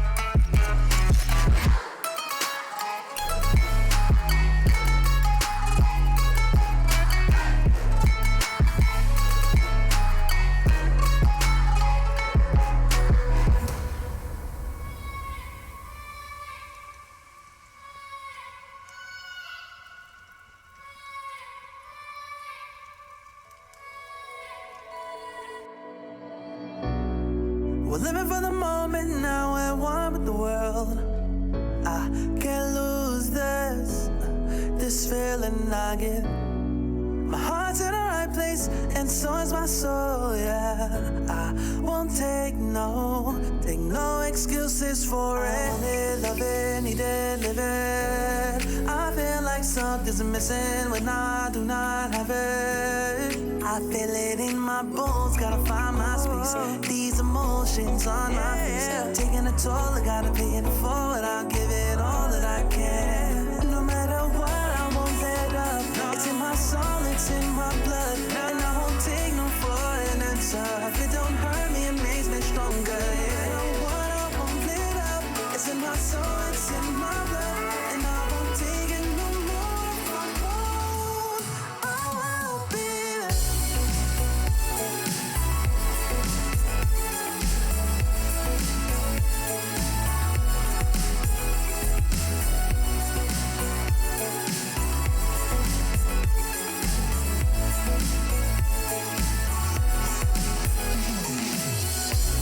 Just leave it to me.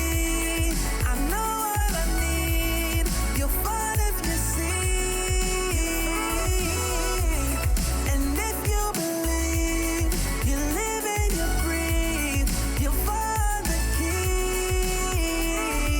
Lifting me, lifting you. Can't go alone, let's do by two. Doing this together, it's me by you. All through the night, all through the night. This is me, this is you. When we get together, we can all pull through. I don't ever wanna stop this groove. Let's get it right. Take it to the Lord, then take it to the grave. Listen to the wise man, tell me what he say. Listen to your heartbeat like it still bleed. A little bit of hope, yeah, it's what we still need. Say a little prayer for the moment. Give what you got, just go in. Can't hold you back if you own it. Live your life like it's chosen. No matter what, I won't let up. It's in my soul, it's in my blood, and I won't take no for an answer. If it don't hurt me, it makes me stronger. Yeah, what I won't let up.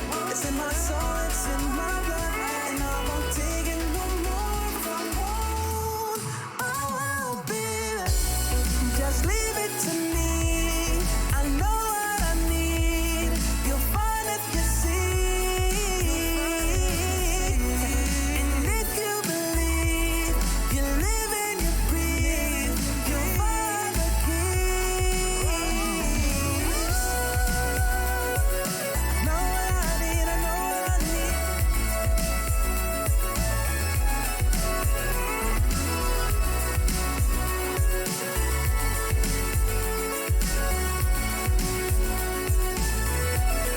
You'll find the keys, the keys.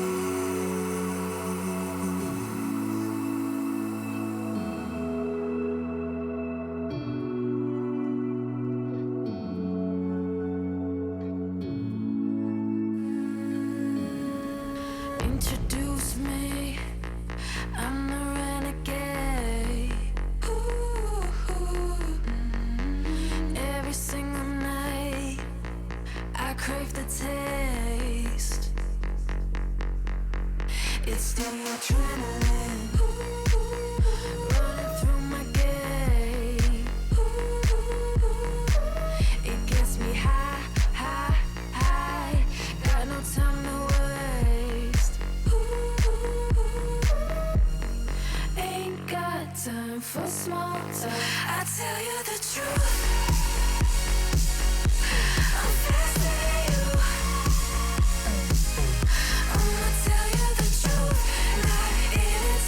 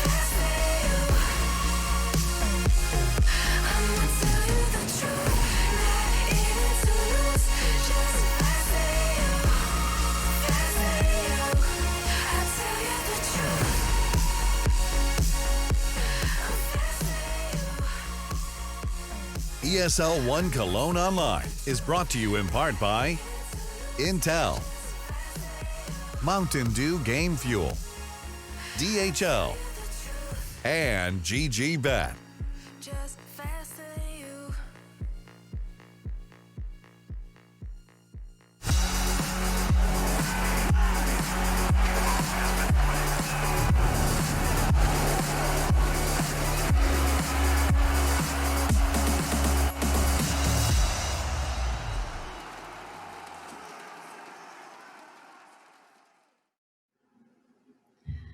I've got one of the busiest men I've probably ever interviewed because he's in the middle of playing 2 tournaments at the moment. It is, of course, Motim from Cloud9. How did you feel about hitting the server again so soon after the player break, Motim?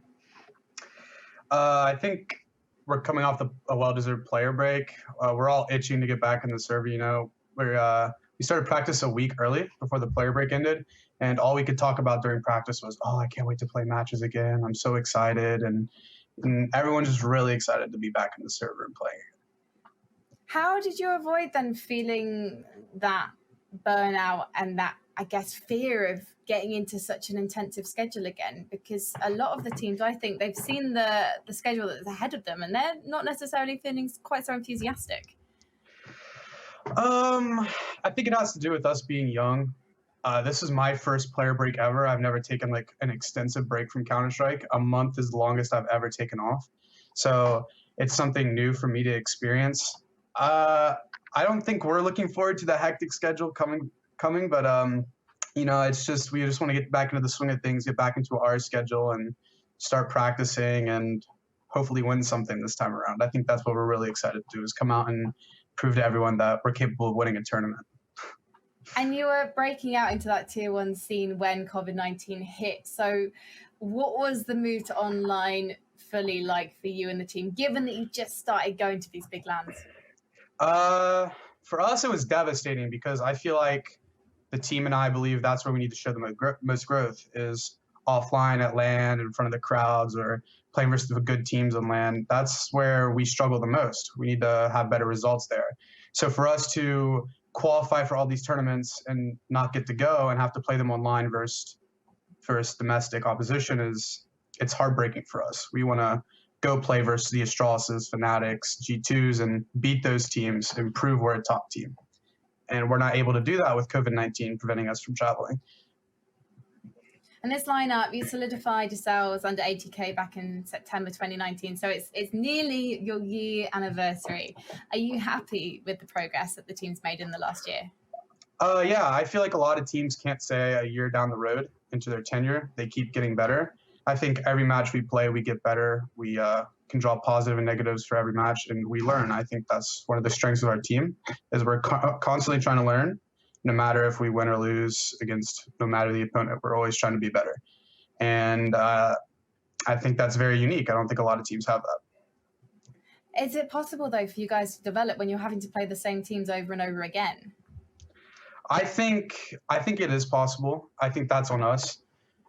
I feel like the process is much easier if you play versus better opponents. They just play you harder. They take advantage of your mistakes much easier, and it's easier to pinpoint in VOD review and stuff. So I think it definitely makes it harder, but not impossible. So what do you as a team feel the most confident about going into ESL 1 Cologne? What do we feel confident about? I mean, we've always felt confident in our prep work, and I think that's never going to change. We're going to come in, we're going to prepare for every team, and when we prepare for a team, we plan to win. Like, the plan is always to win. We're capable of winning against any team. That's how confident we are in our prep work. So as long as we keep up that good stuff, we'll be fine. We could beat anyone. So Evil Geniuses then, looking beatable to you? Oh yeah, 100%. Evil Genius is beatable. Liquid with Grim, beatable. Any team is beatable for us. I'm going to hold you to that. Thank you so much for talking to me, Mom. Good luck. Thank you. Any team is indeed beatable, including Cloud9, who have yet to actually win a trophy. The last 2 events that they played, Funspark Ultra, they came 3rd. came 5th, 6th in DreamHack Open Summer NA. So the pressure is really on for this Cloud9 roster, and yet Motim, in an interview the other day with the other Death Squad, he said they're going to 2-0 Liquid tonight, no problems, and they're going to definitely play Overpass again because they managed to beat Liquid on it in overtime last time they met. Hugo, were you impressed by what you saw from Cloud9 on Overpass? Yeah, for sure. Like they're a really exciting team right now. We look at the stats and they have some of the best utility in the game, especially over in North America, right? They've got some young upcoming players. They've got some more experienced guys, and even the South Africans have been around for some time. And I think this team could go really far. I think that the fact that they've stayed together for a year now, as you're saying, it's like their anniversary soon, is incredible considering they're not like a top tier team. We rarely see rosters stick along this long and not make any changes. And I don't think they need to make any changes. They are rising up through the ranks. They're trading series against some of the best in NA, so no reason to move away. But in NA, there isn't that much competition. We're seeing the same 8 or so teams play every tournament, and they're still not winning. And yes, there's so much potential here. As you mentioned, utility. OC is known for being one of the best flash assists, full stop. And we've got Sonic and JT, masters of the South African scene. And then we've got Floppy, who is a star. He's not even a star of the future. He's a star right now, but they're not getting those results. Yeah, you have to contextualize it, right? Like, they are an upcoming team. These guys are some of the youngest players, or at least they're the youngest average age on any team in North America, or actually even in like the top 30 of Counter-Strike. Liquid certainly match that, don't get me wrong, and that's where you could argue that, yeah, okay, age isn't everything, but with age comes experience, right? These guys haven't been playing on the big stages long enough. As Motim said in that interview, they're heartbroken. They can't come to EU, beat these top teams, prove their worth, and even if they don't beat these top teams, they'll learn and they'll adapt and they'll overcome whatever's getting in the way. And I think they're a team that has shown that they get better strength to strength. They get better every match. They get better every tournament. It's just about finding the consistency at the top level. Yeah, I remember, when Cloud9 first picked up that ATK squad, and I remember at first feeling pretty underwhelmed, especially because you look at what came before that, right? And it was the Cloud9 major win. So it did feel like a bit of a drop-off. But I don't think that takes away from what this Cloud9 squad have been able to do. I think they have a really good bunch of brains behind this. I think that Motim, for example, in that interview there, he was like really drilling home the idea that they put all this effort in, they put the practice in, their focus is on getting better. And that's nice to me because it also shows that they're pretty realistic. They know that they're not the top dogs just yet, but they do think that they can take wins versus the top teams, and they are grinding their way to get to the top. And I think when you look at the journey that this team has gone on to do that, it is very, very impressive. Even the fact that, as we kind of been saying, they've stuck together throughout all of this. Even when the results weren't where they wanted them to be, they stuck through it. They kept fighting. They kept trying to get better. And that's what romanticizes me so much about this Cloud9 storyline. So you're saying they're realistic, Motim. Again, I'm going to remind you. Yeah, I know he said they're going to 2-0 Liquid. You can be realistic and you can be confident at the same time, You're allowed to try and get in your opponent's head. Confident, yeah, but they're two separate things, Harry. I'm interrupting you there. I don't think he's being realistic at all because we need to look at what happened on August 19th when these teams met, playing very technical maps. They were playing Overpass, Vertigo, and then Nuke in the final. Cloud9, they picked Overpass. They both had solid T-sides, I should say. Sorry, it was 19-17. So Cloud9 just put into the post in overtime. And then when we went to Vertigo and we went to Nuke, it wasn't close at all. Liquid, incredible T-side to start things off. And then on Nuke, Liquid streaked 12 rounds in a row on their CT side before Cloud9 even got a look in. Yeah, well, that's the thing. Liquid are meant to be the NA team, they're meant to be the guys that North America roots for. Cloud9, if they went into that series and dominated them, then as far as I'm concerned, that's an error on Liquid's part, right? And you know that with Jason joining the ranks now to call out these players, that ain't going to happen, right? You're not going to let that fly. I don't think Cloud9 should have had an easy time in that series, and they didn't, as you just said. And, I want to just say, Frankie, there is a difference between being realistic genuinely and then saying stuff, just to try and we're going to 2-0 them. That's like a bit of blind confidence, but also, he knows how much effort this Cloud9 squad have been putting in. He knows what they've been working on. And I like the self-belief that you don't go into a matchup going, yeah, we're going to get wrecked by Liquid, but, we'll give it a go, and it's money at the end of the day, isn't it? That's not how it works at the end of the day. Listen, we need to talk to someone we definitely believe in, having seen him already put up monster performances despite only just joining the team. It is Grim. He's on the line right now. And Grim, can you tell me if your role has developed in any way since joining the squad? Yeah, I'd say it definitely has to change into where like I'm entering more in situations or like having to support my teammates more than I normally have to do because back on Triumph, I really wasn't much of an entry. You know, I was always the one going in like third or like second in. So it definitely is a change of pace, but I'm getting used to it. Grim, talking of Triumph, you were in the same group as them here. You haven't had the chance to play them, unfortunately. They went down 0-2. Would you have liked to face your ex-team? How do you think that would have gone? Yeah, I definitely would have liked to try to face them just to, you know, show that, I don't know, like I just really want to play them because, you know, they're all my friends and it'd just be nice to just be in the server with them and play them. I think we'd have a pretty good chance, but they've been looking pretty good recently, in my opinion, because they have roster changes and they've been putting up pretty good numbers with the roster changes. So I think they'll be good with time. I want to know, from your experience of dealing with him, how's Stewie holding up over there in the Liquid camp, right? Because obviously it's a lot of new responsibilities for everyone. So how's he been finding it? Yeah, he's taking the role on really well. Like he's bringing new ideas to practice. He's really good in like mid-round situations when we need it the most, and like during pressure, he seems to always have a plan. Like if we call a timeout, he'll always have a plan and what to do. Like reading the team, I feel like he's fit into the new IGL role more than like can be asked for. Like he's done an amazing job so far. What's the learning curve been like, right? Moving from an upcoming North American team to a tier 1 NA team. Have you had a lot to learn? Has the practice been hard? Have you been drilling utility? What's your experience been like in these few weeks? I'd say it's definitely like, I definitely having to learn a lot more stuff that I haven't learned or done previously in terms of like utility and ways to support my teammates better than I have before. It's definitely a step up and I'm still trying to get used to it, but I think it's been working out well and I've been putting in good effort and in practice it's been working really well. Well, Grim, we've got to let you go hop on the server. So thank you so much for talking to us.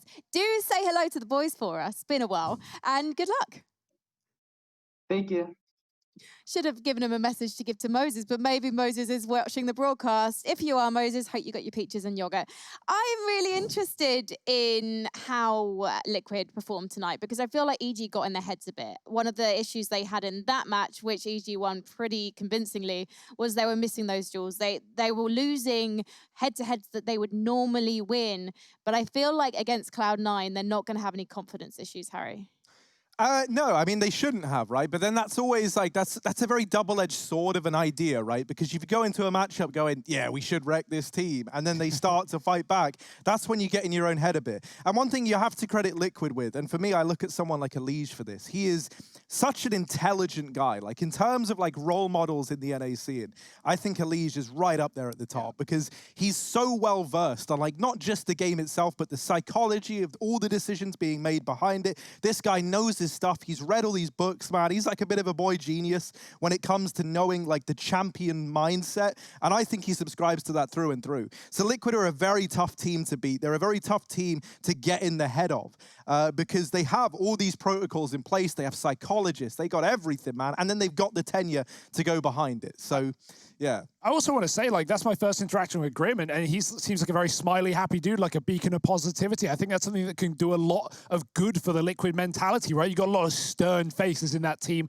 a lot of realistic people who've been through it all. Hey, you know, having someone as inexperienced as Grim on that top level, who's hungry for wins again, that's only going to benefit Liquid moving forward. And you know that combination of Moses with Grim is going to be absolute perfection because Moses is someone who can make anyone feel good about themselves, put your mind at ease and have that honest one-to-one conversation that he's basically had with everyone who's worked on a talent team with him, Harry. Yeah, you know, I mean, I don't know if I'd say Moses always made me feel good about myself. But, no, that's the thing, man. Like, Moses is such a great guy. I'm very, very glad to see him in a similar path to someone as Yanko, you know, go on now to coach a team. And I think there was no better pick for the job. Like, especially if you were looking for someone to call you out when you are making mistakes. You have picked the right man. You've picked someone who is going to know when you've made mistakes, and he'll hold you accountable to that. And I'm kind of inclined to agree with Liquid in that realization that that's what they needed, because I think too often they would show up to these events and we'd even be talking to them in the interviews and they'd just be like, yeah, we're just going to do our thing. We're just going to play it. You know, we're probably going to do all right. And that's the problem. Like when you're that damn good at CS, I think it's very, very easy to lull yourself into that mindset. But Moses, man, he ain't going to let that stand. I can guarantee it. Stewie said in the interview after the last matchup that Liquid had against Cloud9 that one of the problems that they have is when they make a silly mistake, this is my words now, they mauled Did I say it right? Did I? Yeah. Okay, so they mauled at each other. So someone gets a grenade wrong or something like that, then they actually tilt and they get angry at themselves. So Moses is going to be the person, hopefully, that dissipates that. And Stewie's showing very great self-awareness by admitting that's the issue. He also says that he's a player that leads the best when he's playing well. And actually last year, Stewie used to be the difference maker for Team Liquid because there were matches when he'd just disappear and there were matches when he was jumping on the table because he was out fragging everyone. And so I wonder now, with this responsibility on his shoulders, whether that's going to make him a more consistent player or less, Hugo? Oh, I mean, I can't answer that question. I think for sure, like everyone's going to become more consistent inside of this team with the two new additions. I think that only benefits everyone. And I think to add on to that point about Stewie, one thing that he did say is like, you know, with adding Moses in, it's not like he can, despite him being the in-game leader, it's not like he can be the guy to call people out for making mistakes when he himself makes mistakes. Everyone who plays Counter-Strike makes mistakes. It's impossible to be flawless, and so it's good to have that like third-person view. And that's, yeah, you said self-aware. I think that's something that Stewie definitely is, and you can't argue that. So it's good to see that. Well, what are your thinkings going into this match? Do you think it's going to be another full series? Because we have actually seen that most of the time these players come up against each other. Yeah, so that's where the Veto that we just had up behind us a moment ago gets pretty interesting. It was almost an identical map pool, but instead we have Inferno making its way in instead of Nuke, which certainly sets us up for an interesting game. We open with Overpass. Cloud9 have already expressed that they were keen to play that again. I do think that giving Liquid a little hint like that when you've got a bunch of brain boxes in this team all looking to prove themselves is a little bit scary. That said, you know, Cloud9, they're not exactly like thick, are they? They're going to go back, they're going to revisit their own game plan and try and switch things up. Then obviously Vertigo, that's becoming a bit of a Liquid classic. They look really, really good on this map, so that's one that scares me a bit for Cloud9. We don't have to wait any longer though, because I tell you what that music means, that means the game is about to begin, and I can stop speaking at this speed. We just saw Moses there. I think that was getting all ready. I only looked up at the last minute, so I hope I'm right, but it was a bald guy wearing a Liquid jersey. That doesn't really leave it open to much interpretation. It's Cloud9 taking on Team Liquid, baby! Let's do it, Overpass. I can't wait for this, right? Cloud9, they won this game before the opening map of the series. It was an OT affair. It was 10-5 T-sides across the board. Liquid are going to have learned from a loss. We always say you learn more from a loss than a win. And even though Liquid won the series, well, they lost this map. So let's see if they bring the heat here into this one. Cloud9, CT side start. That means Liquid picked the T side, which I love. They want more of this rambunctious action, and they're going to send it towards the connector. 3 here for either side. OC collapses on the bottom. Will fall, but OC picks up the pieces with 2.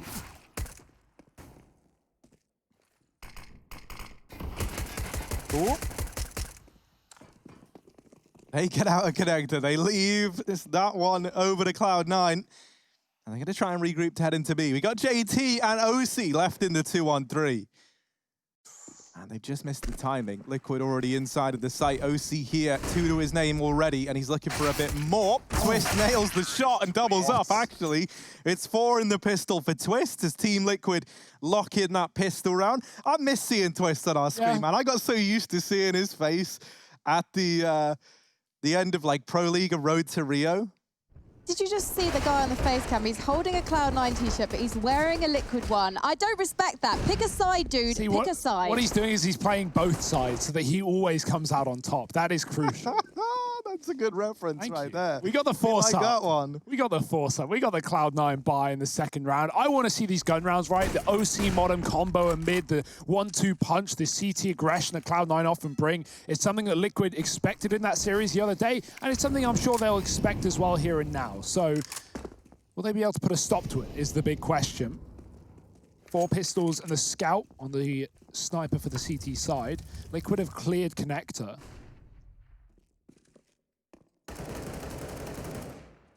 Got everyone in middle here, full control. Twist is lurking down con side. OC's not going to see a thing from this position. In fact, if he does, they'll peek him close rather than far. Twist is trying to put pressure on B, but that pressure is sending Cloud9 back up towards the A site. They've made a bit of a read, and well, they have definitely put their glasses on today because it's the right site to be at. Liquid lining up utility and walking into a 5-man setup. Look at this. This is chaos, what we're about to see. And I'm not talking about the esports club. Grim opening up with the frag onto OC. And now Grim following in that first kill to his name. There's another. This time it's a Liege to lock it in, and a bit of damage done either way, but in the end, it looks like Liquid should be emerging victorious here. And indeed they are. They walk into the 5-man stack, and they emerge with 3 still standing. Team Liquid, they go 2-0 up. Now there's just pistols left to beat in this one. So that 3-0 lead should be pretty much locked in here for Liquid. Yeah, one difference between Liquid and Cloud9 on these A-side attacks is Liquid, they love throwing the smokes down at Dumpster and Bank, whereas Cloud9 actually usually use Molotovs on the T side to cut off both these choke points. And the reason that's good is, especially when you're against low econ rounds, you can't have CTs rushing through the smokes and getting into the site like they just did. Cloud9 had 5 players in front of that util, but still Liquid are able to clean up the kills, so it's not an issue. Grim and Twist, the connector. You'll often see these two side by side. Cloud9 gonna flash into middle. OC pops it up. Liege falls right down. That's not the start he wanted. He was alone, and now Grim needs to bail them out, but he's been dinked by the pistol. A Galil picked up. Now, this isn't a lost round yet for Liquid, but it could certainly come tumbling down. If Floppy finds success, that's the bomb, and he's trying to get a second one as well. Now the rat from the bottom of Con Twist has got the kills in the spine, and Motum should be dead as well. Naf's ready for it. Perfect timing. It's Liquid finding that 3-0 lead. Oh, Moses. It is him, Harry. In the flesh, in the Liquid jersey, with a big old microphone ready, in the cupboard. Now, in the final show that me and Momo worked together, which was the DreamHack Showdown, he actually pointed out that I still had a one of those big old chunky, you know, freestanding microphones, whereas he went for the snazzy headset option. Ooh. I noticed he's made the reverse switch, so I'm curious what's going on there, Jason. Sponsorships? Maybe? Yeah, that could be it, but I don't think Rode is a sponsor of it. We'll have to see. I don't know. Nades, woo! Goodbye, JT. That B-site, man down now as the Nades find a lot of damage out of the gate, and Team Liquid sitting pretty in a 5-on-4. They're going to regroup up over here in middle. OC has this AWP down here in connector, and he has a teammate in Motum watching his back. Going to be able to play off of one another until that smoke goes down. And now any hope of playing off of one another is out the window. OC is now effectively locked here alone in middle, especially with Divider getting Molotoved. OC's got to do this all with limited support from Motum, who's gone ahead of the molly. But in doing so, they're past him in the toilets.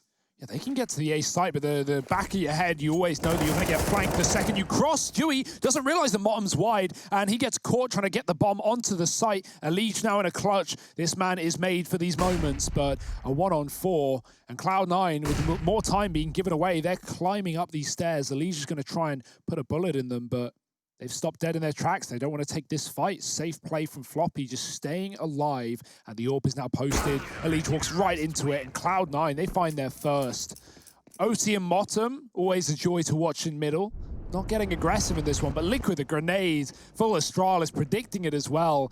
We actually saw Grim hit that one shot onto the jumper from B short in the game that they played the other day. Like, incredible shot. Very hard to hit, but hey, grenades will do the job for you. Still 2 players with 0 kills on Cloud9, but that's not an issue. It was all down to the A-men, and now we're going to need to see them again as Liquid default 3 towards here. This is standard. We're going to see Twist a lot in the connector on his own, while Naf holds B. Liquid expecting those deep Molotovs, and they just smoke it off and take control. Jumping above the party, but OC can't see, and he's going to wait for them to come to the balloons. Oh, keep holding. Keep holding. Keep holding. There's the leg. Oh, dear. Get back in. He's somehow still alive. He lives to tell the tale of the Team Liquid firing squad. Don't know how he's managed that, but he gets out of there with the AWP and now turns his attention over here towards long, where Stewie is aggressing with the scout, and that's the kill. Locked in for Stewie 2K. AWP now retrieved as well. He gets that much more deadly as he upgrades onto another scoped rifle. Mid-control taken for Team Liquid. Motum's going aggressive in through long. I like this decision from him. He's in a position now where he can wrap these players as they try and move into the A site. But this all depends on these 2 players here not dying immediately. That sounds easy, but it's easier said than done, because lo and behold, they die instantly, and Motum gets dropped shortly thereafter. It's a 4th round for Liquid guaranteed. That's a lovely little side take there. The Molotov bouncing off the back of the bank wall to push out low HP JT. He couldn't stand there for any time. And then even the flash is catching the player in the corner. And at that point, because you've got those 2 picks and you know them, okay, we haven't killed Motum. He is their A player. Where's he gone? Liege makes the perfect read and swings wide on long. The one position that Liquid don't have and have yet to clear. It's going to be another round for them. With 5 alive, the money will begin to build early into this game. Despite Cloud9 winning their first rifle round, it is only a short-term win. And yeah, the confidence from Motum coming into this game, especially on this map. Like, keep in mind, this is going to be a game of T-sides, especially on Overpass. It was last time. I'm sure it will be again. But Liquid already off to a very dominant start. OC, so used to the AWP. It gets bad when you start taking this. He's so used to the AWP. He's right-clicking with a pistol. Yeah, not a worry. The end of the world. Oh, the smiley Stewie. Ooh, there's a lot of goodness going on. What a danger. Quick molly for Naf going down the short side. If Cloud9 want to get aggressive, they'll have to smoke it or take damage. JT jumping, he's still going for it. Has this man not learned his lesson? Maybe not. Spam through the connector, but not going to connect to anything. Liquid get up the stairs for free. You'll notice Cloud9, on their CT side, they really don't like to touch connector a whole lot. The only time you'll ever really see them there is when OC sets up with the AWP like we saw in that first rifle round. But other than that, they often move away from it. So that's going to give Liquid a lot of room on this rotation position to go back between the sites. Cloud9 gambling on A. 3 here, double pushed on long as well. The AWP is going to swap back, running away. The footsteps might be heard. It might bait Liege in, thinking there's no one close. But there is someone close, and Motum tries to peek the angle close, but Liege was already wider than he anticipated. JT getting aggressive to cut this late rotation back as Liquid set up outside of the B bomb site. Ooh.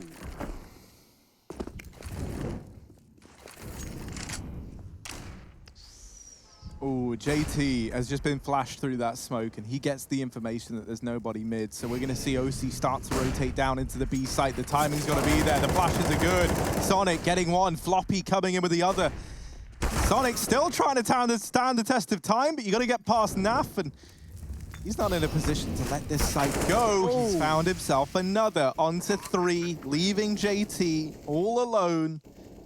Unable to even play into the round. He's had a rough start here on Overpass. It's a 5th locked and loaded for Team Liquid. A crucial kill from Liege on long, right? Kept Cloud9 up with 2 on that A site. A very weak B defense as a result. Naf's able to trade his way pretty effectively there, even getting rid of the AWP that's going to be unable to be saved. JT did look for it in the smoke, but he didn't want to go too wide and, risk his life for that. So just taking the M4 instead. It's at least something into this follow-up round for Cloud9. Liquid dominating the field. Coming in confident, which is what we wanted in this series, right? Remember, this is we had our last playoff match in EU just a minute ago, where Vitality 2-0'd FaZe, but now this is our last playoff match, or group match rather, for NA, for the playoffs. You know how we had someone saying pick a side? Well, I said pick a side to the guy with the Liquid jersey holding the Cloud9 jersey. Someone's just sent me a tattoo of Cloud9 and Stewie 2K. So literally this guy is unable to pick a side because both of them are on his wrist. Yeah, I mean, that'll be from the Golden Run at the League Major. Of course, it is a weird one, seeing a man like Stewie going up against Cloud9.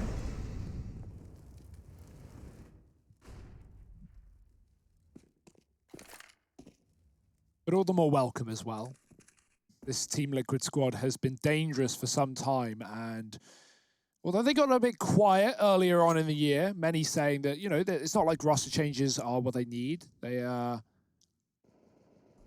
have time. Things are online right now, but I think this roster change is a great one, and I'm sure everyone else agrees, because I'm not going to say the results have been there. We're still early days, but the results should be here. The results should appear. We'll have to wait and see. Winner of this game, obviously going on to face Chaos. So that's a huge matchup. Chaos looks really good in the group stages, even taking down Furia, which not many people expected. Quite a history there. So Yeah, Liquid trying to get there in style. 5-1. The one rifle on JT. Close toilets. Nav coming around the corner. Immediately domes him. No chance for the CT side. This round is done. Forget about it. Lock it up. Move to the next. Twist is catching these rotations. Oh, he misses the timing onto Motum, but his teammate's covering it. Grim doesn't need to cover it because Twist has the kill eventually. And with a bomb planted, Floppy gets shot through the smoke. He doesn't even get a chance. 6-1. Dominant stuff. Still 5 alive for Liquid. Not even losing players.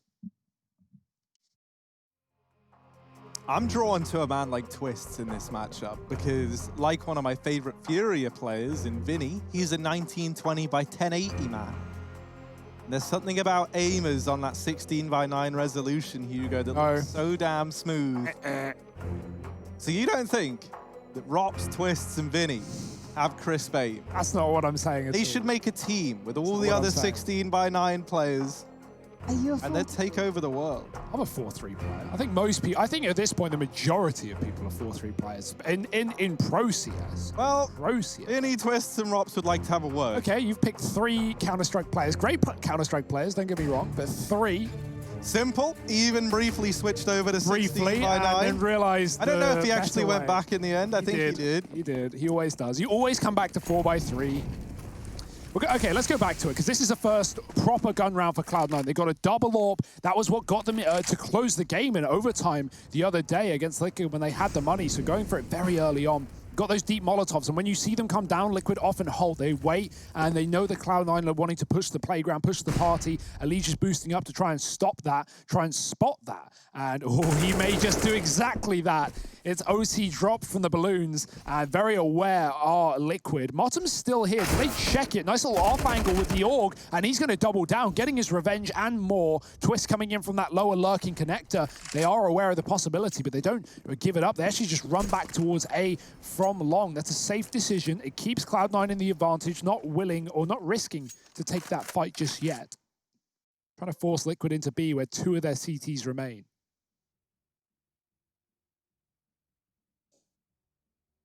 Oh, Floppy given a hard fight there. Sonic pressured now from short, flashed off the angle. It twists. Ooh, he's very, very blind. Floppy's flash.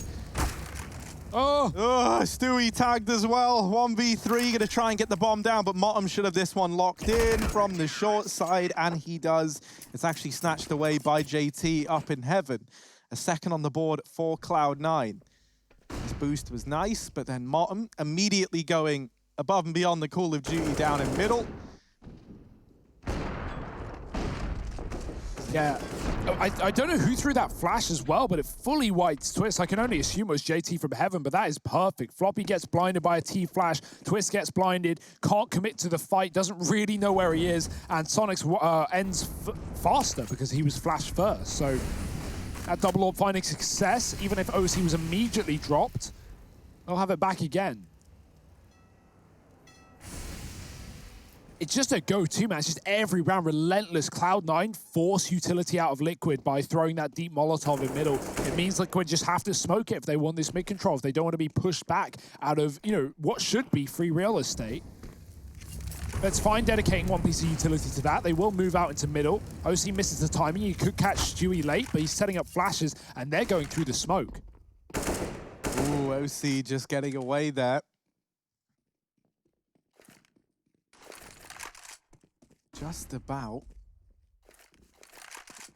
Toilets control taken for Liquid, though. They're going to reroute over here to long. Now, Motum, he went aggressive in this position in the exact same way a couple of rounds ago and got dropped for it. But this time, the flash is there. And Motum doubles up before Stewie is able to help his teammates out. Grim and Elige, they meet a rather twisted fate. Naf is fully blind while he gets that kill onto Floppy. Now this B play looking to come through, but Cloud9, preemptive rotations are the name of the game. They've got all 3 here. Liquid are walking in to the stack at B. 20 seconds, they got to go as well. The barrel molly won't do a thing. Sonic's got the shot. He can go back after the flash, and Sonic lighting them up with all 3 kills. No issue. The double AWP is working wonders. I say that, it's just the second AWP. That's the only one getting kills. OC had a nice start earlier in their first rifle round, but since that point, it's just been Sonic holding this lower bomb site very, very well. This guy is such a talent. Yeah, that's got to feel bad. Certainly, Liquid walk into the full setup. And the utility doesn't bail them out either. Stewie's on the AWP now on this T side, coming in as soon as they can. Liquid never brought up the AWP on the T side where they play Cloud9 last. This is already a bit of a change to see this weapon in play.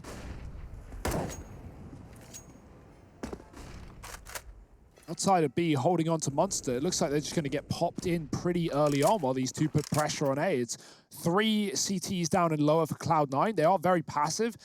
At the back of the site, Sonic there at Graffiti, and Liquid throwing in the utility to creepy crawl their way out Monster. And Cloud9 running straight back at A. You're going to go ahead and sift Motum into the B site. So once more, if Liquid commit to this, they are walking in to a very heavy stack on the other side. And this all comes down to now, are they going to commit to it? With that Monster smoke landing, there might be a peek about to come through over at Monster because it's very, very deep. That's not actually going to put a stop to a push, especially with how much territory Liquid currently have. And so here it comes into the site. Sonic going to nail Naf and remove him from the round. They get in, they get this bomb planted, or maybe Floppy waiting in this smoke could have made a difference there. They catch Sonic. Stewie finds that frag. Floppy through the smoke gets dropped by Grim. And we're into this 3-on-4. JT closing the distance onto Stewie. Clotheslines him. And now with the bomb ticking down, it's Cloud9 on the clock. Grim, the man, finally put to a stop. And this leaves JT and OC 2v1. There's almost the lineup, but OC has his teammates back. Cloud9 grab a 4th. Oh my, that is crazy. The utility is just unbearable for Liquid. They can't see a thing. Flashes back through, players pushing smokes, but it's the AWP that gets them through. This time it is OC. And you could see Liquid after they get out Monster. It's not like they were rushing the B site anyway, but they molly barrels and Cloud9 smoke it. They had a really passive setup. And so Liquid, then they don't look super convinced. It doesn't feel like they really believe that there's a player there. And that's why Cloud9 is smoking it. But They do their due diligence, and they re-molly it after the smoke fades, making sure no one swings. It was only Cloud9 trying to bait Liquid, and it doesn't really work. Regardless, Liquid, a plant will give them some money. They get a smoke for the mid-molly, and OC, flashed out, has to fall back fast. It's a pistol chasing him down. Naf, not a lot of ammo, can't afford to spam those shots through the smoke. OC's got to fall back again. He's got cover from Motum. Surely the pistols overwhelm them here. They're trapped inside of the toilets. OC, only man standing, and he's still going to put up a double. Surely not a he flicks back, and Stewie is going to get the trade, but that's all it will be, a trade before Cloud9 pick up the round and save both AWPs once again. How is that like a scene from like World War Z or something like that? Just getting flooded by all these creatures, and Cloud9, they kind of outlast it till they don't, and then they do. 5 on the board now. And closing the distance between them and Team Liquid. This is an impressive little CT side run that Cloud9 have been able to cobble together. 4 in a row. Quite the recovery. Liege solo middle. We got the B default here for Liquid with 3. It's not really been working out for them all too well on this B-bomb site. Liege, he knew about it. He was ready for the angle. He still can't hit the shot. Twist certainly can. Sonic, unaware the Twist was so deep. We are going to be seeing him hiding in that back left corner, connected quite a lot on this T side. Not rushing down and clearing the stairs, but taking his sweet, sweet time.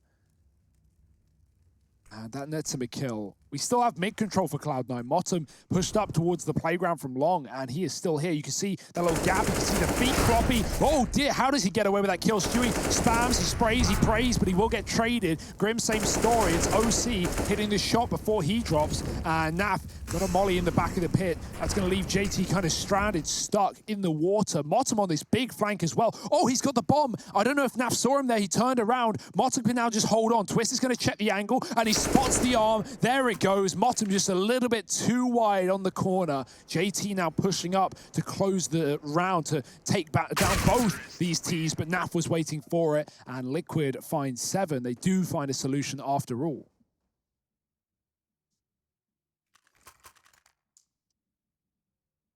And even though we had that 4-round streak for Cloud9, it wasn't enough to build up the money. They're onto a partial investment at best here.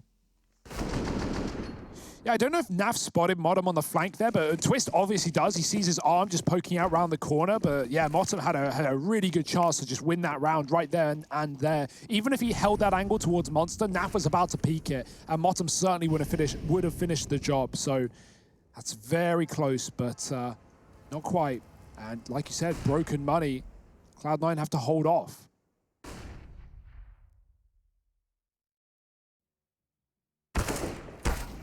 Ooh, Twist getting pressured. They're pushing him, and the Deagles, they make quick work of Twist. Now, wrapping through long, and the rest of Team Liquid with a bit of attention given to mid with that molly, but that's the extent of it. Whoa, Grim, how's he gotten 3 there? What?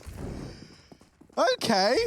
All right, Grim ain't messing around. He's leading the charge into this site. Not ready for the players at short, but Elige is there to bail them out. And Team Liquid put an 8th up. I want to see that 3K replayed. It looked like a stray bullet caught the man at the back. Look at this, Grim. Whoop.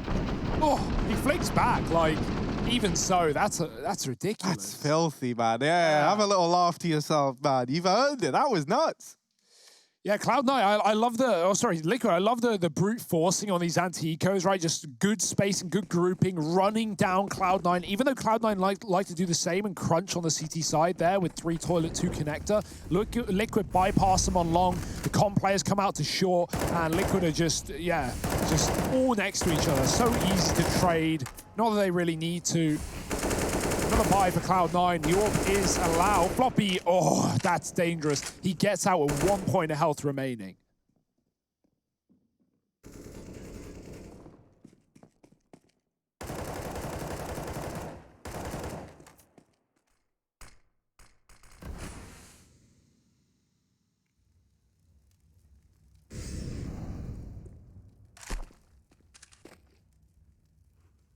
Lots of attention down here towards short and B. And they lose Sonic down in the connector. Now that's going to force OC to take up this position. On the upside, though, you've got your AWP in quite the angle, right? He's able to keep an eye on short. He spots that there's no one in connector. And now he goes back to anchor this B bomb site. So that allowed Cloud9 to rotate players in towards A. However, now that they aggress up towards long, the bomb has since left this side of the map all the way back to B. Elige was waiting for that kill. And Motum gets his revenge over at long. And now the B execute comes in. OC with the AWP has to put on quite the show. There's already a player in deep, and he might not be aware. He's not. Twists on the entry. 3 kills in the round, and the B site belongs to him. It's Team Liquid getting that bomb planted, leaving JT and Motum up against the odds. Yeah, so much so that they're not even going to attempt it. They're not going to double down and put their chips into play. They'll just bail and get away with the guns. There was a gap in that heaven smoke. Stewie threw it while running. Very difficult one, but Floppy tries to exploit the gap, and all that does is give Twist the entry. I feel like JT certainly could have gotten a kill back into that round from that gap. It wasn't being watched after they got that kill. But he'll never know. As Cloud9, they want the money. They want the chance to fight for the last round of the half, and that they will. Have a little bit of cash to spend. Ooh. Yeah, it's certainly not pretty.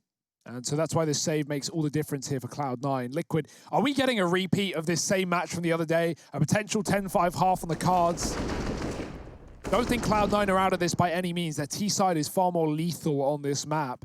But Liquid right now are looking hot to trot.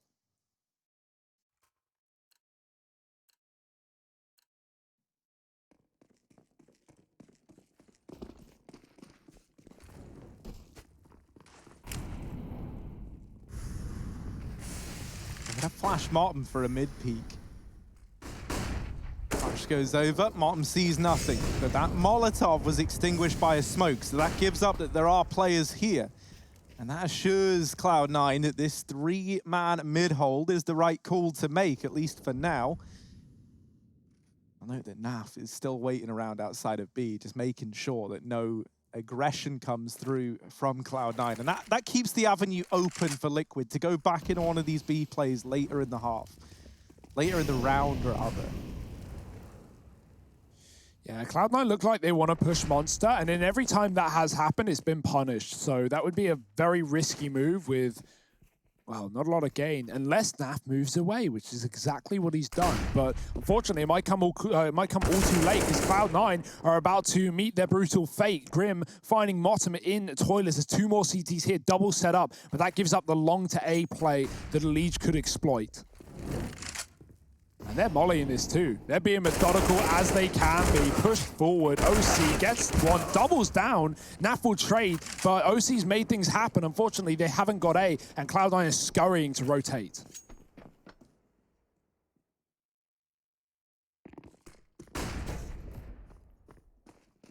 Egan and MP9, that's all they've got. It's definitely not ideal, and this should be drawing to a pretty clean close for Team Liquid. It's 10-5 at the end of the first half of play. Liquid lead in the charge, but we've seen this all before, and we know that an overtime could still be on the cards. You're gonna have to join us after a quick break to see how Overpass ends up.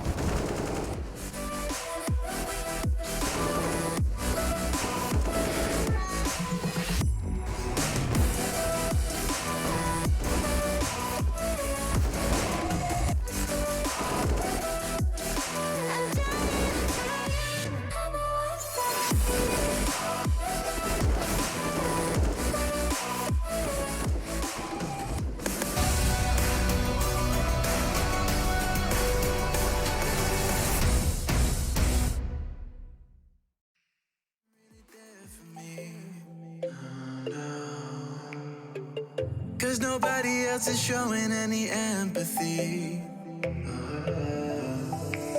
Rudely awake and quiet undertaking. Did I do something wrong? Life isn't easy. Why did you leave me here with my thoughts alone? I don't wanna wake up messed up, cause I can't spend another day like this. Another type of caked up breakup, where I've been finding any way to my fix. But I need you now, cause I don't wanna be around. No, I don't wanna wake up messed up. There's gotta be another way past this. I'm so sorry that I didn't go to therapy. Thinking everybody, even you's an enemy. Brutally awake and quiet undertaking. Did not do nothing wrong. Life isn't easy. Why did you leave me here to get drunk alone? And I don't wanna wake up messed up, cause I can't spend another day like this. Another type of caked up breakup, where I've been finding any way to my fix. But I need you now, cause I don't wanna be around. No, I don't wanna wake up messed up. There's gotta be another way past this.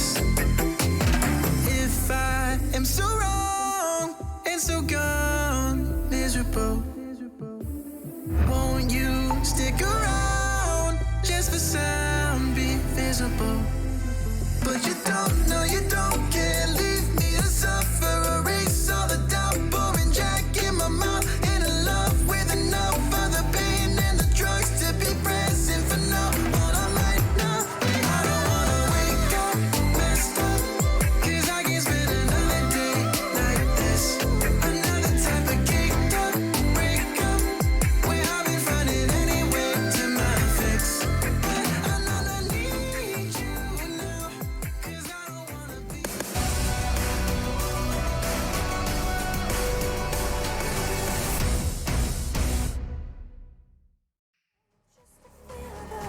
Well, thus far, we've mirrored image the last time these teams faced off, but inverted. It was 10-5 back then. This time it's Liquid donning that same scoreline.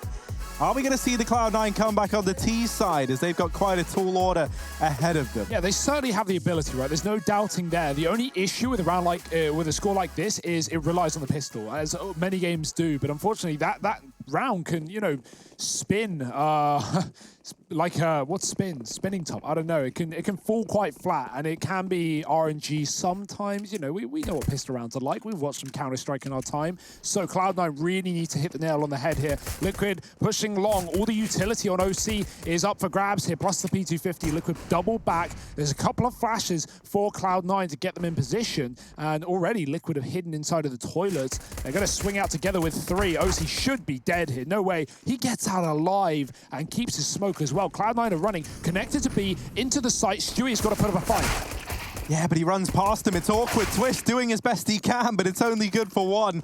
And this B site crumbles under the pressure of Cloud9. Now they're going to try and boost into heaven. Or not. JT and Sonic, the 2 South African players, Sonic wasn't convinced. He actually said, JT, mate, I'm good. And let's see if that comes back to punish them now, as they've been forced into this awkward crossfire, but it doesn't matter. They put up the numbers, and the pistol round goes their way. 6 now on the board, as they look to hit the ground running in this second half. Yeah, that was necessary, right? That was needed by Cloud9. So now this game's really heating up. That's going to make things interesting. Liquid trying to upset the grain by getting a round in early, trying to break the money before it can build by finding a force. We know how successful these rounds can be all over Counter-Strike. Any map, any half. Less on the T side when you lose a pistol, unless you get a bomb plant to buy up a couple of AKs. But on the CT side, almost every time. Scout in mid for Naf, he'll fall away with a flash, but it won't actually blind him. He just doesn't want anything to do with it. Cloud9 waiting outside of B. JT throws his mid-util. Liquid have 3 on A, a passive setup, and they're not going to see much here until it's already too late. If Cloud9 look for a heavy B execute with all this utility. Barrels Molly getting lined up by OC. That's going to push Twist out. He does like to throw this little electronic smoke round the pillar. We'll see if that can save him here. He has no time to react. Motum has already run through the site, and great flashbangs from Sonic put Cloud9 another round deeper. There's nothing Liquid can do about it but save.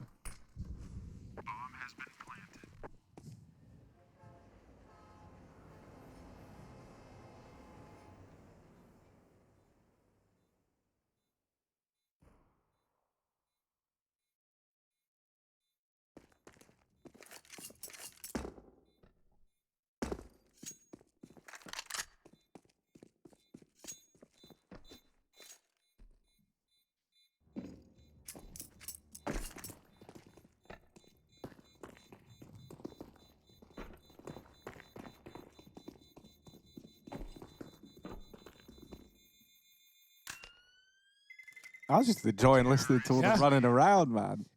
It's really tempting to just do the same thing again, or at least a hard B hit when you have like this kind of buy. Cloud9 saved all these SMGs and Galils, which aren't great guns. And Cloud9, they have a lot of cool B rushes. They are really good at throwing smokes on the fly. You see the Heaven one down, but they also have these 2 deep CT smokes that land by Graffiti and ABC, like the CT spawn. That's a wide choke point, so you don't really usually smoke it, but Cloud9 have like a left and right one that they can throw on the fly, on the run, towards B off of spawns that land right here. So we might see that later on. It doesn't seem like it's going in right now, but they are looking towards B. A little boost employed for Team Liquid. They didn't spot anything from it. And they rotate away as a result. That could be very poorly timed for the Liquid boys.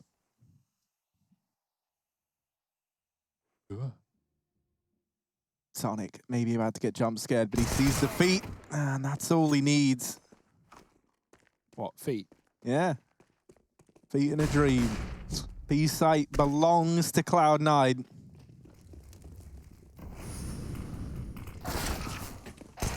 Oh, that's stylish from Twists. Okay, gets 1, but this should still be the round for Cloud9. We've seen rounds like this spiral out of control, but with OC landing shots like that, it's not going to happen. He deals with the Heaven players. 8 on the board now for Cloud9. As this game is about to heat up, because now we got this buy round coming for Team Liquid. No more of this running around with pistols, blindly stacking a sight. Oh, it's the wrong site. They went B again. No, now we get the guns in play. We can even maybe see like a glass cannon come out on someone like Stewie. I wouldn't be against that at all.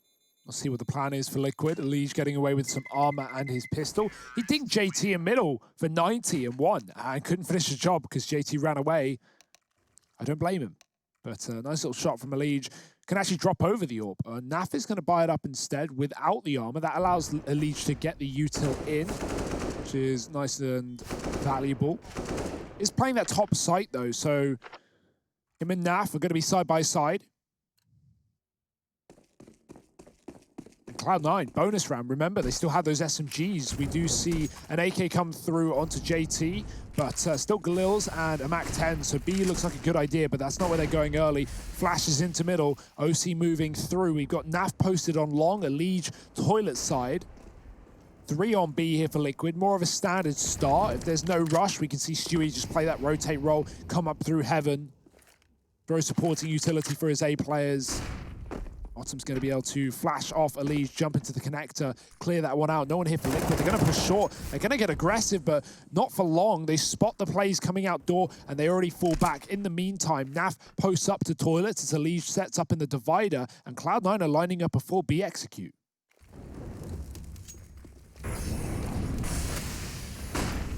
Twists, they're already out and past him. This aggression, it's so fast, and there's still a man down in the pit, but Stewie's got it all under control. 3 in the round, and Grim, still an unknown entity, gets them from the back. Liquid, 11 to their name. When the rifles are out and the big boys are here, things get scary. I will say that the raw pace of Cloud9 is what makes them scary. You know, like you could see that almost got out of hand. If it wasn't for Stewie lining up this 3K, that could have been a very, very scary round. So him being there in CT makes all the difference. Yeah, Cloud9 aren't like your pug teammates where you say, okay, guys, we're going to rush B, everyone go, and then no one wants to go first. No one wants to die. No, these guys will sacrifice themselves for the cause. They will be the martyrs as long as they get traded. But sometimes it doesn't happen. We have this, oh dear, Molly. I want to wait that one out. Still back to 2 on A. Lige going back to check long. They don't actually have much mid-info. And Naf is in the toilets with his orb taking that position. So a very tight gap. OC posted up over on long as his team move up. Can flash them into toilets if needed. JT will do it instead. Just taking map control right now. We've got Sonic holding B.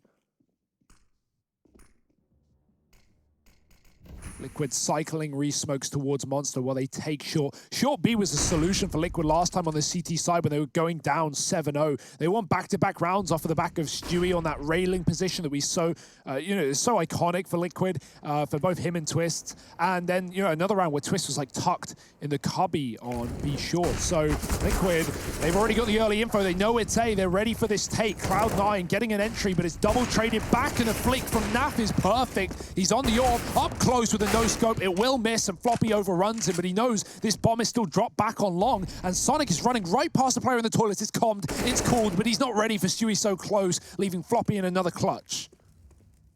With the player wrapping in, his head's on a swivel, does find the first, but Grim trades. 12 for Team Liquid, 1 player surviving. They just about get that round in their favor. Now 4 between them and Cloud9, and on the back of that one going in favor of Liquid with no bomb plant, there's no money for Cloud9. So a 13th maybe looming here. Nice flick. Shame about the missed no-scopes, man. That would have completed the nice little hat trick for Naf and made that round that much cleaner. Well, they'll take the round regardless. Finding 2 in a row for Liquid. This is a problem for Cloud9, and they're going to take an eco towards B. Pretty decent investment, but Liquid have boosted up on the short side. I like this as well. We see more teams do this nowadays on the CT side, throwing the nade onto the connected door and even comboing it with a boost. They can watch it. No need, because it's a monster rush from 4. Twist spraying and praying. He's going to get 2 somehow, some way. Traded by Sonic. Grim holding his own in the back of the site. He needs support. Stewie swings, and a lead from heaven. There's just everyone here for Liquid. 4 players on that B bomb site. They are ready for the rush, and Cloud9 walk into the waiting arms of these CTs. This is it now. This is where you got to put your money where your mouth is, Motum. You called a quick 2-0 over Liquid. Obviously somewhat in jest, but yeah, this is not as clean as they would have liked, and it's going to rely on this rifle round if they want to take it over the line. Was it in jest, though? I'm going to say yes. I didn't think Americans did sarcasm. Oh, we'll have to find out, Frankie. Yeah, I mean, maybe Martin is an exception to the rule. Floppy down here. Oop, there's a double. Elysian Naff on the wrong side of a Floppy, man. He's opened this round up. And he's made this very hard round that much easier.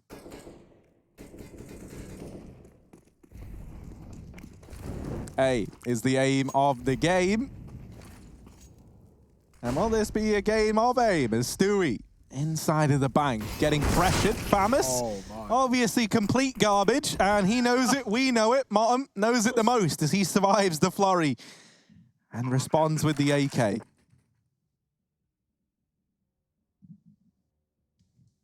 Monster push, clearly for saving purposes, nothing more, nothing less.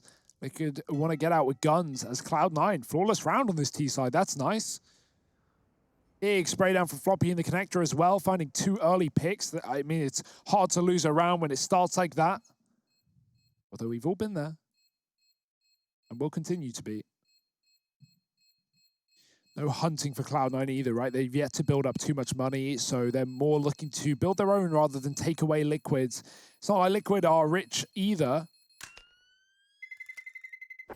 And kaboom, 9 rounds onto this T side. Find it weird sometimes when the bomb doesn't go off, you know? You don't, like, it explodes, but the animation doesn't happen. Oh, now this is what Overpass needs as a permanent fixture. A giant Moses O'Toole screen, just looking onward, judging everyone and everything. Bald Eagle looking over, not Cloud9, Liquid, rather. Or maybe looking over Cloud9 from spawn, going full Olaf into their spawn, checking out what's happening around Monster.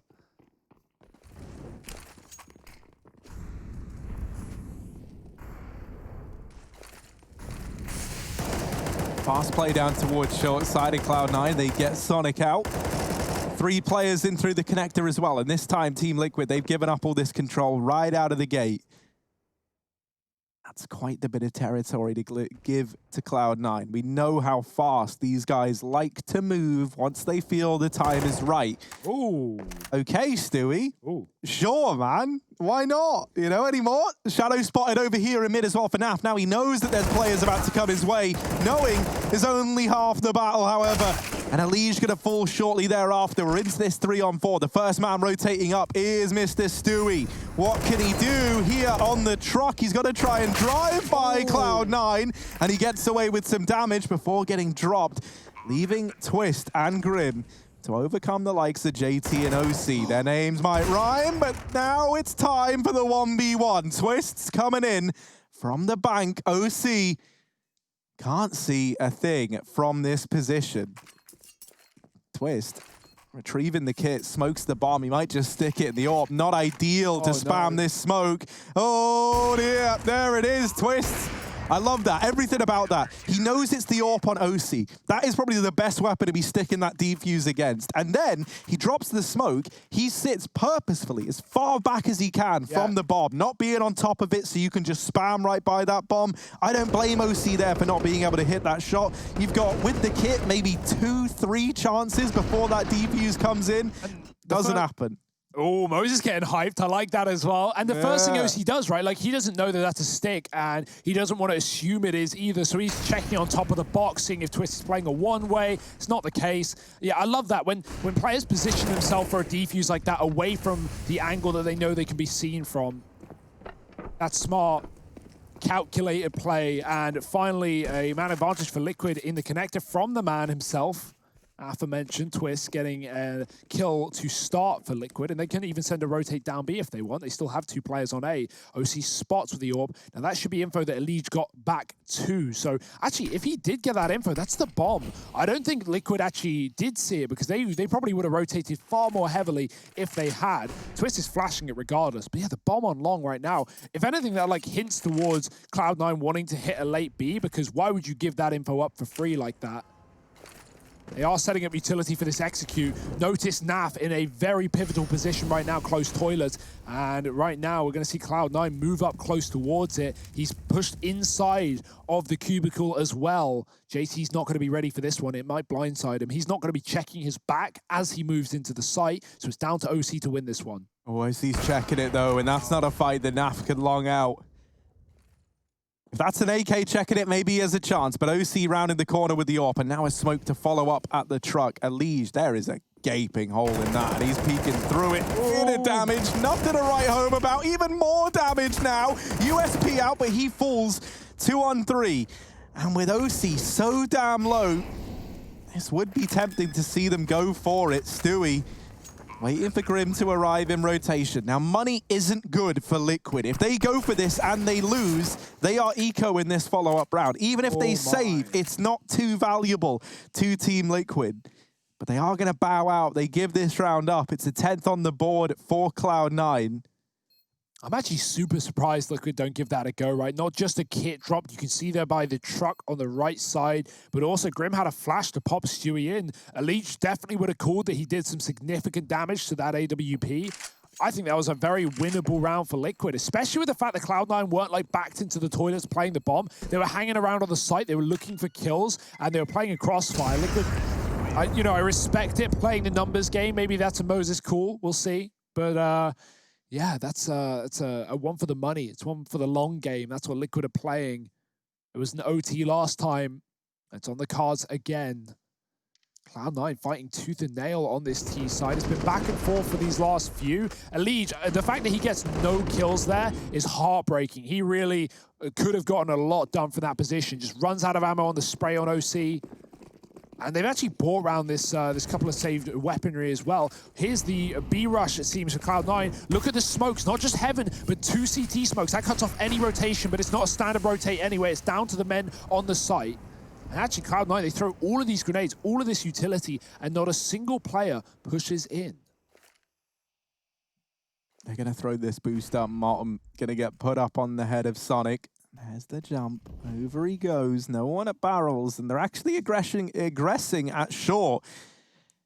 This, depending on the timing here, could be pretty big. If they were to go any further forward... Oh, no, Twist! The jump betrays him. And the boost finds the opener. Now, Elige here in the toilets. Here's the utility going out in middle. He's in a pretty key spot. He's the only man at this A-bomb site. I was wondering why they were throwing the smokes and not committing, but that's exactly why. They're doing it off the back of the boost. They know those deep CT smokes forced Liquid out of positions like Graffiti and CT and Heaven. They have to play the site, they have to play the water, and therefore that boost is far more viable than it would be otherwise.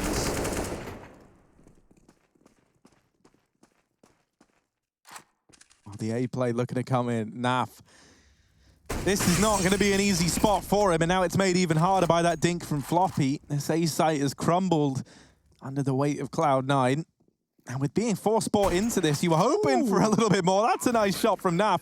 Surely not ready for Floppy up close, and indeed he isn't.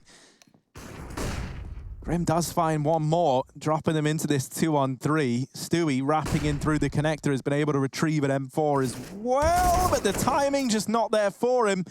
Grim's gone deep, but there's Floppy to put him in the ground. It's 11 for Cloud9. No money for Team Liquid. A chance at a 12. This is why we were excited about the Overpass game.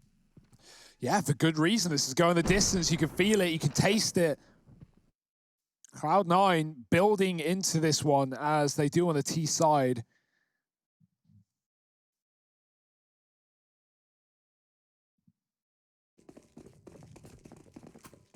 NA fans out in full force tonight.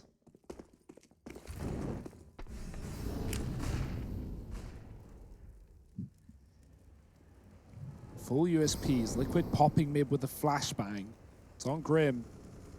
Cloud9 are moving slow into middle. They're about to meet their makers, though. JT with a spray. The flash is good. He sprays anyway, and he gets all 3. There's the long player gone as well. 4K for JT. Lovely stuff. Does not falter, does not fall. And Cloud9, they continue to build money and build rounds.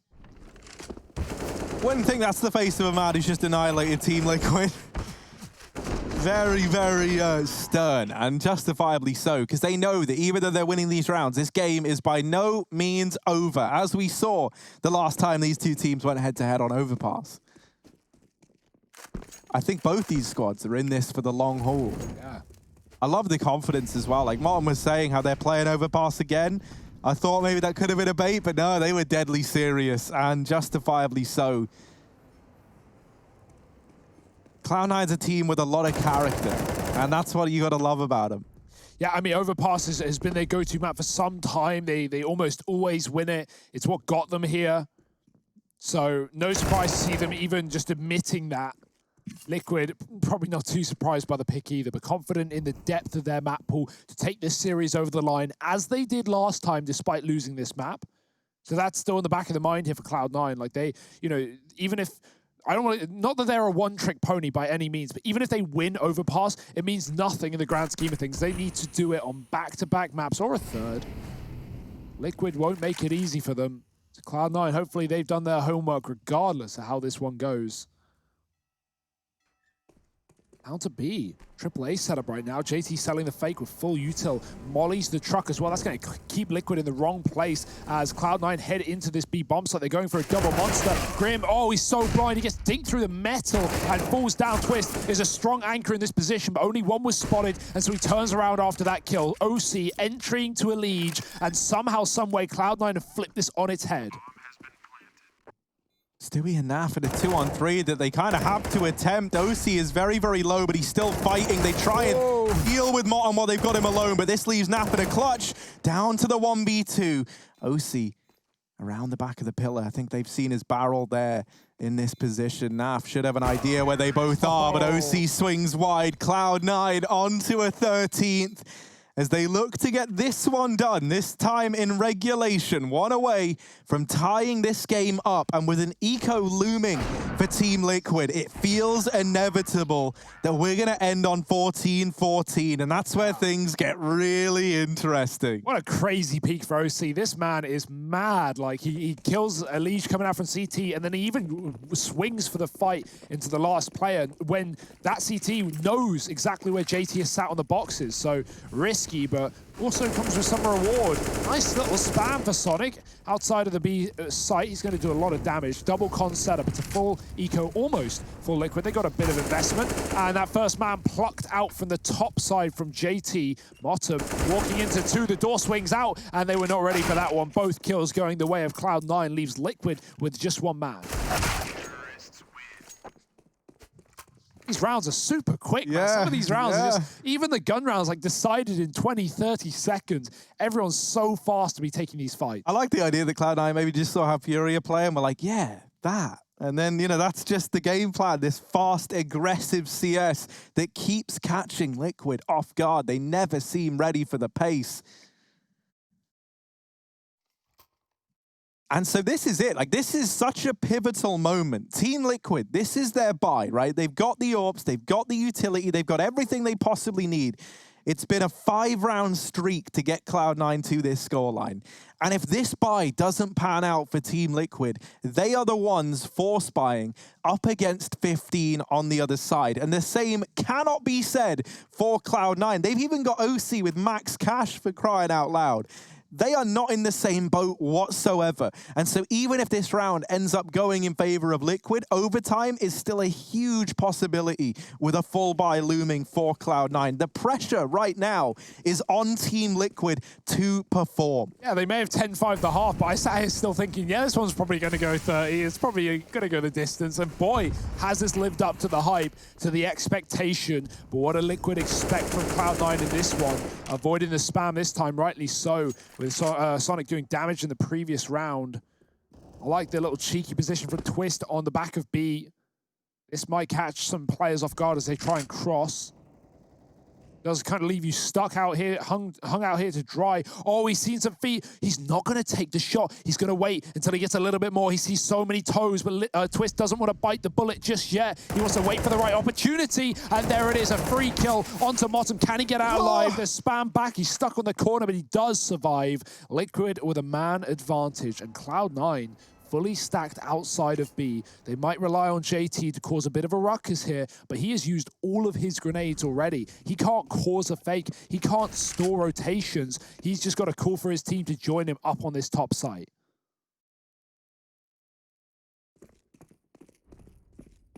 Ali's down here in connector. They're being loud. He's heard the footsteps. He might start calling for a rotation back. And OC caught with a nade out. Another man falls for Cloud9, and Elige gets the hell out of danger while he can, falling back to play the man advantage. They completely relinquish control at the A bomb site. They set up for a 5-on-3 retake. They overcome the aggression by just dodging it all together. Tag through the box. Boy. Oh, Floppy's on 1 HP, and there's the killing blow for Naf. Third time is a charm. Sonic left in the clutch, and a lot to do. Grim finds him. It's 15 for Liquid. 4 players staying alive as well is so damn key, because if this had come down to like a 1v1, even though you would win the round, you would have nothing. Yeah. Moving into the follow-up, right? Up with 15 to your name, and so overtime would be so damn likely. The fact that they keep 4 up means they've got full rifles again, and we have another full buy for both teams to see if this goes to overtime, if history repeats itself, or if Liquid walk away with the win. Oh, that would feel good, wouldn't it? Naf, he hits 2 wallbang shots and then the grenade, and it takes him a final bullet to kill Floppy after the plant. He at least gets the bomb down, but it means nothing. Like you said, money isn't the issue for Cloud9. They just wanted to get themselves into a viable round. It's not the case. And boy, oh boy, Liquid 15-14. I love that play from Elige as well. He's so patient in the connector. He doesn't try and do anything. He doesn't try and make a move. And because Cloud9 never send a player down there, he picks the perfect time as he hears Cloud9 walking up mid to strike them in the back to take out the orb, and then to run out B short like that. You get all the info. You immediately clear out B. Unless it's like a 4-man monster rush, you know it's going to be that A take. So his entire team rotate up CT spawn, and Liquid have A under control. Great work from Elige. He wins that round for his team. And now, well, Liquid, they've got to do it again, or we start the clock over once more. 3 creepy crawlers through connector. Cloud9 moving as a unit, as a pack, up towards the top of A. It's a 4-man B setup to start. Elige throws utility and does retreat towards the top. Naf is on long, and he needs to hit this shot because Sonic just flashed him off the angle. He's actually going to go all the way back. He's going to swap positions with Elige, go full bait and switch here. Team Liquid, they don't have any info towards short. Naf is trying to check on timings, but if that smoke fades, he would be up for grabs to Floppy. Re-smoke down. That's knowledge for Cloud9. There's 2 on A, but that should be no surprise. Minute on the clock, you see that rotate Stewie, and the anchor man coming up quick. There's the flash deep. Elige will fall, and now Cloud9 low, thanks to the utility, will be committing. In they go, they catch Naf. Stewie's got to do it all from behind the truck, and Floppy's up close. Down he goes. Overtime feels inevitable unless Twists and Grim can do the unthinkable. 2v4 in the retake. Oh no, a bit of team damage from Grim brings Twist even lower. Playing and getting dropped at the dumpster. Down goes Grim, and we run it back again. Overtime, just like the last time these teams faced on Overpass. You don't want to miss it, because it's going to be a belter.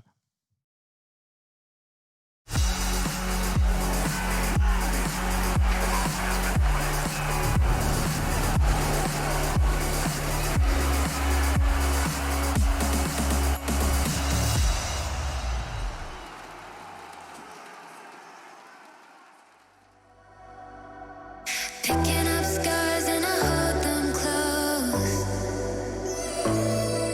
They shot me down, but I got this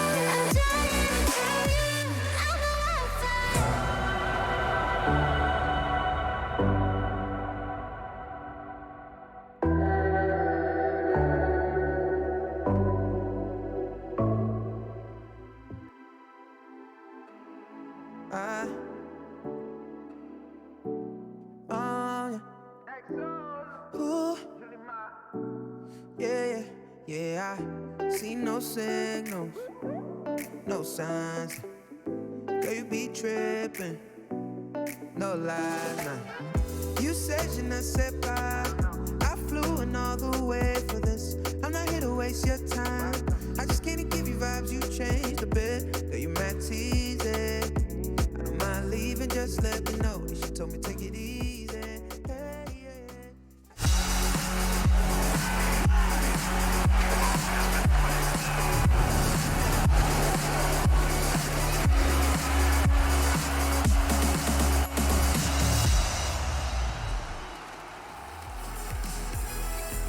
Has it really happened again? Have we ended back on overtime on Overpass with our two favorite teams in Cloud9 and Team Liquid? I certainly think so. We got a little running montage of faces up on the screen behind us as we get ready to head in to overtime. Now, last time we were in this situation, Cloud9 walked away with the victory on Overpass, 19-17. Is history going to repeat itself, or are Team Liquid out for revenge? It's never going to be that easy with Cloud9 starting on the T side. This has been a game of T halves, 10-5 apiece. Deja vu fans unite.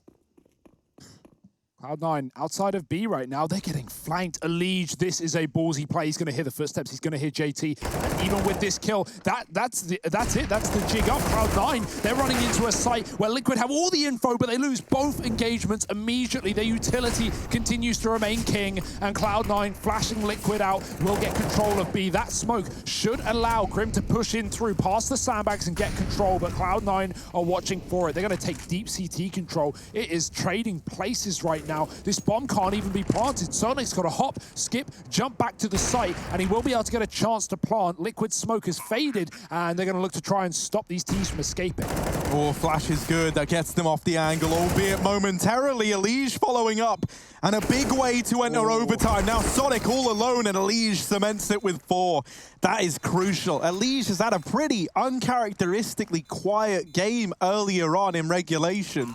Well, now arriving in a big way the moment we hit overtime, and that's what we needed for Team Liquid. 16 now on the board as they take the first in OT. Yeah, it feels like despite that info that Elige gets, seeing JT running back, even the rotate was fairly slow for Liquid. Luckily, you know, the players in the site at least get a kill to buy time, but you would have hoped for a little bit more of a hold. Luckily enough, it's not a worry. The retake is excellent, and Liquid, they get it done. Up to 16 now. AWP's a piece. Liquid smoking the molly, but they don't do it the second time around. That second Molotov inside a playground. Cloud9. Oh, they're so blind. Who's blinder? Let's see.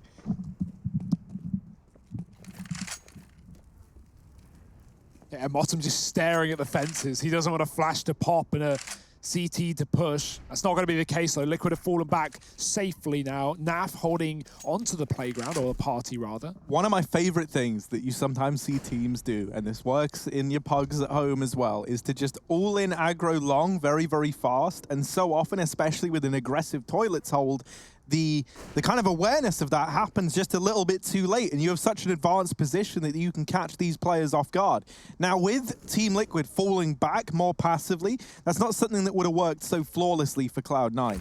And this molly is going to give up the aim of the game, that they are very, very deep in through long. Here comes the aggression, here comes the push, and Stewie mows them down. OC trying to trade, but nothing's presented itself yet. He ducks away, and now is left to try and recuperate these lost men as Sonic, little ways away, now moving up in from middle. Uh-oh, they don't know about Twist, they don't know about him, and that's a kill. Grim on the flank, it's 17 for Liquid as they get 2 on this CT side. Stewie's rotations have been on the ball today, right? Like running up between B and A. He's that guy to do that for Liquid. He was actually already on the site. So as you talk about that toilet setup, you were very right. Cloud9 gained a lot of position that Liquid had no idea about. But Stewie came up maybe a few seconds before that truck molly comes through. And then he can put a mow down spray in. Even after OC misses the shot to Dice, jumps out of the smoke and gets out alive, trading places with Twists off of B. So yeah, like I said, Cloud9 not ready for all those rotates, how quick they were. Liquid up by 2 on this CT side. Strong start to this one. Stewie, he's got this kill before. He's going to go for it again. Oh dear, I would not want to be standing in the water right now if I'm Cloud9. Credit to Moses as well, because he knows how to give us a good redemption storyline here if Team Liquid are able to overcome this one in OT.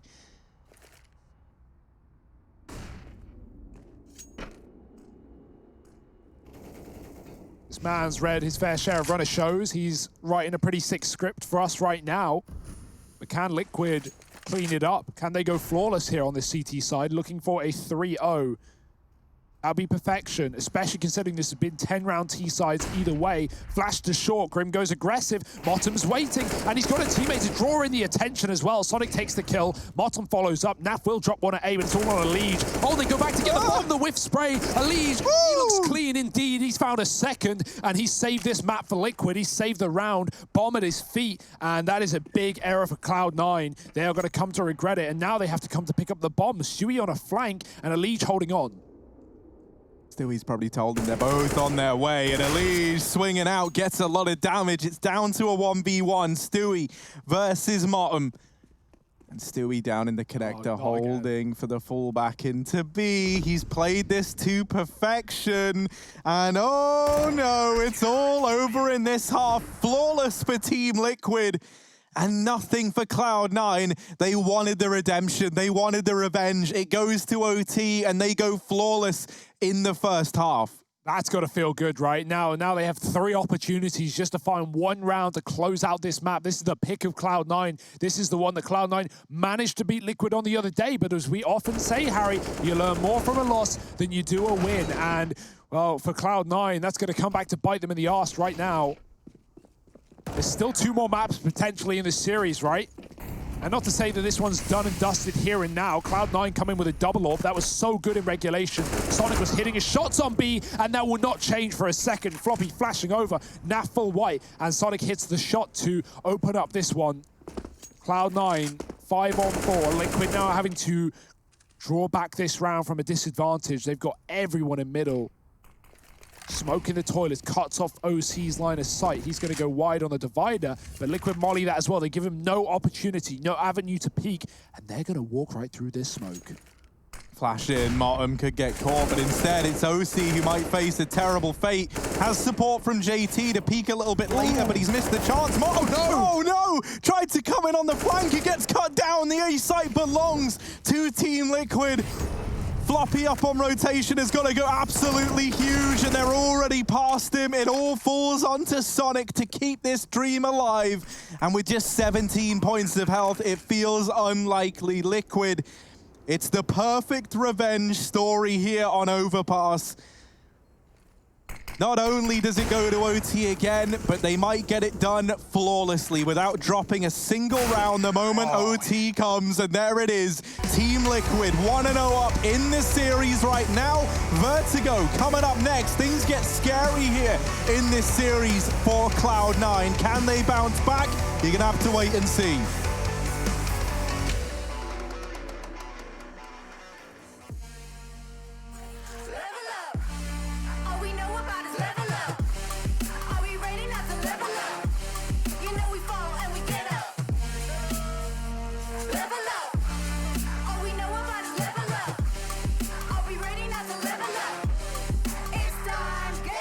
That's how we know when we level up.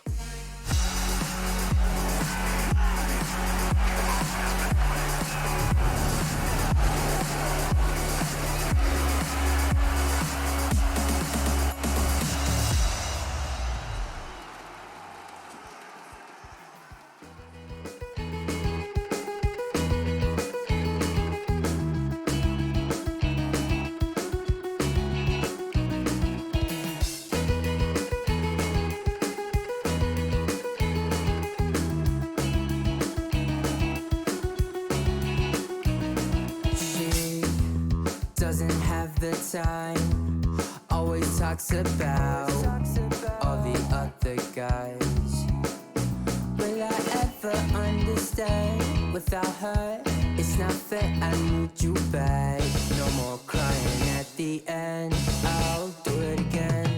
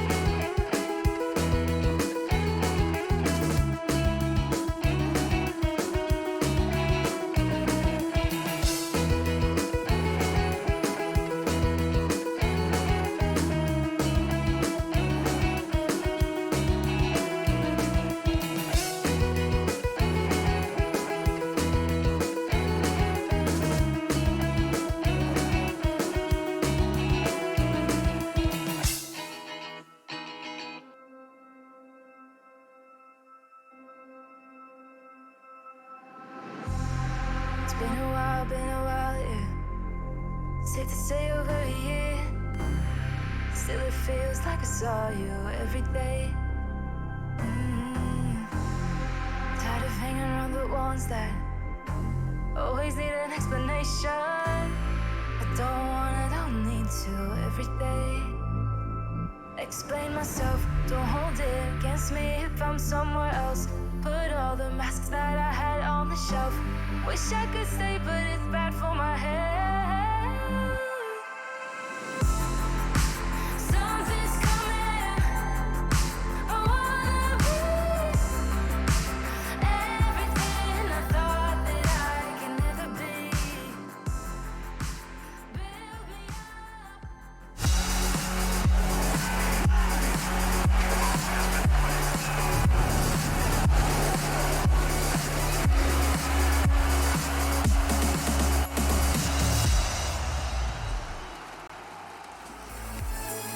Well, Liquid didn't get fooled again in their rematch of Overpass against Cloud9, but it was a closely run thing again, a game of 2 T sides.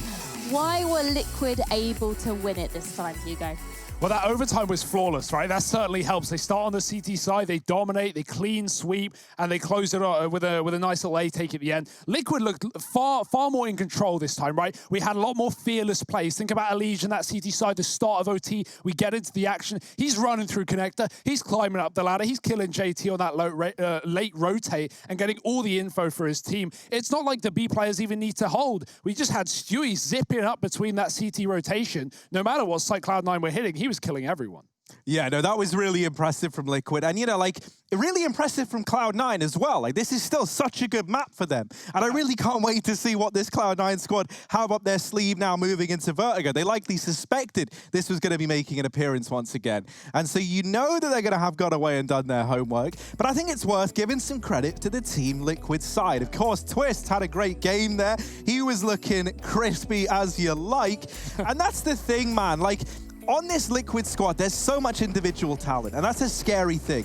But then I think that gives even more merit to Cloud9 coming into this after having already played Liquid on this map before and showcasing a lot of their tricks. Well, they come in and they're able to match that. And it wasn't until we hit overtime, I think crucially, a player that came alive was Elige, yes, right? When it mattered most, when we entered crunch time, he had a pretty quiet game, hadn't really been fragging out like we're used to when you think about the Elige. But boy, oh boy, did he make his presence known when we hit OT. Yeah, it's worth noting that Cloud9 on the T side loved going for B hits. Like, even if they take that mid control early, they're going to use connector, they're going to send floppy there and end in B, and so that's why Elige was getting avoided a lot in the first half. And so yeah, no surprise he slows down. But even not just that connector round, but that round where he stops the bomb in middle, he catches OC with his knife out, running back to pick up the package and just mows him down. So yeah, definitely good point. He stepped up in OT. Grim looked really good as well. As we know, he's looked great every series. And I'm really excited about Cloud9 now. I know they lost that map, and yes, the money is on Liquid in this one, but I'm just so excited when I see that coordination from a team, because actually I feel like sometimes that's lacking when we're looking at online Counter-Strike.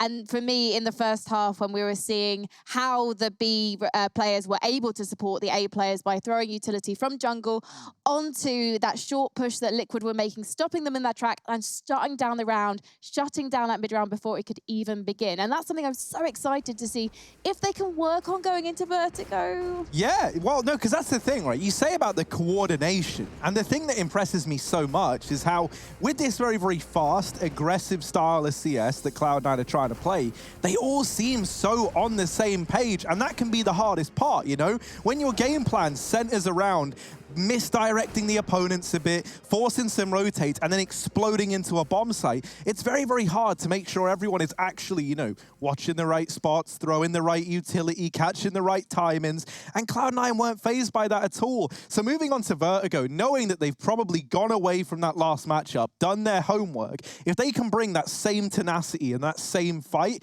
I still think we're in for a treat of a series. Ooh, that's a spicy opinion, Harry. I do think it ends here, as sad as that is, as like the So hopefully the realistic voice. But yeah, I hope they bring more of a heat than they did the last time. Liquid honestly are such a good team on this map. Yeah, on no, Vertigo. it is scary. It's so hard to overwhelm them. So yeah, let's be positive for Cloud9, but let's also be realistic. Liquid are in control. Listen, I'm feeling positive about this map. I'm really enjoying seeing these two teams go head-to-head. I hope you guys are as well. So stick around because we'll be right back with Vertigo.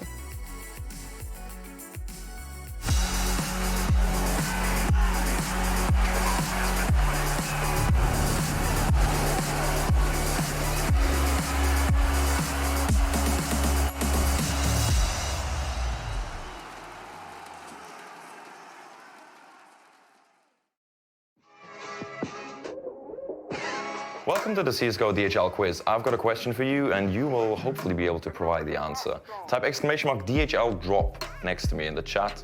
Maybe on the left or right, I'm not entirely sure how that one works, but type it in the chat with the corresponding letter, A, B, C, or D. The top ranked players are gonna walk away with €1,000 worth of stuff, and you're gonna get put into a pool where you can go ahead and be randomly chosen to get a couple of freebies here and there. So it might even be worth it, even if you do not know the answer.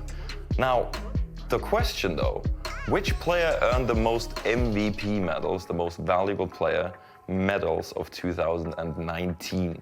Has it been A, the player for Astralis Device, B, the upcomer Saivu, or C, Simple, or D, Elish?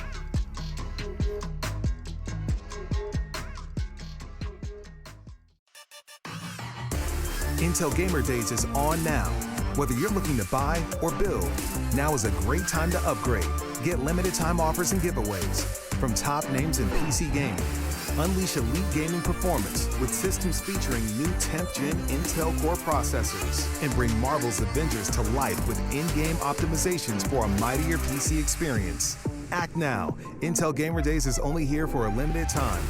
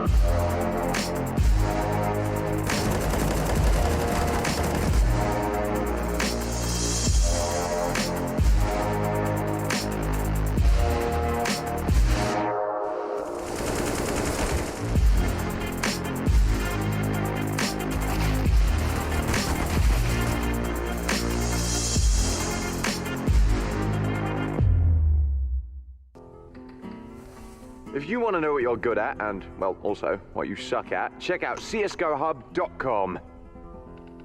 Coming! Everybody loves an underdog. Who needs to be liked? Mountain Dew Amp Game Fuel. Victory in a can.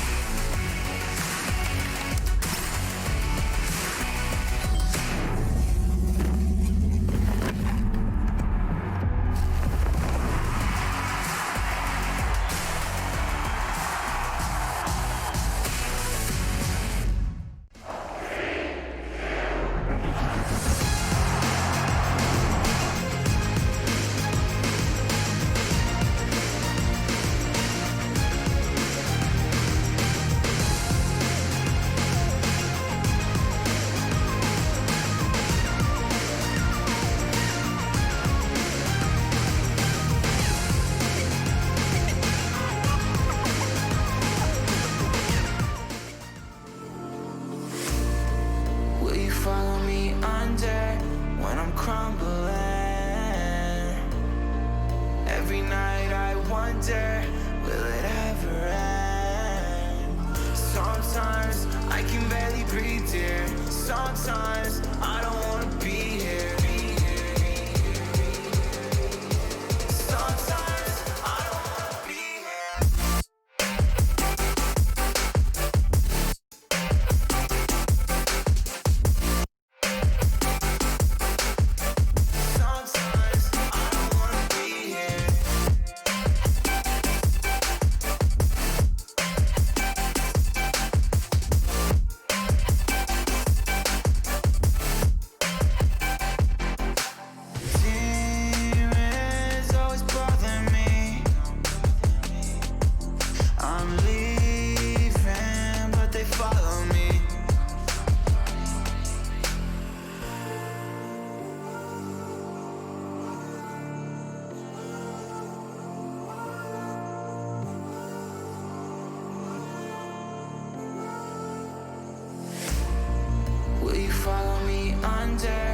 when I'm crumbling. Every night I wonder, will it ever end? Sometimes I can barely breathe, dear. Sometimes I don't wanna be here. Sometimes I don't wanna be here. Will you follow me under? Sometimes I don't wanna be here. Sometimes I don't wanna be here.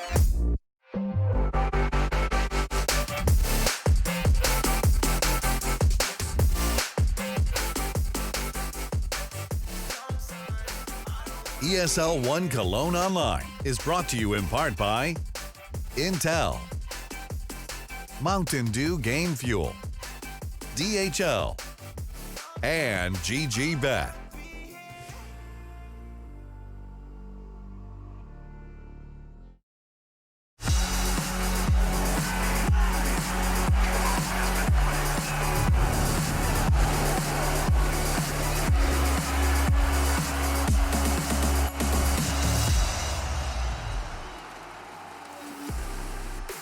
Welcome back to ESL 1 Cologne. We're about to go into Vertigo. It's Team Liquid's map pick against Cloud9. But before we do, did you notice that we posed another question to you as part of the DHL drop? Well, if you did, I imagine you'll want to know if you got the answer right. And the question was, which player earned the most MVP medals in 2019? And it wasn't Harry. Those medals were chocolate. It was, in fact, Zewu. Which I think is probably the easiest question we've had so far, to be honest. I'm guessing you guys would have got that right. Yeah, of course. Sure. They call me the genius of Counter-Strike, right? And who am I to disagree with the masses at the end of the day? Is this, you call yourself the genius of Yeah, you know, I'm a genius. Hugo's the genius. He's the brains of the duo, and I'm the... You're the good looks. Yeah, I guess. I'll take it. You're the better looking. Woo! Yeah! Okay. You're the best dressed. It's fine. Let's go into Vertigo, see if Liquid can perform that excellent T-side we saw in the original. Hugo, Molden now. Team Liquid and Cloud9. It's Vertigo. It's everyone's favorite. It's a Team Liquid classic. What did Cloud9 have up their sleeve? I'm going to throw it over to the smarter but uglier part of me. Hugo, how you doing? Thank you, Beige Boy. We'll be back into the action momentarily. It's Liquid taking on Cloud9, and boy, this is going to heat up. Liquid favored on those odds, but can you really blame them after the way that last map went down a flawless OT? It did go the distance, but OC is looking to put a distance between him and these players over in middle. It's actually Martin, but it worked better. OC is trying to get close. He's running through CT. He's getting into the action. Grim running through B. Oh dear, they've run right past one. But Floppy and Sonic getting a killer piece through the smoke. They almost die. Stewie spots a second, and they back up. Stewie has to win some fights. Now, quick shot to Sonic, and he's watching this smoke. He's waiting in the smoke. It's Floppy now in a 1-on-2 as Liquid try and push it over the line. Stewie buying time. And how is he still alive? I don't know. He's somehow going to do it. Naf saves his bacon, and Team Liquid, they'll take the pistol round, albeit a little shaky. Look at that little flex of the wardrobe behind him as well. It's full of Liquid clothing and everything. That even looks like maybe a Cloud9 jersey up at the top. He's had a couple. I've heard he's played there before for a little bit. Meanwhile, Sonic, he's a fun guy. I didn't see it. Is that a reference to his backdrop? Oh, I didn't see it. I just missed it because that was it mushroom related? Yes, it literally has fungus behind him. Fungus behind. It's fine. I tried. Mikey's more observant than you and I, so maybe she should be the one taking the reins on the cast, or maybe taking over from Jakey. Definitely not. I'm not good looking or brainy enough, boys. Well, we're still here, so you don't need either of those. Well, self-depreciation is the new currency, I hear, in the post-pandemic world. Stewie over here towards the top of ramp, looking to move in. But the previous tenants, they haven't even moved out yet. They're over here behind the sandbags. Let's see what these two, Bottom and Floppy, they're huddled together. Oh goodness. Oh, no. They were huddled together for warm. That's a little too warm. They extinguish it with the smoke. And I like this. Okay, now the purpose of the double setup makes so much sense. They cross out. I think it was Motum leaving. Oh no, sorry, it was Floppy leaving from the sandbags, but they leave Motum there. It could outfall him. The problem is he actually crossed while no one was peeking, and so they only see the smoke on the sandbags, and now they're assuming, well, probably still there. And in a sense, they're right. Grim did spot it just as he looked away, but yeah, Liquid aren't falling for it. Unfortunately, they had no more mollies or nades to throw in, so they go and check it. Leech clearing out 2, the flash, or the smoke rather, on the site. There's still 2 CTs here. Sonic on rotation. OC has a great timing, catches Grim moving around the angle. He wasn't ready for a fight then. Naf spraying away with the UMP, needs a double. He's done exactly that. Sonic, same story, 20 seconds, buying time and staying alive. He's going to wait for the plant. Naf going for the stick. This is a dangerous play, but Sonic is stuck in the smoke. He climbs up and he goes above, but he can't get the second. Naf with a pistol. It's nasty as Liquid find a second. These rounds are coming down to the wire. They're still picking them up. Cloud9, close attempt. I like the idea with that double sandbag setup, but Liege, he ain't falling for your trickery. Oh, Floppy could have definitely stopped that defuse, but I like the idea of going above as well, killing the short play. You know that's where the cover is from. He just gets swung by Naf straight after the plant. And now it's an eco for Cloud9. Nice breather, nice break from the action. Or not. Twist hears this and he's waiting for these kills to get delivered. He placed the delivery. It was meant to be next day and they're here early. He's getting out of there. Ooh. Run. It's only pistols, but you don't want to get churned up. Wow, we're going on a tour of Vertigo here. OC ain't. He's staying in place. He's been waiting all round to have his shot of the action, and let's see what it boils down to for OC. He has put a whole minute into this position. Is he going to get rewarded? The short answer, yes. There it is. Grim goes down. This is still around where Cloud9 can make it interesting. The one flash does a good effect, but the spray is perfect. Stewie finding 3. That's around cleaned up. Liquid, yeah. It was never going to get too dicey. Maybe Cloud9 finds some kills, but defusing the bomb with full USPs, no armor, not going to happen. 3-0 for Liquid, starting off strong.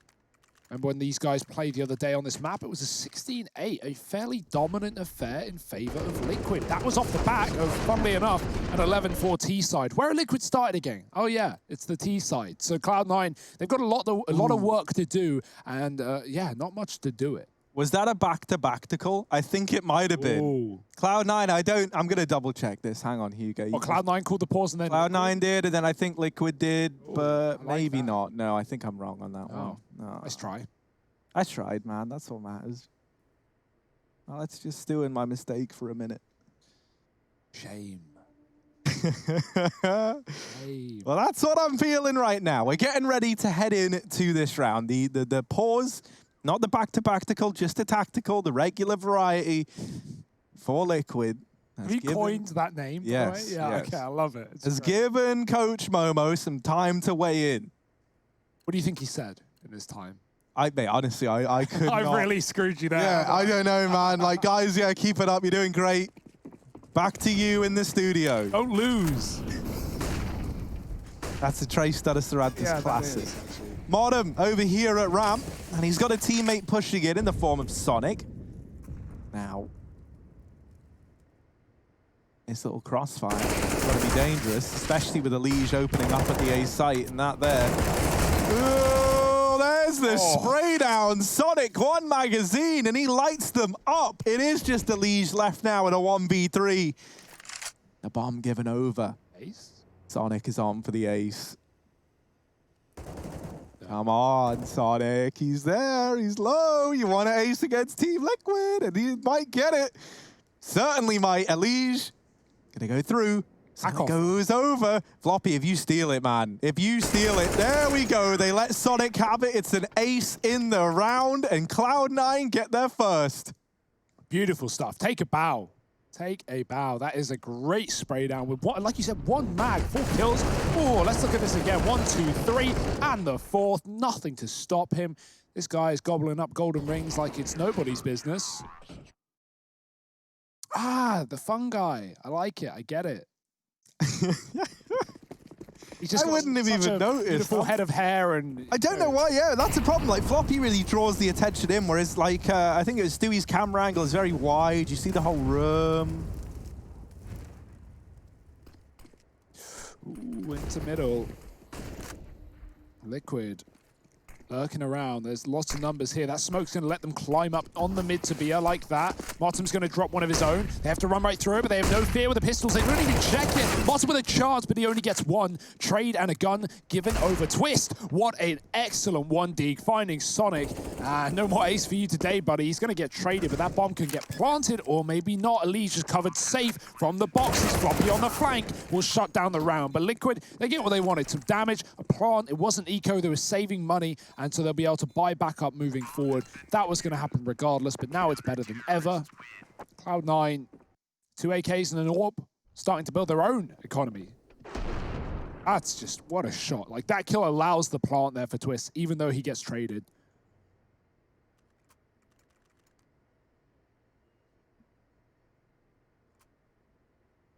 Ooh, double AWP on the CT side. Cloud9 proposing a solution to the problem that is Liquid. I suggest a container. They've gone for a double AWP.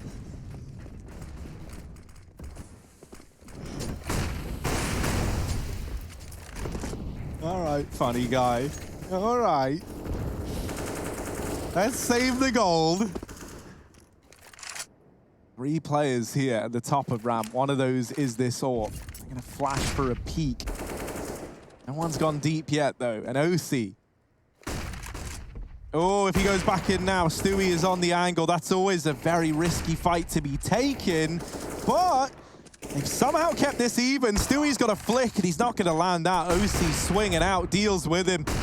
This AWP put to great use out of spawn. Now Twist creeping into the B site, and the bomb's rotated back in on Naf. Sets him up with the flashbang. Sonic's waiting back in CT, so he's never going to have a chance to put a stop to this, and now gets the info that it is B indeed. Flash out, Sonic's already ahead of it, and down goes Naf. It's a no, maybe not. Twist's in the 1v2, but he's brought down very, very low as Sonic looks away just a moment too soon. Goes a little too fast there. Did look like the double. It definitely did. Nice work from Sonic, though. That gap in the smoke, something Liquid definitely need to clean up. He had an angle to stop the planter, or at least kill him off the back of the bomb plant. Nice little AWPing from OC on the A site, finding a couple of kills here with the AWP. Even whipping out the old clack clack to clean it up. That's what the CZ sounds like.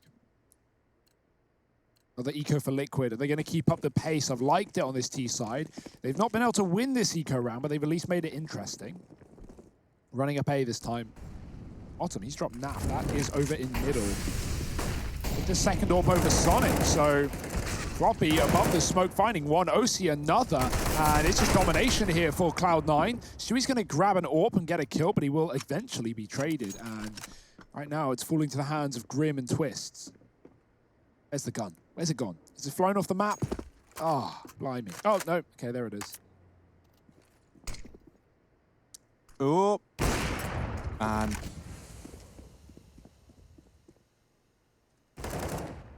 it's just Twist's left. He loses Grim.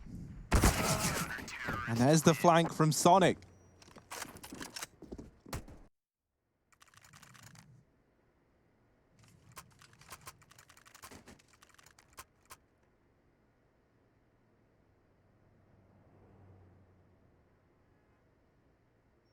I like this double AWP. Surprised it's not on Sonic as a second, but Motum is certainly able to take that one as well.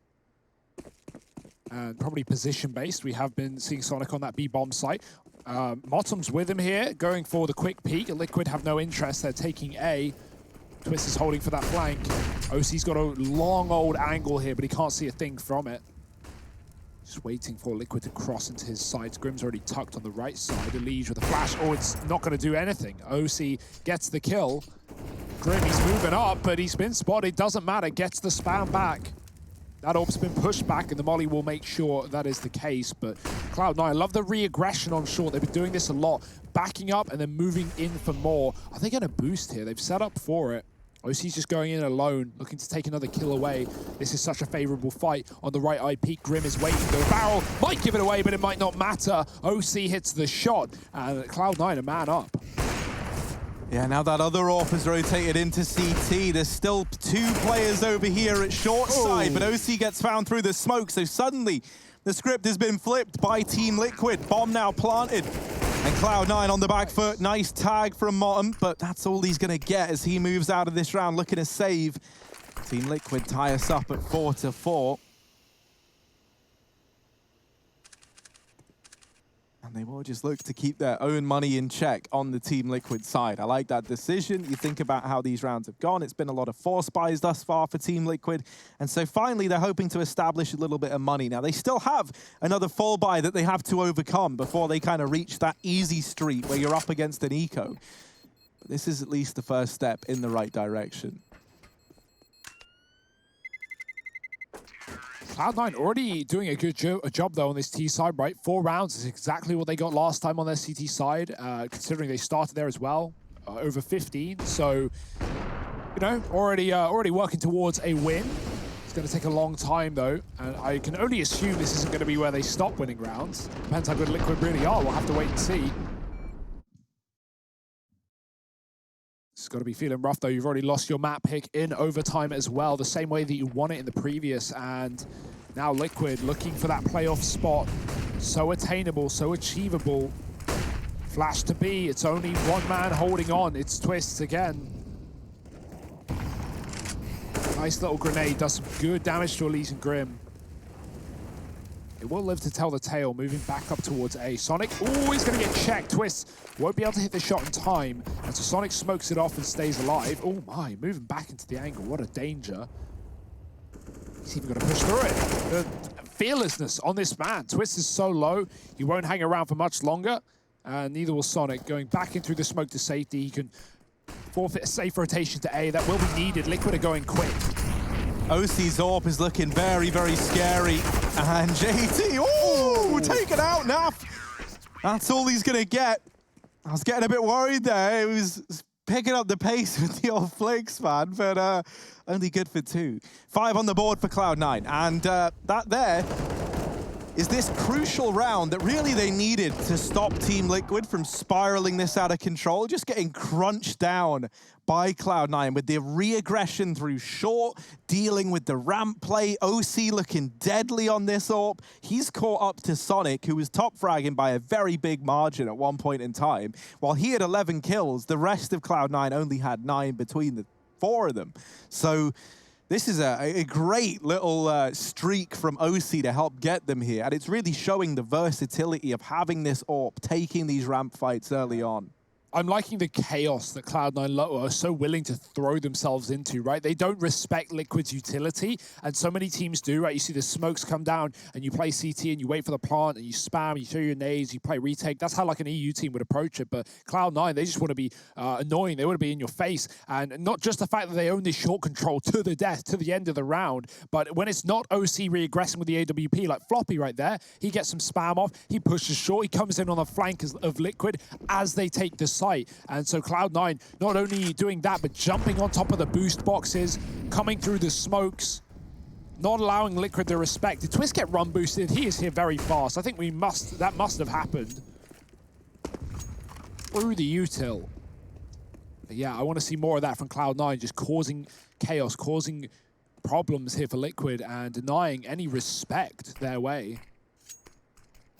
It's a big statement considering some of the names on this T side, but down by 1 round and moving up to A. They've got a few AKs at least. Not a lot of utility. Only 2 smokes. That's enough to cut off both sides of the site, but flashes are lacking. This is a very passive setup for Cloud9. They have 1 man here. 1 man here. Ooh. Ola speaking. Yeah. Yeah. Finally catching up with me. Losing my voice a bit. You're looking to perform the fabled Liquid choke, Hugo. Oh, maybe. Give them time, Harry. Give them time. Sonic's opened the round up with a nice opening onto Twist, and now, and only now, drops that smoke outside of B. That's surely going to delay this play. The Liquid were hoping to go forward. Stewie making noise at the A bomb site, but now, on the other side of this smoke, Sonic getting a lot of damage through it, but not quite a killing blow. He retrieved a second smoke from the body of Twist, and that now gives him a second bit of utility to drop. Now that there has put in Team Liquid's head the illusion that there's even more players at this B site than what there really is, and so they go back up through ramp, in towards A. In doing so, they're walking into the stack, but they have made quick work of it. Just Motum left to find, but he puts up a lot of resistance. He deals with a Liege. And with Naf and Grim left in this one in a 2-on-3, They want to get the bomb down, but it gets denied. Motum sprinting through that smoke, opportunistic as ever, puts a 6th on the board for Cloud9. And Cloud9, they do it again, right? Obviously, the time is low there, so it's a different situation. It makes way more sense in this spot, but they know Liquid have to plant in order to win the round, so 2 of them rush him down. Well, 1 plays safe for the flashbang. And because Naf turns to avoid the flash, he therefore doesn't see the fact that 2 players cross out. Motum is grooving funky fresh today. And yeah, he doesn't see the fact that two of the CTs have come through that smoke. So after he gets 1, tries to transfer into CT, doesn't work, gets repeat from the left side. That's a nice little call for Cloud9. Very, very quick on the comms. Fearless, man. This team is fearless, and I love them for it.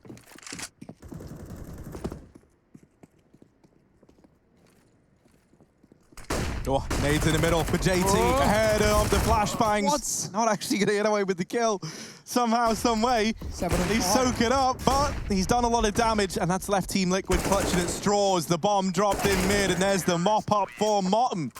7 on the board. Cloud9 feeling fresh, feeling fancy, and as you said, feeling fearless. Not to be confused with the Dutch caster Veerless, of course. Very different thing, but here we go. It's another round for Cloud9. Yeah, this is already a far better CT side than what they showed, and that's a great sign for Cloud9. The third map of this series is different than last time. It's Inferno. I don't know what to expect from these 2 teams taking on each other on that one. Middle ground map for the both. One that Liquid have had their fair share of problems on earlier this year, in those series versus EG, for example. Last time these 2 teams met on Inferno a couple of months ago, Cloud9 took that one. And it actually led them to the round victory. It was in Road to Rio. Yeah, of course. That's actually how they closed Road to Rio. So like that was their last game, and they looked really good there. They ended on a high going into the player break. 7-4, putting on the rounds, laying them on thick. Here comes the orb. But not for long. Ooh, the utility keeps Team Liquid at bay. They will start to sift their way through the smoke. Dodge the flash. Don't dodge the nade, however. Aggression over here towards short with 2 players back inside of the site. It's a very, very heavy A-side presence for Cloud9.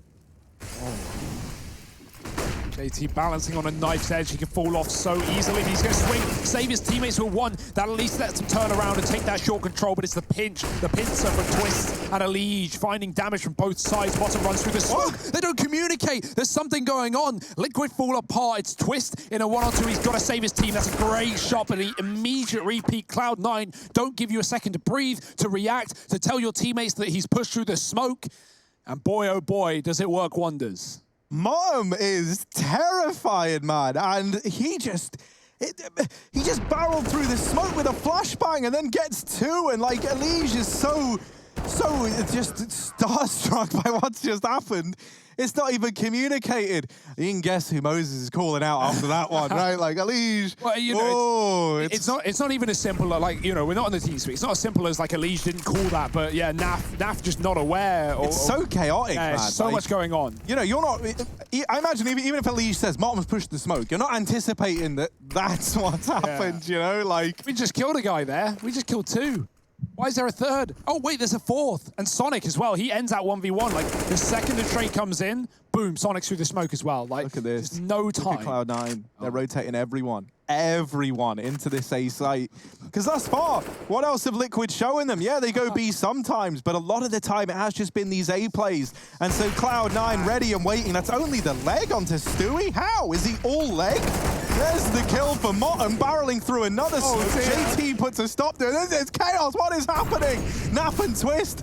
2-on-3, I'm running out of air. And they get down the ramp. They look like they want to leave, but they commit Twist. He sticks around just a little bit over here towards short side. Nap is running the gauntlet back, and down goes Twist. It all falls onto Nap in a 1v3. And they're already here. They're here before him. He might not be ready. Oh, he's taking the first, but he thinks it's clear. Going for the plant. JT can swing and close the clutch. It's Cloud9 up to 9. Oh, boy. They are in the skies right now. This is excellent work, and Liquid are getting crunched. If you want to know how Motum, or proof that Motum is always in these very obscure positions, he's so deep in enemy lines, he gets team-naded by JT. And they still win the round. Yeah. Because Motum's already killed everyone. Trying to nade it ramp. Motum's like, no, I'm ramp. I'd love to get in the team speaks of these guys, of both teams right now, because it's just crazy. It's just madness. Run boost. Oi, oi. Huh. Ah. Oh, no. It's only one. It's only one. Sonic still lives to tell the tale. The fact that Liquid are doing that twice in this game already, I hope they're not running out of ideas. It's a good way of getting position, getting a pick, surprising your opponents, but yeah, it's cheese. That's all it is. And Liquid need a little more than 4, that's to say for sure. But right now, this round is not going their way. Nap on the one gun. Grim gets shot down by the AWP. Nap trading onto the site. The flick won't connect. OC needs something. He needs to stand tall. He can't afford to give this AWP to his opponents. And he will do nothing of the sort. 10-4, Cloud9 in control. We had 11-4 in favor of Liquid on the T side last time they played this map. Right now, it's the inverse. It's the reverse. And Liquid, they need 5. They're begging for it right now. Will Cloud9 give up? Will Cloud9 give in? I have no reason to believe so.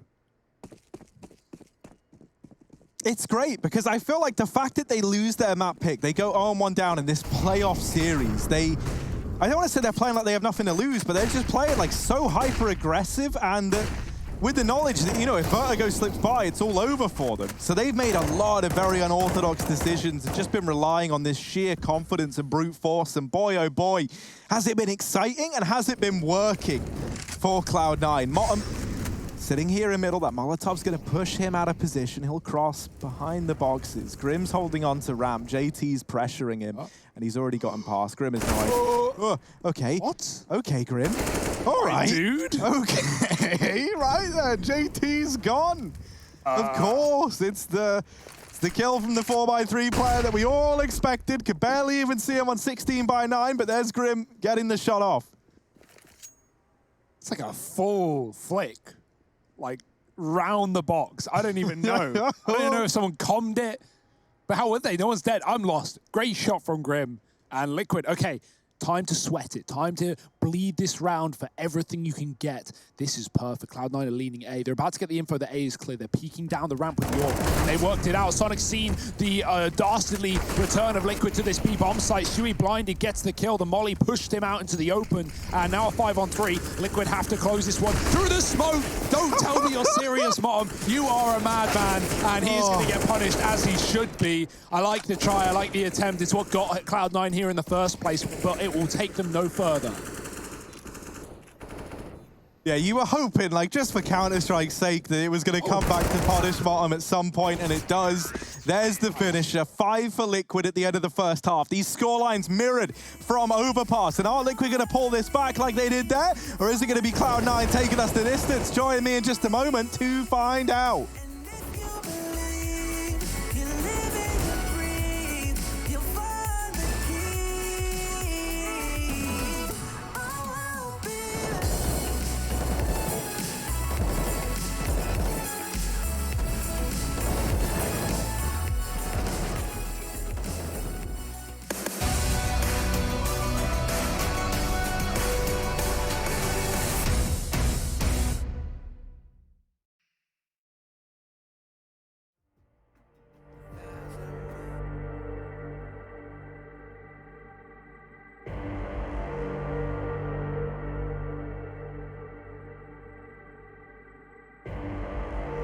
Rising out the ashes, coming from the ether.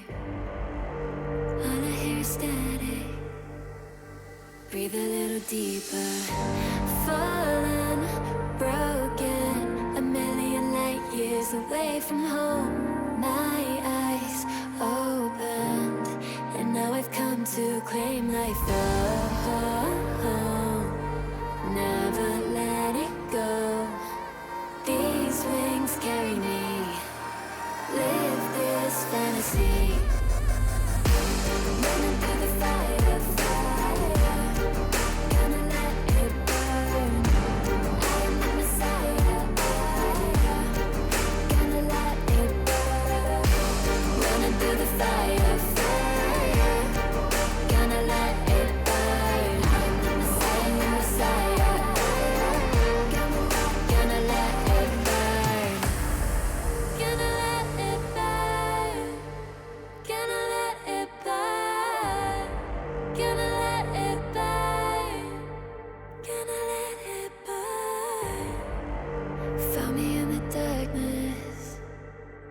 now they see me shining, calling me a goddess, thunder and the lightning. I'm falling, I'm faster, making my way back, I'm close to home. I'm fighting harder, because I've come to claim my throne. Never letting go, these wings carry me, live this fantasy. Running through the fire, gonna let it burn. I am the Messiah, gonna let it burn. I'm running through the fire, gonna let it burn. I am the Messiah.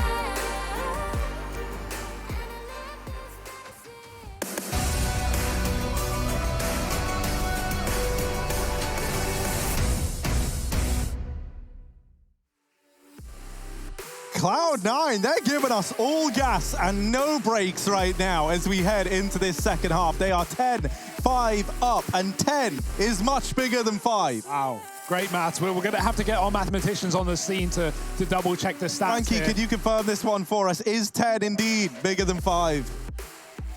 Yes? Yes, there we go. Confident as Depends on ever. the size font you're using. That's right, 5 yeah. is in a size 20 font and 10 is in a size 2 font. There we technically go. No. Too many numbers for me. I'm already confused. Well, we're talking about fonts, but let's see.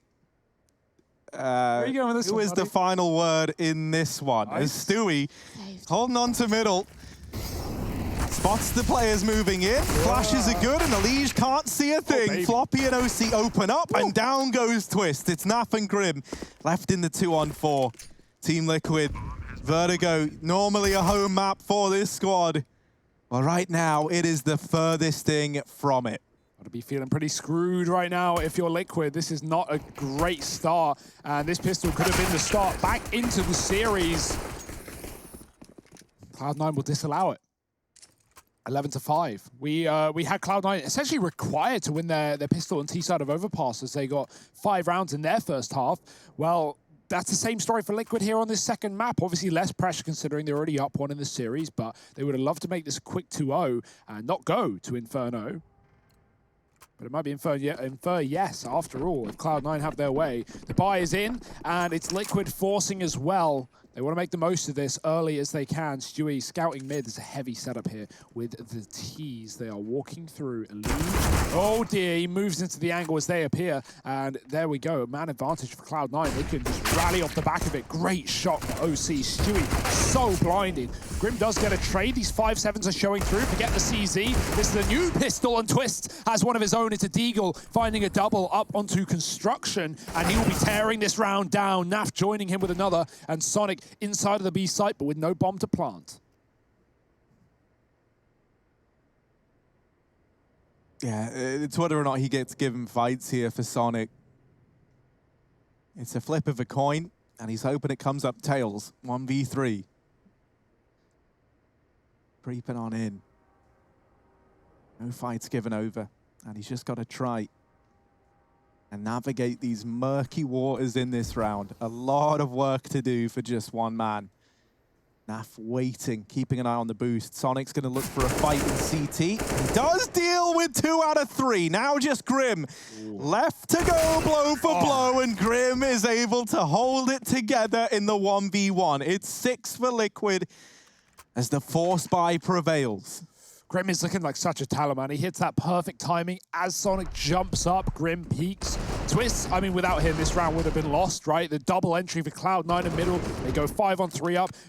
Twist gets a kill. Naf picks up the weapon, finds another. Clutched out by the young gun, the new boy on the block. And Liquid have just saved themselves in this series. No longer Cloud9 about to storm Vertigo to a third. Liquid have a chance to make this interesting, but that chance could disappear as soon as it arrives. An opening kill on the force buy back from Cloud9. They don't want to let this go down without a fight.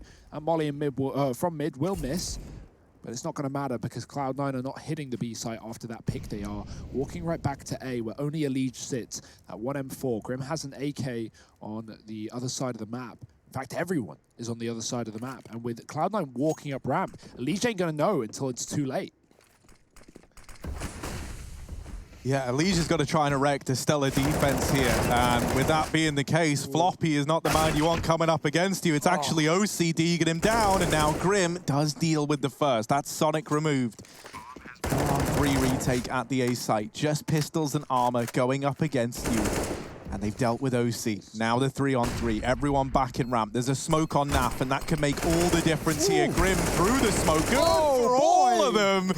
It's an ace for Grim in the round. After winning out the 1v1 to secure the force buy, he goes on to ace the follow-up round. 7 now for Team Liquid. And Grim, he might be the knight in shining armor that we needed. That's why you give this man's the AK, you know, he's going to do and say something with it. He even safely runs back towards the elevator after getting those first couple of kills to throw that short smoke through the little window, through the hole, and cuts off Cloud9 on the retake, forcing him to play ramp. He sprays him down, nice little mow, and yeah, I'd be feeling the same, Sonic. I would be feeling the same. That is a rough round to lose. That could have been Cloud9 bouncing back with their force, but instead they have to take a breather. Back to the eco indeed. Floppy eats a nade in middle. Cloud9, it's just about damage in this one, taking guns away if they're able to. Naf, he's hiding. He's ducked down into a little corner, slothing about. Nice. You want this round to be clean? And it is, kind of. They lose a Liege, but, you know, 4 out of 5 ain't bad. That's the old saying. Jason looks happy with it. Beaming. At this point, you take what you can get, Harry. A clean anti-eco, 4 out of 5, nothing wrong with that. And, yeah, Cloud9 trying to build back into this one, trying to get this T-side off to a rip-roaring start. Here's the gun round, right? First proper rifle round we've had in this half. It's round 20.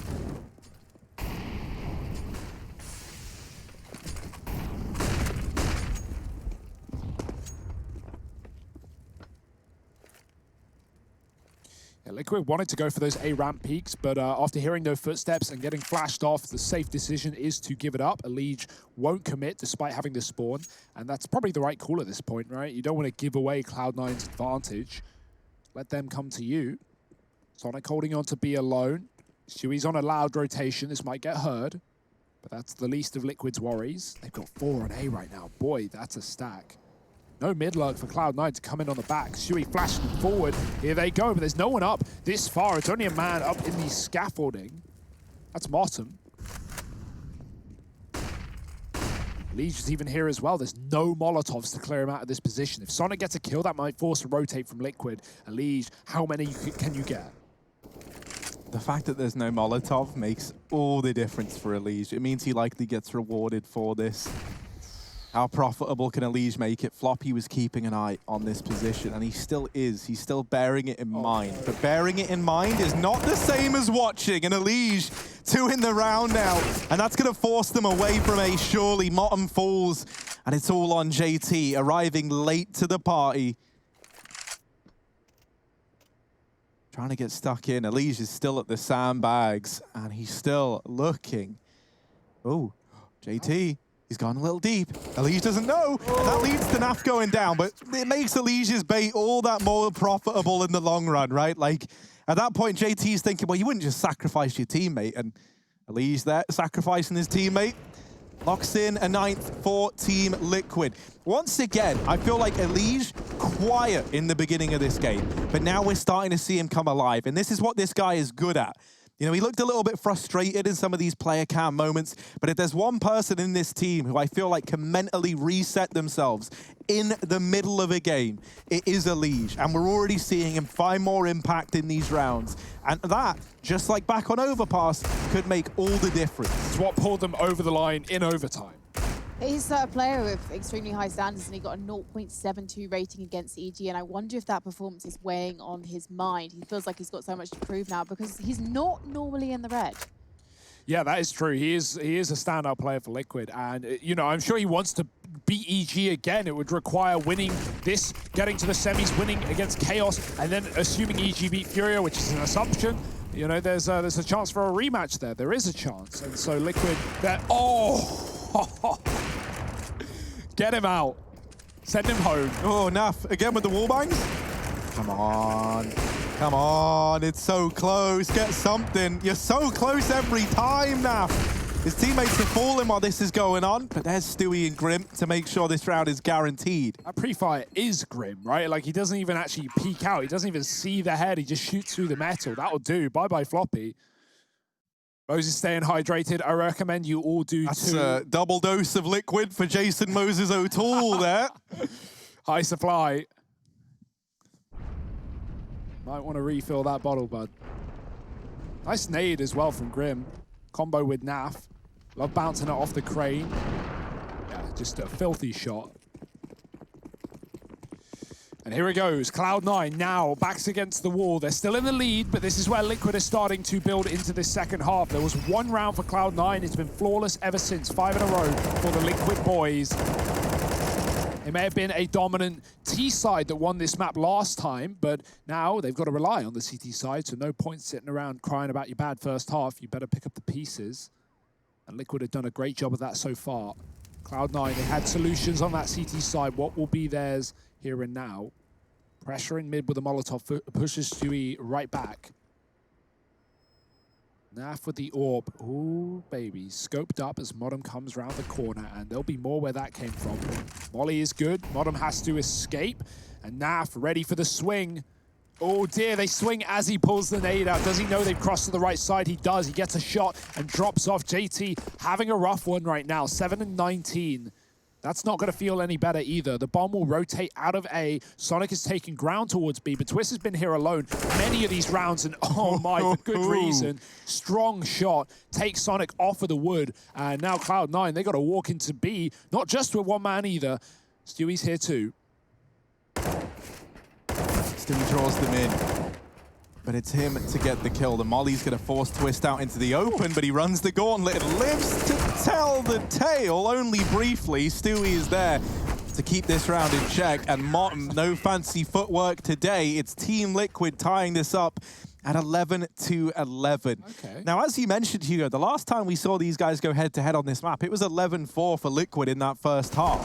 This time, they only managed 5 rounds, but for me, I'm pretty happy about that because A, it means we get to see this brawl continue, and it also lets us know what Liquid are like when it's crunch time. You know, when you haven't had the ideal half, do you have that resilience, that ability to force your way back into a game?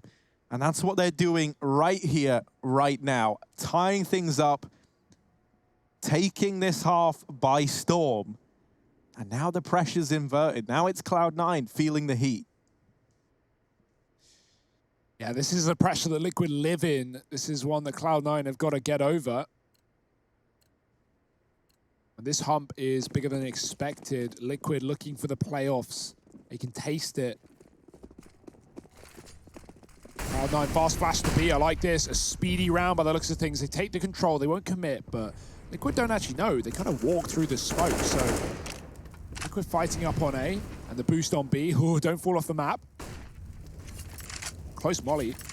Just hasn't seen this yet. The flash is good. Oh, Sonic climbs up with it. Oh boy, this could be a huge kill, but Twist is so prepared. What a shot. He's dropped the bomb as well. Twist, headshot angles. That's what he's waiting for. That's what he's hunting for. And he finds 2, even more at the bottom of the stairs as well. The Molotov will do the job. Twist isn't needed. And there's 2 up for Cloud9 in a 2-on-5. And the monumental task of retrieving this bomb gets even harder. The flash is good. It forces them to look away. Twist takes down another. And Floppy falls. Twist with 4. Stewie removing 1 with the molly. Team Liquid, they have recovered. They are back. Jason is smiling. It's looking good, man. He was worried for a moment there. But now he's smiling. He's believing again. He's getting the boys pumped up from his cupboard. And this is where things get exciting. That big microphone, it's a little bit Hunger Games. He does seem like the games master. It's a bit Power Rangers. There's something about seeing Momo lording it over the tower block. Of Team Liquid. Wait, Zod, is it Zod? I'm not much of a Power Rangers lore fan. That was more like, you know, my youth. You were never Pink Ranger. I liked all the Rangers equally, apart from the green one. Never got to be Pink Ranger. I was always yellow. No one wanted to be yellow, actually. Yellow was the uncool one, Frankie. I'm sorry. Tiger Man's the coolest thing now. Tiger King. I didn't watch that either. You've not watched Tiger King. No, You're no going to be here for a while. You've no excuses. I'm watching Counter-Strike, Frankie. That's all I'm watching. Day in, day out, in my waking hours, in my sleeping hours. Liquid.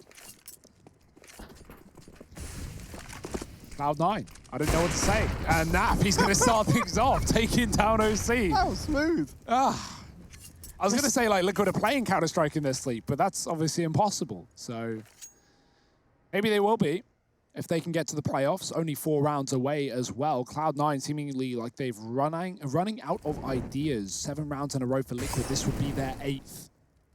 Heavy A-side setup as well. Liquid have always had these great stacks, right? Like they've been in all the right places. And not to say that Cloud9 weren't either, right? They were stacked up on A every single round, but that's the only site that Liquid went to in their T side. Cloud9 have had a bit of diversity, but it's not really saved them.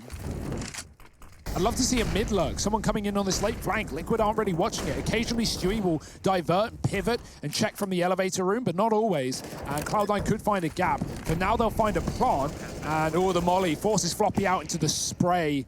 That's setting Liquid up for the retake. Nice and slow, calculated, not the chaos that Cloud9 had by running through their own utility. Oh, and Motum and Sonic just get churned up. JT all alone. What's he gonna do? What's he gonna manage? Ultimately, nothing. 13-14 Liquid. Motum keeps trying to go for these crazy plays around the smokes again, but it feels like now Liquid is so ready for it. Every smoke that's down, they look at it because they know that there could be a man of the match on the inside. It's like a Kinder egg, but it's not nice what's in the middle. 13 now, 14 Liquid. Reinvestment back in for Cloud9. But this could be pretty much their last fall buy, right? Either if they lose this one, they got loss bonus, so I guess, they are still investing. But it won't be ideal, and you're up against 14. That's it. Oh! Floppy just gets wiped out of the face of the earth with that peek from Stewie.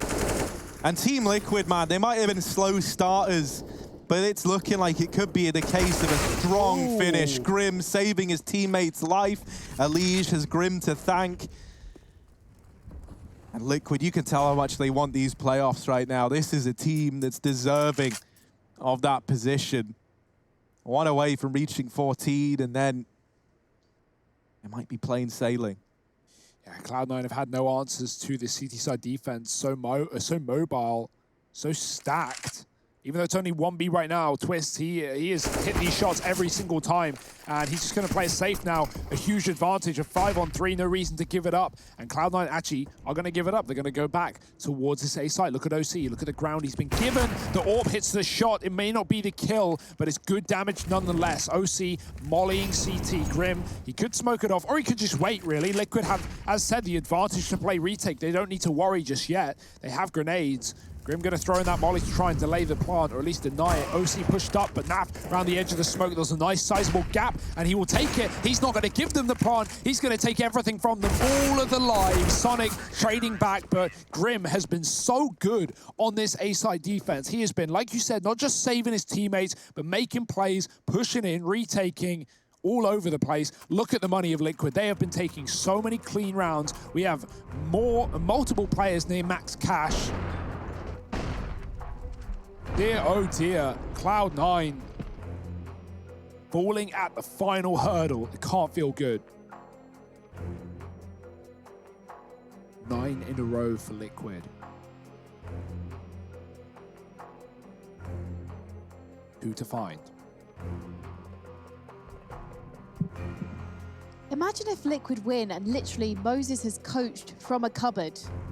He's won one of the most important prizes in Counter-Strike. I know, obviously, it's a different environment, but he's won one of the biggest titles in Counter-Strike from a cupboard. Well, that's why he came to Liquid, for the big titles, for the championships. I thought you meant for the cupboard. I was like, I don't know if that was the... Nice side benefit. Well, Harry Potter lived in like a little cage under the stairs or whatever it was, so... What was that about? That was Hedwig. Here's the mid play. Cloud9, they need their own touch of wizardry if they want to turn this one back in their favor. Floppy, OC, and JT out here in middle.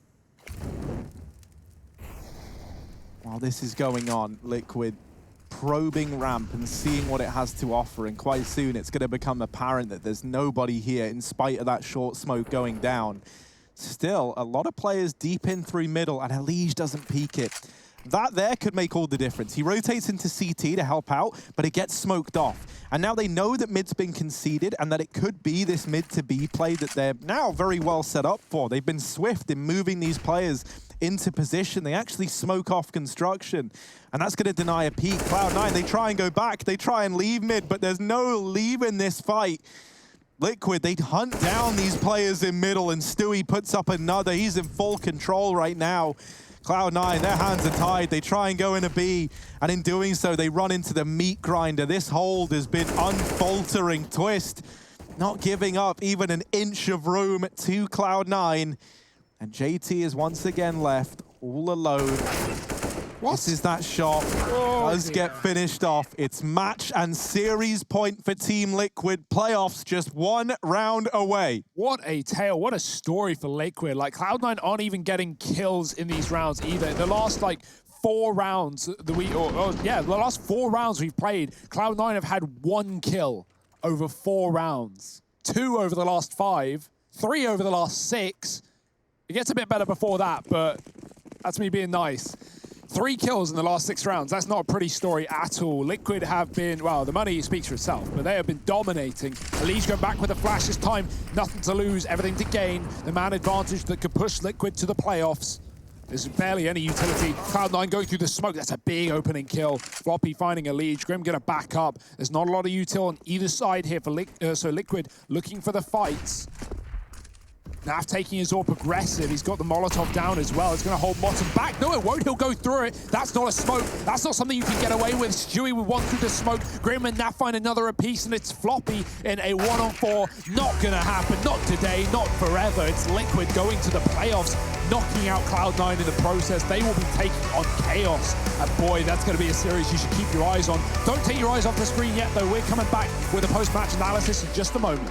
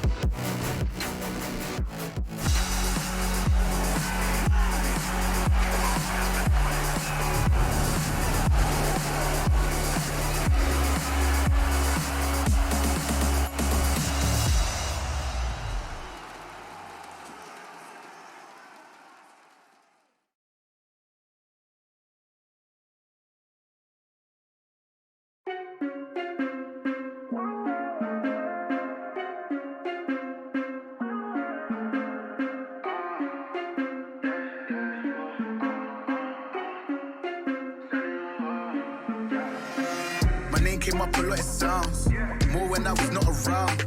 Certain people that I know, they ain't no longer about. I just clone and the nigga, and then I clipped on his chick. I played the age in the night time, me and my youngins will forever be up on the rise. Wait, now I'm moving. I gotta do what I do. I'm really here on my ones now, instead of 4 3s or 2s. And I was effing from Paris, I could have been effing you in Paris. I don't wait for the drop, I just flow from the port.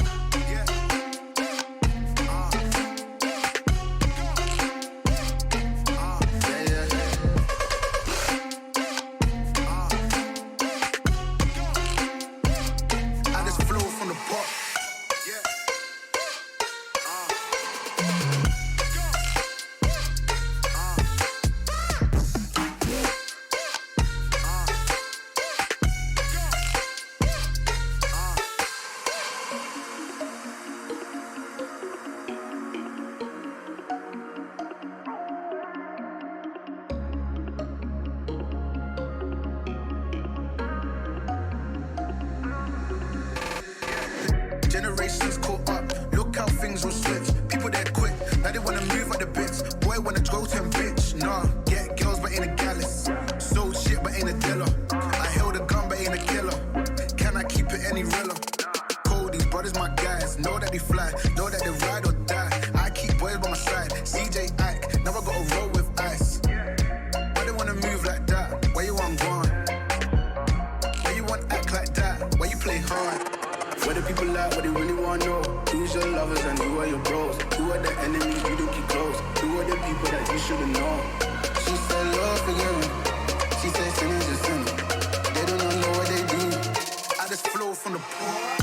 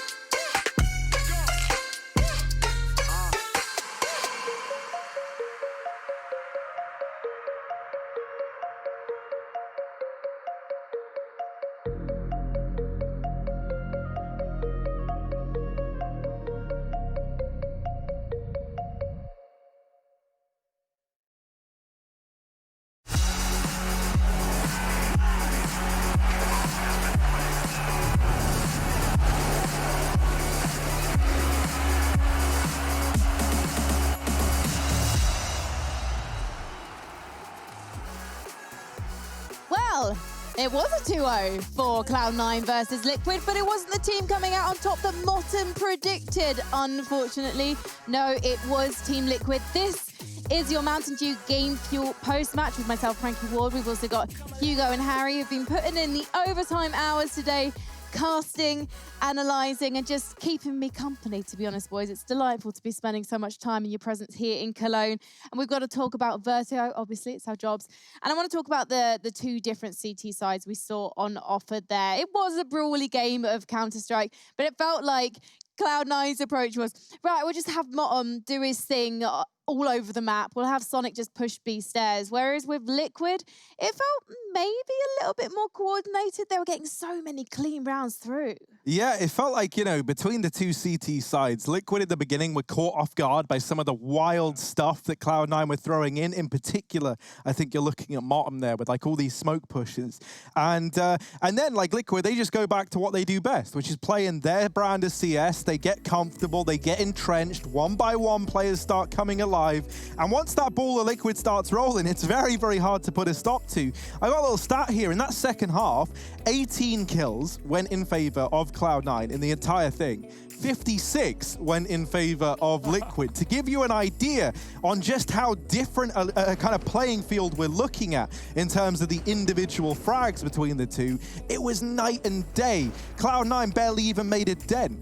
Yeah, I mean, remember, they won the pistol, and then Liquid won that force buy off the back of Twist's double deagle, and Grim winning the one-on-one with the 5-7 as well. And that just pushed Liquid forward. They didn't lose a round from that point onwards, going 11-1, almost flawlessly after that pistol loss. So kind of crazy to believe it. Yeah, great game from Liquid. They show what we wanted. It's kind of crazy to believe that we're about to interview our former colleague Moses as well. He's on the line. Moses, I could talk about the fact that you left us and betray the talent team, but we'll do that some other time, because right now I want to actually ask about a lead, because he had a tough performance, 0.72 rating against Evil Geniuses, and tonight it looked like maybe that was still weighing on his mind, because he seemed to be taking losses, taking early exits from rounds quite difficultly. That's not a word, but you know what I mean. It was close though, I liked it. No, I mean, listen, he might have had a tough performance previously, but I mean, today he stepped up and he did great. You know, there's a lot of ways to impact the game. And I think John did a very good job being a captain, you know, on certain parts of the map in certain situations. So, yeah, maybe it doesn't show. Those things are the ones that don't show on the scoreboard. Those are the intangibles that the audience isn't going to see. So, you know, it wasn't lighting it up on the scoreboard, but we've got 5 people who can. Russell obviously had an incredible game on Overpass. Mike obviously stepped it up in a big way here on Vertigo, and John was able to contribute in other ways, and that's why we win as a team, we lose as a team.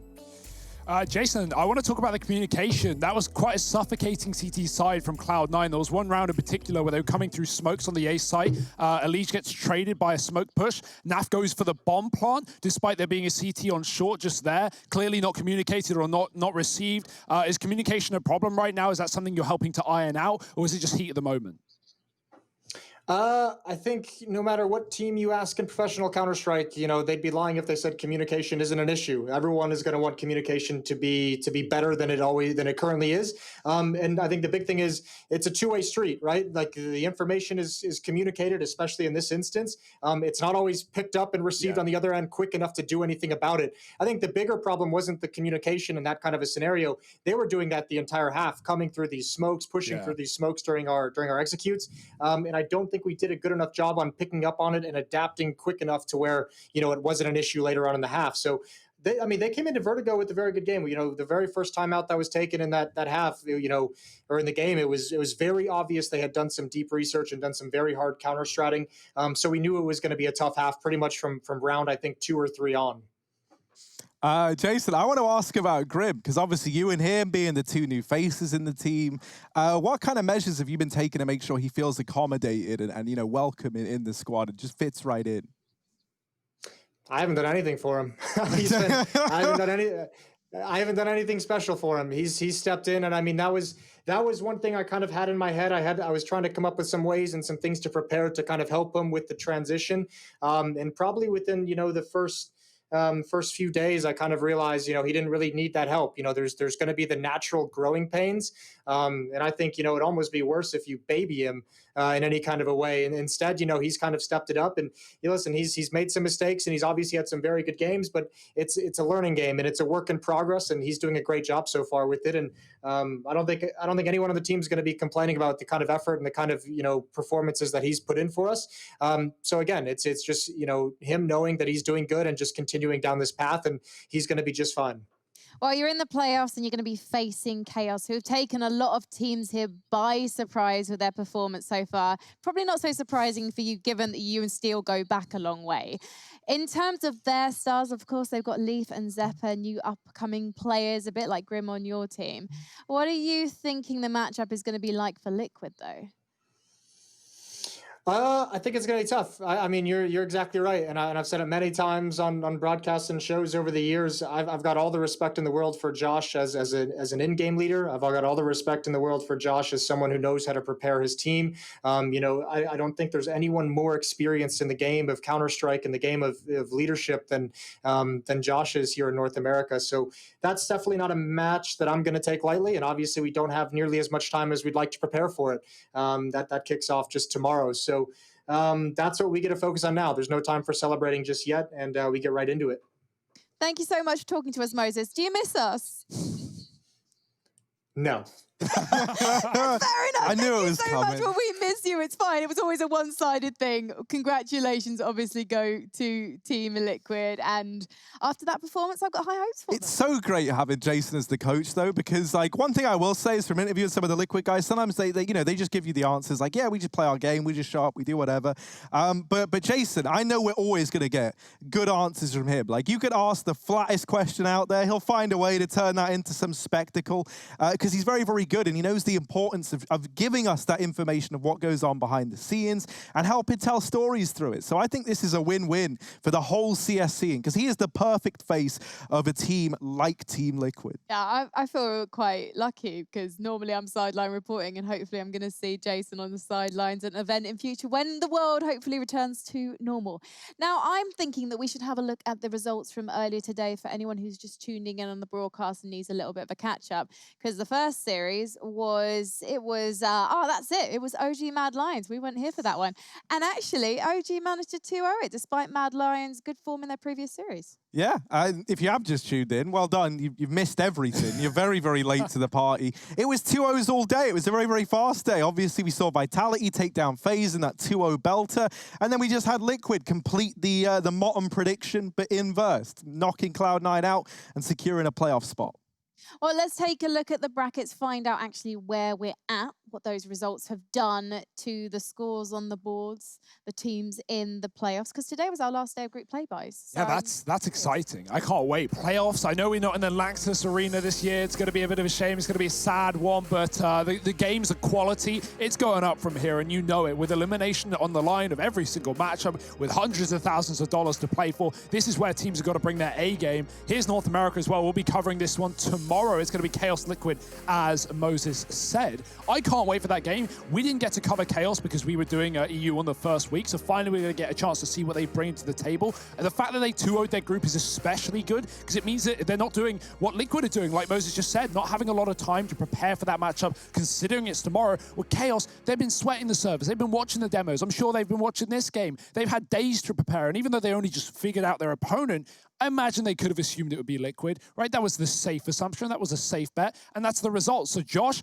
I hope he's coming with a good game plan. I really am excited for that game tomorrow. You know he has. You absolutely know he has. And if you want to see how it turns out, make sure you're back here tomorrow. But before we kick off with NA, of course, Pansy, Machine, and Sponge will be here with the first of the European quarterfinals. You do not want to miss it. I'm going to be watching it in my hotel room. Party at mine, boys. Socially distanced. Wear your masks. Yeah, Right. let's get it. I'll see you then. We'll see you guys tomorrow. Still it feels like I saw you every day. Tired of hanging around the walls that always need an explanation. I don't need to every day. Explain myself, don't hold it against me if I'm somewhere else. Put all the masks that I had on the shelf. Wish I could say, but it's bad for my head. Something's coming. I wanna be everything I thought that I can never be. Build me up, piece by piece. Figured out all the parts that made me. Used to feel like I belonged to a certain place or a town. Feeling safe, feeling sound, but I'm still around. If there's something in the distance, I wanna know what it's like. Don't worry, I'm still with you all the time. Explain myself, don't hold it against me if I'm somewhere else. Put all the masks that I had on the shelf. Wish I could say, but it's bad for my head. Something's coming. I wanna be everything I thought that I could never be. Build me up, piece by piece. Figured out all the parts that made me. Something's coming. I wanna be everything I thought that I could never be. Build me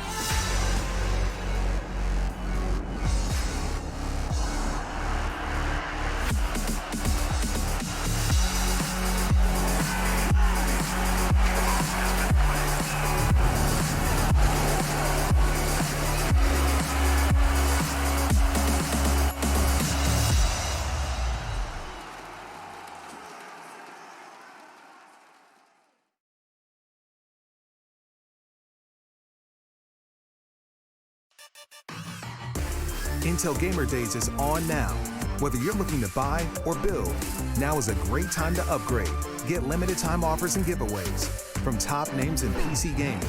Unleash elite gaming performance with systems featuring new 10th gen Intel Core processors. And bring Marvel's Avengers to life with in-game optimizations for a mightier PC experience. Act now. Intel Gamer Days is only here for a limited time.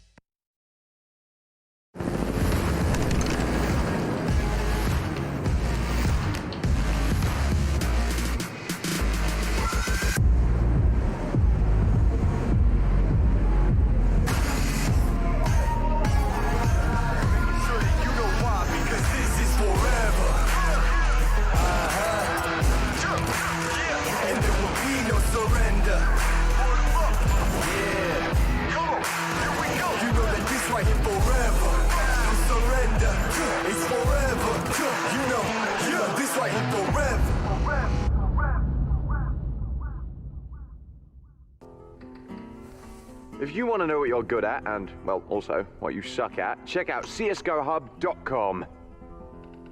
Coming! Everybody loves an underdog. Who needs to be liked? Mountain Dew Amp Game Fuel. Victory in a can.